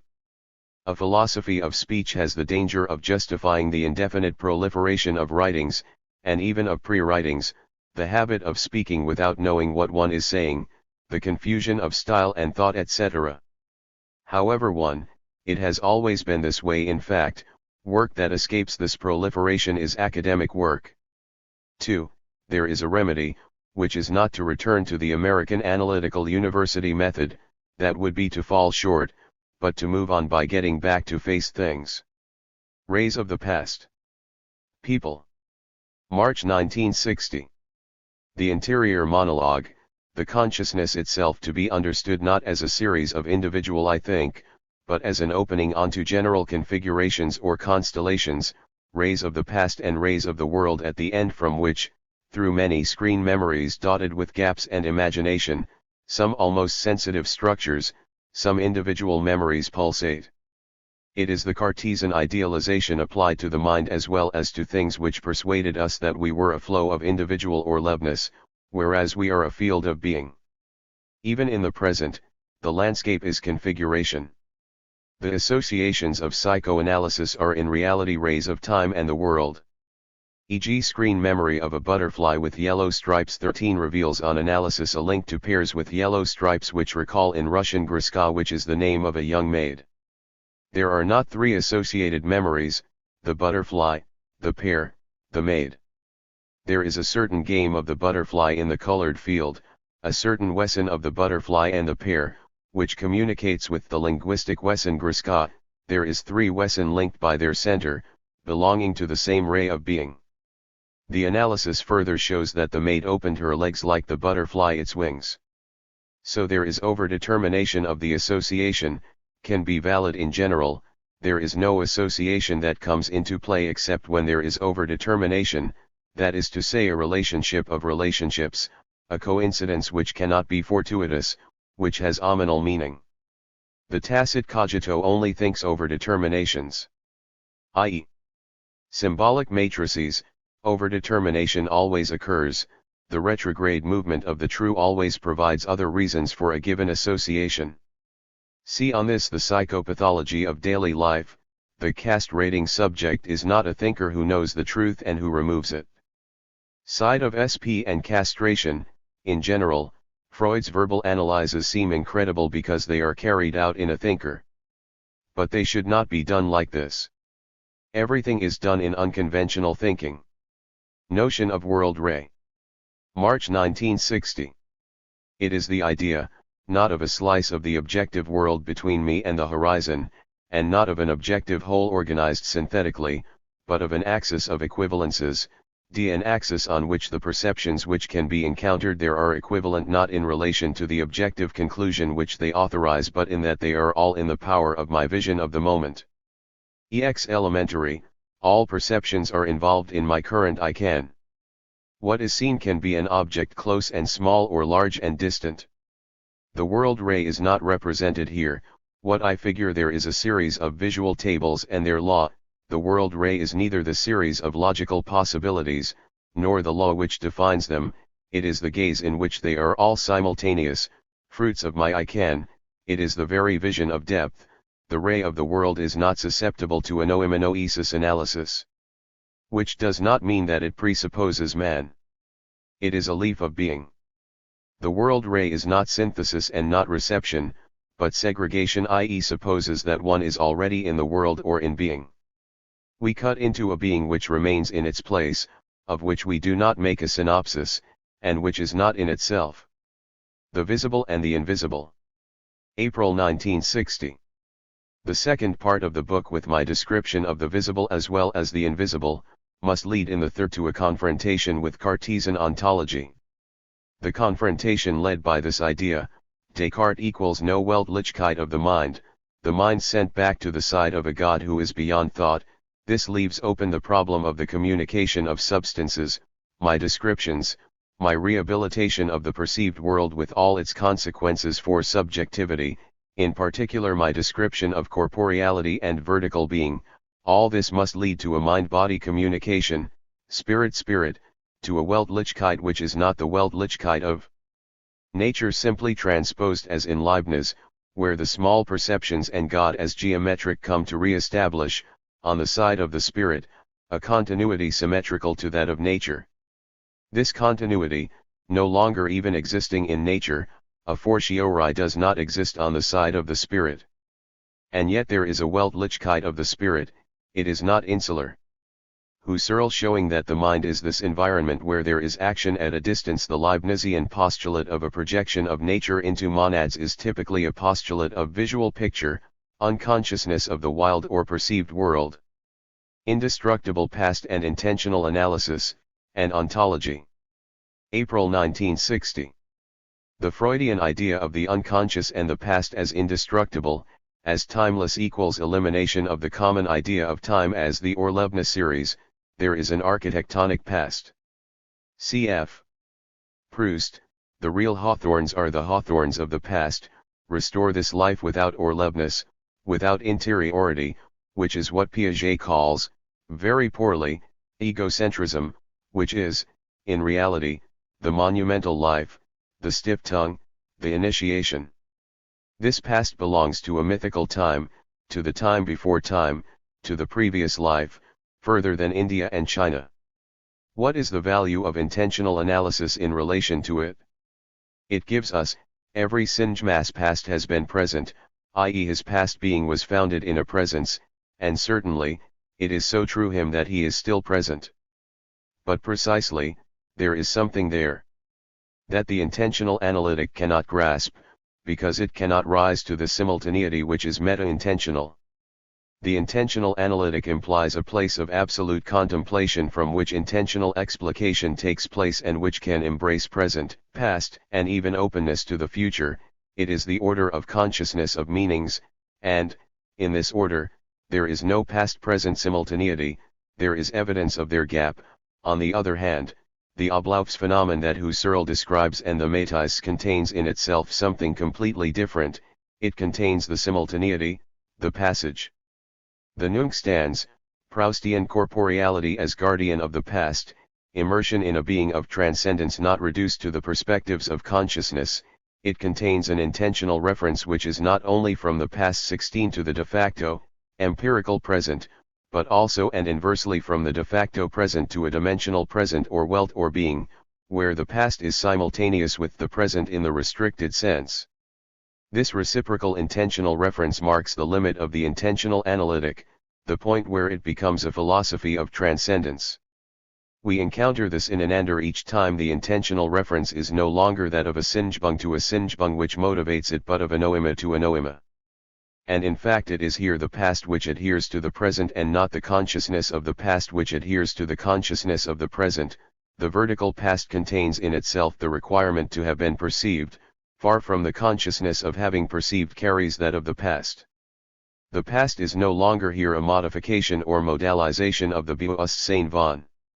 Conversely it is the bewustzijn van, having perceived it which is carried by the past as a massive being. I perceived it since it was. The entire Husserlian analysis is blocked by the framework of acts imposed on it by the phi of consciousness. We must take up and develop the fungi and or latent intentionality which is the intentionality interior to being. This is not compatible with phenomenology, that is to say with an ontology which subjects everything which is not nothing to present itself to consciousness through abscatogen and as deriving from an original givenness which is an act i.e. an or leveness among others. We must take as first, not consciousness and its Ablaufsphänomen with its distinct intentional threads, but the whirlwind that this Ablaufsphänomen schematizes, the spatializing temporalizing whirlwind. Telepathy, being for others, corporeality. April 1960. Organs to be seen 18, my body as an organ to be seen, i.e. to perceive a part of my body is also to perceive it as visible, i.e. for others. And certainly it takes on this character because, indeed, someone is looking at it, but this fact of the presence of others would not itself be possible if the part of the body in question was not previously visible. If it were not, there was, around each part of the body, a halo of visibility. Now this visible non-actually seen, it is not Sartrine imaginary, presence to the absent or of the absent. It is the presence of the immanent, the latent, or the hidden, cf. Bachelard saying that each sense has its imagination. This visibility of my body is what causes what we call telepathy. Because it only takes a tiny indication of the conduct of others to activate this danger of visibility. E.g. a woman feels her body desired and looked at with imperceptible signs, and without even looking at those who are looking at her. Telepathy here is due to the fact that it anticipates the actual perception by others cf. Psychoanalysis and the Occult 19, we feel watched not because something passes from the gaze to our body and comes to burn it at the point seen but because to feel one's body is also to feel its appearance for others. Here we should look in what sense the sensoriality of others is involved in mine. To feel my eyes is to feel that they are threatened with being seen, but the correlation is not always like this from the seer to the seen, or from speaking to hearing. My hands, my face are also visible. The case of reciprocity is a major and perfect case, where there is quasi-reflection. In Anandar, the general case is adjustment of a visible for me to a tangible for me and from this visible for me to something visible for others. Epsilon Gamma Omega and Omicron Tau Iota. April 1960. Really, it's nobody, it's anonymous, it must be like this, prior to any objectification, denomination, to be the operator, or the one to whom all this happens. The so-called I, is an object. The first I, of which this is the objectification, is the unknown to whom everything is given to see or to think, to whom everything appeals, before whom, there is something. It is therefore negativity, elusive, of course, in person, since it is nothing. But is this the one who thinks, reasons, speaks, argues, suffers, enjoys, etc.? Obviously no, since it is nothing. He who thinks, perceives, etc. It is this negativity as opening, through the body, to the world. We must understand reflexivity through the body, through the relationship to oneself of the body, of speech. The speaking-hearing duality remains at the heart of the I, its negativity is only the hollow between speaking and hearing, the point where their equivalence is made. The negative body or negative language duality is the subject, the body, language, as alter ego, the between us of my body and me, my duplication, which does not prevent the passive body and the active body from merging in the Leistung, overlap, are not different. This, although all Leistung accomplished, still gives me the impression of having gone out of myself. Visible, invisible. May 1960. When I say that everything visible 1, has a background which is not visible in the sense of the figure. 2, even in that it is figural or figurative, it is not an objective quale, one in itself hovered over, but slips under the gaze or is swept by the gaze, is born in silence under the gaze. Therefore, if the by visible we mean the objective quale, is in this sense not visible, but unverborgen. When I therefore say that everything visible is invisible, that perception is imperception, that consciousness has a punctum secum, that to see is always to see more than one sees, it should not be understood in the sense of a contradiction, it should not be imagined that I am adding to the visible perfectly defined as in itself a non-visible. We must understand that it is visibility itself which involves non-visibility, to the very extent that I see, I do not know what I see, which does not mean not to say that there is nothing there, but that the Wesen in question is that of a ray of world tacitly touched.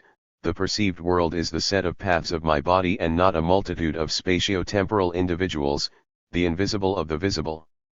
It is its belonging to a ray of the world. There is a Wesen of red, which is not the Wesen of green, but it is a Wesen which in principle is only accessible through seeing, and is accessible as soon as seeing is given, therefore no longer needs to be thought. Seeing is the sort of thought which does not need to think to possess Wesen.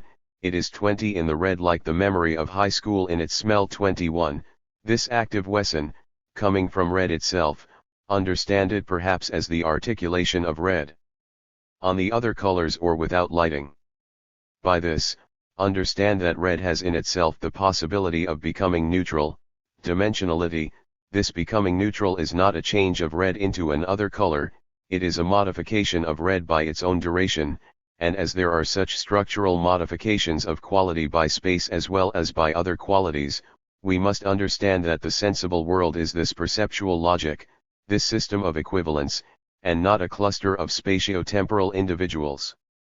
And this logic is neither a product of our psychophysical constitution, nor a product of our categorical apparatus, but taken from a world whose structure is explained by our categories, our constitution, our subjectivity.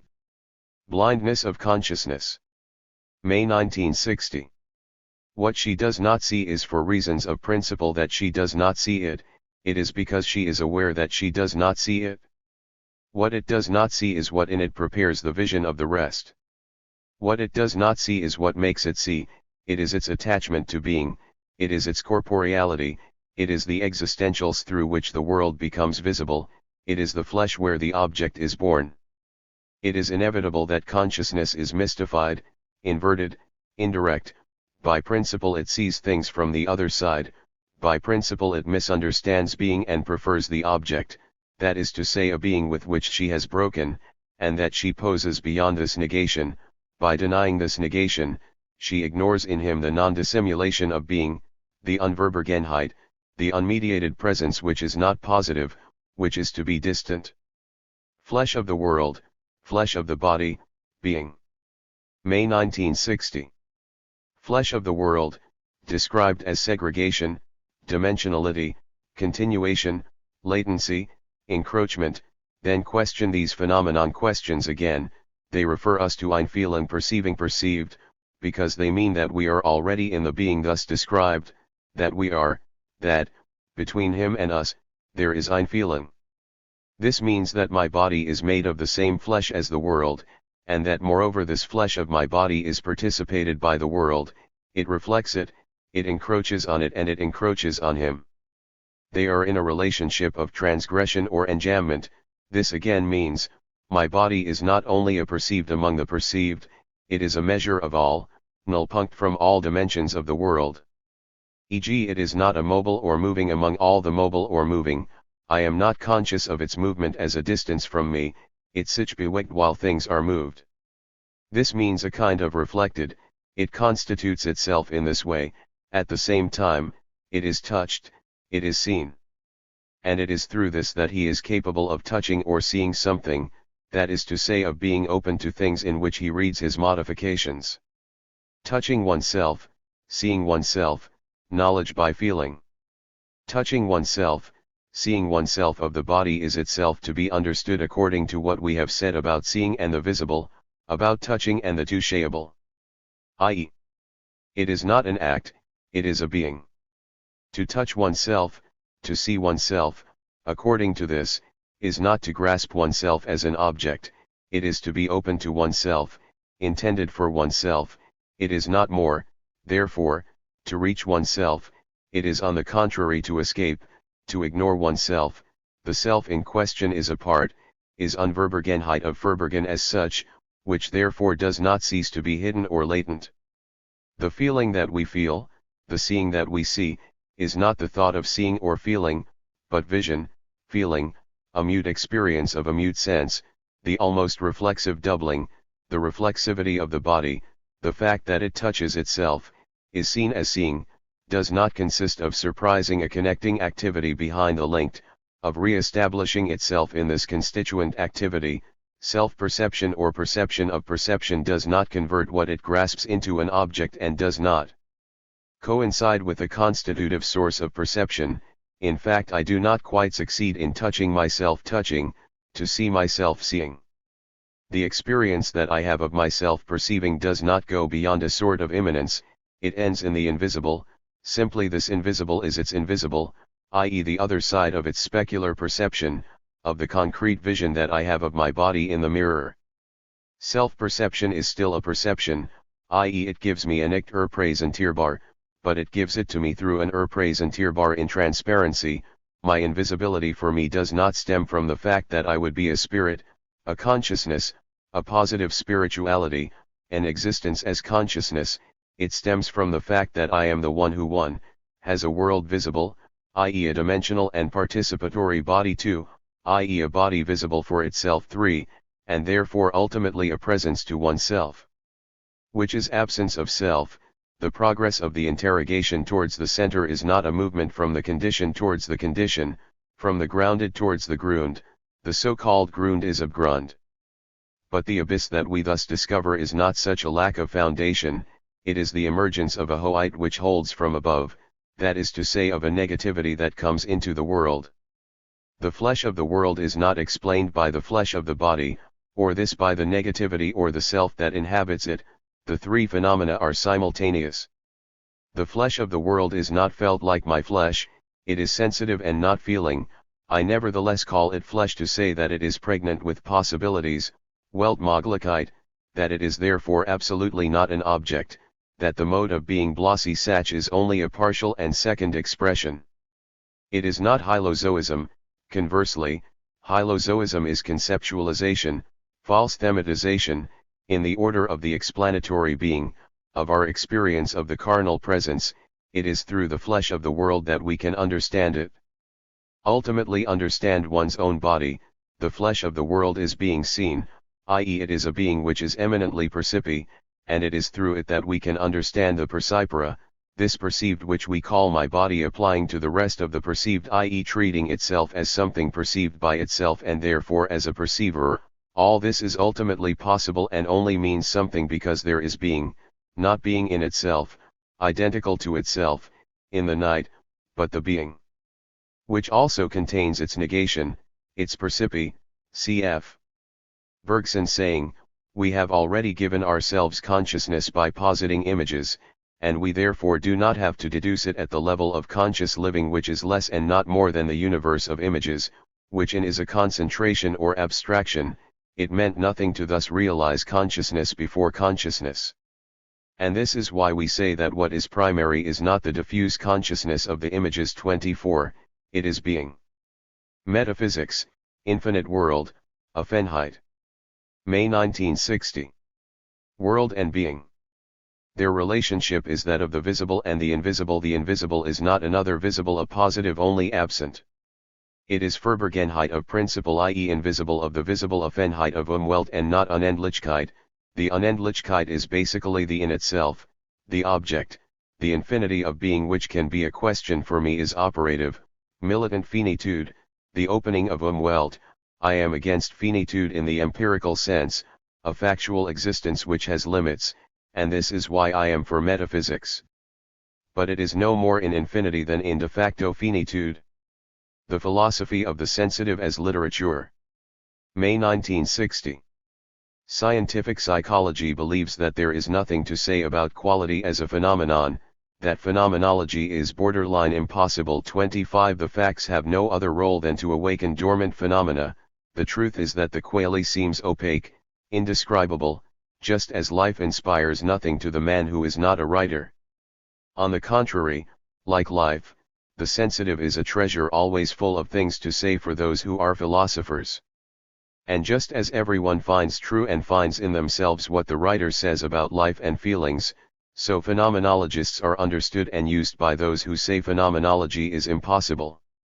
The bottom line is that in fact the sensible offers nothing that one can say if one is not a philosopher or writer, but that this is not due to the fact that it would be ineffable in itself, but to what we cannot say. Problems of the retrospective reality of truth, it is due to the fact that the world, being, are polymorphism, mystery, and in no way a layer of flat beings or of themselves. Visual picture rightward arrow representation of the world. Todo y nada. May 1960. Generalize the criticism of the visual picture into criticism of the Vorstellung. Because the criticism of the visual picture is not critical of realism, or of idealism only, it is essentially critical of the meaning given by both to the thing and to the world. Namely the meaning of being in oneself. Now if the criticism of the visual picture is this, it generalizes into a criticism of Vorstellung, because if our relationship to the world is Vorstellung, the world represented has the meaning of being the in itself. E.g. others represent the world, i.e. for him there is an internal object which is nowhere, which is ideality, and apart from which the world itself exists. What I want to do is restore the world as a sense of being absolutely different from the represented, namely as the vertical being that none of the representations exhausts and that all of them reach, the to be wild. This is to be applied not only to perception, but also to the universe of predicative truths and meanings. Here too we must conceive the meaning as absolutely distinct from the in itself and from pure consciousness, the truth as this individual on which the acts intersect of meanings and of which they are chips. The distinction between the two levels is moreover abstract, everything is cultural in us and everything is natural in us. The meaning of being to be revealed, it is a question of showing that the ontic, the orlevness, the sensations, the judgments, all the bric-a-brac of these so-called positive psychic realities, is in reality abstract cutting in the ontological fabric, in the body-spirit. Being is the place where modes of consciousness are inscribed as structurings of being, and where the structurings of being are modes of consciousness. Integration in oneself for oneself takes place not in absolute consciousness, but in promiscuous being. The perception of the world takes place in the world, the test of truth takes place in being. Sartre and classical ontology, the historical totalization that Sartre always supposes, it is the reflection of his nothingness, because nothing, to be in the world, must rely on everything. Touch yourself. See yourself. The body, the flesh as self. May 1960.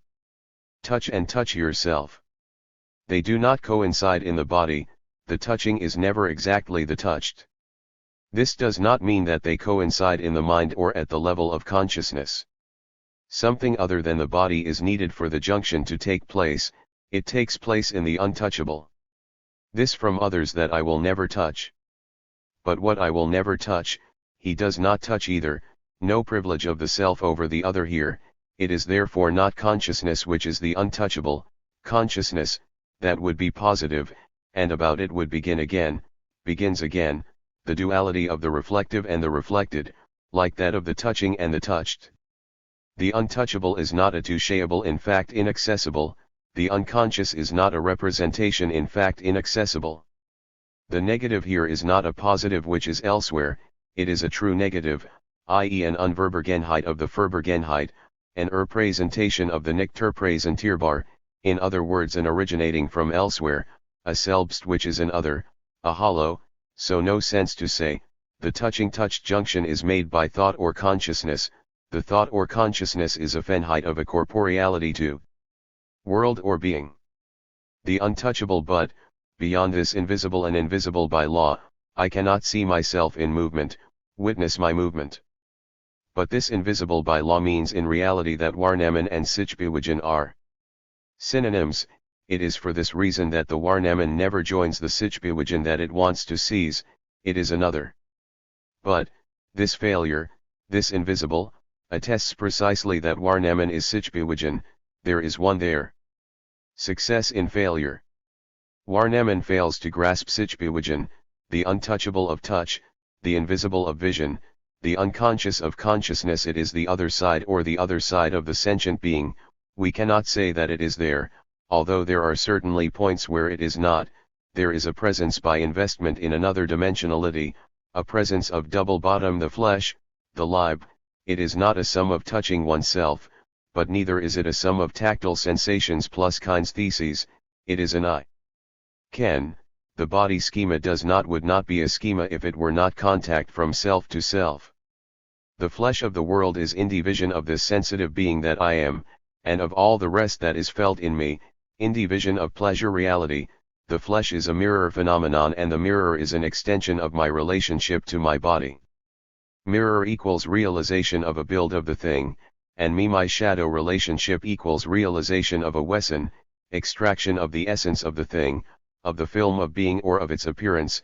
To touch oneself, to see oneself, is to obtain such a specular extract of oneself. I.e.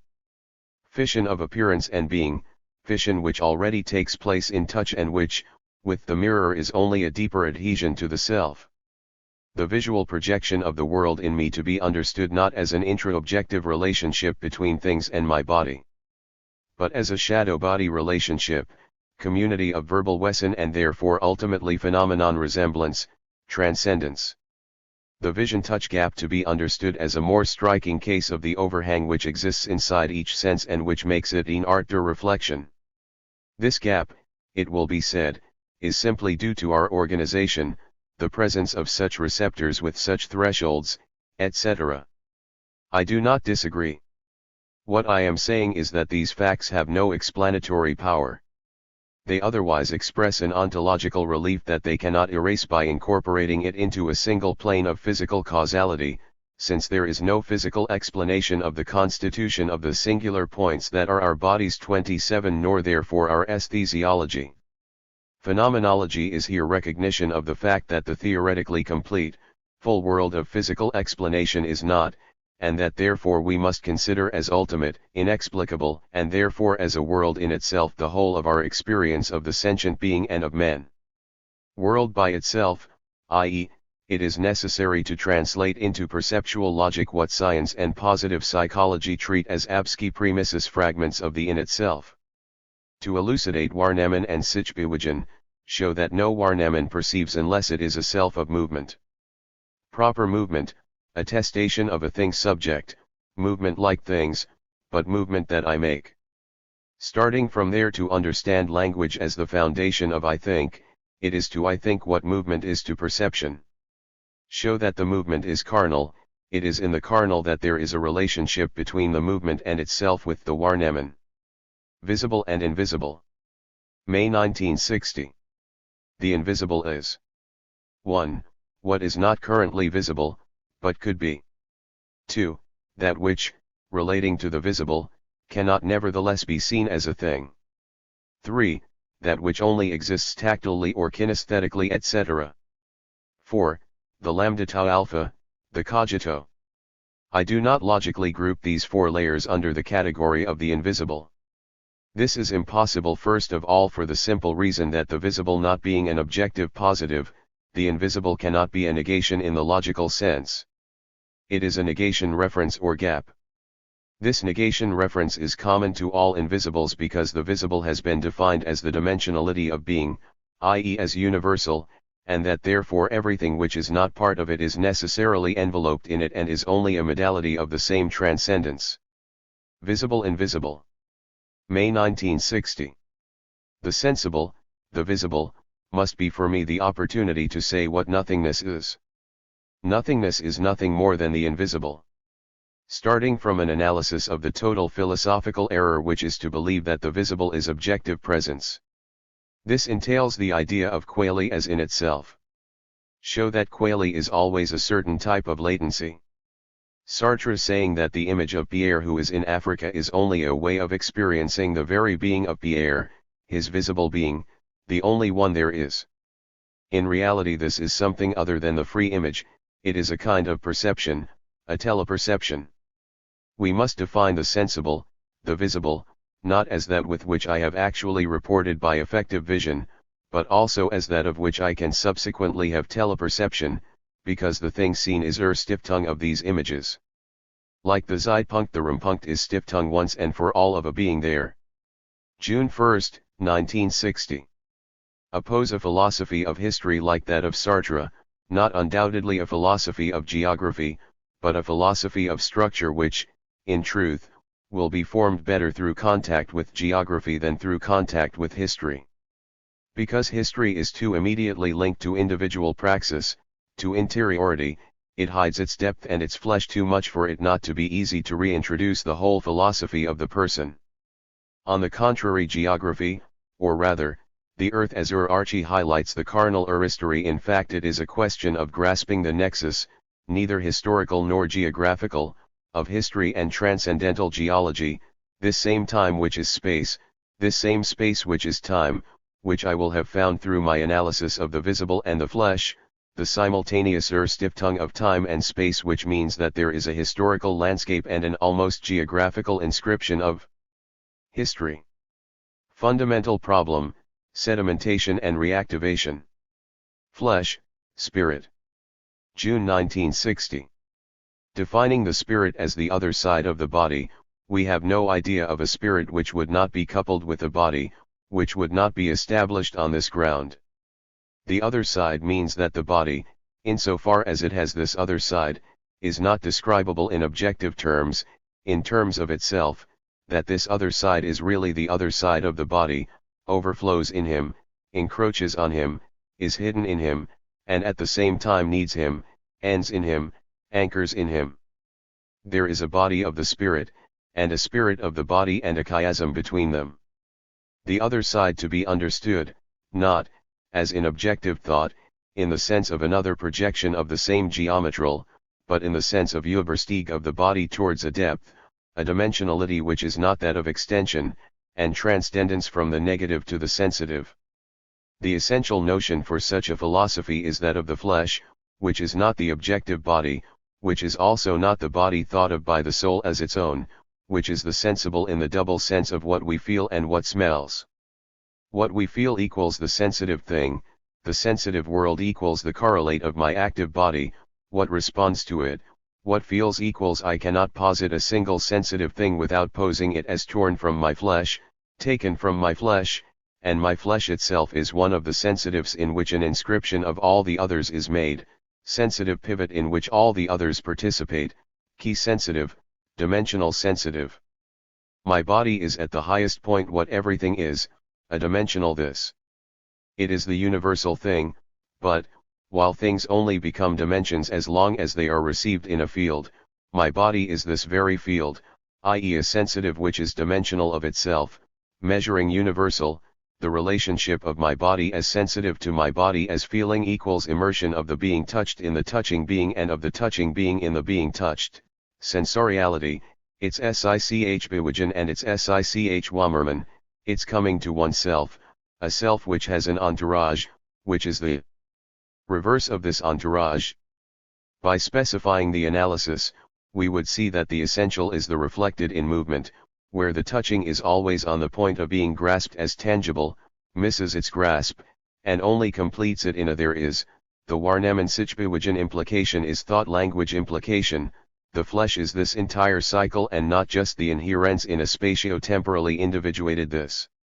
Moreover, a spatio-temporally individuated this is an unsubstantive, there are only radiations of essences, there are no spatio-temporal indivisible elements. The sensible thing itself is carried by a transcendence. Show that philosophy as interrogation can only consist of showing how the world is articulated from a zero of being which is not nothing, that is to say, settling on the edge of being, neither in the for itself, nor in the in itself, at the junction, where the multiple entrances to the world led visible. November 1960. In what sense exactly visible?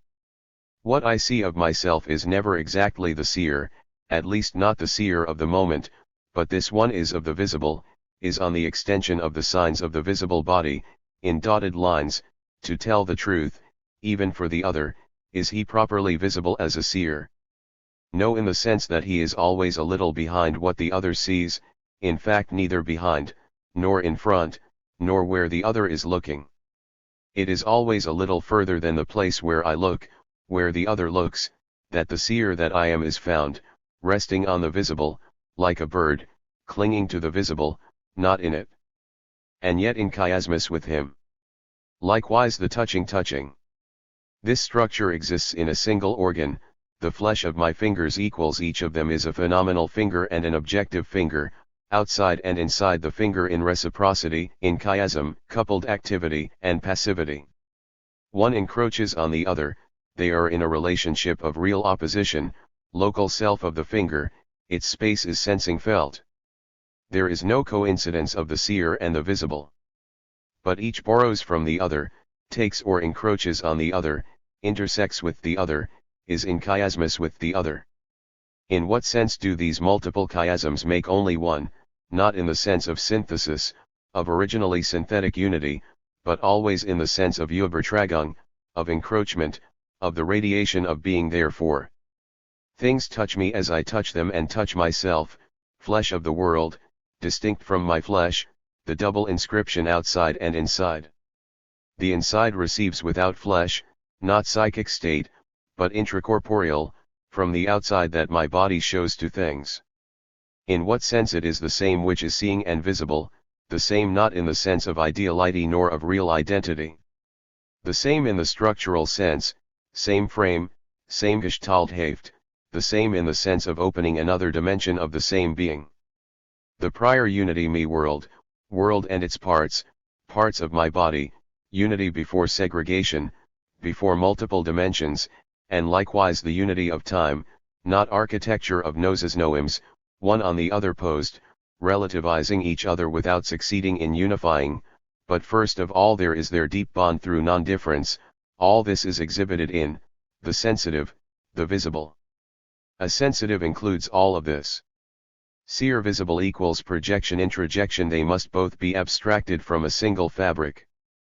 The visible seer is moreover not a psychic something, nor a behavior of vision, but a perspective, or better, the world itself with a certain coherent deformation, the chiasm truth of the pre-established harmony, much more exact than it, because it is between local individualized facts, and the chiasmus links together previously unified sets in the process of differentiation. Hence in total a world which is neither one nor two in the objective sense, which is pre-individual, generality. Language and chiasmus. Imaginary dream. November 1960. Dream. The other scene of the dream.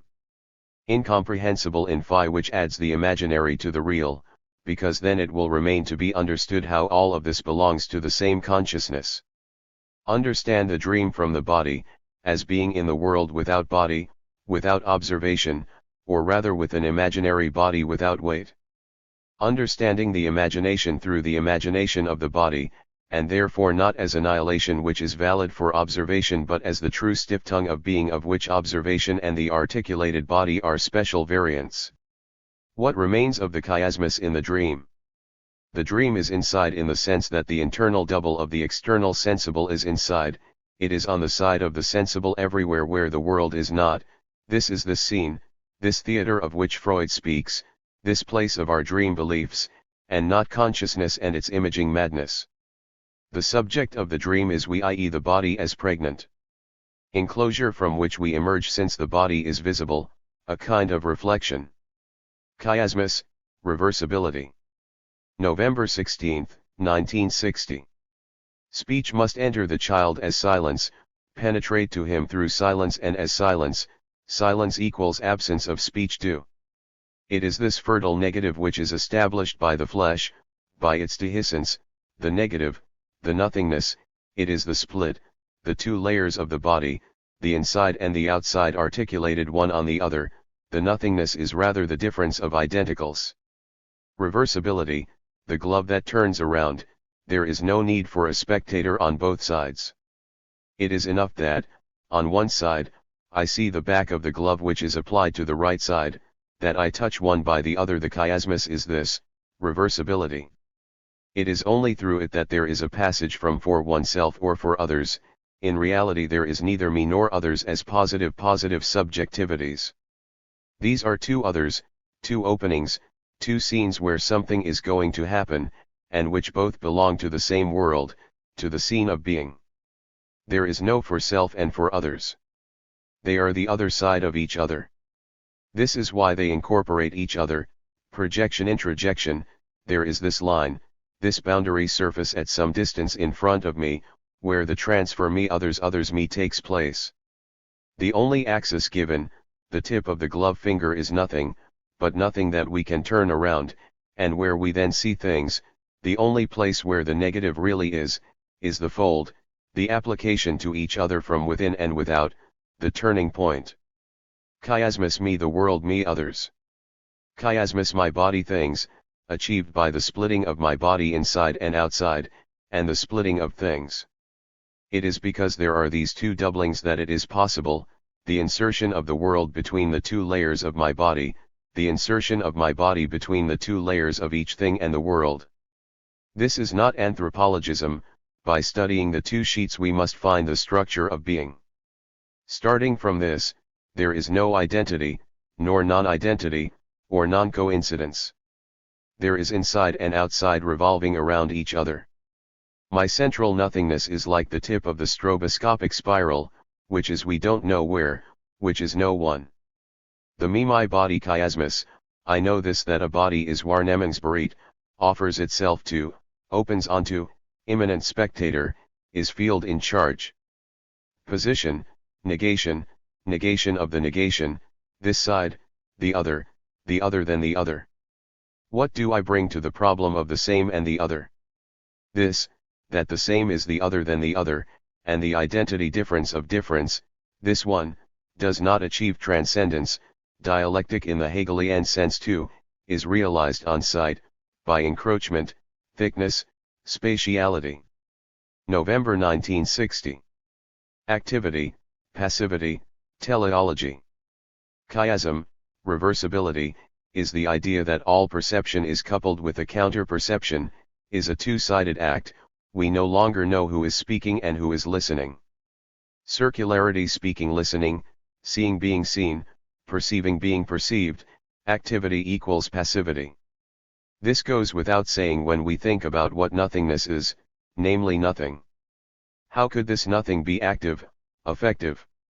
And if subjectivity is not him, but him plus my body, how could the operation of subjectivity not be carried by the teleology of the body? So what is my situation with regard to finalism? I am not a finalist, because the interiority of the body is not something done, manufactured, by the assembly of the two sheets. They were never apart. I am not a finalist because there is dehiscence, and not positive production, through the finality of the body, of a man whose teleological organization our perception and our thought would extend. Man is not the end of the body, nor the organized body the end of the components, but rather the subordinate each time tilts into the void of a new open dimension. The inferior and the superior gravitate around one of the other, like the top and the bottom. Basically I drag the top-bottom distinction into the whirlwind where it joins the side-other side distinction, where the two distinctions are integrated into a universal dimensionality which is being. There is no other sense than carnal, figure and ground. Sense equals their dislocation, Their gravitation. Politics, philosophy, literature. November 1960. The idea of chiasmus, that is to say, every relationship to being is simultaneously taking and being taken, the taking is taken, it is inscribed and inscribed in the same being that it takes. From there, develop an idea of philosophy. It cannot be taken total and active, intellectual possession, since what there is to grasp is a dispossession, it is not above life, in overhang. She is below. It is the simultaneous test of taking and taking in all orders. What she says, her meanings, are not absolutely invisible, she shows through words. Like all literature, it does not settle behind the visible, it is on both sides. No absolute difference, therefore, between philosophy or the transcendental and the empirical, no absolutely pure philosophical speech. No purely philosophical politics, no philosophical rigorism, when it comes to a manifesto. However, philosophy is not immediately non-philosophy, it rejects from non-philosophy what is positivism, not militant, which would reduce history to the visible, would deprive it precisely of its depth under the pretext of adhere better, irrationalism, Lebensphilosophy, fascism, and communism, which have philosophical meaning, but hidden from themselves. The imagination. November 1960. For Sartre it is the negation of the negation, an order where annihilation applies to itself, and thereby counts as a position of being even though it is absolutely not the equivalent of it, and that the slightest particle of being true, transcendent, immediately reduces the imagination. This therefore supposes a bipartite analysis, perception as observation, rigorous fabric, without any day, place of simple or immediate annihilation. The imagination as a place of self-negation. Being and imagination are for Sartre objects, beings. For me they are elements, that is to say not objects, but fields, being soft, nonthetic, being before being, and moreover comprising their self-inscription. Their subjective correlate is part of them. The Rotempfindung is part of the Rotempfunding. This is not a coincidence, but a dehiscence which knows itself to be such. Nature.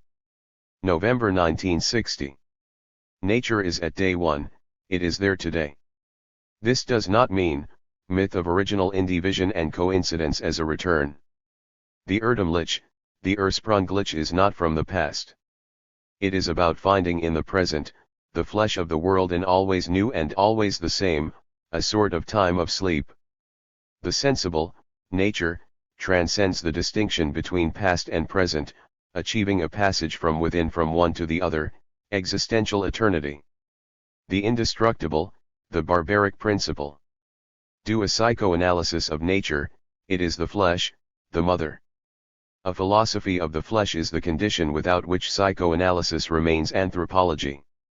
In what sense is the landscape visible before my eyes, not external to, and synthetically linked to, other moments of time and to the past, but really has them behind it simultaneously, within it and not him and them side by side in time. Time and chiasmus. November 1960. The stiff tongue of a point in time can be transmitted to others without continuity, without conservation, without fictitious support in the psyche from the moment we understand time as chiasm. Then past and present are in an ander, each wrapped in loping envelope, and this itself is the flesh. November 1960. The very pulp of the sensible, its indefinable, is nothing other than the union in it of the inside and the outside, the thick contact of oneself with oneself, the absolute of the sensible, that is this stabilized explosion, i.e. including return. The relationship between circularities does not offer the difficulties offered by the relationship between layers or linear orders. Ds. Dane 2, Husserl, untangle, unravel what is tangled. The idea of chiasmus and in an ander is, on the contrary, the idea that any analysis which disentangles makes it unintelligible, this linked to the very meaning of the question which is not to call for an answer to the indicative. It is about creating a new type of intelligibility. Silence of perception, silent word, without express meaning and yet rich in meaning, language, thing. November 1960. Silence of perception equals the wire object of which I cannot say what it is, nor how many sides it has, etc., and which nevertheless is there. There is an analogous silence of language, i.e. a language which does not include any more reactivated acts of signification than this perception, and which nevertheless functions, and inventively it is he who intervenes in the making of a book. Other. November 1960. What is interesting is not a bias towards solving other people's problem. This is a transformation of the problem. If we start from the visible and the vision, from the sensible and the feeling, we obtain a completely new idea from subjectivity. There are no longer synthesis, there is a contact with the being at hand. Through its modulations, or its reliefs.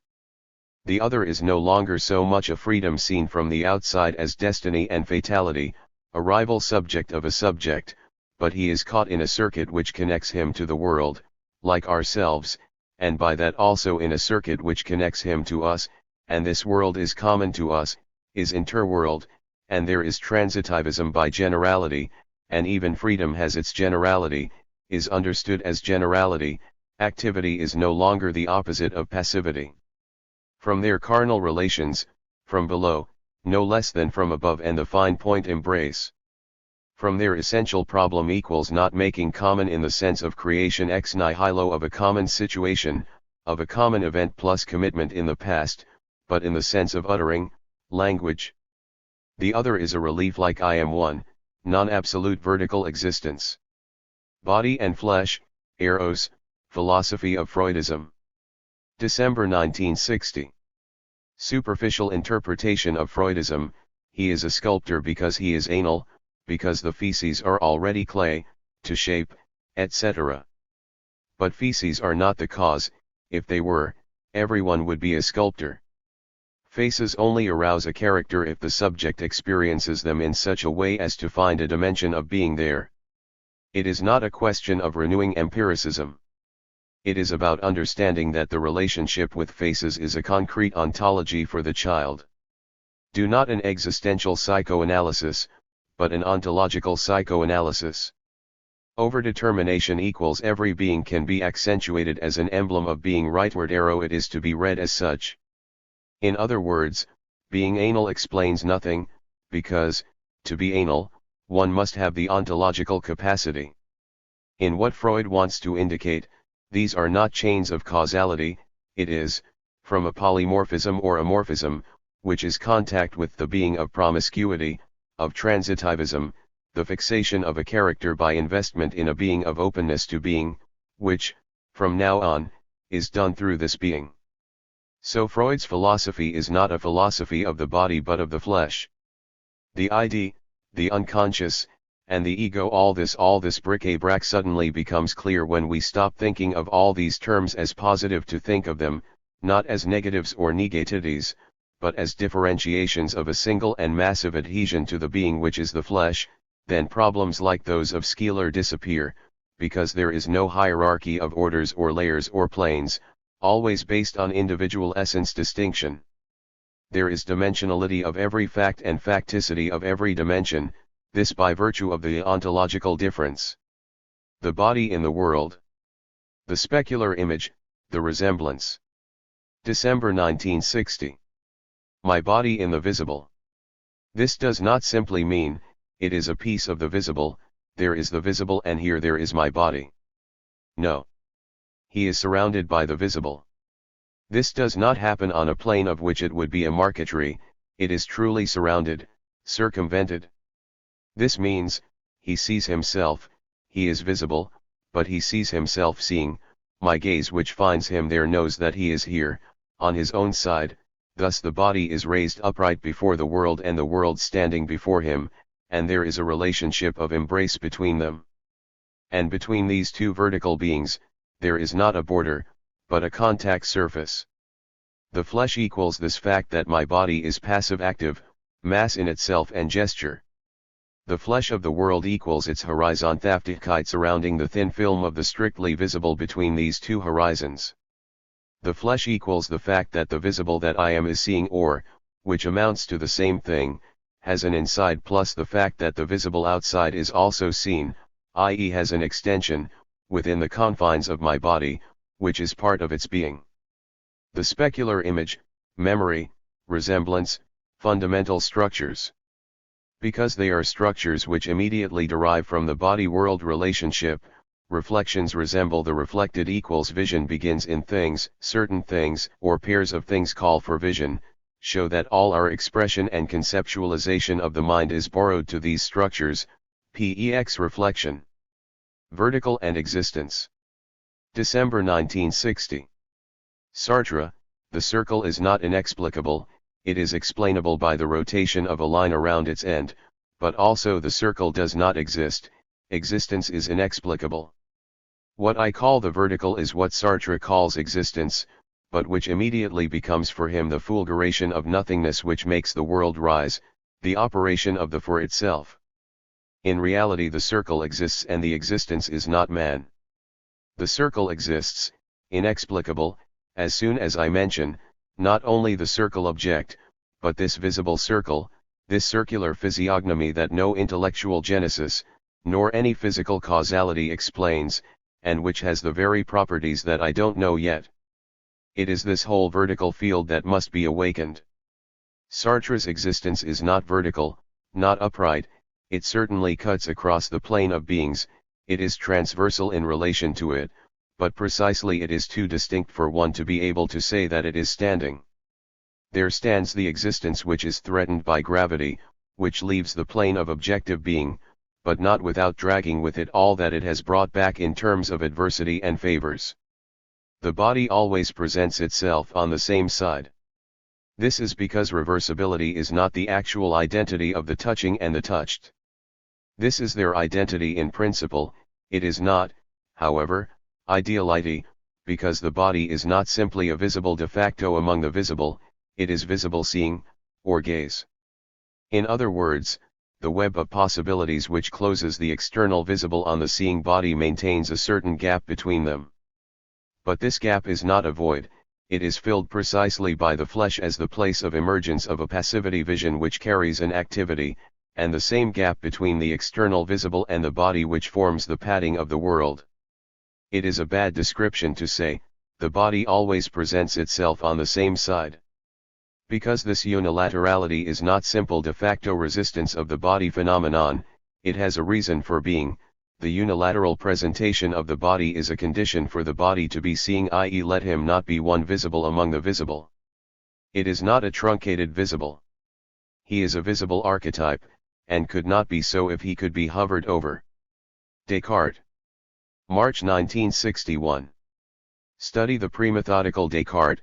The spontanei fruge is this natural thought which always precedes the acquired, and the post-methodical Descartes, the one after the sixth meditation, who lives in the world after having methodically explored it, the vertical Descartes soul and body, and not that of the intuitus mentis, and the way in which he chooses his models and how, in the end, he goes beyond them, the Descartes before and according to the order of reasons, the Descartes of the cogito before the cogito, who always knew that he thought, of a knowledge which is ultimate and does not need elucidation, asking ourselves what consists of evidence of this spontaneous thought, sui ipsius contemplatio reflexa, what this refusal to constitute the psyche means, this knowledge clearer than any constitution and which it reports.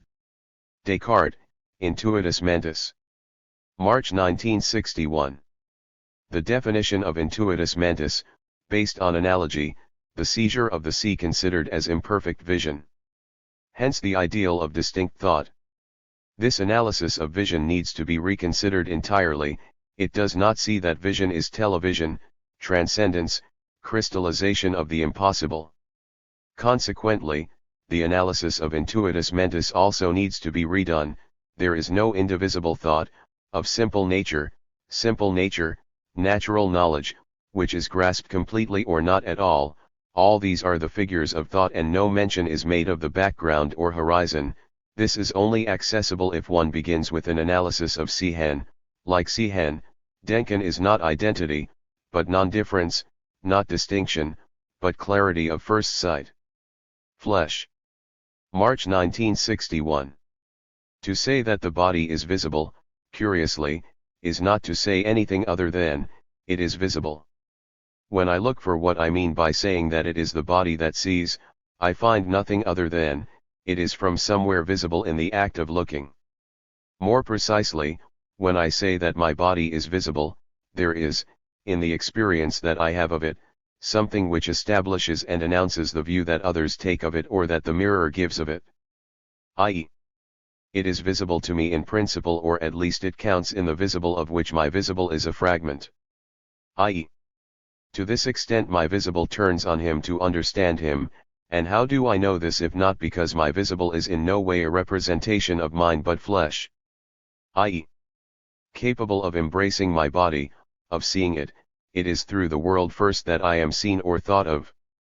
My plan, I the visible to nature 3 the Logos. March 1961. Must be presented without any compromise with humanism, nor with naturalism, nor finally with theology.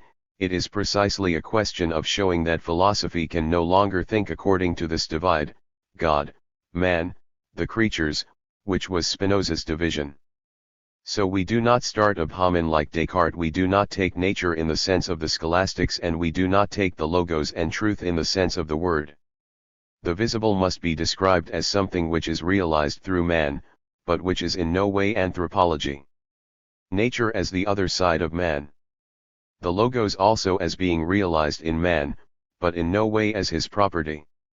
So the conception of history that we arrive at will in no way be ethical like that of Sartre. It will be much closer to that of Marx, capital as a thing, as a mystery of history, expressing the speculative mysteries of Hegelian logic. Work material men equals chiasmus. Afterward, however expected it may sometimes be, the death of a loved one or a friend confronts us with an abyss. All the more does it expose us to it when nothing announced it, when the event cannot be attributed either to illness, nor to aging, nor to a visible combination of circumstances, when, in addition, the one who died is so alive that we got into the habit of relating our thoughts to his, of seeking in him the strength that we lack, and of counting him among the surest witnesses of our undertakings. Such was the sudden death of Maurice Merleau Ponty, and such was his personality, that all those who had become friends with him knew the bitter truth of this ordeal and the shock it brought to their lives. But, at this moment, they still had to hear the silence of a voice which, for having always reached them loaded with personal accents, seemed to have been speaking forever and would not cease. A strange silence that the interrupted discourse leaves us with, in which we only forget the death of the writer to return to it by another path. The work has come to an end, and, simply because everything in it is said, we are suddenly brought into its presence. The end has come too soon, we think, but this regret can do nothing against the evidence that the work is born at the moment when it closes. It is now what it says and nothing else, a full word which relates only to itself, rests only on itself, and from which the memory of its origin fades. The writer has disappeared, it is now his work that we read. It is in her, it is no longer in him, that we place our expectation. Profound change, because we have no doubt that attention and patience are enough for the meaning that the work carries inscribed within it to come to us. This meaning, everything now induces it, and the very ideas that we judge to be the most contestable, since they also teach us, in their own way, the truth of discourse. Until yesterday, the writer was only responding, we believed, to the questions we asked ourselves, or formulating those that arose from our common situation in the world. At the end of his gaze, the things were the same that we saw or could see from our place. His experience was certainly unique, but it developed in the same horizons as ours, was nourished by the same refusal of ancient truths and the same uncertainty of the future. Whatever the prestige he enjoyed in our eyes, we knew well that his function did not invest him with any power, that he only took the risk of naming what in the present had no name, that the path was traced under his feet as it is traced under ours when we undertake to move forward. We therefore discovered his writings with the astonishment that is due to everything that is new, without ever departing from a reserve with regard to what we admired the most, so unsure were we of what they gave to think about the consequences that they would develop in us, and aware that the author himself did not know how far he would have to go. Without being his equal, we were close to him, because subject to the same rhythm of the world, participating in the same time, equally deprived of support. Once the work no longer owes anything to its author, a new distance is established between it and us, and we become another reader. Not that our power to criticize is diminished. It is possible that we detect uncertainties, gaps, discrepancies, even contradictions. In any case, the variety of ideas and their genesis are sensitive to us. We measure, for example, the difference which separates the latest writings from youthful works. But criticism does not cast doubt on the existence of the work. It is still a means of reaching it, because to it belong this movement, these gaps, these very contradictions that we observe. The darkness in which she stands is no less essential than the luminous passages where her intention appears unveiled. More generally, there is nothing in the work that does not speak about it and demonstrate its identity, what it states and what it passes over in silence, the content of its propositions and its style, the frank manner that it has to go to its goal and its detours or its digressions. Everything that demands attention indicates a path that leads towards it, is also an opening to what it is. Where does this inflection of the reader's gaze come from when the writer disappears? This is because, now that it has been metamorphosed into a work, the writer's experience no longer has the sole function of making intelligible the reality in relation to which it is formed. Without doubt, the work remains a mediator. We seek in it a way of access to the present and past world, learn from it to measure our task of knowledge, but this mediator is singular in that it is now part of the world to which it induces. The work from which the writer withdrew has become one work among others, which is part of our cultural environment and contributes to situating us in relation to it, since it only finds its meaning in its horizons and thus makes it present to us at the moment when it offers a singular figure. It is something which exists in itself, which certainly would be nothing if it did not have its origin in the writer and would fall into oblivion if the reader ceased to be interested in it, but which, however, does not depend entirely neither of one nor the other, on which they also depend, as it is true that the memory of what the writer was will only survive through it, and that men will only discover it through condition of letting oneself be guided by it towards the domain of thought where it has once settled. And this thing which has conquered its own space within the spiritual universe that the writer questioned, as we question him following him, is linked to it in 1,000 ways, radiates in all the directions of the past and the future, finally acquires its true meaning only when it proves to be the modulation of a thought without origin or term, articulation within a perpetually restarted discourse. The work therefore lives outside. Like things in nature, like the facts of history, it is a being from outside, awakening the same astonishment, requiring the same attention, the same exploration of the gaze, promising by its mere presence a meaning of another order than the meanings enclosed in his statements. It does not belong to the world like the rest, since it only exists to name what is and the link that attaches us to it. But, by naming, it exchanges its presence for that of things, borrows their objectivity from them, it imprints itself in what it expresses. We are only forced to see the world in it because, in the moment when it converts all things into things, thought comes to a pact with things, takes on their weight, allows itself to be won over by their movement, their duration, their exteriority, and only appropriates them by breaking with its origins. A rupture to which, undoubtedly, each work bears witness as soon as it is written, but which is only completely consummated when the thinker is no longer there, because, from now on, the events which punctuated his life, those of his history personal, a private story of which the reader always knows something, the most discreet writer never entirely managing to conceal it, or the story of his activities, his discoveries, his quarrels with his contemporaries, and those of public history whose effects we suffer at the same time as it loses the effectiveness that we attribute to them, ceases to direct the gaze, passes to the state of anecdotal references to give way to the reality of the work which does not retains from them only the meaning. Deprived of their old figure and their old power, they are part of a new temporality, come to serve a new history, metamorphosed in their meaning. They now maintain an enigmatic correspondence with other events that we know experience similarly in the depths of the works of the past, changed into general powers. They hold under their dependence a domain of being to which neither dates nor places can be precisely assigned. Thus the withdrawal of things from the world accompanies the withdrawal of the one who thinks them, and the work only exists entirely by virtue of this double absence. When, all things becoming thoughts and all thoughts becoming things, it suddenly seems to draw the whole being towards itself and become, in itself alone, a source of meaning. It is therefore an understatement to say that the work survives the writer, that when its incompleteness is forgotten, we will only know the fullness of its meaning.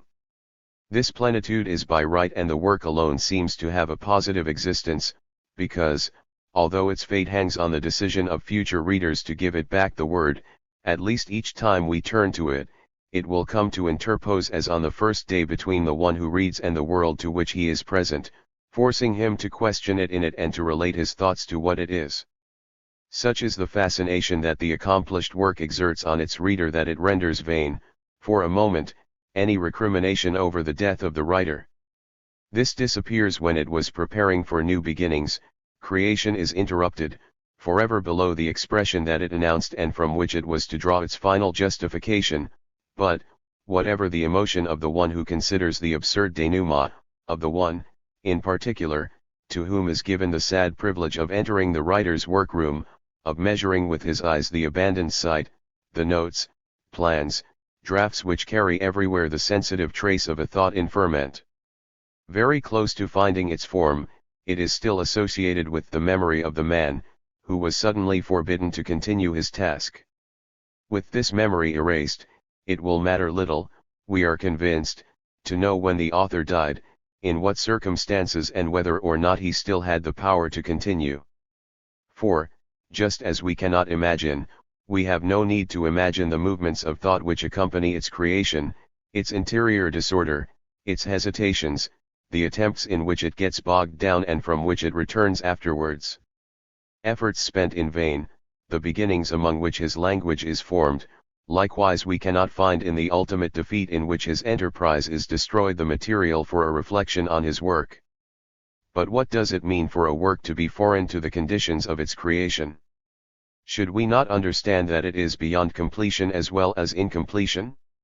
And, indeed, how could a work ever be completed, in the ordinary sense of the term?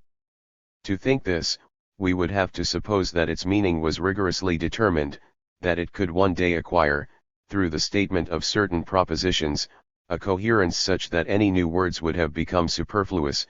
We would have to see in it a long chain of demonstrations intended to find its end in a final proof. But immediately the power that we recognize in it would become unintelligible to indefinitely solicit the reflection of future readers, to link in the same question the questions that they ask of it and those that arise from their own experience. A completed work would be a work of which the author would have made himself entirely master, and of which, for this very reason, the reader would only have to take possession in his turn, who would therefore only have through all those who read it only one reader. We therefore cannot say that it would remain present to men, despite the time that has elapsed since the moment of its creation, not because the truths discovered should cease to be valid as such, but because, once and for all fixed in operations of knowledge which it would always be possible to repeat, they would constitute a simple acquisition on which it would be useless to return. The work fascinates, we said, in the moment when the author disappears. It detaches us from him and forces us to see it as future readers will see it, but this does not mean that it has gained a defined identity outside of time. Far from withdrawing from our time, as in all times, it invades before our eyes the field of the past and the future. It is present in advance to what is not yet, and the meaning of this presence is revealed to us. Partly stolen.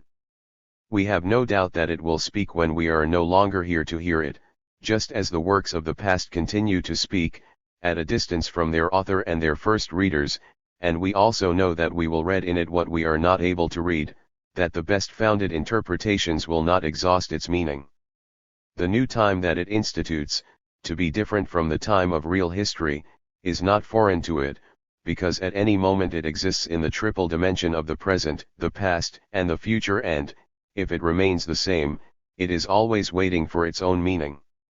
It is not only its image that is renewed, it is itself that lasts, to which duration is essential, since it is made to accommodate the test of changes in the world and the thoughts of others.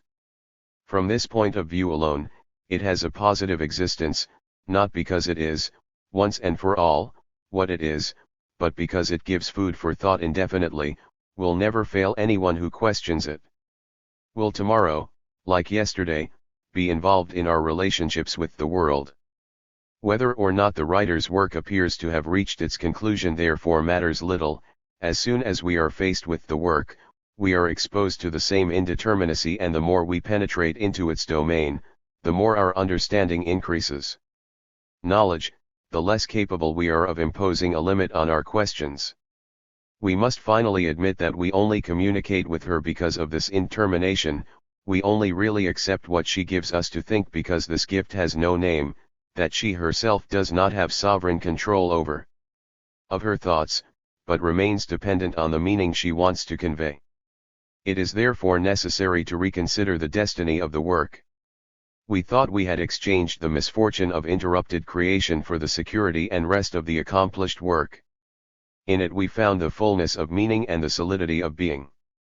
Now, it is true, its presence is reassuring since it has no limits, since it has its rightful place among the works of the past and radiates as far as we like to imagine in the direction of the future, since the very idea that it could one day be erased from the memory of men can do nothing against the certainty that as long as literature conveys questions about our relationship with the world it will remain a living benchmark. But this presence presents itself as an enigma, because the work only calls us to turn towards it to make us sensitive to a certain impossibility of being. It gives this impossibility a singular figure, but it does not go beyond it. It is essential for her to bear witness to this, to remain separated from herself as she remains separated from the world whose meaning she wants to capture.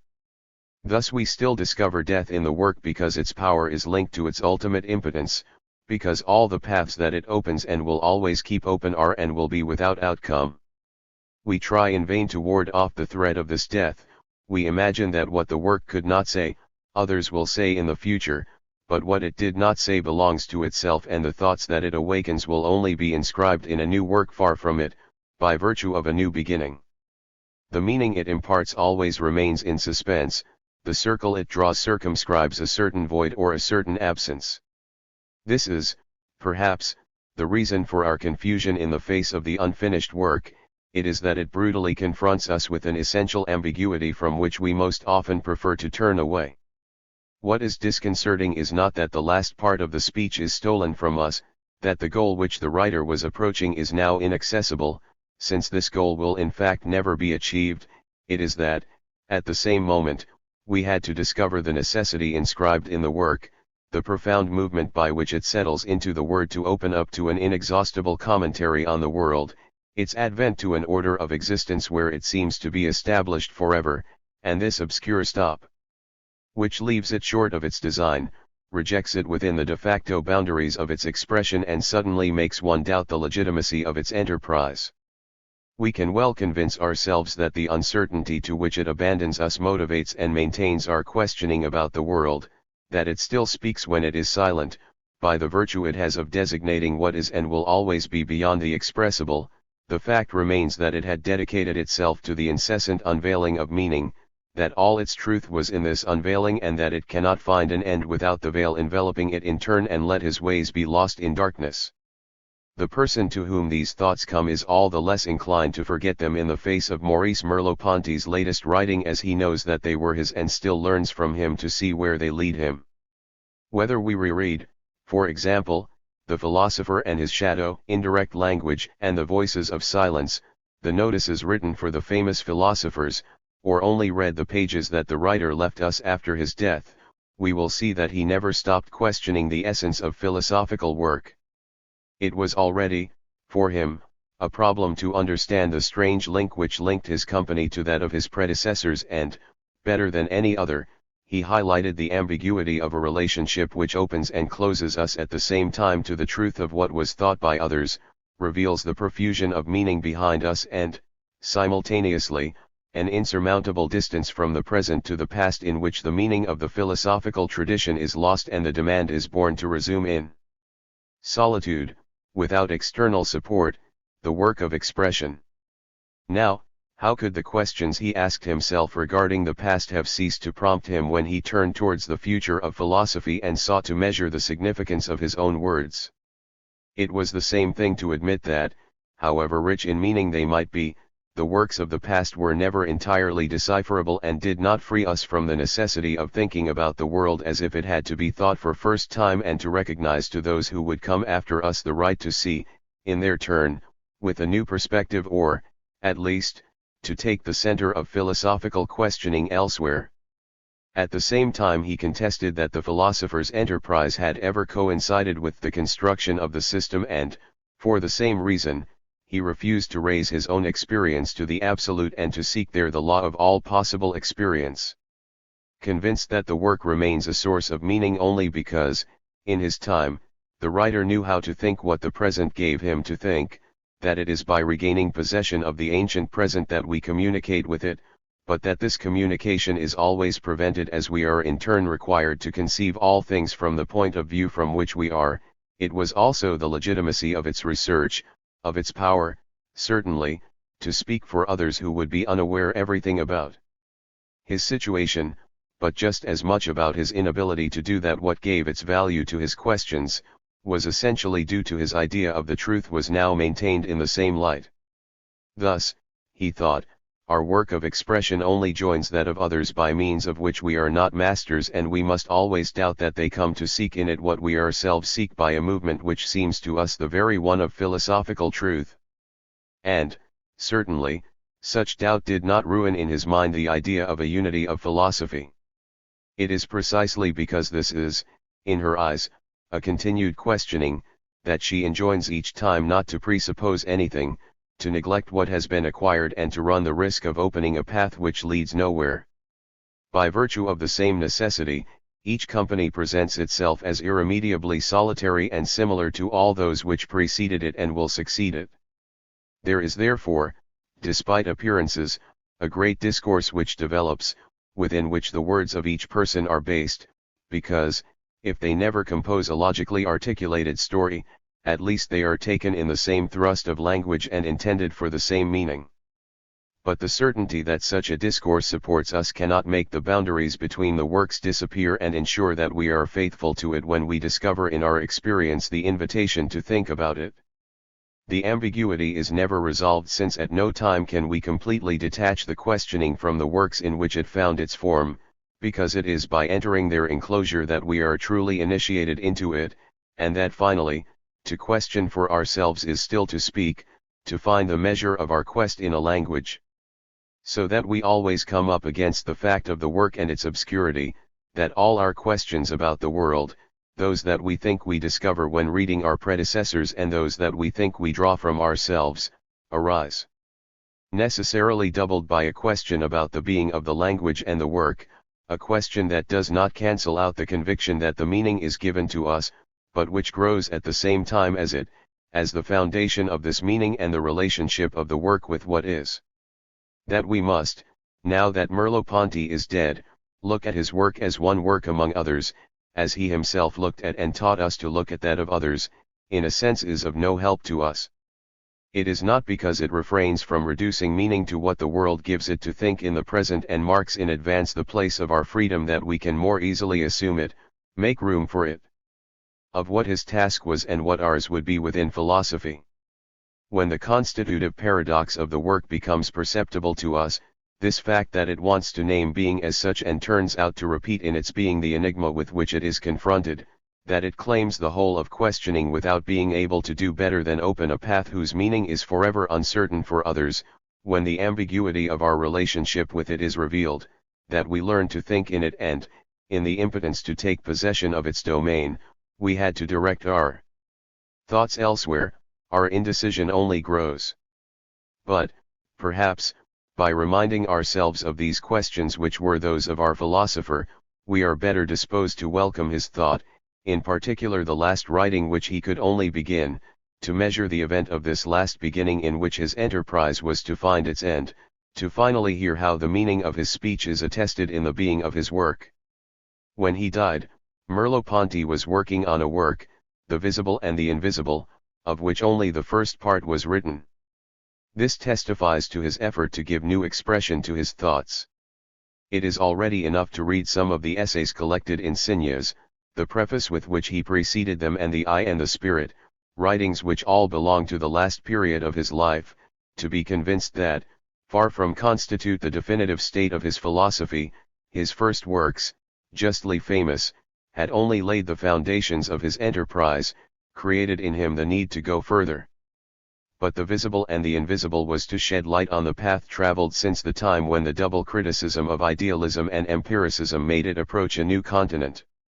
In the pages which remain to us and the working notes which accompany them, the intention becomes manifest to take up the old analyses on the thing, the body, the relationship of the seer and the visible, to dispel their ambiguity, and to show that they only acquire their full meaning outside of a psychological interpretation, attached to a new ontology. Only this can now found its legitimacy, just as only it will make it possible to link the critiques addressed to reflective philosophy, to dialectics and to phenomenology, critiques hitherto dispersed and apparently dependent on empirical descriptions, by revealing the impossibility where we now find ourselves of maintaining the point of view of consciousness. There is no doubt that, when Merleau Ponty undertook this work, he judged that he had his work in front of him, not behind him. He does not intend to supplement or correct his previous writings, make them more accessible to the public, or even defend them against the attacks to which they have been subjected, as if they had a defined identity in his eyes. What he has already done counts only to the extent that he discovers the purpose of a task. What it has acquired has value only because it gives the power to continue, and this power can only be exercised at the cost of an upheaval of previous work, of its reorganization according to new dimensions. The certainty that his first attempts were not in vain comes only from the necessity they put him in to return to them in order to think about them and do what they ask for. That the reader cannot entirely share this feeling, that is certain. The things said have, for him, a weight which attaches the writer to them and draws us towards them. When he read Merleau Ponty's first works, he already discovered a philosophy. While they awaken in him 1,000 questions which dispose him to wait for the sequel, even though this waiting places him, we said, in the same time as that of the author, he perceives ideas, if not theses, of which the consistency is not in doubt in his eyes. It is with these ideas that he will now confront the words of the writer to seek their confirmation, or on the contrary variations, or even a denial. But, for the writer, the said weighs another weight, it establishes a dull pressure on the word, it is what must be taken into account, with which it will always be necessary to reckon, by no means a positive reality. The ideas he has behind him are hollow, all the more effective because they lack everything they call for thinking, and it is this very determined emptiness that supports his enterprise. And, undoubtedly, nothing can make the perspective of the writer and that of the reader coincide, because their illusion proceeds from complementary motives. As has often been observed, one cannot see what he writes, and he writes because he cannot see, the other, on the other hand, can only see. However, the work that the author cannot look at is in his eyes as if it did not exist, and it is always in writing that he seeks to ensure what it must be, while, addressing our reader's gaze, it tempts him to consider it as one thing among others, a thing which is since it is perceived, and whose properties he only has to know. This distance from one perspective to another suddenly increases infinitely with the death of the philosopher, because it is his entire work which finds itself converted into a thing said and is now given with the appearance of an object. Even the image he had of his future work, when we discover it, upon reading his personal papers, does not shake our certainty of being in front of a work, and the last writing, despite of its incompleteness, still provides the opportunity to take the measure of it, to take it better since it provides ultimate information on its nature. Yet the moment when we discover this latest writing is also the moment when our illusion falters. As much as it seems natural to us to seek in it, if not the ultimate meaning, at least what will give it to previous works, it is difficult to recognize this completion in the form of an introduction where the questions multiply, where the answers are always deferred, where thought constantly relies on a future discourse, now prohibited. And, in fact, this is the function of the 150 manuscript pages to which the visible and the invisible is reduced, to introduce. It is about directing the reader to an area that their habits of thought do not make immediately accessible to them. This involves, in particular, persuading him that the fundamental concepts of modern philosophy, for example, the distinctions of subject and object, of essence and fact, of being and nothingness, the notions of consciousness, of image, of thing, which are constantly used already imply a singular interpretation of the world and cannot claim a special dignity when our purpose is precisely to put ourselves back in front of our experience, to search in it the birth of meaning. Why has it become necessary to make a new beginning? Why can we no longer think within the framework of the old systems, or even build on the ground where we see them, however different in their orientation, sinking their roots? This is what the author is trying to say in the first place.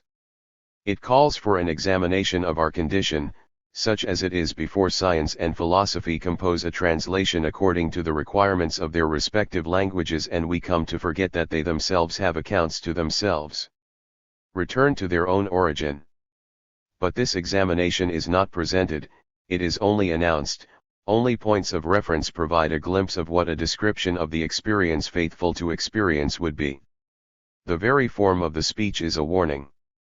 Constant reservations, allusions to what will be said later, the conditional turn prohibit thinking from being confined in present statements. When the time comes, the writer says in substance, the true meaning of the presentation will be revealed. The argument, he adds, would be much more extensive if he were not in a hurry to first indicate the main lines of his research. Now, it would be an error to take these precautions for artifice. We must read the pages left to us as the author wanted us to read them, with the thought that everything said here is still provisional, and, since our expectation of what follows cannot be fulfilled, we must read them as they are, linked to the pages that are missing. However strong our inclination is to seek in the present field of discourse a meaning which is sufficient, we cannot ignore the void that it carries at its center. The work is all the more gaping because it only takes shape before us to designate what it has become impossible for it to say. And the first justice to do it, undoubtedly, is to see it as it presents itself, to know the state of deprivation in which it puts us, to measure the loss to which it makes us sensitive, to know, finally, that this loss cannot be filled and that no one can give expression to what has remained inexpressible for her. But perhaps we would be even more seriously mistaken if, thus persuading ourselves that the first part of the visible and the invisible has an introductory value, we wanted to conclude that it falls short of the essential. This would already be to misunderstand the nature of the work of thought, because in this the initiation is always decisive, the truth of the journey always anticipated in the first step. More, at a moment in the speech a relationship is created between what has been said and has not yet been said, which doubles every statement and gives birth beyond the succession of ideas, a depth of meaning where they coexist, prove to be consubstantial and, without ceasing to be inscribed in time, imprint themselves simultaneously in the same field, so that, once this dimension is opened, we are brought into the presence of the work and it survives the amputation that fate inflicted on him. But, in the particular case, it would above all be to ignore the intention of the writer who works from the beginning of his work to make perceptible the link between all questions of philosophy, their reciprocal implication, the necessity of questioning from which they proceed and, far from abandoning himself to preliminary considerations, brings together in a first sketch most of the themes that he intends to mix and mingle later. It is not, for example, the presentation of a method that this first part offers us, it rather contains a warning against what is commonly called method, that is to say against the enterprise of define an order of demonstration which would be valid in itself, independently of an effective development of thought. It requires that meaning emerge from the description of experience and the difficulties it reserves as soon as we want to think of it according to the categories of past philosophy, or to think of it in general, She does not want to state a principle or principles which would make it possible to reconstruct it, but she proposes to explore it in all directions, by questioning both our relationship with the world as we naively believe we experience it and the cultural environment in which this relationship is inscribed and finds a determined status. Now, for this plan to be formed, we must have already taken stock of our situation. It is necessary, and this is indeed the task that Merleau Ponty sets himself at the beginning, that we examine the movement which leads us to give our support to things and to others and the ambiguities to which it exposes, why it is irresistible, and, as soon as we want to think it, turns into an enigma. We must confront what the writer calls our perceptual faith with the truths of science, discover that science, which seems to sovereignly dispose of its object as long as it constructs it from its definitions and in accordance with its ideal of measurement, is powerless to illuminate the experience of the world from which it draws, without saying so, and, finally, when it encounters in its operations the trace of an implication of the subject of knowledge in reality, turns out to be as helpless as the common conscience to give it a status. We must finally retravel the path of reflection which is that of modern philosophy, at the end of which all problems appear resolved, since thought now doubles perceptual life over its entire extent and carries within itself the principle of discrimination between the true and the false, the real and the imaginary, and see under what conditions the solution is reached, at the price of what mutilation our situation is converted into a simple object of knowledge, our body into anything. The perception in thought of perceive, the word in pure meaning, by which artifices the philosopher manages to hide his inherence in the world, in history, and in language. This first elucidation already supposes a back and forth between the description of experience and the criticism of philosophical knowledge, not because we must denounce the errors of the theory with regard to what is, but because, far from rejecting the past philosophy to build a new system on a clean slate, we learn in it to see better and, taking charge of its enterprise, seeking only to lead it to the end, enlighten our own situation from what it gives us to think about the world. Thus we are thrown into full research, already busy exploring the field of our questions, articulating them in relation to each other, and discovering the necessity which governs them, while we thought we were only beginning to move forward. In one sense, there is a good beginning, but in another this image leads us astray. This is because it is both true that the author calls for a new departure and yet prohibits the search for a point of origin which would allow us to trace the path to absolute knowledge. Perhaps in this his enterprise is most profoundly distinguished from that of his predecessors. He was so convinced of the impossibility of philosophy establishing itself as a pure source of meaning that he first wanted to denounce his illusion. Thus, in the first drafts of the introduction, he started from this observation that we cannot discover an origin in God, in nature, or in man, that such attempts in fact come together in the myth of an explanation totality of the world, of an entire adequacy of thought and being, which takes no account of our insertion in the being of which we speak, that this myth no longer supports, moreover, in our time any research fruitful, and that dispelling it is not falling back into skepticism and irrationalism, but for the first time knowing the truth of our situation. An idea so constant in him that we find it expressed in the last working note, written 2 months before his death. My plan must be presented, he said, without any compromise with humanism, nor for that matter with naturalism, nor finally with theology. It is precisely a matter of showing that philosophy can no longer think along this divide, God, man, creatures, which was Spinoza's divide. If there is a need for a fresh start, it is therefore in a completely new sense.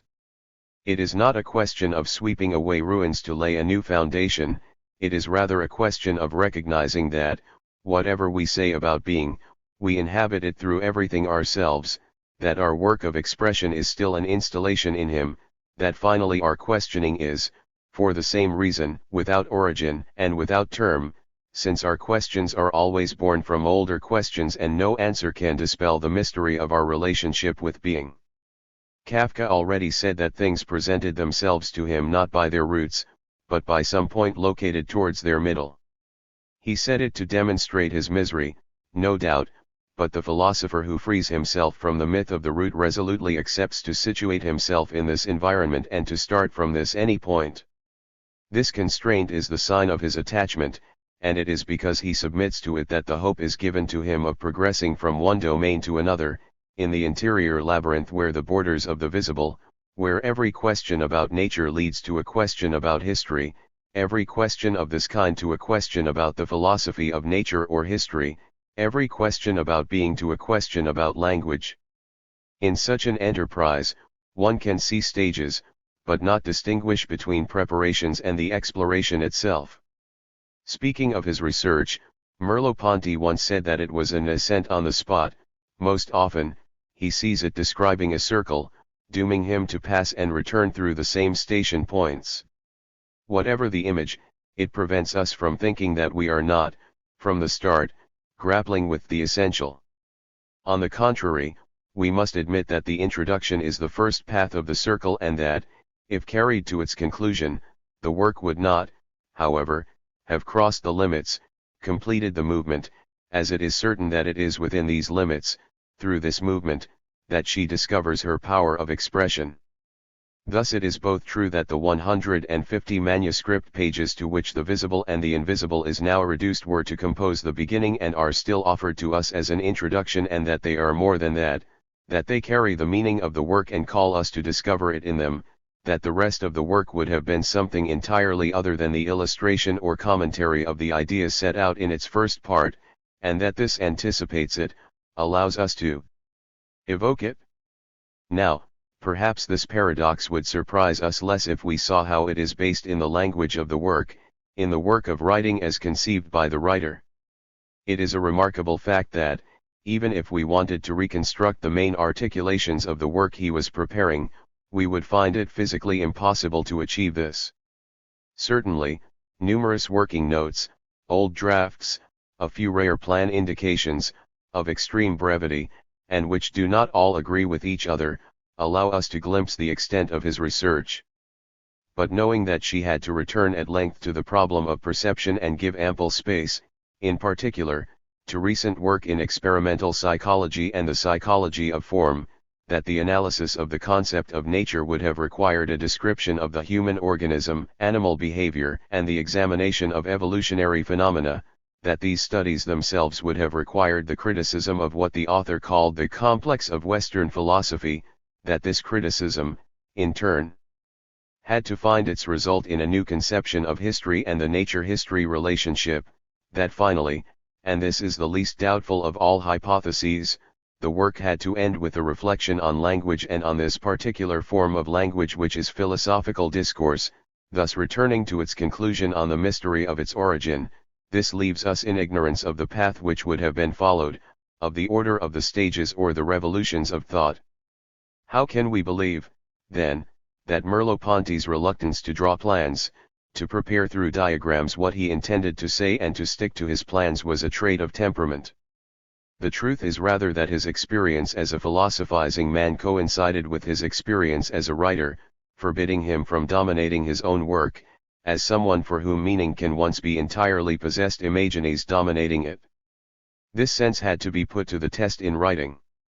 Convinced that there is no privileged point from which nature, history, being itself is revealed like a panorama, or, as he said so often, that the thought of overview detaches us from the truth of our situation, he had to at the same time give up the illusion of seeing his own work as a painting, forcing oneself to walk in the semi-darkness to discover the inner link of one's questions, to do entirely right what needs to be said here and now without ever abandoning oneself to the security of a meaning already traced, already thought out. So it is, ultimately, for one and the same reason that we are led to seek in what is written the essence of the work and prevented from imagining the rest of the discourse as the simple extension of its beginning. The language of the philosopher teaches us a necessity which is not logical, but ontological, so that we find in it more than a meaning, a sense of meaning, and, as soon as it is lacking, we lose contact with it. That which gave depth, movement, and life to ideas. As much as we must be attentive to the writer's words, allowing for all its resonances in the space it inhabits, we are prohibited from crossing the limits of this space and violating the zone of silence which envelopes it. It is this word and this silence that must be heard together, this silence which follows the word, which is not nothing since it still clings to it and now supports it. On the relationship between speech and silence, Merleau Ponty was already meditating. In a note, he writes, there should be a silence which envelopes speech after we have realized that speech envelopes the so-called silence of psychological coincidence. What will this silence be?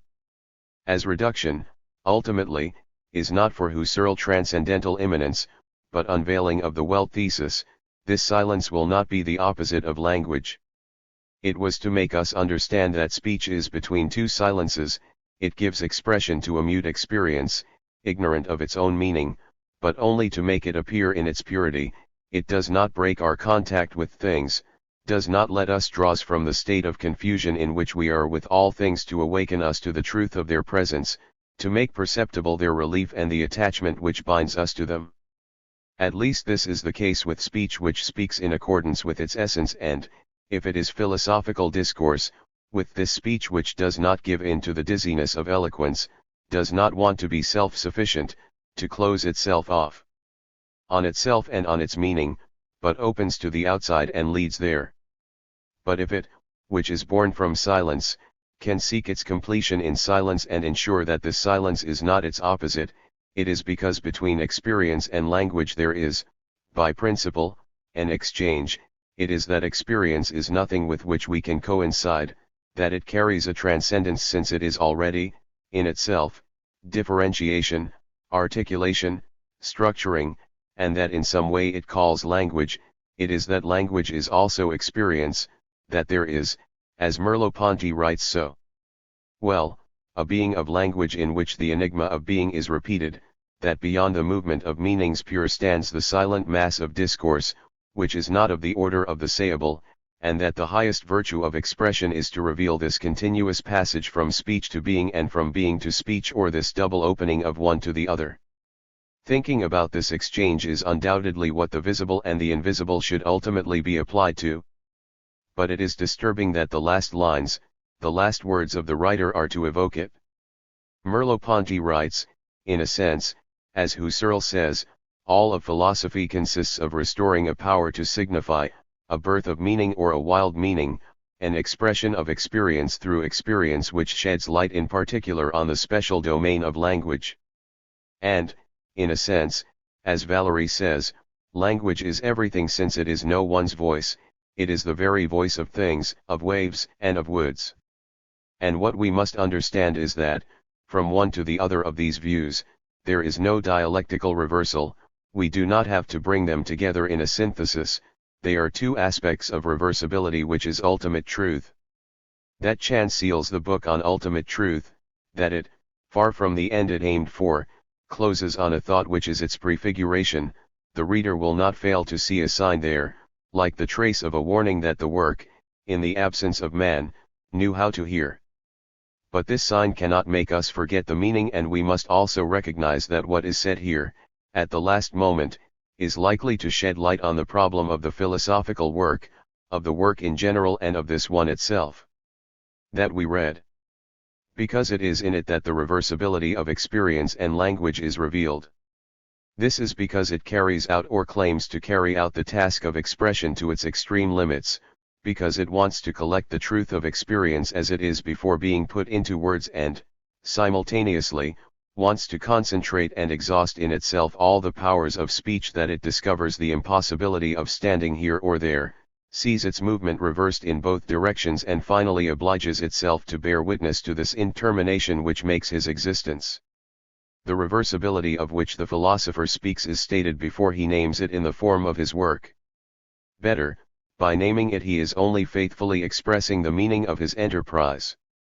Because this supposes, if it is not vain, that we cannot find an absolute in experience nor make language an absolute, that this anonymous power which we call experience or language is not a positive reality which is sufficient in itself, that there is in being a need for speech and in speech as a need for being, inseparable from each other, that speaking and living are equally a source of questions and that they relate to each other.